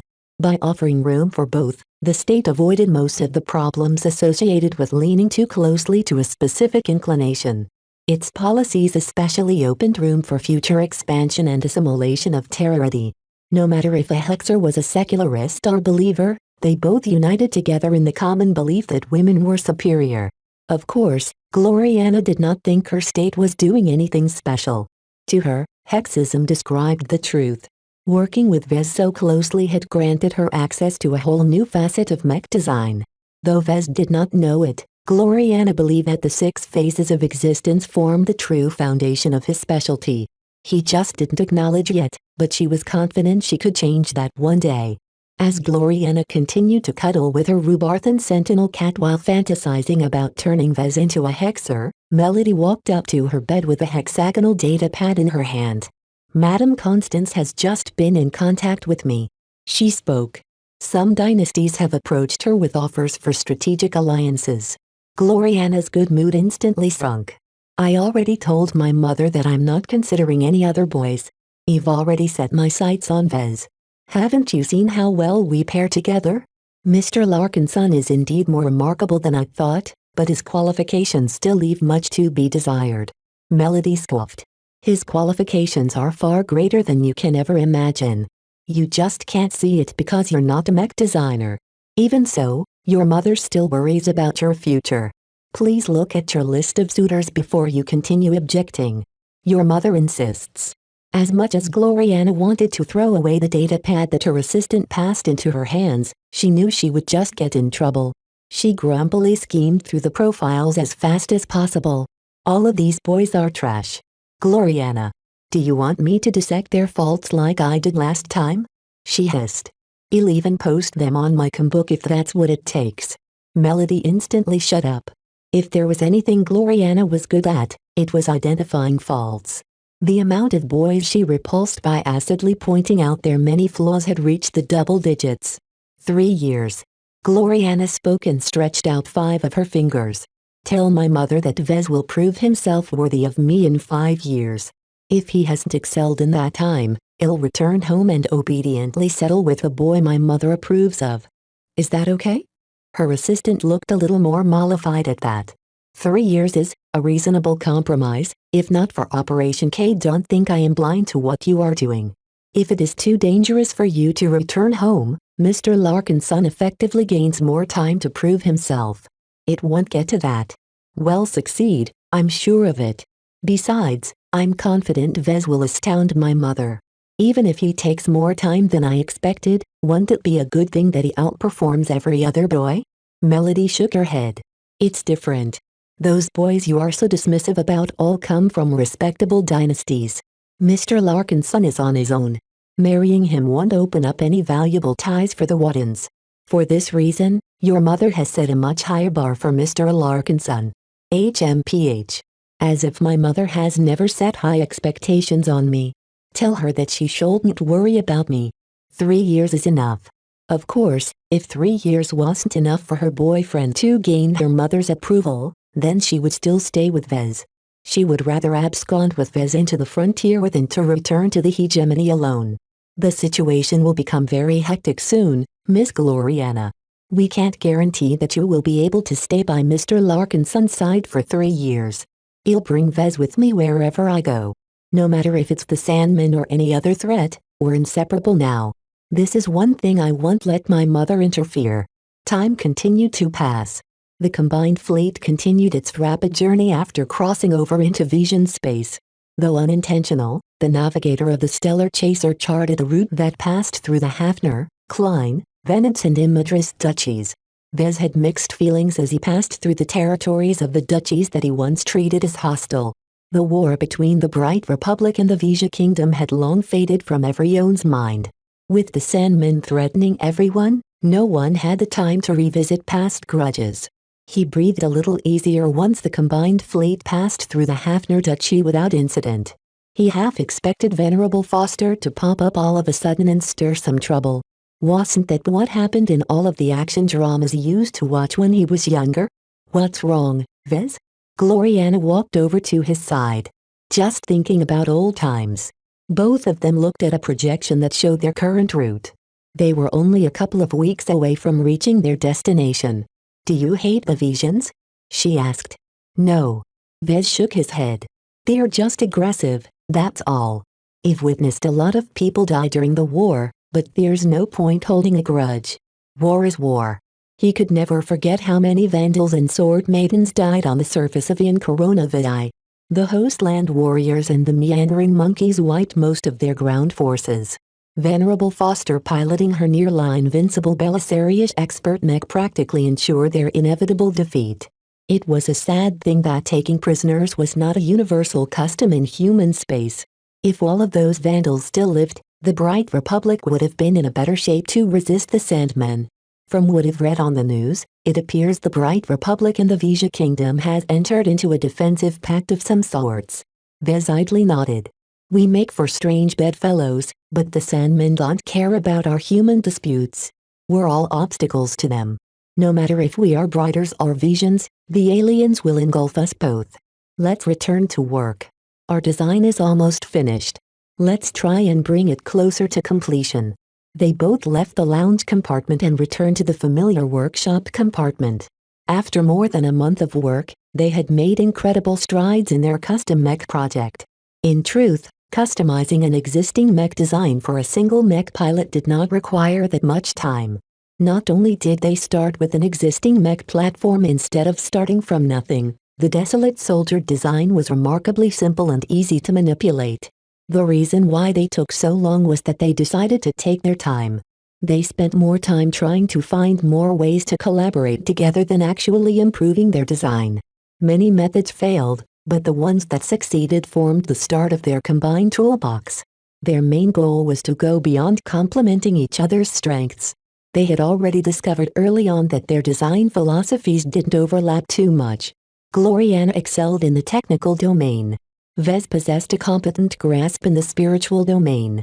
Neither domains collided with each other, which meant that they both covered each other's shortcomings with their strengths. That was not enough. Synergy did not arise from fitting two pieces of a puzzle together. Synergy arose when one puzzle piece transformed another puzzle piece into something greater. The whole had to be greater than the sum of its parts. The simplest way to explain it was that Vez and Gloriana worked hard to achieve a result that was greater than 1 + 1 = 2. For their collaboration to be truly worthwhile, they needed to reach 1 + 1 = 3. In other words, Vez and Gloriana sought to generate enough value to match the contributions of three unrelated mech designers.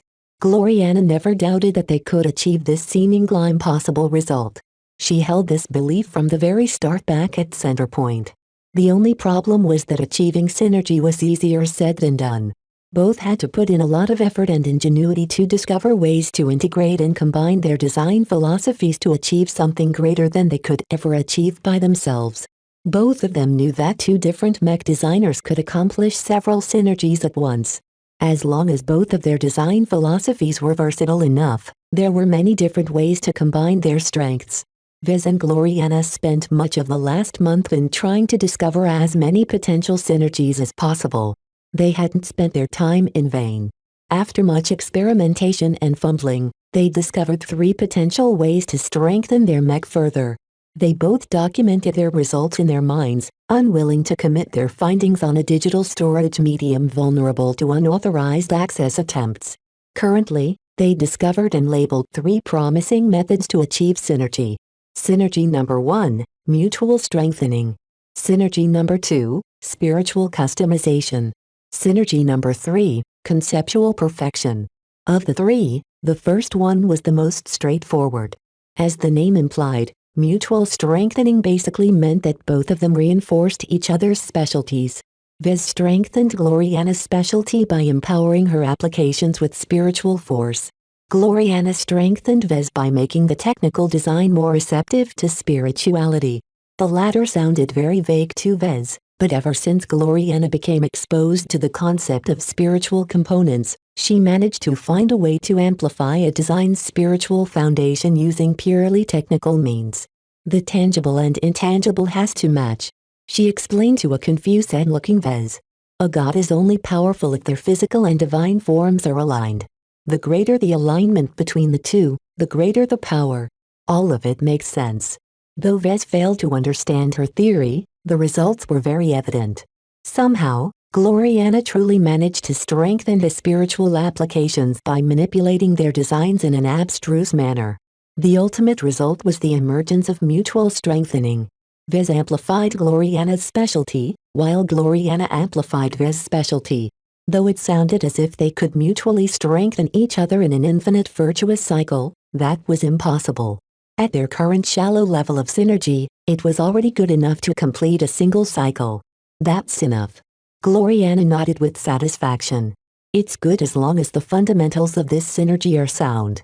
In other words, they should be happy they managed to achieve 1 + 1 = 3 instead of 1 + 1 = 1.5 or worse. Trying to achieve greater synergy such as 1 + 1 = 4 was something reserved for the future. Compared to mutual strengthening, The other two synergies were much more complicated. However, they both possess the potential to elevate their collaborative mech designs to much greater heights. Chapter 1540 Miracles Chapter 1540 Miracles. Of the three forms of synergy they discovered, mutual strengthening was the easiest and most straightforward one. It was also the most limited one, as strengthening each other's design philosophies did not promise any drastic changes. Mutual strengthening merely improved the existing attributes of a mech design. It did not promise anything exciting. It's still very valuable, though, Vez concluded after some time. Mutual strengthening allows our design philosophies to approach the efficacy of senior-level design philosophies while we are still journeymen. Gloriana smiled and leaned against his side as they observed their mostly completed mech design. We've just scratched the surface with mutual strengthening. Theoretically, we ought to be able to feed back our enhancements into each other. Nothing comes for free. There has to be a limit on account of waste. Achieving a perfect conservation of energy is impossible. Oh, we'll see about that. Her eyes glinted. Compared to mutual strengthening, Vez found the other two synergies they discovered to be more promising. Spiritual customization combined their specialties in a more complex fashion. The simplest way to describe it was that it attempted to extend Gloriana's specialty into the spiritual domain.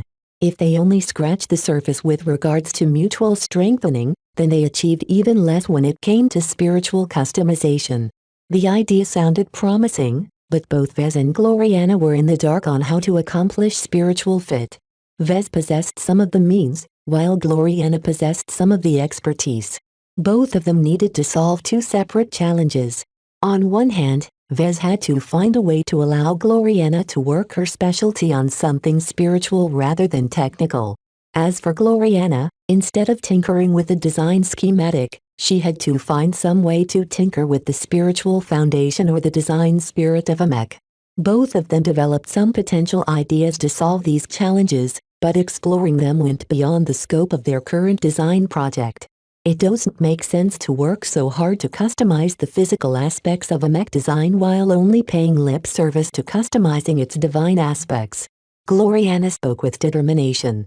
My design philosophy can only express itself to the fullest when I find some way to bridge into your domain and perfect the divine nature of our custom mech designs. Vez wasn't entirely comfortable with that. A part of him felt that Gloriana attempted to encroach on his territory. What she wanted to do, he could do as well. The only difference was that she possessed a potentially greater intuitive grasp in improving the spiritual aspects of his mech designs. Perhaps he might be able to do the same, but only after spending a disproportionate amount of time and effort to match Gloriana's proficiency. From an efficiency standpoint, it was much better to let Gloriana find a way to apply something she was good at rather than force Vez to become good at something that was not in his nature. Both of them possessed different inclinations. Gloriana is still obsessed over perfection. Even if Vez did his best to steer her towards a more flexible and conditional approach, she would always chase after the perfect solution. Vez was much more inclined to life, which was inherently chaotic and unpredictable. He didn't quibble over whether an outcome could be better, because sometimes life sprung both pleasant and unpleasant surprises at him. Who was he to judge? To him, introducing life into his mech designs entailed accepting that the outcome was never under his control. Sometimes, the variables of life yielded a result that fulfilled his goals, but sometimes the outcome proved detrimental. The more chaotic and uncontrollable his design spirits, the fewer guarantees he possessed that the eventual outcome aligned with his intentions. Vez already grappled with this problem with regards to his Desolate Soldier and Holy Soldier designs. Now that his mech were being sold and produced by the thousands, a lot of mech pilots came into touch with their common design spirit. One of the hidden reasons why Vez insisted on delivering a lot of Desolate Soldiers to the Bentheme Planetary Guard was because he wanted them to serve as role models for the Solemn Guardian. While the mech pilots of the Planetary Guard weren't perfect, they were better than the alternative. As Vez frequently checked up on the Solemn Guardian, he performed frequent pruning to rid the rapidly growing spiritual product from undesirable elements. Though Vez thought he was doing a decent job at it, he couldn't help but think he was raising an exuberant and temperamental child. As much as a parent would like to raise a child correctly, The latter always behaved naughtily at times. The best he could do was keep his child from going too far. As for how the solemn guardian actually turned out, Vez didn't have the power to do more. I always feel as if there is more to the solemn guardian than I think. The incessant exposure to the beliefs of the Ilvanans must have left something behind. In addition, the bulk of the solemn guardian's spiritual makeup originally came from Nixie, which resided in the ancient sarcophagus. Vez vaguely sensed that the remnant alien elements in the solemn guardian went active, exerting an unknown influence on its development. So far, none of the status reports he received mentioned anything alarming, but Vez remained cautious. As soon as word came out that the X-factor of his latest mech started to turn mech pilots into alien worshippers or something, he wouldn't hesitate to drag the solemn guardian from his designs. Well, it's probably fine. Compared to keeping an eye on the solemn guardian, Vez much rather preferred to focus on achieving greater synergies. Though Vez and Gloriana both invested a lot of effort in trying to make their second form of synergy work, they discovered that they were way in over their heads at the moment. This was why they shelved their intentions to explore this option for later. They hadn't spent much time on exploring the third form of synergy they discovered either.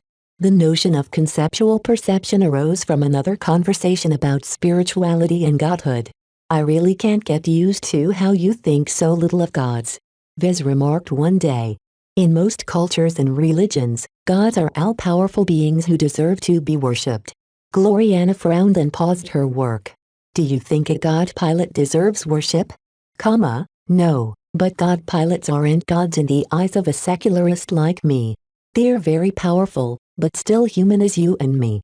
It's just that their might is so incredible that people can't help but treat them as gods. We're not as different as you think, Vez. God pilots are gods, but gods aren't inherently superior. They are a different phase of existence. God pilots just happen to be connected with a phase of life and phase of godhood at the same time. The same applies to star designers. What about us? As journeymen, we are more than human, but less than gods. We're in a transition phase. Our phase of life has remained constant, but through our efforts, we are slowly approaching the phase of godhood. What does it mean to approach this phase? Vez puzzlingly asked. We Hexers haven't adopted a different definition of gods. We still regard them as awesome beings of power. We merely think that phase of godhood is within the reach of everyone. For example, I believe that we are bringing our customers closer to this phase by empowering them with our divine mech. What is a god even capable of that makes them worthy of notice? Gods are defined by the miracles they can perform. Isn't that obvious, Vez? God pilots achieve miracles through their god mech. Star designers achieve miracles by developing amazing designs. As journeymen, we have taken our first steps towards accomplishing miracles. As long as we advance to master, we will finally be able to perform the miracles that we have been chasing after since we formed our design philosophies. That is a very strange perspective. I've never equated mech designers to gods. It sounds too superstitious. Star designers with awesome reality-defying design abilities exist, right? Gloriana asked seriously. Yes. Then what do you think exists between a novice mech designer and a star designer? Demigods? Exactly. His girlfriend vigorously nodded.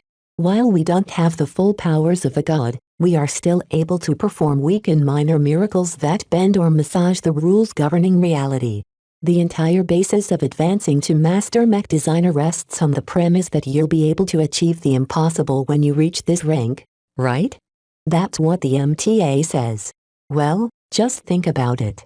Isn't achieving the impossible the same as performing miracles? They share the exact same meaning. It's just packaged in a different way. Vez had to admit that Gloriana had a compelling argument. It was just that he refused to accept this comparison. He disliked the word miracle and its religious connotations. Is there a point in your comparison? I've noticed something about you, Vez. You're too much of a secularist to open your mind to the possibilities that you can do. You have an amazing design philosophy, but you have a tendency to approach it with the mindset of a scientist or an engineer. Vez crossed his arms against his chest. What's wrong with that? We're mech designers, not priests. That you look down on the latter is exactly the problem I have with you right now. Gloriana poked his chest with her finger. Have you ever thought that miracles can only be achieved when you have faith? Look, I'm not saying that you should embrace hexism, she said, adopting a conciliatory tone. Just think of what our design philosophies can do right now, and what they can accomplish in the future. As future gods, we are continually mastering our abilities to affect reality by performing ever greater miracles. What I want you to do is to go beyond the boundaries of established theory and take a leap of faith for once. I don't believe in leap of faiths. I'm much more likely to leap into an abyss if I follow your suggestion. Who says an abyss is a bad place? Perhaps you might be able to find what you seek. She grinned. Vez began to get confused. He always got confused when they talked about these kinds of topics. Why are we even talking about this? A hungry grin appeared on her face. You've got an idea. A very interesting idea. I always kept it in my mind, but I always got stuck because I haven't found a basis to implement my ideas. Even miracles need a basis in reality to work. What's this miracle that you have in mind, then? I think there is more to the divine nature of our mech than you think. For all it is capable of, you aren't using it to your full potential. Divinity is the stuff that makes miracles possible, but all you're doing is shaping it into a few modest concepts to the proto-gods and divine nature of your mech. If a concept doesn't match the mech design, it won't be of any help. That doesn't mean we should be timid in playing around with the possibilities. Look, what if we attempt to perform a miracle that makes our mech designs more perfect? I call it conceptual perfection. By applying our powers as developing gods in this fashion, we can turn something that is not true into something closer to our desired truth. An imperfect mech is perfect because we say it is so. Therefore, the mech we've designed is perfect. The end. Vez looked floored. You're basically suggesting that we lie to reality. Why shouldn't it work? Aren't we on our way to become gods that can perform miracles? If you think about what other master mech designers can do, conceptual perfection doesn't sound so bad. If we keep lying to reality until reality accepts a lie, doesn't that mean our lie has become a truth? His head started aching from the twisted logic of his girlfriend. He always thought he was a bigger liar than Gloriana. It turned out that he was sorely mistaken. Chapter 1541 Lying to Reality Chapter 1541 Lying to Reality. Though Vez reacted badly towards the notion of conceptual perception, he slowly began to admit that Gloriana may be onto something. While he firmly rejected her stance on calling it a miracle, Vez nonetheless believed that spirituality was capable of many amazing feats. Spiritual energy was just one of many high-level energies of reality.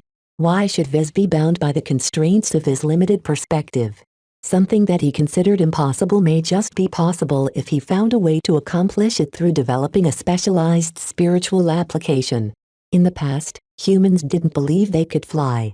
Only until pioneers invented the first aircraft did those ancient humans expand on the list of what they could accomplish. People no longer regarded flying in the air to be a ludicrous notion. What Gloriana essentially suggested was that Vez should keep an open mind. What a turnaround. He muttered to himself. Normally, I'm the one host trying to push Gloriana to become more open-minded. The difference was that his girlfriend attempted to steer Vez towards hexism. Perhaps that was her original motive for sharing her idea for conceptual perfection.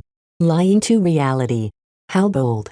Yet the more he thought about it, the more he became fascinated by the notion. He felt excited about it the more and more he thought about successfully pulling it off. Didn't he consider himself to be a proficient liar? This should have been right up his alley. He wasn't a fan of framing it in miracles, though. Gloriana could think what she wanted, but Vez vastly preferred to think of it as lying to reality. Still, as bold as Gloriana's idea sounded, they were very far from realizing it. At their current state, let alone lying to reality, they probably weren't able to attract reality's attention in the first place.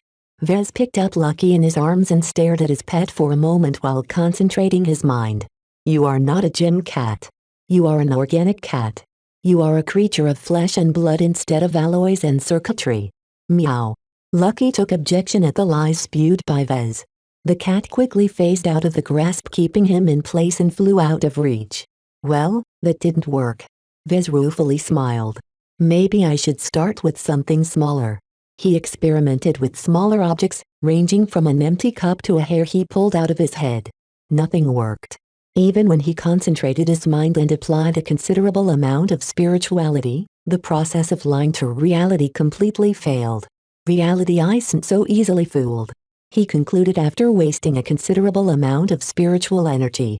To be fair, his earlier experiments were merely whimsies.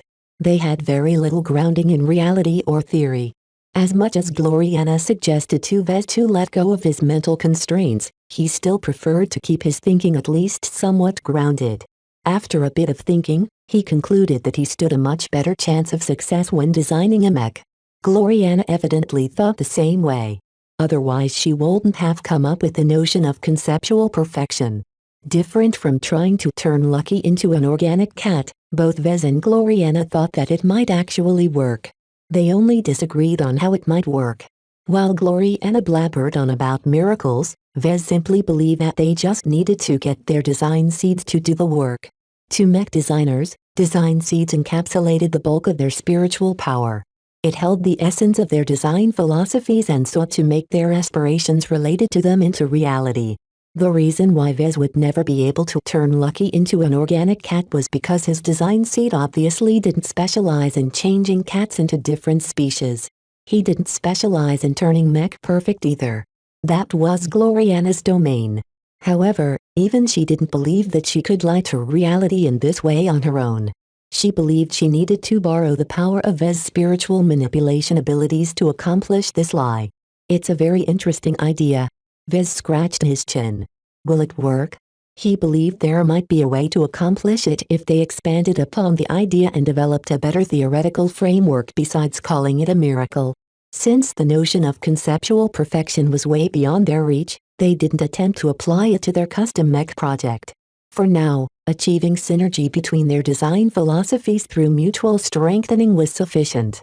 After several more days of refinement and optimization, they tentatively reached the point where they could no longer progress.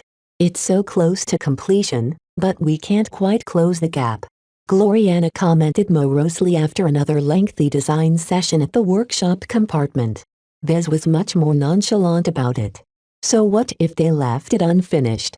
We only need a couple of days to complete our design once the conditions are right. William Urbesh isn't going anywhere. We'll be able to study him and make the final adjustments once we get a hold of him in person. Although they made huge strides in designing their custom mech, neither of them wanted to close this project. Gloriana never designed a custom mech without meeting a mech pilot in person.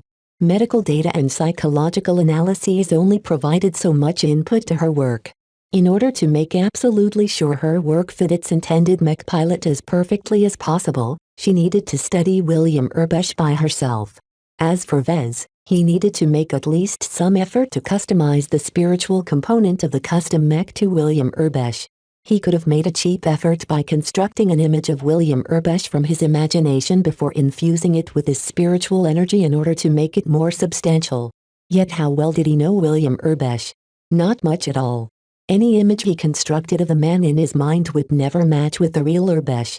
If Vez wanted to tweak the spiritual foundation of the custom mech to be more in tune with William Urbesh, then he needed to find some way to siphon a minute portion of the cowardly mech pilot's spirituality. That might be a little risky. Unlike most mech pilots, William Urbesh possessed a very minuscule but noticeable trace of spirituality. Since he possessed so little of it, what kind of damage would Vez inflict if he took a chunk of it away? Well, it would be fine as long as Urbesh didn't die on the spot. Of course, even if he retrieved a mode of spirituality from Urbesh's spiritual underdeveloped mentality, Vez did not intend to apply it directly. Gloriana's notion of lying to reality inspired him to tamper with the mode of spirituality. What if he could distort the mode by getting rid of the cowardly attributes and replace it with courageous attributes? If he implemented this tampered mode into his custom mech design, then would he be able to influence William Urbesh's personality through this fashion? It sounded incredibly dangerous and unethical to Vez. He was working on some dubious theories and assumptions. If even one step went wrong, Urbesh would bear all of the consequences. You're making that goofy grin again, Vez. What are you thinking about? Vez shook his head. Ah, Nothing. I was just thinking about a test subject. Since they couldn't find a way to bring their custom mech design closer to completion, they wrapped it up and put it aside for later. As the both of them went their separate ways, Vez returned to his guest room and decided to get in touch with his favorite double-dealing assistant. Benny. How is the LMC doing? Vez asked over the comm. Good. We've overcome a lot of obstacles in the past few weeks since the introduction of the Desolate Soldier and the Holy Soldier models. The latter is doing exceptionally well, but you already know that. The Ilvanans have already fielded the first Holy Soldiers in battle. That caused Vez to raise his eyebrows. Send me the footage if possible. I'll review them later. How did the battle go? It was an overwhelming victory for the Ilvanans. They were experimenting with 3 mech companies that consisted entirely of Holy Soldiers when a single basic Sandman fleet dropped into the star system. The Kronans aborted their drills and moved to intercept the Sandman fleet and easily managed to take it down. A single Sandman fleet wasn't that much of a challenge to defeat so long as the defenders held their ground. How many losses did the Kronans suffer? 9 mech, of which only 3 managed to eject in time. Their carriers also sustained moderate damage.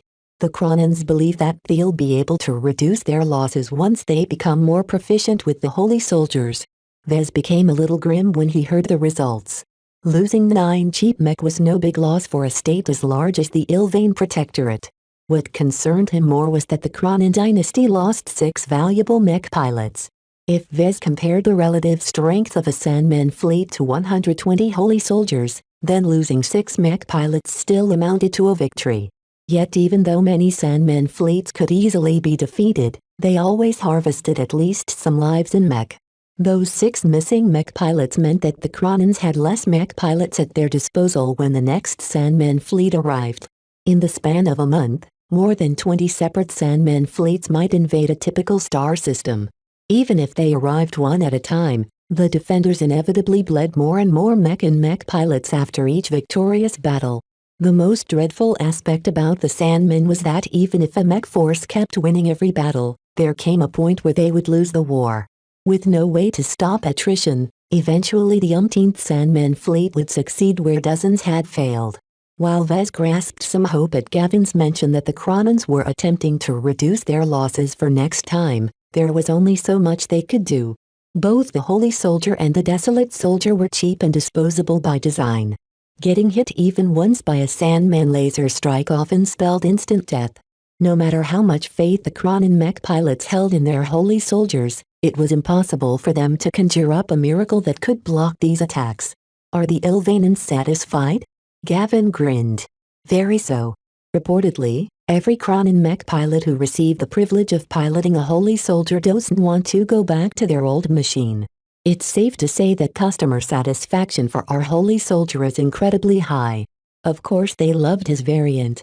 Vez expressly went out of his way to incorporate a mode of Ilvane's spiritual fragment into its design. Have our sales projections for the Holy Soldier changed in light of recent events? Not at first, boss. With how fast our partners are ramping up production, we're very confident we'll be able around 5,000 Holy Soldiers in the first month. As for the second month, our previous estimate of selling 10,000 Holy Soldiers turned out to be on the low side. We think we can at least sell 20,000 Holy Soldiers, if not more. That fast? The Protectorate's mech market is still relatively closed. You aren't facing as much competition there. Once your Holy Soldier entered the market, it has quickly become the only game in town when it comes to cheap and simple spaceborne rifleman mech.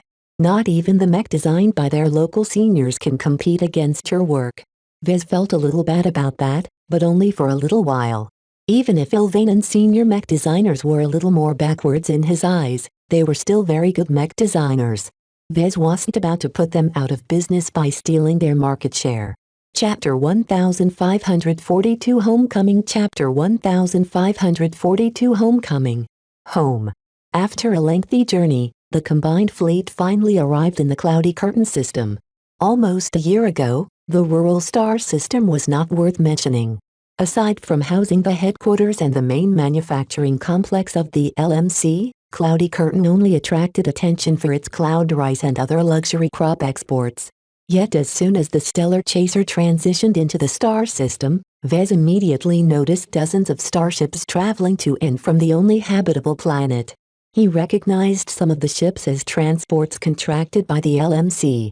Raw materials constantly flowed into the mech nursery while finished mech constantly flowed out. However, the amount of vessels in the system exceeded his expectations. As the combined fleet slowly traveled to the inner system, Vez browsed the local news to get up to speed on the changes that took place while he was gone. The state has already settled more than 2 billion refugees on Cloudy Curtain. Vez gasped. More refugees are being dumped on the surface every day.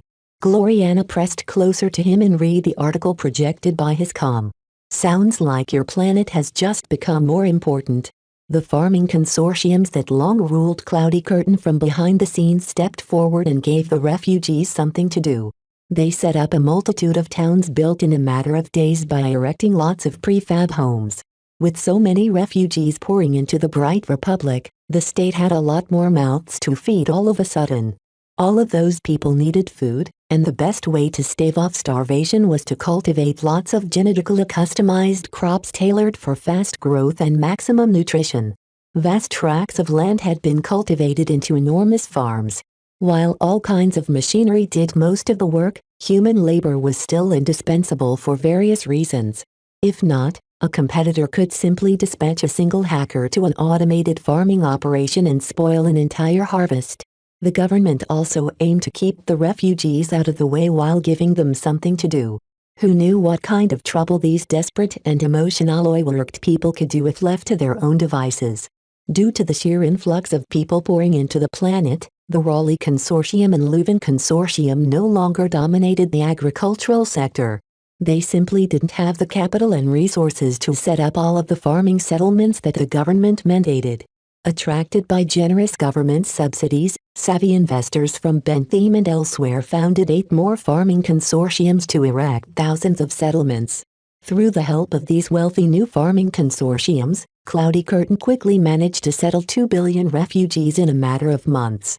In fact, if the flow of refugees pouring into the Bright Republic didn't abate, then it was very much possible that Cloudy Curtain became host to double or triple that population.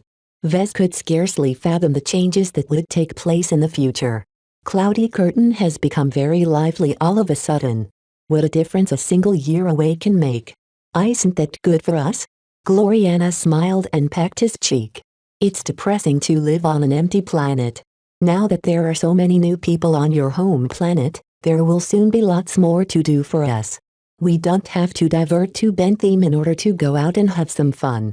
The influx of refugees and moneyed interests also meant that the planetary political equilibrium would soon be reformed. Fortunately, the LMC still maintained a dominant grasp on the local levers of power. Its enormous influence on the local economy gave it enough leverage to obtain a lot of permits and exemptions.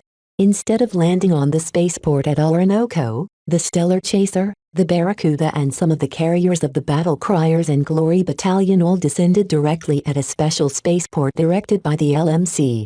As soon as the vessels landed on a very expansive landing zone, the combat carriers began to spit out a multitude of third-class and second-class landbound mech. Half of the mech spread out to secure the surrounding terrain, while the other half formed into rows and joined the rows of other mech that had formed up beforehand. As soon as the Glory Battalion gave permission to proceed, a ramp extended from the passenger hatch of the Stellar Chaser. Vez and Gloriana emerged from the ship in full splendor. Vez decided to wear his full Pride of Dusk ensemble. Already, his overcoat radiated a powerful aura, making him appear more imposing and important. The woman clinging on his arm looked incredibly resplendent. Since this was her first formal introduction to the people working for Vez, she made sure to look as perfect as possible by her boyfriend's side. Her blue ocean dress lovingly caressed her form. Exotics embedded onto its fabric elegantly sparkled in the diffused light of the planet's ever-present cloud cover. A stylish, open coat partially covered her upper torso, giving her a more sophisticated and professional look. Gloriana also braided a portion of her hair in a crown-like braid, leaving plenty of curls to frame her imperious face. The two of them appearing together in this fashion made a very powerful statement to the people gathered at the landing zone. The only incongruous element that spoiled their imposing looks was the identical cat ears affixed to their heads. The cat ears injected a very noticeable amount of silliness and eccentricity to their public image. The journalists invited by the LMC to witness the homecoming of its founder and lead designer looked gobsmacked. How adorable. Vez Larkinson and Gloriana Wadden aren't afraid to play around. What a great catch. Vez Larkinson has won one of the greatest jackpots that a brider could win. With a wealthy hexer at his side, his money problems are a thing of the past. What a detestable couple. The Bright Republic has always been friends with the coalition. Vez Larkinson has betrayed our state and sold himself out to the hegemony. Neither Vez nor Gloriana took notice of the chattering of the press. They both walked side by side as they descended from the ramp. Behind them, their cats obediently followed after their owners. Lucky had activated his CFA-grade sensors to scan for threats, while Clixie did the same with her own exceptional senses. Nita, Melody and the guards of the Glory Battalion trailed after the cats. The bodyguards all fanned out and surrounded the two journeymen in a half-circle. The procession walked forward to a raised stage prepared for the pair. As Vez and Gloriana slowly walked up to the stage, they both studied the hundreds of mech that had formed up into rows to greet their return. Most of the mech standing in formation consisted of the mech of the newly founded Living Sentinels Security Company. The majority of people and assets of the old incarnation of the avatars of myth now wore the livery of the Living Sentinels. 4 of their mech companies turned out in force, their silver and green mech standing proud under the turbulent skies of Cloudy Curtain. What impressed Vez the most about the Living Sentinels was that they incorporated many of his silver label mech. Their land-bound mech companies fielded a lot of Blackbeaks and Crystal Lords, granting the company-owned force a lot of offensive and defensive power. The Spaceborne mech companies of the Living Sentinels made an even greater impression. Due to the current crisis, the Living Sentinels furloughed almost all of their existing Spaceborne mech in favor of adopting the LMC's new Desolate Soldier model. Concentrating so many Desolate Soldiers in a single place produced a powerful aura that overwhelmed practically every other aura in the air. An enormous sense of duty and purpose arose in the hearts and minds of every person present. Under the influence of this powerful aura, the Living Sentinels became incredibly attentive to the return of the most important person in the LMC. Without the existence of Vez Larkinson, the LMC was just a hollow shell. Only now did the Living Sentinels feel that they could perform their true duty. How powerful. Gloriana softly sighed as she witnessed so many of her boyfriend's mech. Our Desolate Soldier mech are more impressive than I thought. Their divinity is so concentrated here that it feels as if they've stepped into a holy land. My mech do have the tendency to do that when grouped up in great numbers. Vez responded mildly. As impressive as the Living Sentinels appeared, their mech obediently gave ground to the gold-standard-coated mech standing at the very front. Blackbeaks, Crystal Lords, Aurora Titans and even a dozen Desolate Soldiers all greeted the arrival of Vez with an immense degree of pride. The Avatars of Myth, a mech force that solely answer to him, greeted his return by stretching out their arms. The mech of the Living Sentinels followed suit a second later. The sight of so many mechs saluting to Vez made him feel unprecedentedly powerful. Though the Avatars of Myth and the Living Sentinels weren't as strong as the Glory Battalion, they ultimately answer to him. Even if the Living Sentinels technically answer to the LMC, he could always regain direct control by exercising his power. That was much better than Gloriana's relationship to her Glory Battalion. Once he finished taking in the sheer amount of mech under his control, he began to speak. I have returned. His voice boomed over the entire landing zone. With all of the local journalists reporting on the event, Vez was very sure that the rest of Cloudy Curtain witnessed his return as well. Since his homecoming had turned into a grand spectacle all of a sudden, why not take advantage of the free publicity? I have traveled the breadth of the Komodo star sector and visited amazing planets. Yet no matter how lofty Center Point seduced me with its wealth, Cloudy Curtain has always been my home.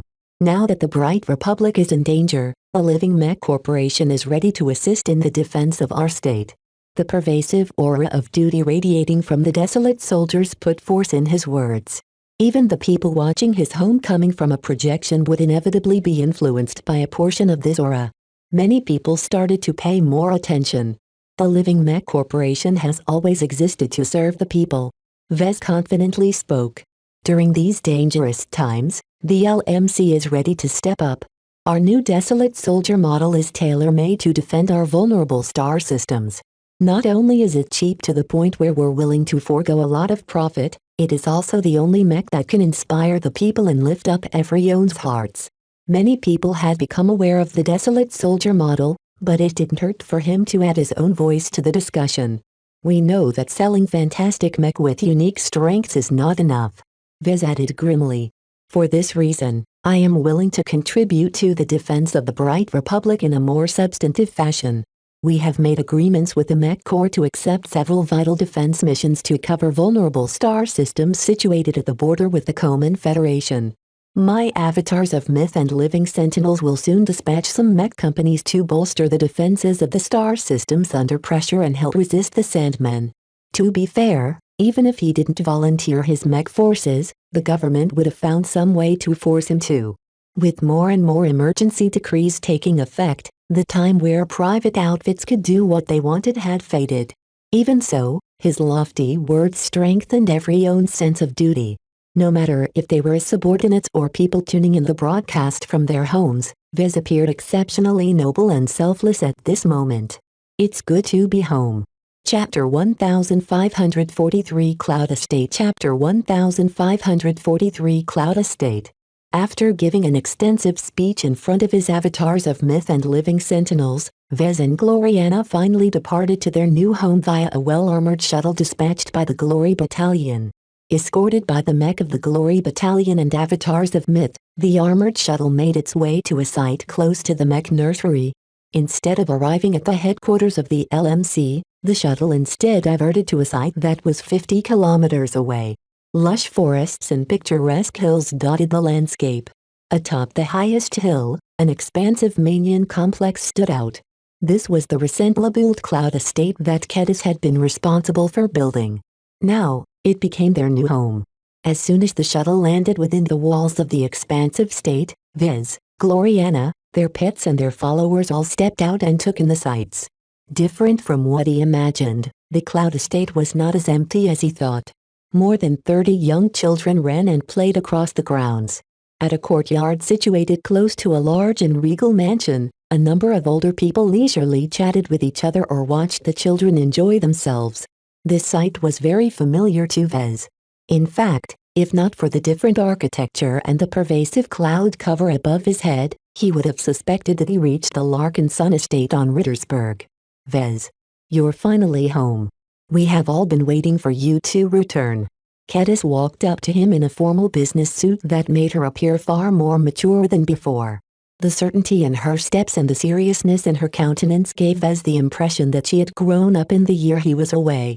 She no longer looked like a lost girl from the frontier. As she came close, Gloriana began to direct a sharp glance at the former pirate. To her credit, Kedis did not respond aggressively. Instead, she offered a meek smile and stretched out her hand. My name is Kedis. Vez has mentored me for years. I'm pleased to meet you, Gloriana. I've heard a lot about you and I admire your skill. I hope to learn from you and work alongside you at the LMC. Vez almost couldn't believe what he heard. Was this actually Kedis? Did someone replace the Kedis he knew with a poorly grown clone? She had never been so polite before. Nonetheless, her subdued posture combined with her polite greeting won Gloriana over. Vez sensed that his girlfriend let down her guard. So you are Vez's first student, are you? Gloriana smiled and shook the other woman's surprisingly strong and rough grip. I've heard a lot about you as well. I'm curious to see how Vez has taught you. I will make sure to test you to see if you deserve to be known as his student. Vez inwardly sighed now that he saw that Gloriana and Kedis managed to get along. He was afraid that his girlfriend might react poorly to other women, but it seemed that he had been wrong. Certainly, the arrival of Gloriana completely changed the dynamic within his circle. Her status and the way she talked and carried herself made it abundantly clear that she expected to be in charge. Though Gloriana did not own any shares of the company, the LMC had already registered her as their second lead designer. By assigning her this position, Vez had made his stance clear. Gloriana was here to stay and would help with designing the company's mech. How luxurious. Many mech companies dreamed of adding a journeyman of Gloriana's caliber to their design teams. Now, due to her relationship with Vez, she readily put her skills at the disposal of his company for just a nominal salary. Once Gloriana and Kedis finished introducing themselves, the latter gestured them forward. The main mansion is up ahead. As they walked forward, Vez began to ask the question that had been nagging on his mind. Kedis, what is up with the Larkin sons here? I thought I told you to build a private home. That was my original plan, but your grandfather, Melker, and some other Larkin sons made a very persuasive case. They wanted to set up a bigger estate for the Larkin sons living and working at Cloudy Curtain. Since you're all family, why not make your home livelier? The Larkin sons don't want you to grow too distant from your relatives. Vez frowned a bit. The Larkin sons acted a bit presumptuously by turning his home into a copy of the Larkin son compound. Nonetheless, seeing the younger and older Larkin sons enjoying themselves on his private territory lessened his objections. There wasn't much harm in living together with the Larkin sons. Kedis was right that their presence instantly livened up the place. The sight of his relatives brought back pleasant memories of the times he spent at the Larkin son compound in his youth. I'm not very pleased you haven't checked in with me before making this decision, but I'll allow it. How many Larkin sons are living here right now? Over 600. Some have moved out to help the Mech Corps fight the Sandmen, though. Vez widened his eyes when he heard that. 600? No wonder the Cloud Estate was so large and featured so many structures. What are they all doing here? Has the LMC really hired so many Larkin sons? Not all of them are working for you. Kedis gently shook her head. The LMC, the Living Sentinels, and the Avatars of Myth employ a lot of Larkin sons. The mech pilots of your family highly favor working for the Living Sentinels, though a number of them have joined the Avatars of Myth. Many of the norms in your family have decided to work for the LMC, though plenty of Larkin sons have also joined the support staff of your two outfits. What about the Larkin sons who aren't working for me? What are they even doing here? Cloudy Curtain is a rotten planet compared to Rittersburg. A lot of retired Larkin son mech pilots have decided to work as mech instructors at the Mech Academy they have taken over. Vez recalled that he heard about this before. He didn't expect the Larkin sons had actually gone through with this commitment. What Mech Academy? The one in Freslin.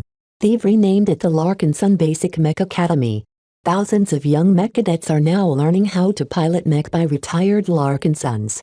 There's even talk of expanding the campus and hiring additional teachers to accommodate the intake of mech cadets from the refugee body.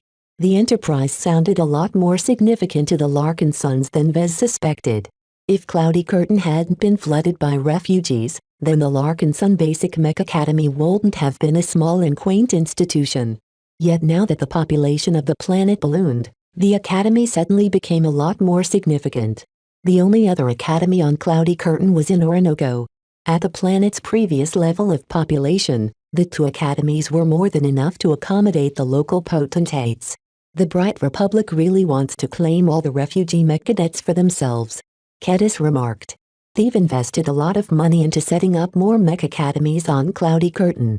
They've also allocated a lot of money to the Larkin sons to expand the Larkin Son Basic Mech Academy.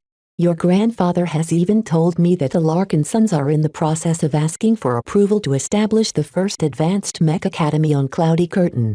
The news came as a shock to Vez. The Larkin sons had never put so much effort in running their own mech academies. Mech academies consumed a lot of money. Not only did it cost a lot to build all of the expensive facilities and purchase a lot of practice mech, but it also cost a lot to keep it all in shape and up to date.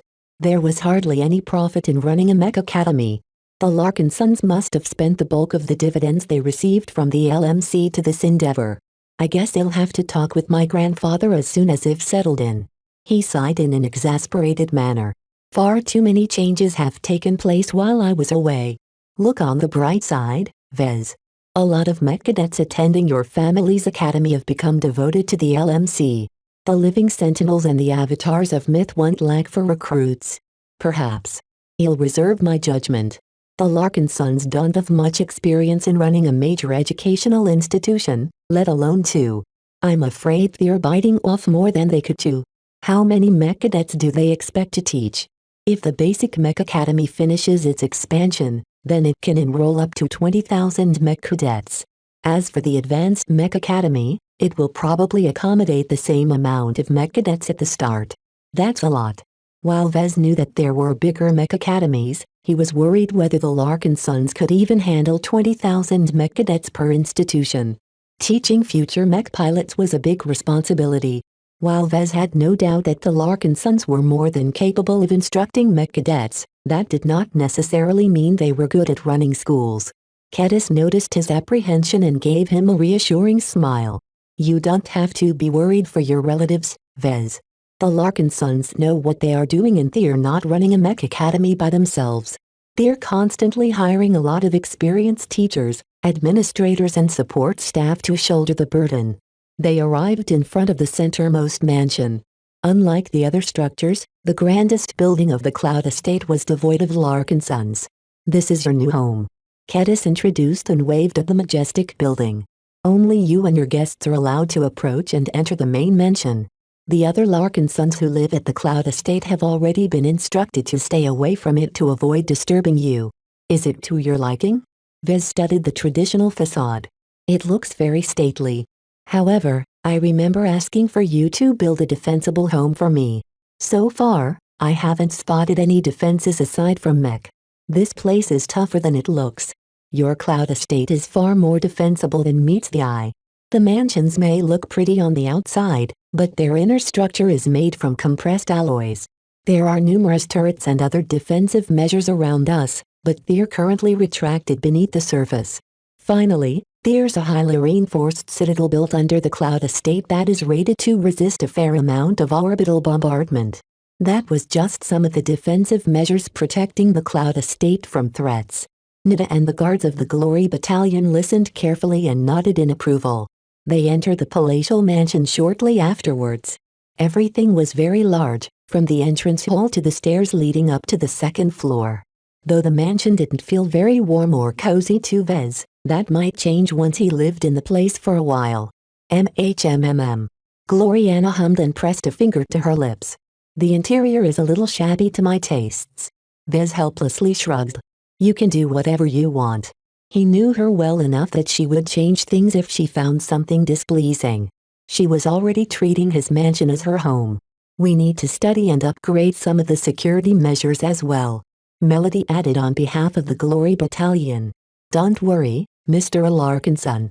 The Wadian dynasty will cover the costs. How grateful of them. The Wadian dynasty probably regarded him as a pauper or something. Let's get settled in.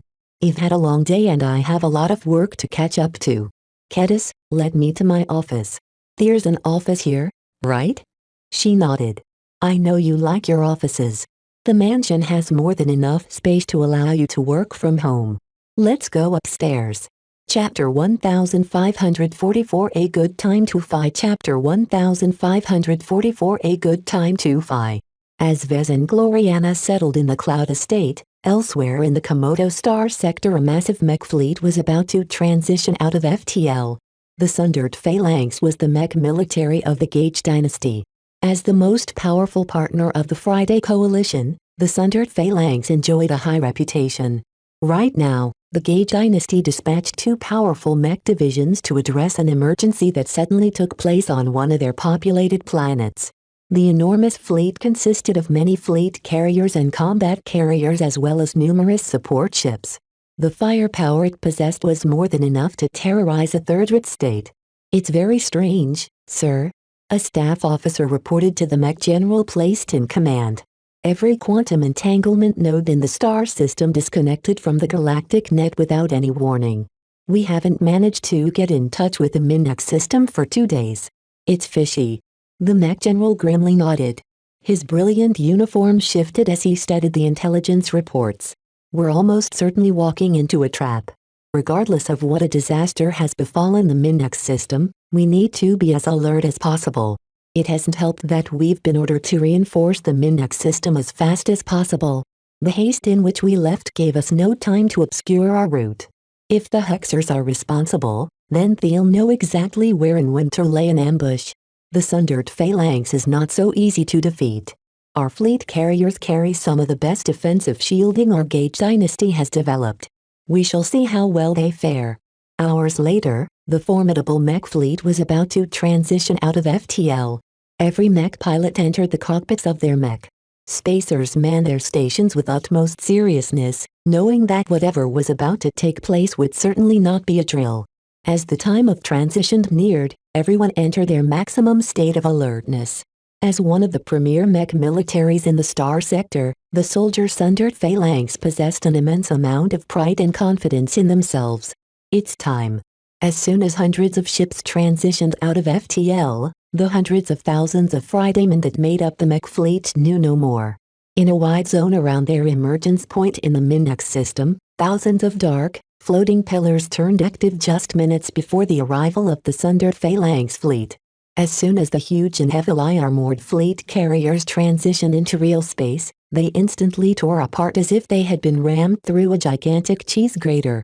Dozens of capital ships that were tough enough to withstand many minutes of bombardment from enemy mech instantly peeled apart without any opportunity to mount a defense.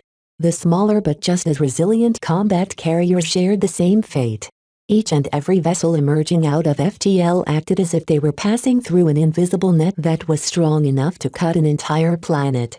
Since the fleet carriers and the combat carriers all succumbed in an instant, the logistics ships that followed afterwards fared no better. Ships that were almost as large as factory ships easily split apart and turned into separating noodles of alloys. Within minutes, the horror finally ceased. A silent tragedy had taken place in the Mindex system. 2 complete mech divisions of the sundered phalanx had been completely annihilated without having enough time to mount a defense. Worse yet, the Mindex system was not the only star system in trouble. Halfidus and other star systems had fallen silent, prompting the partners of the coalition to raise their vigilance. However, they also dispatched some ships and fleets to investigate. The headquarters of the sundered phalanx and other mech militaries had been in constant contact with the reinforcement fleets. Upon the moment of their transition into the mysteriously silent star systems, something remarkable happened. They lost contact. No one managed to establish contact with the ships and fleets that had fallen out of communication. Either their quantum entanglement nodes suddenly stopped working, or the ships had been destroyed. Horror began to spread among the high command of the Friday Coalition. How many mech divisions have we lost? The entire coalition has collectively lost contact with 16 mech divisions. 16 mech divisions. Though the sundered phalanx alone fielded many more mech divisions, this was still a painful loss. The absence of 160,000 second-class mech and the expert pilots, carriers and other ships to support them was enough to tip the balance between the Friday Coalition and the Hexadric Hegemony. This is bad. The Hexers have just declared war. The Hexadric Hegemony bombastically made their declaration as soon as the sundered phalanx and the other mech militaries of the Friday Coalition stopped sending in more ships. The Hexers immediately began to send their own mech fleets across the border. They had long been preparing to launch an offensive. As soon as the Friday Coalition learned of the offensive, even more bad news poured in. Several strategic and highly populated star systems suddenly began to fall into chaos.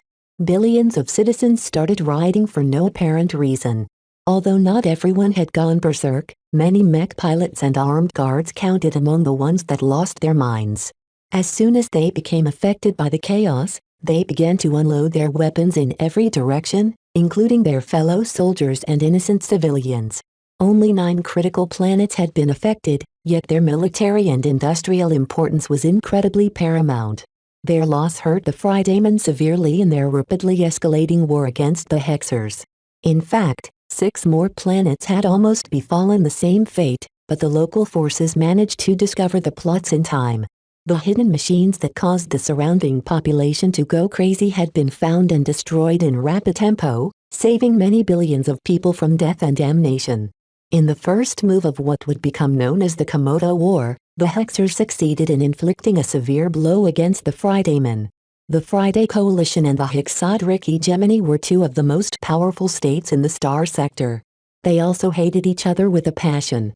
The only reason why they hadn't gone to war in the hundreds of years of standoffs was because it was too risky to initiate.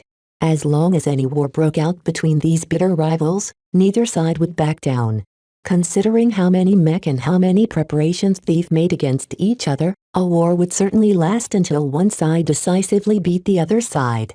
The conflict between the two sides represented a pivotal war for supremacy that decided which of the two would become the final ruler of the Komodo Star sector.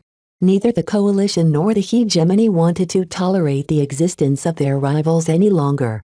As soon as the fighting between the two powerful states broke out, the rest of the Star sector immediately reacted with shock. The Sandmen are just about to overrun our states. Why have the coalition and the hegemony decided that this is a good time to solve their grudges? We need their firepower to save our lives. Crazy. Crazy. Crazy. This is bad. Those female supremacists have managed to gain an advantage. What if they win? I don't want to lick the shoes of every woman that I come across.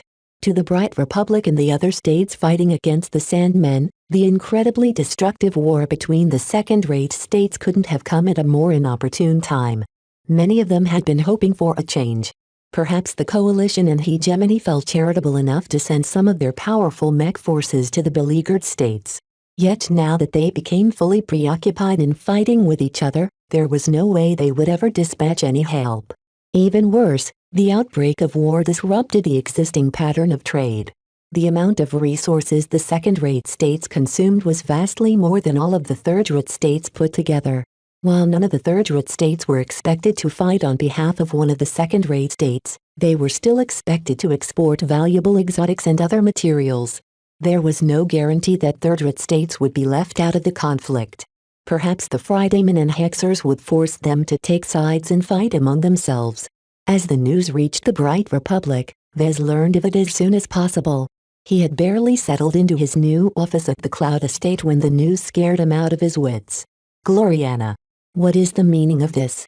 His girlfriend did not exhibit any surprise upon hearing the news. She leaned against his imposing desk and idly twirled a lock of her hair with her finger. Operation K has succeeded. The war that will decide the fate of this star sector has finally started. Did you know? Yes. She grinned like a shark that had just smelled blood. In fact, I contributed by customizing some of the mech that have gone to war. I wonder how many Fridaymen they'll manage to kill.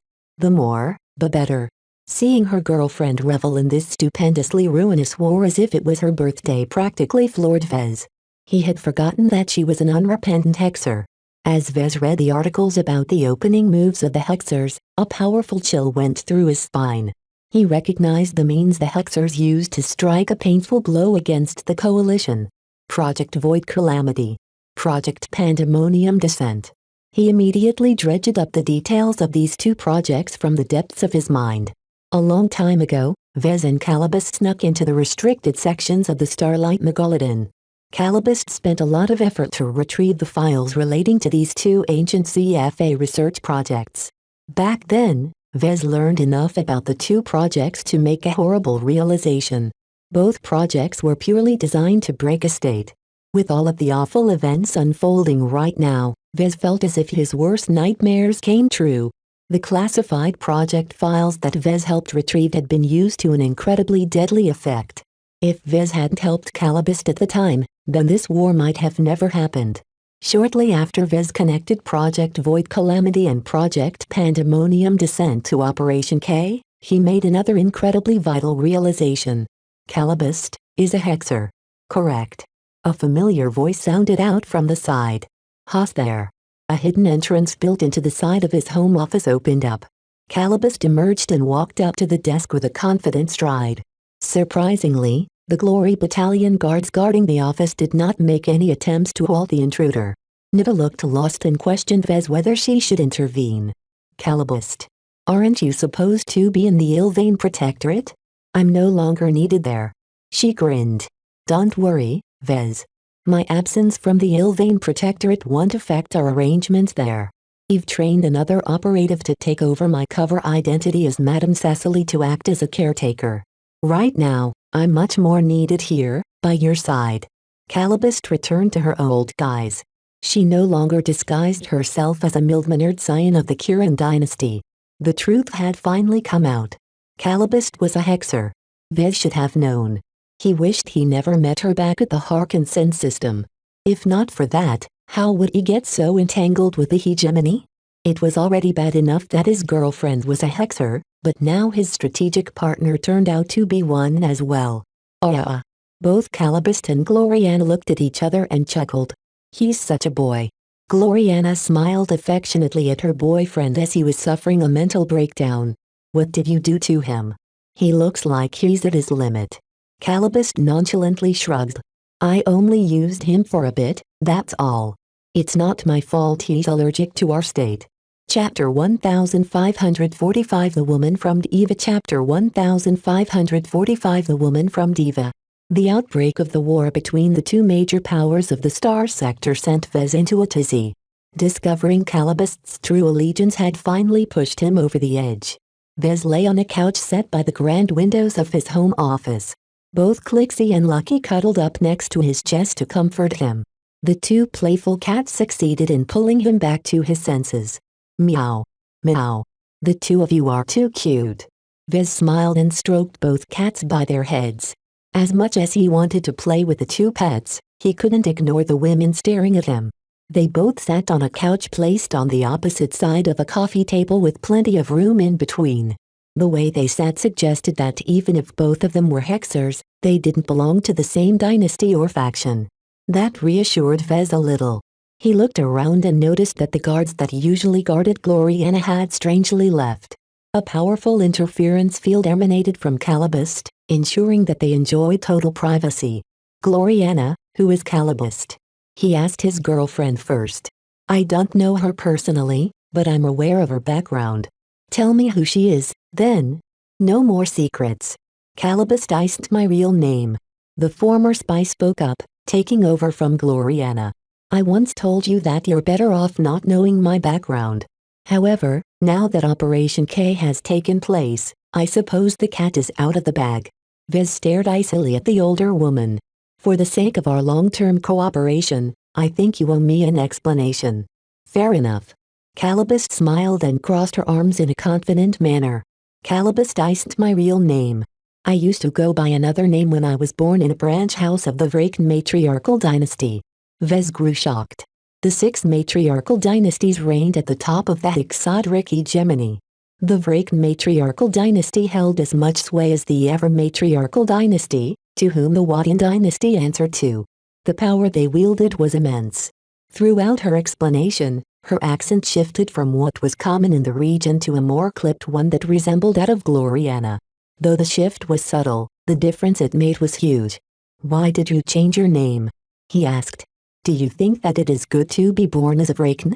Our matriarchal dynasty is so large that there are millions of Vrakens who share the same blood. I didn't enjoy a pampered upbringing like that of your girlfriend.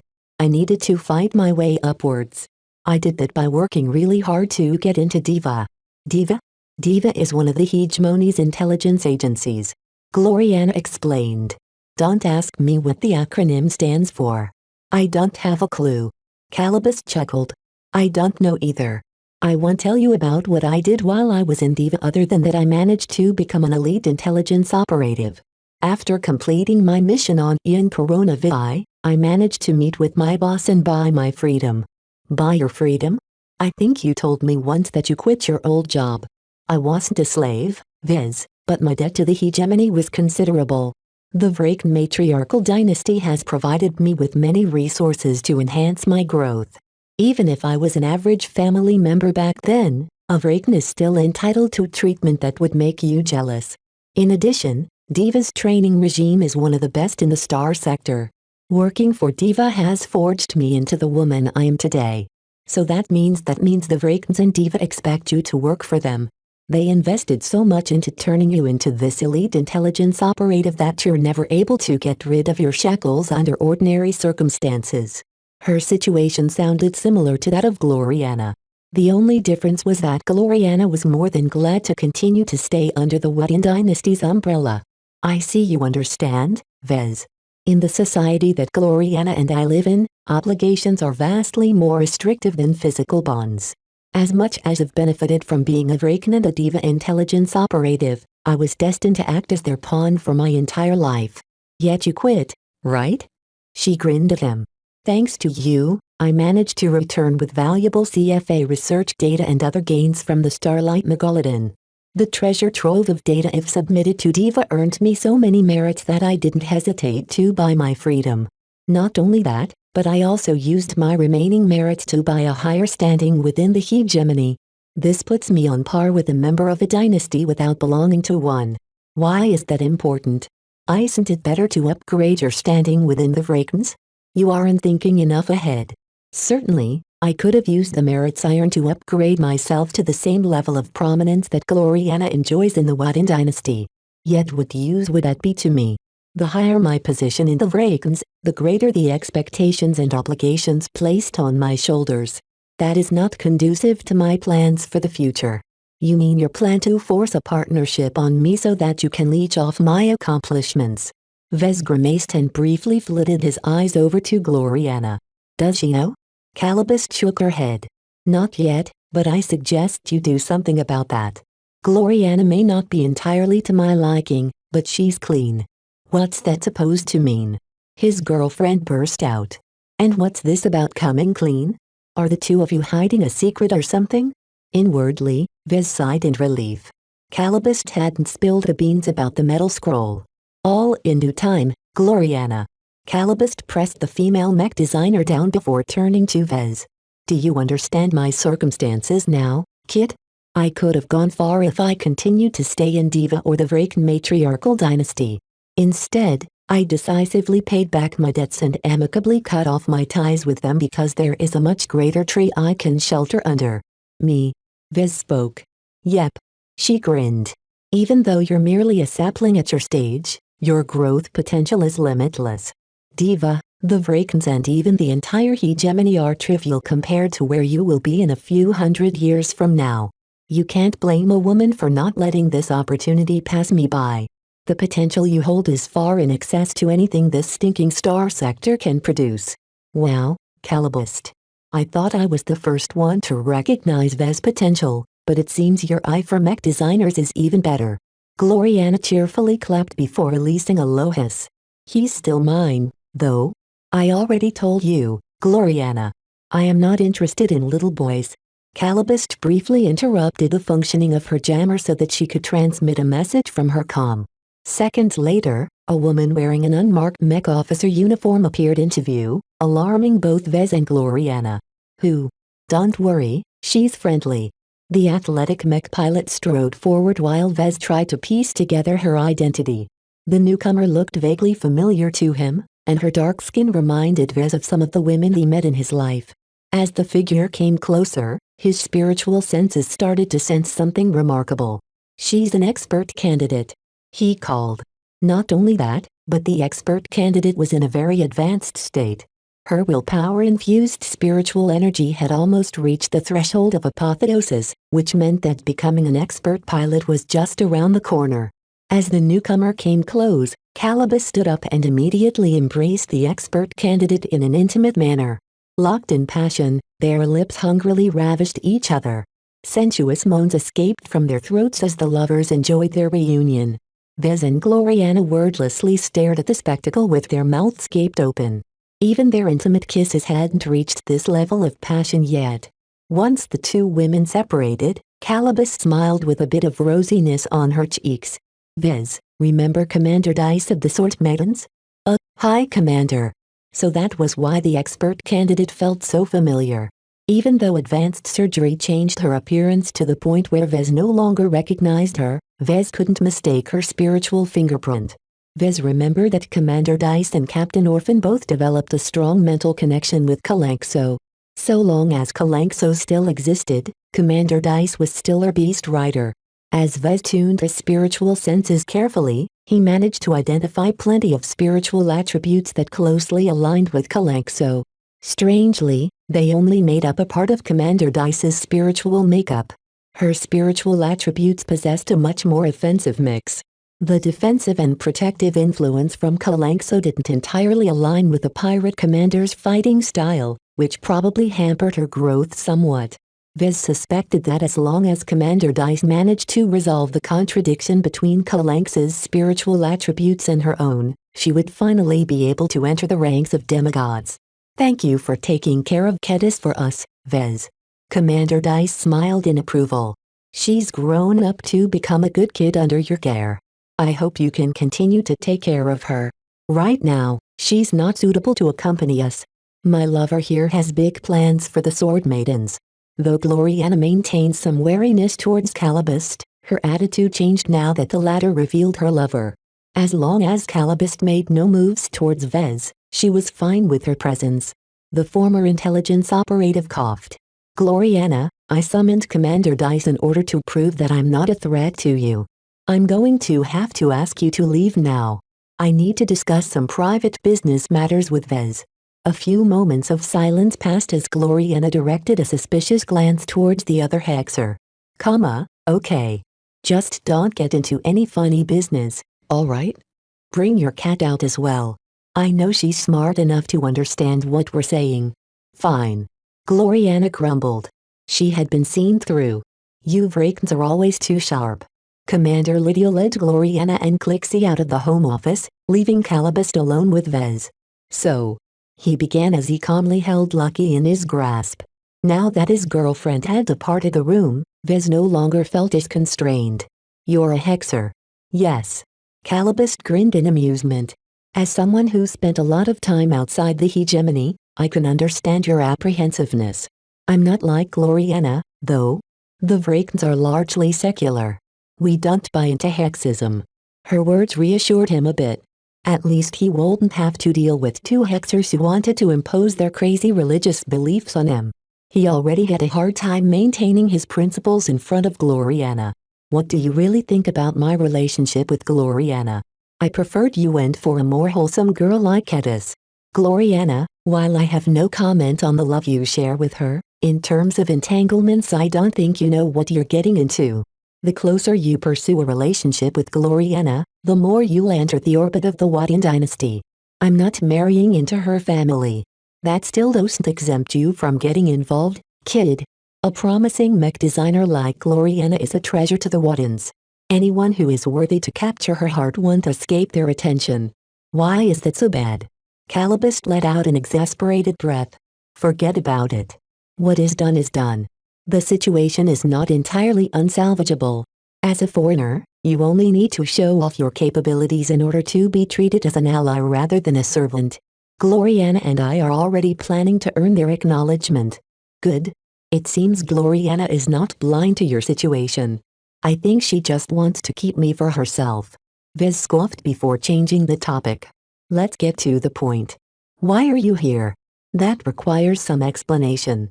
She sighed before adopting a serious expression. The war that has broken out between the coalition and the hegemony has turned our star sector into a dangerous place. The Bright Republic won't remain unaffected. What is driving you Hexers to wage this war at this time? Please help me understand. With the Sandmen bearing down on us all, I truly can't figure out why your state picked this time to resolve its grudges with its rival. As someone pivotal to Operation K, Calibust surely understood the hegemony's decision to declare war. Vez still remained awfully. He desperately needed more answers. Chapter 1546 Star Sector on Fire. Chapter 1546 Star Sector on Fire. The Komodo Star Sector has long enjoyed a period of relative stability. Do you think it's easy to start a war when order reigns? Calibust's question prompted Vez to consider her words from a different angle. So far, Vez reacted to the war from the perspective of a hapless brider. How would he look at the conflict if he sat in the shoes of a Hexer? The MTA and CFA are apparently preoccupied. Many third-rate states are facing extinction from the Sandmen. Good. You're heading in the right direction, kid. Wars don't happen out of the blue. There are rules and customs that dictate when you're allowed to wage a war. Technically, the Big Two heavily frowns upon wars between human states when an alien race is bearing down on a star sector. Then why have the Hexers decided to pull the trigger anyway? Because the Sandmen are a distraction to us. The true powers in the star sector have never considered the aliens as a serious foe. Their threat level is simply too low. It's actually favorable to us that they have decided to attack human space because the star sector has become chaotic all of a sudden, which gives us enough of an opportunity to wage a decisive war without risking the intervention of anyone else. Vez furrowed his brows as he tried to parse her answer. It was very difficult for him to approach the circumstances at this level. I'm not a statesman, Calibist. Can you explain it in a way that I can actually understand? Let me give you a simple example. Let's say that you are in a classroom with 30 children. If the two smartest and most promising students suddenly start fighting each other, the teacher and everyone else will immediately try to separate the two. That's good for the classroom, but that's not what the pair want to see, especially if they are confident in winning. So, imagine if the teacher that normally keeps the pupils in line is called to the principal's office. Let's say that during the teacher's absence, a foreign class of students from another school suddenly barges into your classroom and picks a fight with your entire class. What will happen? All of the students will fight the foreign class of students except the two who hate each other more than the foreign intruders. Vez expanded upon the analogy. They're strong enough to beat up the foreign class by themselves, so they don't fear them at all. Instead, they consider each other to be a much greater threat. Yes. And since the teacher and all of the other students are distracted, this is the best time to start a fight and see it through the end. All of that rests on the premise that you can win. Vez remarked. If the Friday Coalition turns out to be stronger than you Hexers thought, then your state risks complete annihilation. If it happens, it happens. Calibus dismissively waved her hand. It will just mean we were too weak to deserve to win. The hegemony has been readying for war for hundreds of years, Vez. We fully know what we are getting into, and the same applies for the coalition. Neither states are willing to tolerate each other's presence in the same star sector. Why, though? Why hate each other so much? Plenty of powerful second-rate states are able to live with their rivals in peace in other star sectors. That's because those star sectors are older and more set in their ways. Their rulers have lost their courage and became too risk-averse to pursue their greater ambitions. Neither the coalition or the hegemony is old enough to forget how much we've fought each other since the opening of the Komodo star sector. So past events are sufficient grounds for an all-or-nothing wager with trillions of lives at stake? A cruel chuckle sounded from her throat. Essentially, yes. We don't want to wage a timid war and end it with a peace treaty that only resulted in a change of ownership of a couple of star systems. We want it all, and we are confident enough that we can defeat our opponents. Even though the Hexadric hegemony is ruled by 6 different matriarchal dynasties, we are much more united than the partners that make up the coalition. With the opening blow we struck with Operation K, we're confident we can shatter their tenuous unity apart and pick them off one by one. Is that all? There's also another reason why we decided to launch our attack at this time. Operation K takes a lot of setup. A lot of Hexers were involved in putting the pieces into place. Though we are confident in keeping everyone quiet, there is always the risk that the coalition might discover our efforts. All of this sounded simple, but Vez could scarcely imagine the huge amount of death and destruction that might ensue from this conflict. The Hexers were truly out for blood, and they didn't mind putting their entire state at risk to realize their ambitions. That was the most courageous and reckless decision that Vez ever heard of. Many thoughts started to flit in his mind as he gained some comprehension. Was that what you were doing when we first met at Harkinsenai in the Reynolds Republic? She nodded. The hegemony has made many preparations to sow chaos. Destabilizing the Harkinsen system was just one of many steps to stir the waters in the Komodo star sector. To be frank, the Sandman invasion took the hegemony by surprise. That said, it's a very welcome surprise, because it is doing a much better job at sowing chaos than our secret measures. I see. Does that mean you guys will leave us alone? Very likely. Neither the coalition nor the hegemony wants to attract attention by getting caught in sabotaging the states that are desperately fighting off the Sandmen. While we don't fear the third-rate states, if too many of them condemn our actions, then the MTA might be persuaded to step in and mediate our conflict. You make that sound like a bad thing. Because it is. In any case, the third-rate states don't warrant our attention anyway. The only reason for us to pay some importance to the Bright Republic is to keep an eye on their exports. Vez grimaced. The Bright Republic is very obviously aligned to the Friday Coalition. Most of our high-value exotics and other valuable exports flow through the coalition. Some of the companies in our state are backed by powerful entities from the coalition. Many mech designers and other professionals have ties to the educational institutions of the coalition. Though the Bright Republic didn't sign a major defensive pact with the coalition, the two states shared a lot of smaller ties. It was enough to make Vez concerned about his future in the Bright Republic. After all, not only did he cut ties with his master from the Vermeer group, he also started associating with the Hexer. This is exactly the reason why I've left the Protectorate and moved to your side. You will need my assistance and my advice to navigate the turbulent waters that you have entered when you return to the Bright Republic. Your home state is no longer as safe as you think, at least not for you. All of those organizations and entities that have ties to the coalition won't make any open moves towards you, but they might be persuaded to move against you in the dark. Sweat started pouring from his brow. Vez became aware that his position in the Bright Republic may not be as solid as he thought. Don't worry too fast, Vez. Don't you have ties with Flashlight? I expect that they will soon clarify their stance towards you. They won't sell you out. Really? For some reason, Vez could scarcely imagine such a situation. Look, the Bright Republic aren't allies with the Friday Coalition. Your state hasn't declared war against the hegemony either. What do you think will happen if the coalition loses the war? Any ties to the coalition will suddenly turn worthless. Vez guessed before shaking his head. No. It's worse. They'll turn toxic. Any lesser state that has been leaning towards the coalition will enjoy less regard compared to lesser states that have supported the hegemony from the start. Exactly. While individuals such as you who have become friends with the Hexer are rare, it's in the best interest of the Bright Republic to keep you around, if only as a contingency plan. Once their favored side has lost, your value to your state is immeasurably great. You'll be expected to reduce the bad blood between the victorious hegemony and your puny little state. I see. Vez still thought his position in the Bright Republic was precarious.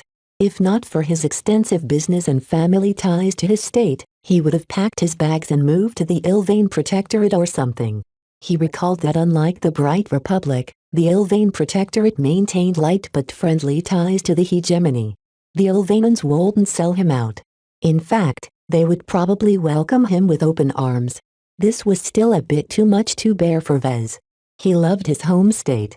It took a lot of mental adjustment for him to regard it as a potential threat. So what exactly will you be doing? You'll be around, and so will the Swords Maidens under a different name. It's best if I work in the dark, so I won't associate with you in the open. You'll regularly be visiting Cloudy Curtain, Bentham and any other location that requires my attention. You haven't explained to me yet what you'll be doing. Calibus sighed. Let's just say that I will be putting out fires and handle threats directed against you before they become a problem. There are already elements in the Bright Republic that seek to gain the coalition's favor by assassinating you or ruining your business. Wouldn't it be better to leave such problems to Flashlight? She looked at him as if he was an idiot. Flashlight answers to the government and has to balance many different interests. They may appear to act with impunity to you, but they are anything but impulsive. Unlike Flashlight, I'm completely on your side. It doesn't really feel that way. You should be more grateful, kid. You've done a lot of work to facilitate your rise and remove some of the obstacles in your way. I know you have a hard time understanding my line of work, but just trust me, you won't have been nearly as successful if you don't have someone like me watching your back. As much as Vez wanted to deny it, he knew she was right. He already noticed hints of her influence, particularly in relation to the Ilvain Protectorate. So what do I do? He asked. Just continue as normal as if the Friday Coalition and the Hexadric hegemony isn't locked into a heated conflict. It's not your business, Vez, so don't even attempt to intervene there. Just stay put and keep designing new mech. Your growth matters the most. Even if the entire Komodo Star sector is burning down, don't stop improving. Is that it? What about Gloriana? Is she in danger here? No. Calibus shook her head. The Waddens are certainly aware of Operation K and our intentions to wage a decisive war in this period. They have already assessed the risks of sending Gloriana to the Bright Republic. No one will dare to attack her in the open. With the deterrence of the Glory Battalion, nothing will happen to her. In fact, their presence here will make you even safer, because no one wants to tangle with them directly. Vez didn't completely buy that explanation. It was one thing to allow a very valuable journeyman to leave the hegemony during peacetime. Now that a war broke out, Gloriana suddenly turned into a tempting and vulnerable target. Damn Hexers. He grumbled beneath his breath. How many schemes are you hiding? Chapter 1547 Rooting for the Wrong Side. Chapter 1547 Rooting for the Wrong Side. After Calabast finished briefing Vez on what he needed to know, she stalked off to parts unknown. The secret entrance to his home office closed as if it never existed in the first place. The fact that Vez wasn't even aware of it signified that he still had a lot to learn about his new mansion. He moved to his desk and began to organize his thoughts. Lucky climbed up the surface of his desk and began to stretch in place. Calabast is right. He spoke while reaching out to stroke Lucky's back. The war between the Friday Coalition and the Hexadric hegemony is none of my business. Master Olsen and the Wadden dynasty can take care of themselves. Thinking about his shallow but memorable relations with certain individuals from the Friday Coalition put a very sour taste in his mouth. He never really wanted to cut ties with the Friday Coalition. However, ever since he started a relationship with Gloriana, there was no way he could realistically maintain them any longer. Master Olsen actually did me a favor by kicking me out of the coalition. He realized. Maybe she knew that trouble was on the horizon. Even if the hegemony caught the coalition by surprise, the latter wouldn't have been blind to the possibility. They simply misjudged the timing and the strange technologies employed by their opponents. Vez did not worry too much about the fate of Master Olsen. Even if the Friday Coalition lost, a master would never be under threat. While Vez did not know how the hegemony would treat its captives and the citizens of conquered territory, it was unlikely the Hexers would kill them all off without remorse. The MTA will never allow such slaughter. The point of forcing human states to wage war with less destructive weapons like mech is to prevent too much loss of life. The hegemony clearly wanted to conquer the territories occupied by the Friday Coalition and rule the Komodo Star sector as a true hegemon. If all they took over was ash and ruins, then it might take several centuries for the hegemony to repair the damage. At the very least, the common citizens of the coalition wouldn't face any serious consequences. They just exchanged one ruler for another, that was all. The changes to their society would happen gradually in order to make sure the conquered citizens assimilated into Hexer society without too much resistance. As for military officers, senior officials and the like, they would probably face worse treatment. Vez guessed that Master Olsen also happened to fall under this category. For someone like her who likely possessed very strong ties to the coalition, it was better for her to evacuate the Star Sector and start anew far away from the reach of her old enemies. A master mech designer did not fear a fresh start. With their immense reputation and design ability, as long as there weren't any inherent contradictions, there was no state that would refuse their business. Well, who knows if Master Olsen will be compelled to flee. It might be the Hexers who have to flee instead. It was true that the Hexadric hegemony started off the war with an immediate advantage. However, he was very well aware that both states possessed an extremely deep accumulation. There was no way that the loss of 16 mech divisions significantly altered the coalition's chances of winning. Their foundation still stood strong. The Fridaymen would definitely take revenge after suffering so much damage from Operation K. They surely prepared their own devious attacks against the Hexers. If they wanted to shore up their brittle morale, then they needed to make a huge move to reassure their shaken citizens. Even so, Vez believed that the Hexers would not have initiated the war if they did not possess an advantage. Their odds of winning was probably a little bit higher, enough to make the gamble feasible, if still incredibly risky. What would happen if either side won? Well, it won't be good for me if the Friday Coalition comes out as the final victor. Vez would have to depart the Star Sector ahead of time. There was no way the Fridayman would forgive him for turning his back on the coalition and hooking up with a Hexer mech designer. In addition, he didn't want Gloriana to come to harm.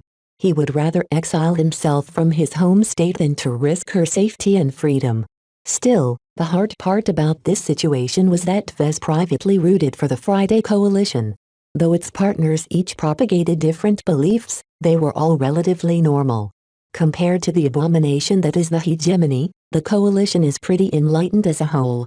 The Friday Coalition was a completely secular state that did not allow any religion to gain significant influence. A star sector dominated by the Friday Coalition didn't sound so bad to Vez. Other than the fact that he and his girlfriend would become hunted by them, he would have liked to live under its regime. Well, who knows if the coalition will stay in place by then. The only reason the partners got together in the first place was because none of them are strong enough to defeat the hegemony on their own. The coalition would probably break apart if its partners no longer faced the pressure of a common, external enemy. Just trying to decide the allocation of the conquered territory was enough to make them have a falling out. It's actually much better for me if the hegemony wins the war instead. He grumbled. He did not like the hegemony at all. Its strong culture that strongly propagated female supremacy sounded awful to a man like Vez. He'd be fine if he was born a woman, but since he was a man, he highly objected to the hegemony's stance on gender. What was more, the Hexers also adopted a religion that reinforced their insane beliefs about men and women even more. If there was one thing that Vez wanted to remove from his girlfriend, it was her fanatical adherence to Hexism.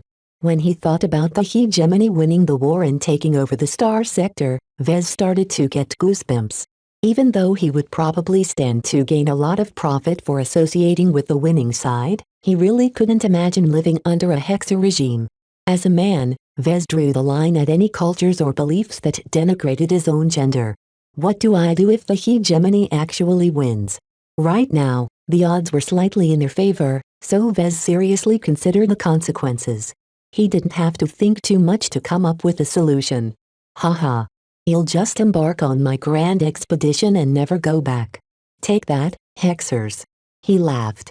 If he stayed, he would definitely transform into one of those pathetically servile males who worshipped the ground that women walked upon. No matter where he went, as long as he was in the same star sector, there was no escaping the spread of Hexer culture.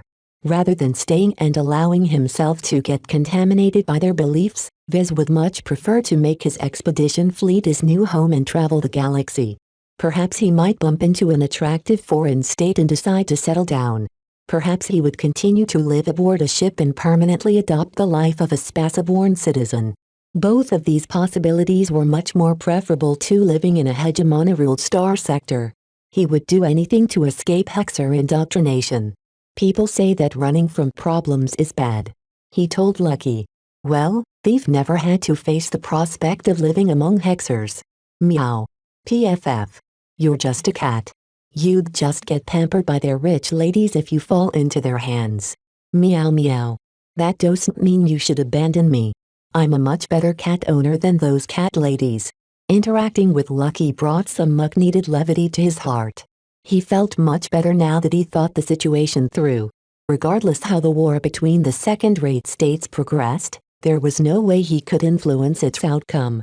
My time is better spent on thinking how to lead the LMC through the Sandman crisis. Now that the Desolate Soldier model took the mech market by storm a month after its release, the LMC had become an indispensable part of the local mech industry.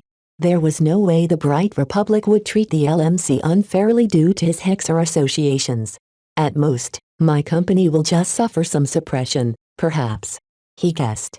However, that won't actually accomplish anything aside from pushing Vez away from the Bright Republic. That might be what certain Briters with ties to the coalition wanted to see, but the government couldn't afford to play along. If the Bright Republic ever acted against Vez, then they would probably suffer from retribution if the Hexers ever won the war. The last thing the government wants to do is to take sides. It's best if they stay as neutral as possible to avoid offending either side. Most of the ties between the Bright Republic and the Friday Coalition consisted of smaller relationships. The state wouldn't bleed that much if they were forced to penalize the people who engaged in these relationships. I should follow Calibust's advice and talk to Flashlight. Vez scratched his chin. He sent a brief message to Gavin. Sometime later, Leland told traveled from the headquarters of the LMC to the Cloud Estate. When the spy finally entered the office, Vez greeted him with a partially sincere smile. Leland. Long time no see. How is my resident flashlight agent doing? Leland emphatically raised an eyebrow before approaching the desk and sitting down across Vez. I take it the Komodo War has shaken you up, Vez. To be honest, we already started to smell the blood in the water. It was only a matter of time before one of the second-rate states ran out of patience. That surprised Vez. You suspected? And you didn't tell me? We only had suspicions. Leland innocently spread his hands. If we ever decided to voice them, how do you think the coalition or the hegemony would respond? They won't like it if you spread accurate rumors. Exactly. This is why we kept our suspicions to ourselves. Only the highest officials were privy to our speculations. That is also how the recent peace treaty came about. Vez suddenly recalled the circumstances surrounding the abrupt end to the latest generational war between the Bright Republic and the Vija Kingdom. So that is why Senator Tovar and Prince Colchester acted so chummy with each other. You guys knew that the Fridaymen and Hexers would clash in the near future. Leland sighed. I told you, Vez. Flashlight and our Vision counterparts only held suspicions. There is only so much we can learn from observing the second-rate states. He was right. Vez shouldn't blame Flashlight for withholding such information. If the second-rate states started fighting, does it actually matter if our state stopped fighting the Visions? It matters a lot, Vez. While second-rate states normally don't interfere in the running of lesser states, war can push anyone to desperation. The Bright Republic needs to conserve as much of its strength as possible to handle any eventualities. Well, that certainly came in handy now that the Sandmen decided to run us over. We didn't anticipate the Sandmen invasion of human space. They haven't done anything for hundreds of years. Leland honestly admitted. The state didn't push to end the war to conserve our forces against the aliens, but you're right in that it turned out to be a very prescient decision. They chatted a little bit about the early end of the war before moving on to the topic that Vez wanted to discuss. What is the Bright Republic's stance towards me? Vez plainly asked. As you know, my girlfriend is a Hexer, and not an average one. Leland adopted a serious expression. We are aware. Let me reassure you that the government doesn't regard you as a pariah. In fact, we welcome this development. Really? Senator Tovar has personally outlined the government's stance on you and your relationship with Gloriana Wadden. Officially, we don't have an opinion. What does that mean? We won't harm you, but we won't help you either. To us, you're just a brider who happens to have a foreign girlfriend. Vez scratched his head. Okay. What's your unofficial stance, then? That will take some explaining. Chapter 1548 Different Standing Chapter 1548 Different Standing.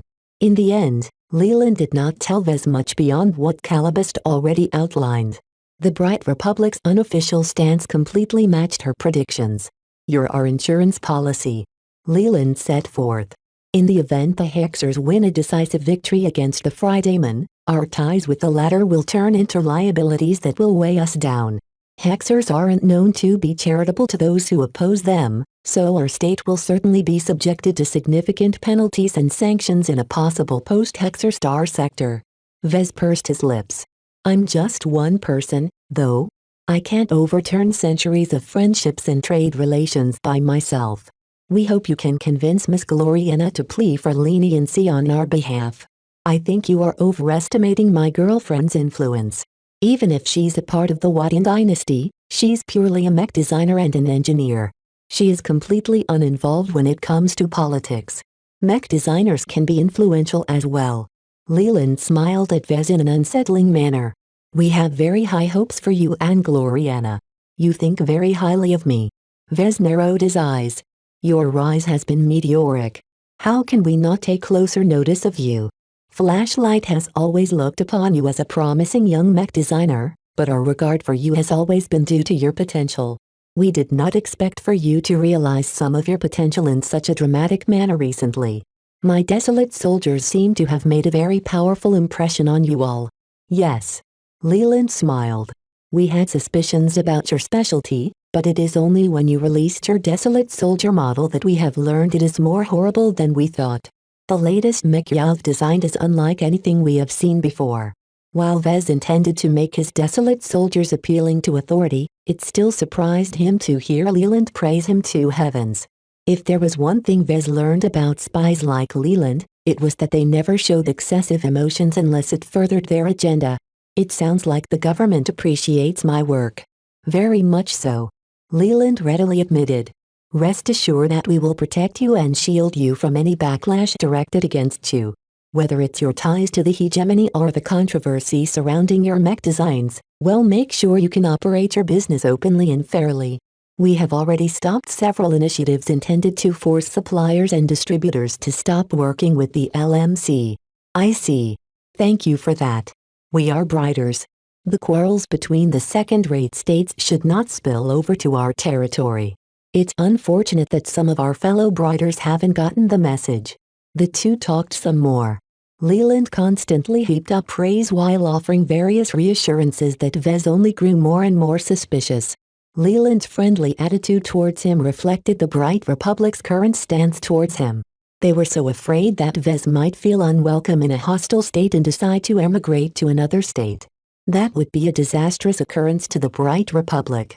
The state wouldn't gain anything except to further affirm its loyalty to the Friday Coalition.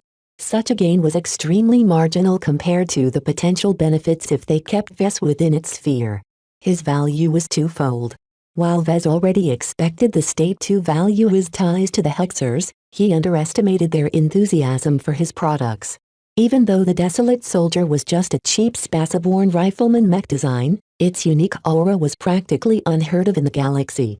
This was the power of a Class IX design philosophy. Even if most weird and unorthodox design philosophies produced worthless effects, Vez was different.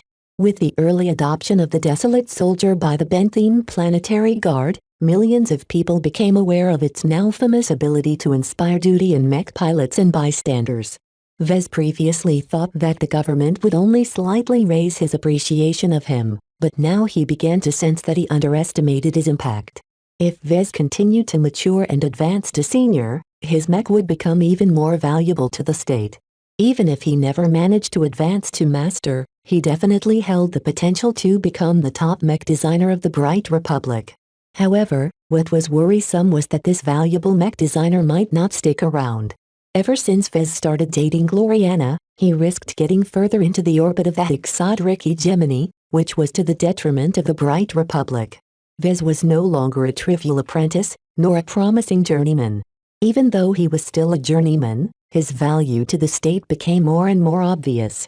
He was a treasure. With mech like the Desolate Soldier, the LMC could sweep through the mech markets of every third-rate state in the star sector. In fact, the appeal of his specialty was so great that many other star sectors would clamor for his mech if they became aware of his products. Such a quality in a mech designer was rare. While every senior from the Bright Republic possessed their own strengths, none of them carried as much universal appeal. This was the power of holding a spiritual component monopoly. Even if the Bright Republic couldn't exactly figure out how Vez was able to make his mech exert a noticeable impact on people, they recognized its rarity. Something good that was also rare was valuable. Incredibly valuable. So much so that the government began to take a great amount of interest in Vez's attachment to his home state. After all, Flashlight owned a 21% stake in the LMC. As long as Vez continued to leverage his unique specialty, his mech company would someday turn into a behemoth with sales that surpassed the scope of mech companies led by seniors. Even though he knew his own worth, Vez was surprised the state was astute enough to recognize some of it as well.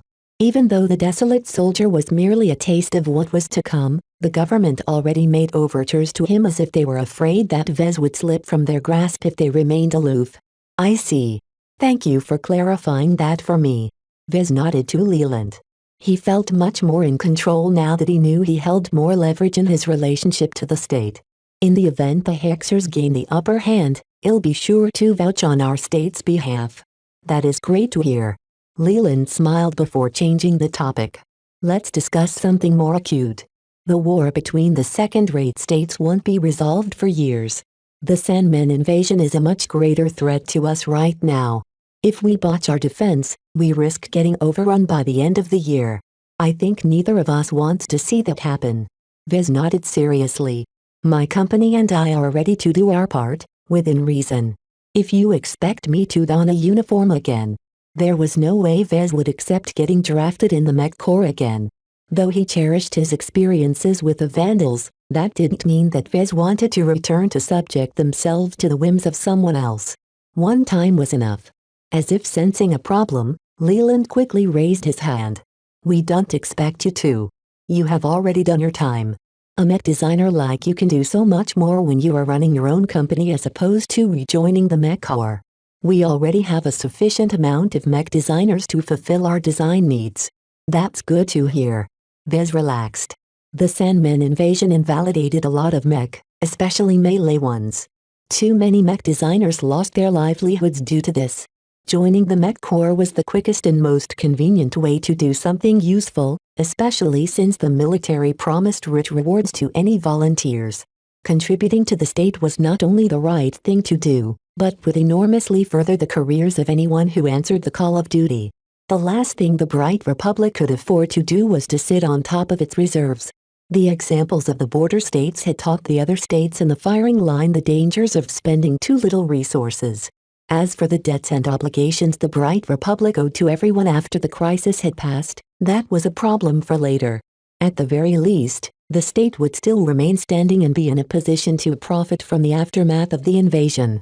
We do appreciate it if you and your company fulfill some of our requests. Vez raised his eyebrow. Are you speaking on behalf of Flashlight or another branch of the government? Technically, the requests come from the Ministry of Defense. Leland waved his hand. You'll receive an official missive from MINDEF very soon, I'm sure, but I might as well fill you in so you can get to work as soon as possible. Time is very precious right now, as you know. Let's hear it then.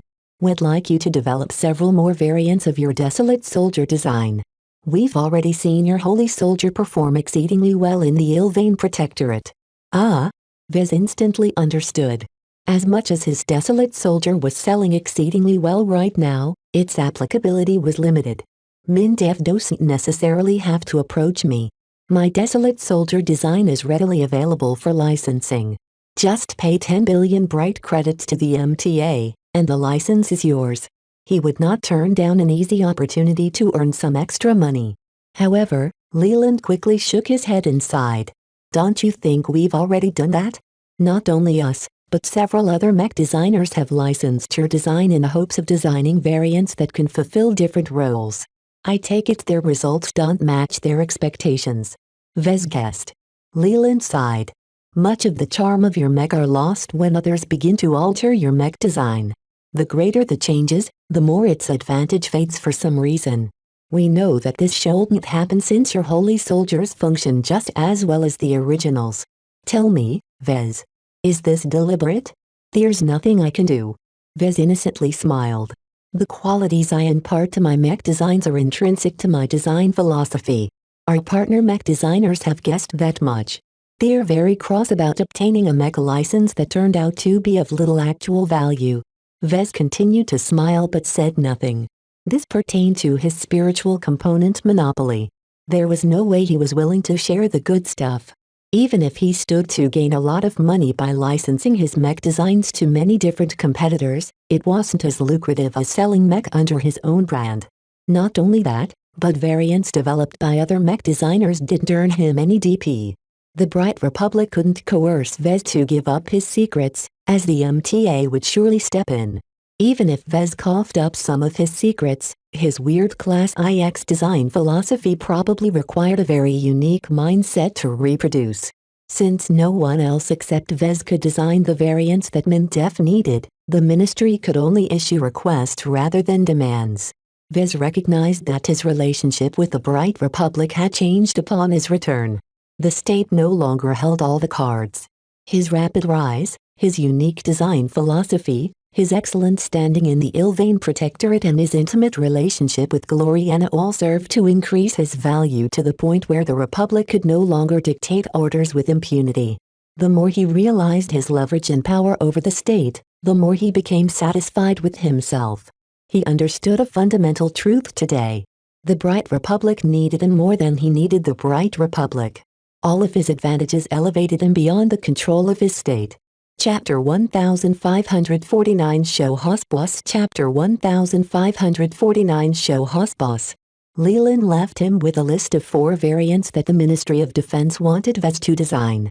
The sooner he completed them, the sooner they could be put to service. This changes some of my plans.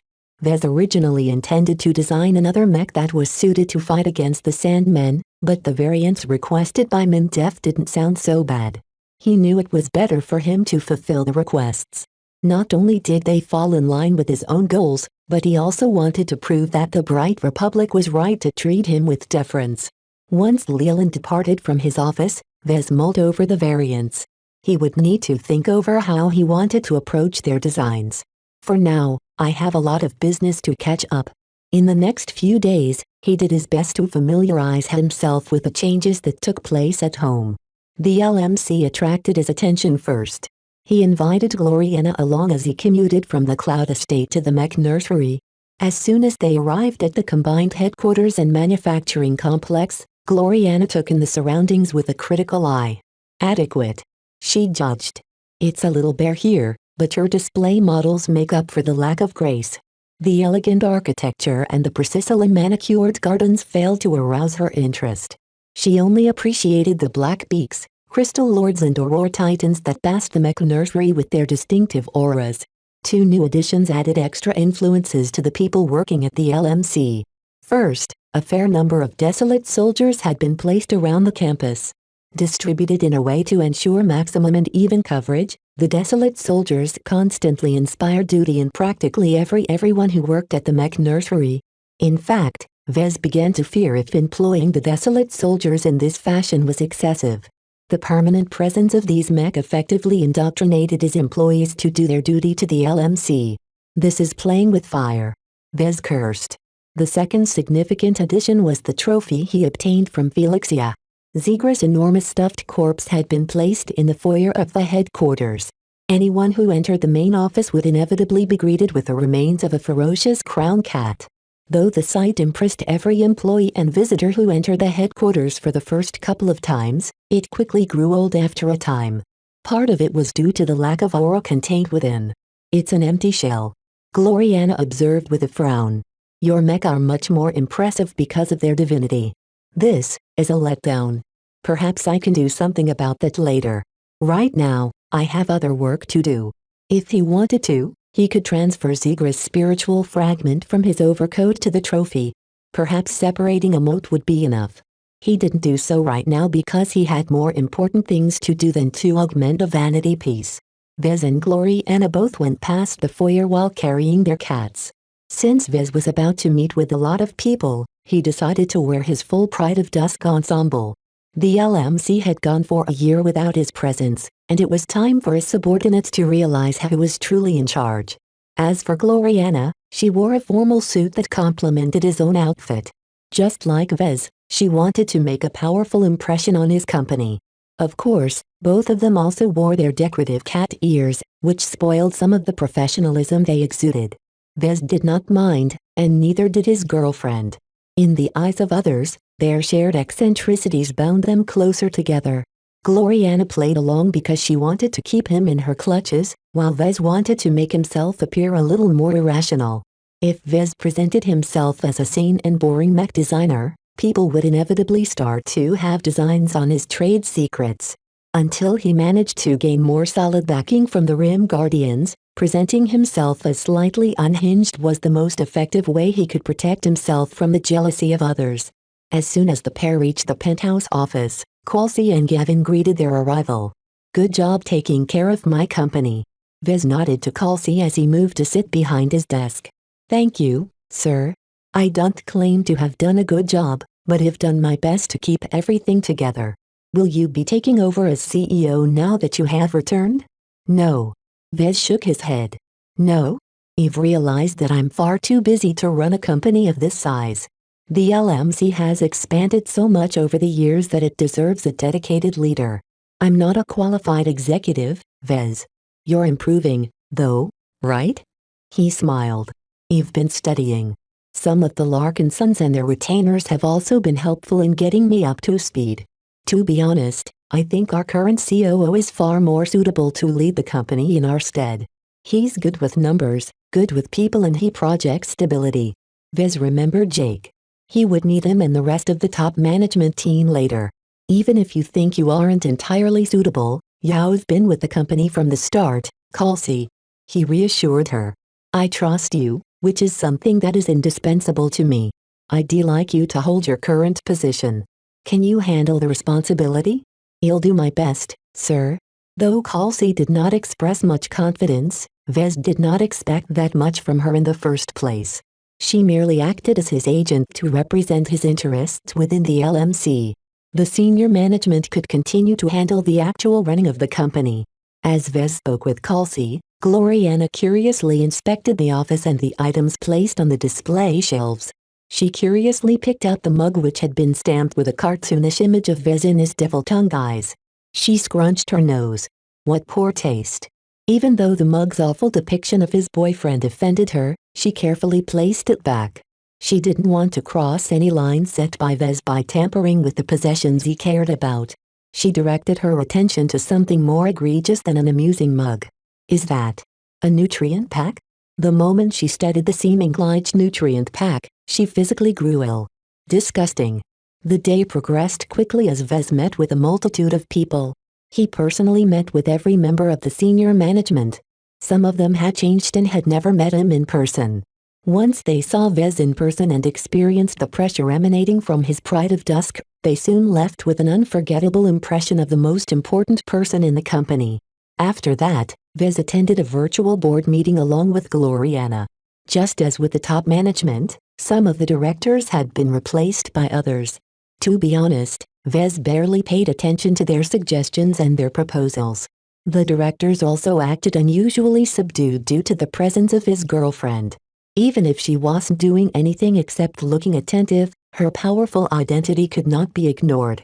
Vez found it funny that Gloriana's presence acted as a much greater source of pressure than the aura of his overcoat. Those who belonged to the upper echelons of society reacted far more strongly to his girlfriend than someone with a simpler background like Kelsey. The only ones who held their ground were his grandfather Benjamin and Marcella Bollinger. Both of them used to serve in the Mech Corps, so their spines were made of thinner stuff. Once the board meeting ended and the projections of the directors switched off, Gloriana snorted with disdain. Some of your directors don't seem very honest. It's fine. Vez dismissively waved his hand. Everyone knows that I'm in control. The LMC is nothing without my mech designs. They retired for a quick lunch before taking a lift underground to visit the manufacturing floor of the mech nursery. They toured the entire floor and talked with several chief technicians such as Cyril Hockett. Though the scale of production didn't impress Gloriana very much, she admired the work ethic of the mech technicians. Everyone is of a similar mind here, she noted with a bit of admiration. Not only that, the mech technicians are all focused on their work. I insisted on that. Vez grinned. His efforts to push for a strong corporate culture that could unite all of his subordinates together under a common identity had borne fruit. Not only that, the mech technicians all embraced the approach that Vez had pushed for in order to strengthen the X factor of the mech rolling off the production lines. The main reason why his silver label mech sold at a higher price was because of their better preserved X factor. I can see why you have opted for an inefficient manufacturing process in your own company, she remarked. The same team of mech technicians built up a single copy from start to finish. This was different from other production facilities which mainly divided a specific task to a dedicated team. For example, one team was responsible for fabricating mech engines. Another team was responsible for inspecting them. A third team was responsible for them onto a mech frame. Though Vez saw the merits in dividing different tasks to specialized mech technicians, the problem was that it wasn't the best for his mech. A single team of mech technicians ordinarily consisted of 8 to 20 people. Having that many people work on a single mech led to a moderate amount of disruption in the X factor of the end product. However, if the mech nursery switched over to batch production, then the amount of mech technicians involved in the production of any single mech was in the hundreds.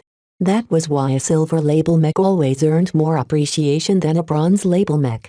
It was virtually impossible for third-party manufacturers to emulate the LMC's methods. Even if they did, the LMC would never allow them to use any other label than bronze. Vez always cared a lot about quality. Even if the LMC had to produce as many desolate soldiers as possible to meet market demand, he insisted on remaining true to his principles. At worst, the reputation of his bronze label mech might decline due to the inconsistent quality of the output of third-party manufacturers. Vez already started hearing stories of struggling manufacturers attempting to cut corners in order to save on cost. For a mech that was already as skinny and cost-conscious as his desolate soldier, further cost-cutting would drastically hurt its performance. One of the reasons he personally attended the board meeting earlier was to ram through a proposal that punished this kind of conduct. Any third-party manufacturer that tried to play games could kiss their license goodbye. Of course, the LMC could only revoke their licenses if they signed a special contract that waived the massive upfront licensing fee. Certain mech designers and mech companies obtained a standard license of the Desolate Soldier. Even though they had to pay 10 billion bright credits to the LMC, they gained a lot more rights. Fortunately, those who can afford to pay 10 billion credits aren't bottom feeders. He murmured. Though this sum no longer confounded Vez, many other mech companies struggled to borrow or accumulate so much cash. This was also why the LMC gained the leverage to impose restrictive terms on its contracts to third-party manufacturers. A lot of struggling mech companies saw how profitable it was to produce the Desolate Soldiers. Yet because they were struggling, they could never come up with the money on their own. Of course, mech companies could also try to obtain the cheaper Holy Soldier license. At just 6 billion bright credits, a mech company didn't have to bleed so much to obtain the rights to produce or develop a variant of this mech. What surprised Vez the most was that many mech designers actually licensed the Holy Soldier. Even though most of them consisted of Elvanan mech designers, some of them turned out to be Briders, Visions or Renoldans. Vez laughed. If they thought they could wipe away the holy aspect while retaining its ability to inspire duty, they had another thing coming. Well, it's free money, at least. I don't accept refunds. The rule in the mech industry was that if you paid to license a mech design, you wouldn't be able to return it. The best you could do was to sell the existing license to another sucker. Chapter 1550 Male God Chapter 1550 Male God. After they finished touring the manufacturing floor, they headed down to the lab and workshop floor of the mech nursery. Gloriana quickly scowled when she inspected the lab equipment. Trash. I can't believe you are working with these cheap machines. They are all standard equipment in the Bright Republic. Vez innocently raised his hands. They're unacceptable. Luckily for you, I've already anticipated this problem. When I shuttered my flawless mech workshop, I packed up all of my equipment and loaded them onto Stellar Chaser. I'll order some men to install them here. As for your old machines, you can directly scrap them as far as I'm concerned. I don't want any of them to taint my workplace any longer. Vez loudly coughed. My workplace, you mean? Our workplace. She emphasized with a grin. I'm a lead designer of the LMC as well now. While she was right, that didn't give her the power to rearrange his private sanctum within the mech nursery. He quickly halted his protests, though. He knew that Gloriana probably owned some very powerful lab and workshop equipment. His old equipment simply couldn't compare. Since Gloriana generously lent her high-quality equipment to the LMC, Vez gained massively from this development. He'd be a fool to resist his girlfriend, especially when he knew that she would never give up this fight. They quickly left the floor and headed down to the vault. They only spent a brief time there as Vez hadn't stored many valuables. He only showed off a couple notable items to inform Gloriana of their importance. These are my stones. He showed off the 4 stones. He left the 5th one at his cloud estate so that he could periodically deposit his excess spiritual energy. They're one of the most important exotics I own. What do they do, Vez? They're containers. They possess the capability to store some very good stuff. That wasn't enough for her. She frowned at him. You're being vague again. Stop that. Sorry, Gloriana. I'm used to keeping secrets. Let's just say that the stones are capable of storing the stuff I put in my mech designs. Vez provided her with a very shallow introduction of his stones, stone and stone lockbox. As usual, Gloriana instantly interpreted his explanation in relation to divinity. He was used to that. He only wanted to inform her of their value and their utility. The exotics you've collected is quite remarkable, she stated as she picked up a stone that was partially filled with excess spiritual energy. This rock kind of feels like you, in a way.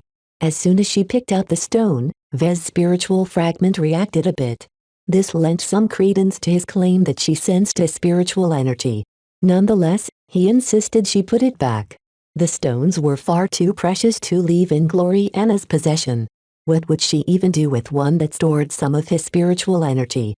Though his girlfriend looked unwilling, Vez offered her an option to get what she wanted. I'm very short on these 3 exotics. He walked to her side and hugged her side. If you really want a stone that reminds you of me, then help me obtain more. As soon as you bring your new lab equipment, it'll allow you to perform some detailed examinations on my stuff. If you can discreetly reach out to your supply network and obtain something identical, it would help me a lot. With more stones in my possession, I'll be much more willing to leave one in your hands that carries some of my energy. Her eyes instantly brightened up. Really? Really? I'll do it. She hugged him back and pecked him on the cheek. While it's difficult for me to get in touch with my old suppliers now that war has broken out, I am not entirely cut off. I'll see what I can do. Vez placed his hand on her shoulder. Make sure to be discreet. Don't disclose what these exotics can do. In addition, don't make it obvious that we need them. If others learn that we specifically need these exotics, they'll collect them first and rip us off by charging 10 times their usual price. In fact, that was just an excuse. The real reason why he wanted to keep this search quiet was to avoid tripping off those who were also searching for these materials. Any person or organization who sought for them specifically were entities that Vez did not want to meet. Seeing how much importance he attached to this condition, Gloriana nodded. I understand. Don't delegate the search to Melody or anyone else on your staff. I get it, Vez. After he showed off his exotics, he hesitated a bit about showing off something else stored in his vault. Eventually, he decided he might as well introduce it to Gloriana so she became aware of its danger. The last item in my vault is a bit more special than the others. It's also a lot more dangerous. Maintain your distance and don't inspect the object too closely. That means no concentrating. Though Gloriana looked confused, her face quickly became turbulent the moment Vez retracted the ancient sarcophagus. Is that an alien relic? She gasped. Wait, what's inside? And what is this pressure I'm feeling? This is the ancient sarcophagus. It contains the dead body of some alien. Some treasure hunters retrieved it from the depths of the Nixon Gap. The reason you are feeling this way is because a portion of the alien still remains alive. Do you want to know where I get my spiritual components from? Well, the ancient sarcophagus here is one of my most important sources. Gloriana quickly realized what he meant. Vez. Don't tell me that there is a god locked inside this coffin. Though Vez did not feel that the entity inside deserved to be called a god, he didn't bother to correct her terminology. Nixie. What? I call it Nixie, on account of its origins. She frowned. Is the alien male or female? I'm pretty sure it's a male, but I'm not sure. Nixie possesses the temperament of a male at the very least. I see. She replied flatly. Her interest in the ancient sarcophagus and what it held inside instantly faded. That explains the cruelty, aggressiveness and dominance I am inexplicably sensing. Nixie is a very angry god, it seems. A very male god. Vez shrugged. I don't blame him. I did cut off on a 50th of its essence and heavily processed it in order to create the spiritual component for my desolate soldier design. Well, please get this filth out of my sight. Your imprisoned male god is ruining my mood. As long as Gloriana knew not to mess with the ancient sarcophagus, Vez didn't care what she thought about Nixie. He did wonder what would happen if Nixie turned out to be female. Would Gloriana demand he free the trapped spiritual entity or something? He shook his head. Not for aliens. God or not, the Hexers at least didn't worship aliens. They left the vault shortly afterwards. They returned above ground and calmly walked across the grounds. They quickly reached a small fortified base that housed the avatars of Myth. Different from last time, it was a lot more emptier since his last visit a year ago. Most of the avatars of Myth had transferred to the Living Sentinels, thereby leaving his original mech force with the best and most loyal mech pilots. Melker. Good to see you again. Sir? Melker nodded stiffly to Vez before directing his visor to his girlfriend. I'm pleased to meet you, Miss Gloriana. I'm Melker Larkin's son, commander of the avatars of Myth and Vez's cousin. Ah, I'm already familiar with you. She smiled and eyed his physique like a tailor eyed a client. We plan to design a custom mech for you, in fact. That was new to Melker. Did you? Vez sighed. I wanted to design a laser rifleman mech to reward you for your services, but the Sandmen eat lasers like breakfast. I understand, sir. Other projects take priority. I'm glad you don't have any hard feelings. How can I be upset at something I've never enjoyed? I can wait. Besides, I'm not sure I should be the first avatar to receive a custom mech designed by the two of you. While I don't have a lot of avatars left, the ones that remained are very skilled and dedicated. I've even recruited some amazing talents recently that will certainly grow to become our elites. The group walked to the administrative building while they talked. How many avatars do you have right now? He asked. Enough to field 18 landbound mech and 16 spaceborne mech. I'm trying to get those numbers back up to a full mech company each. How is recruiting? It won't be as slow as before. Different from last time, our foundation is solid now. Our structure is mature and the mech pilots I have right now form a very solid cadre that can keep the avatars cohesive even if I double our numbers in a matter of months. I hope to fill out our mech roster within a month. A month? Vez reacted with surprise. That's pretty fast. Are you sure you are maintaining our standards? Melker chuckled. It's not as hard as it sounds. The avatars of Myth is not as obscure as before. What's more, I expect some of our new recruits to consist of Larkin sons.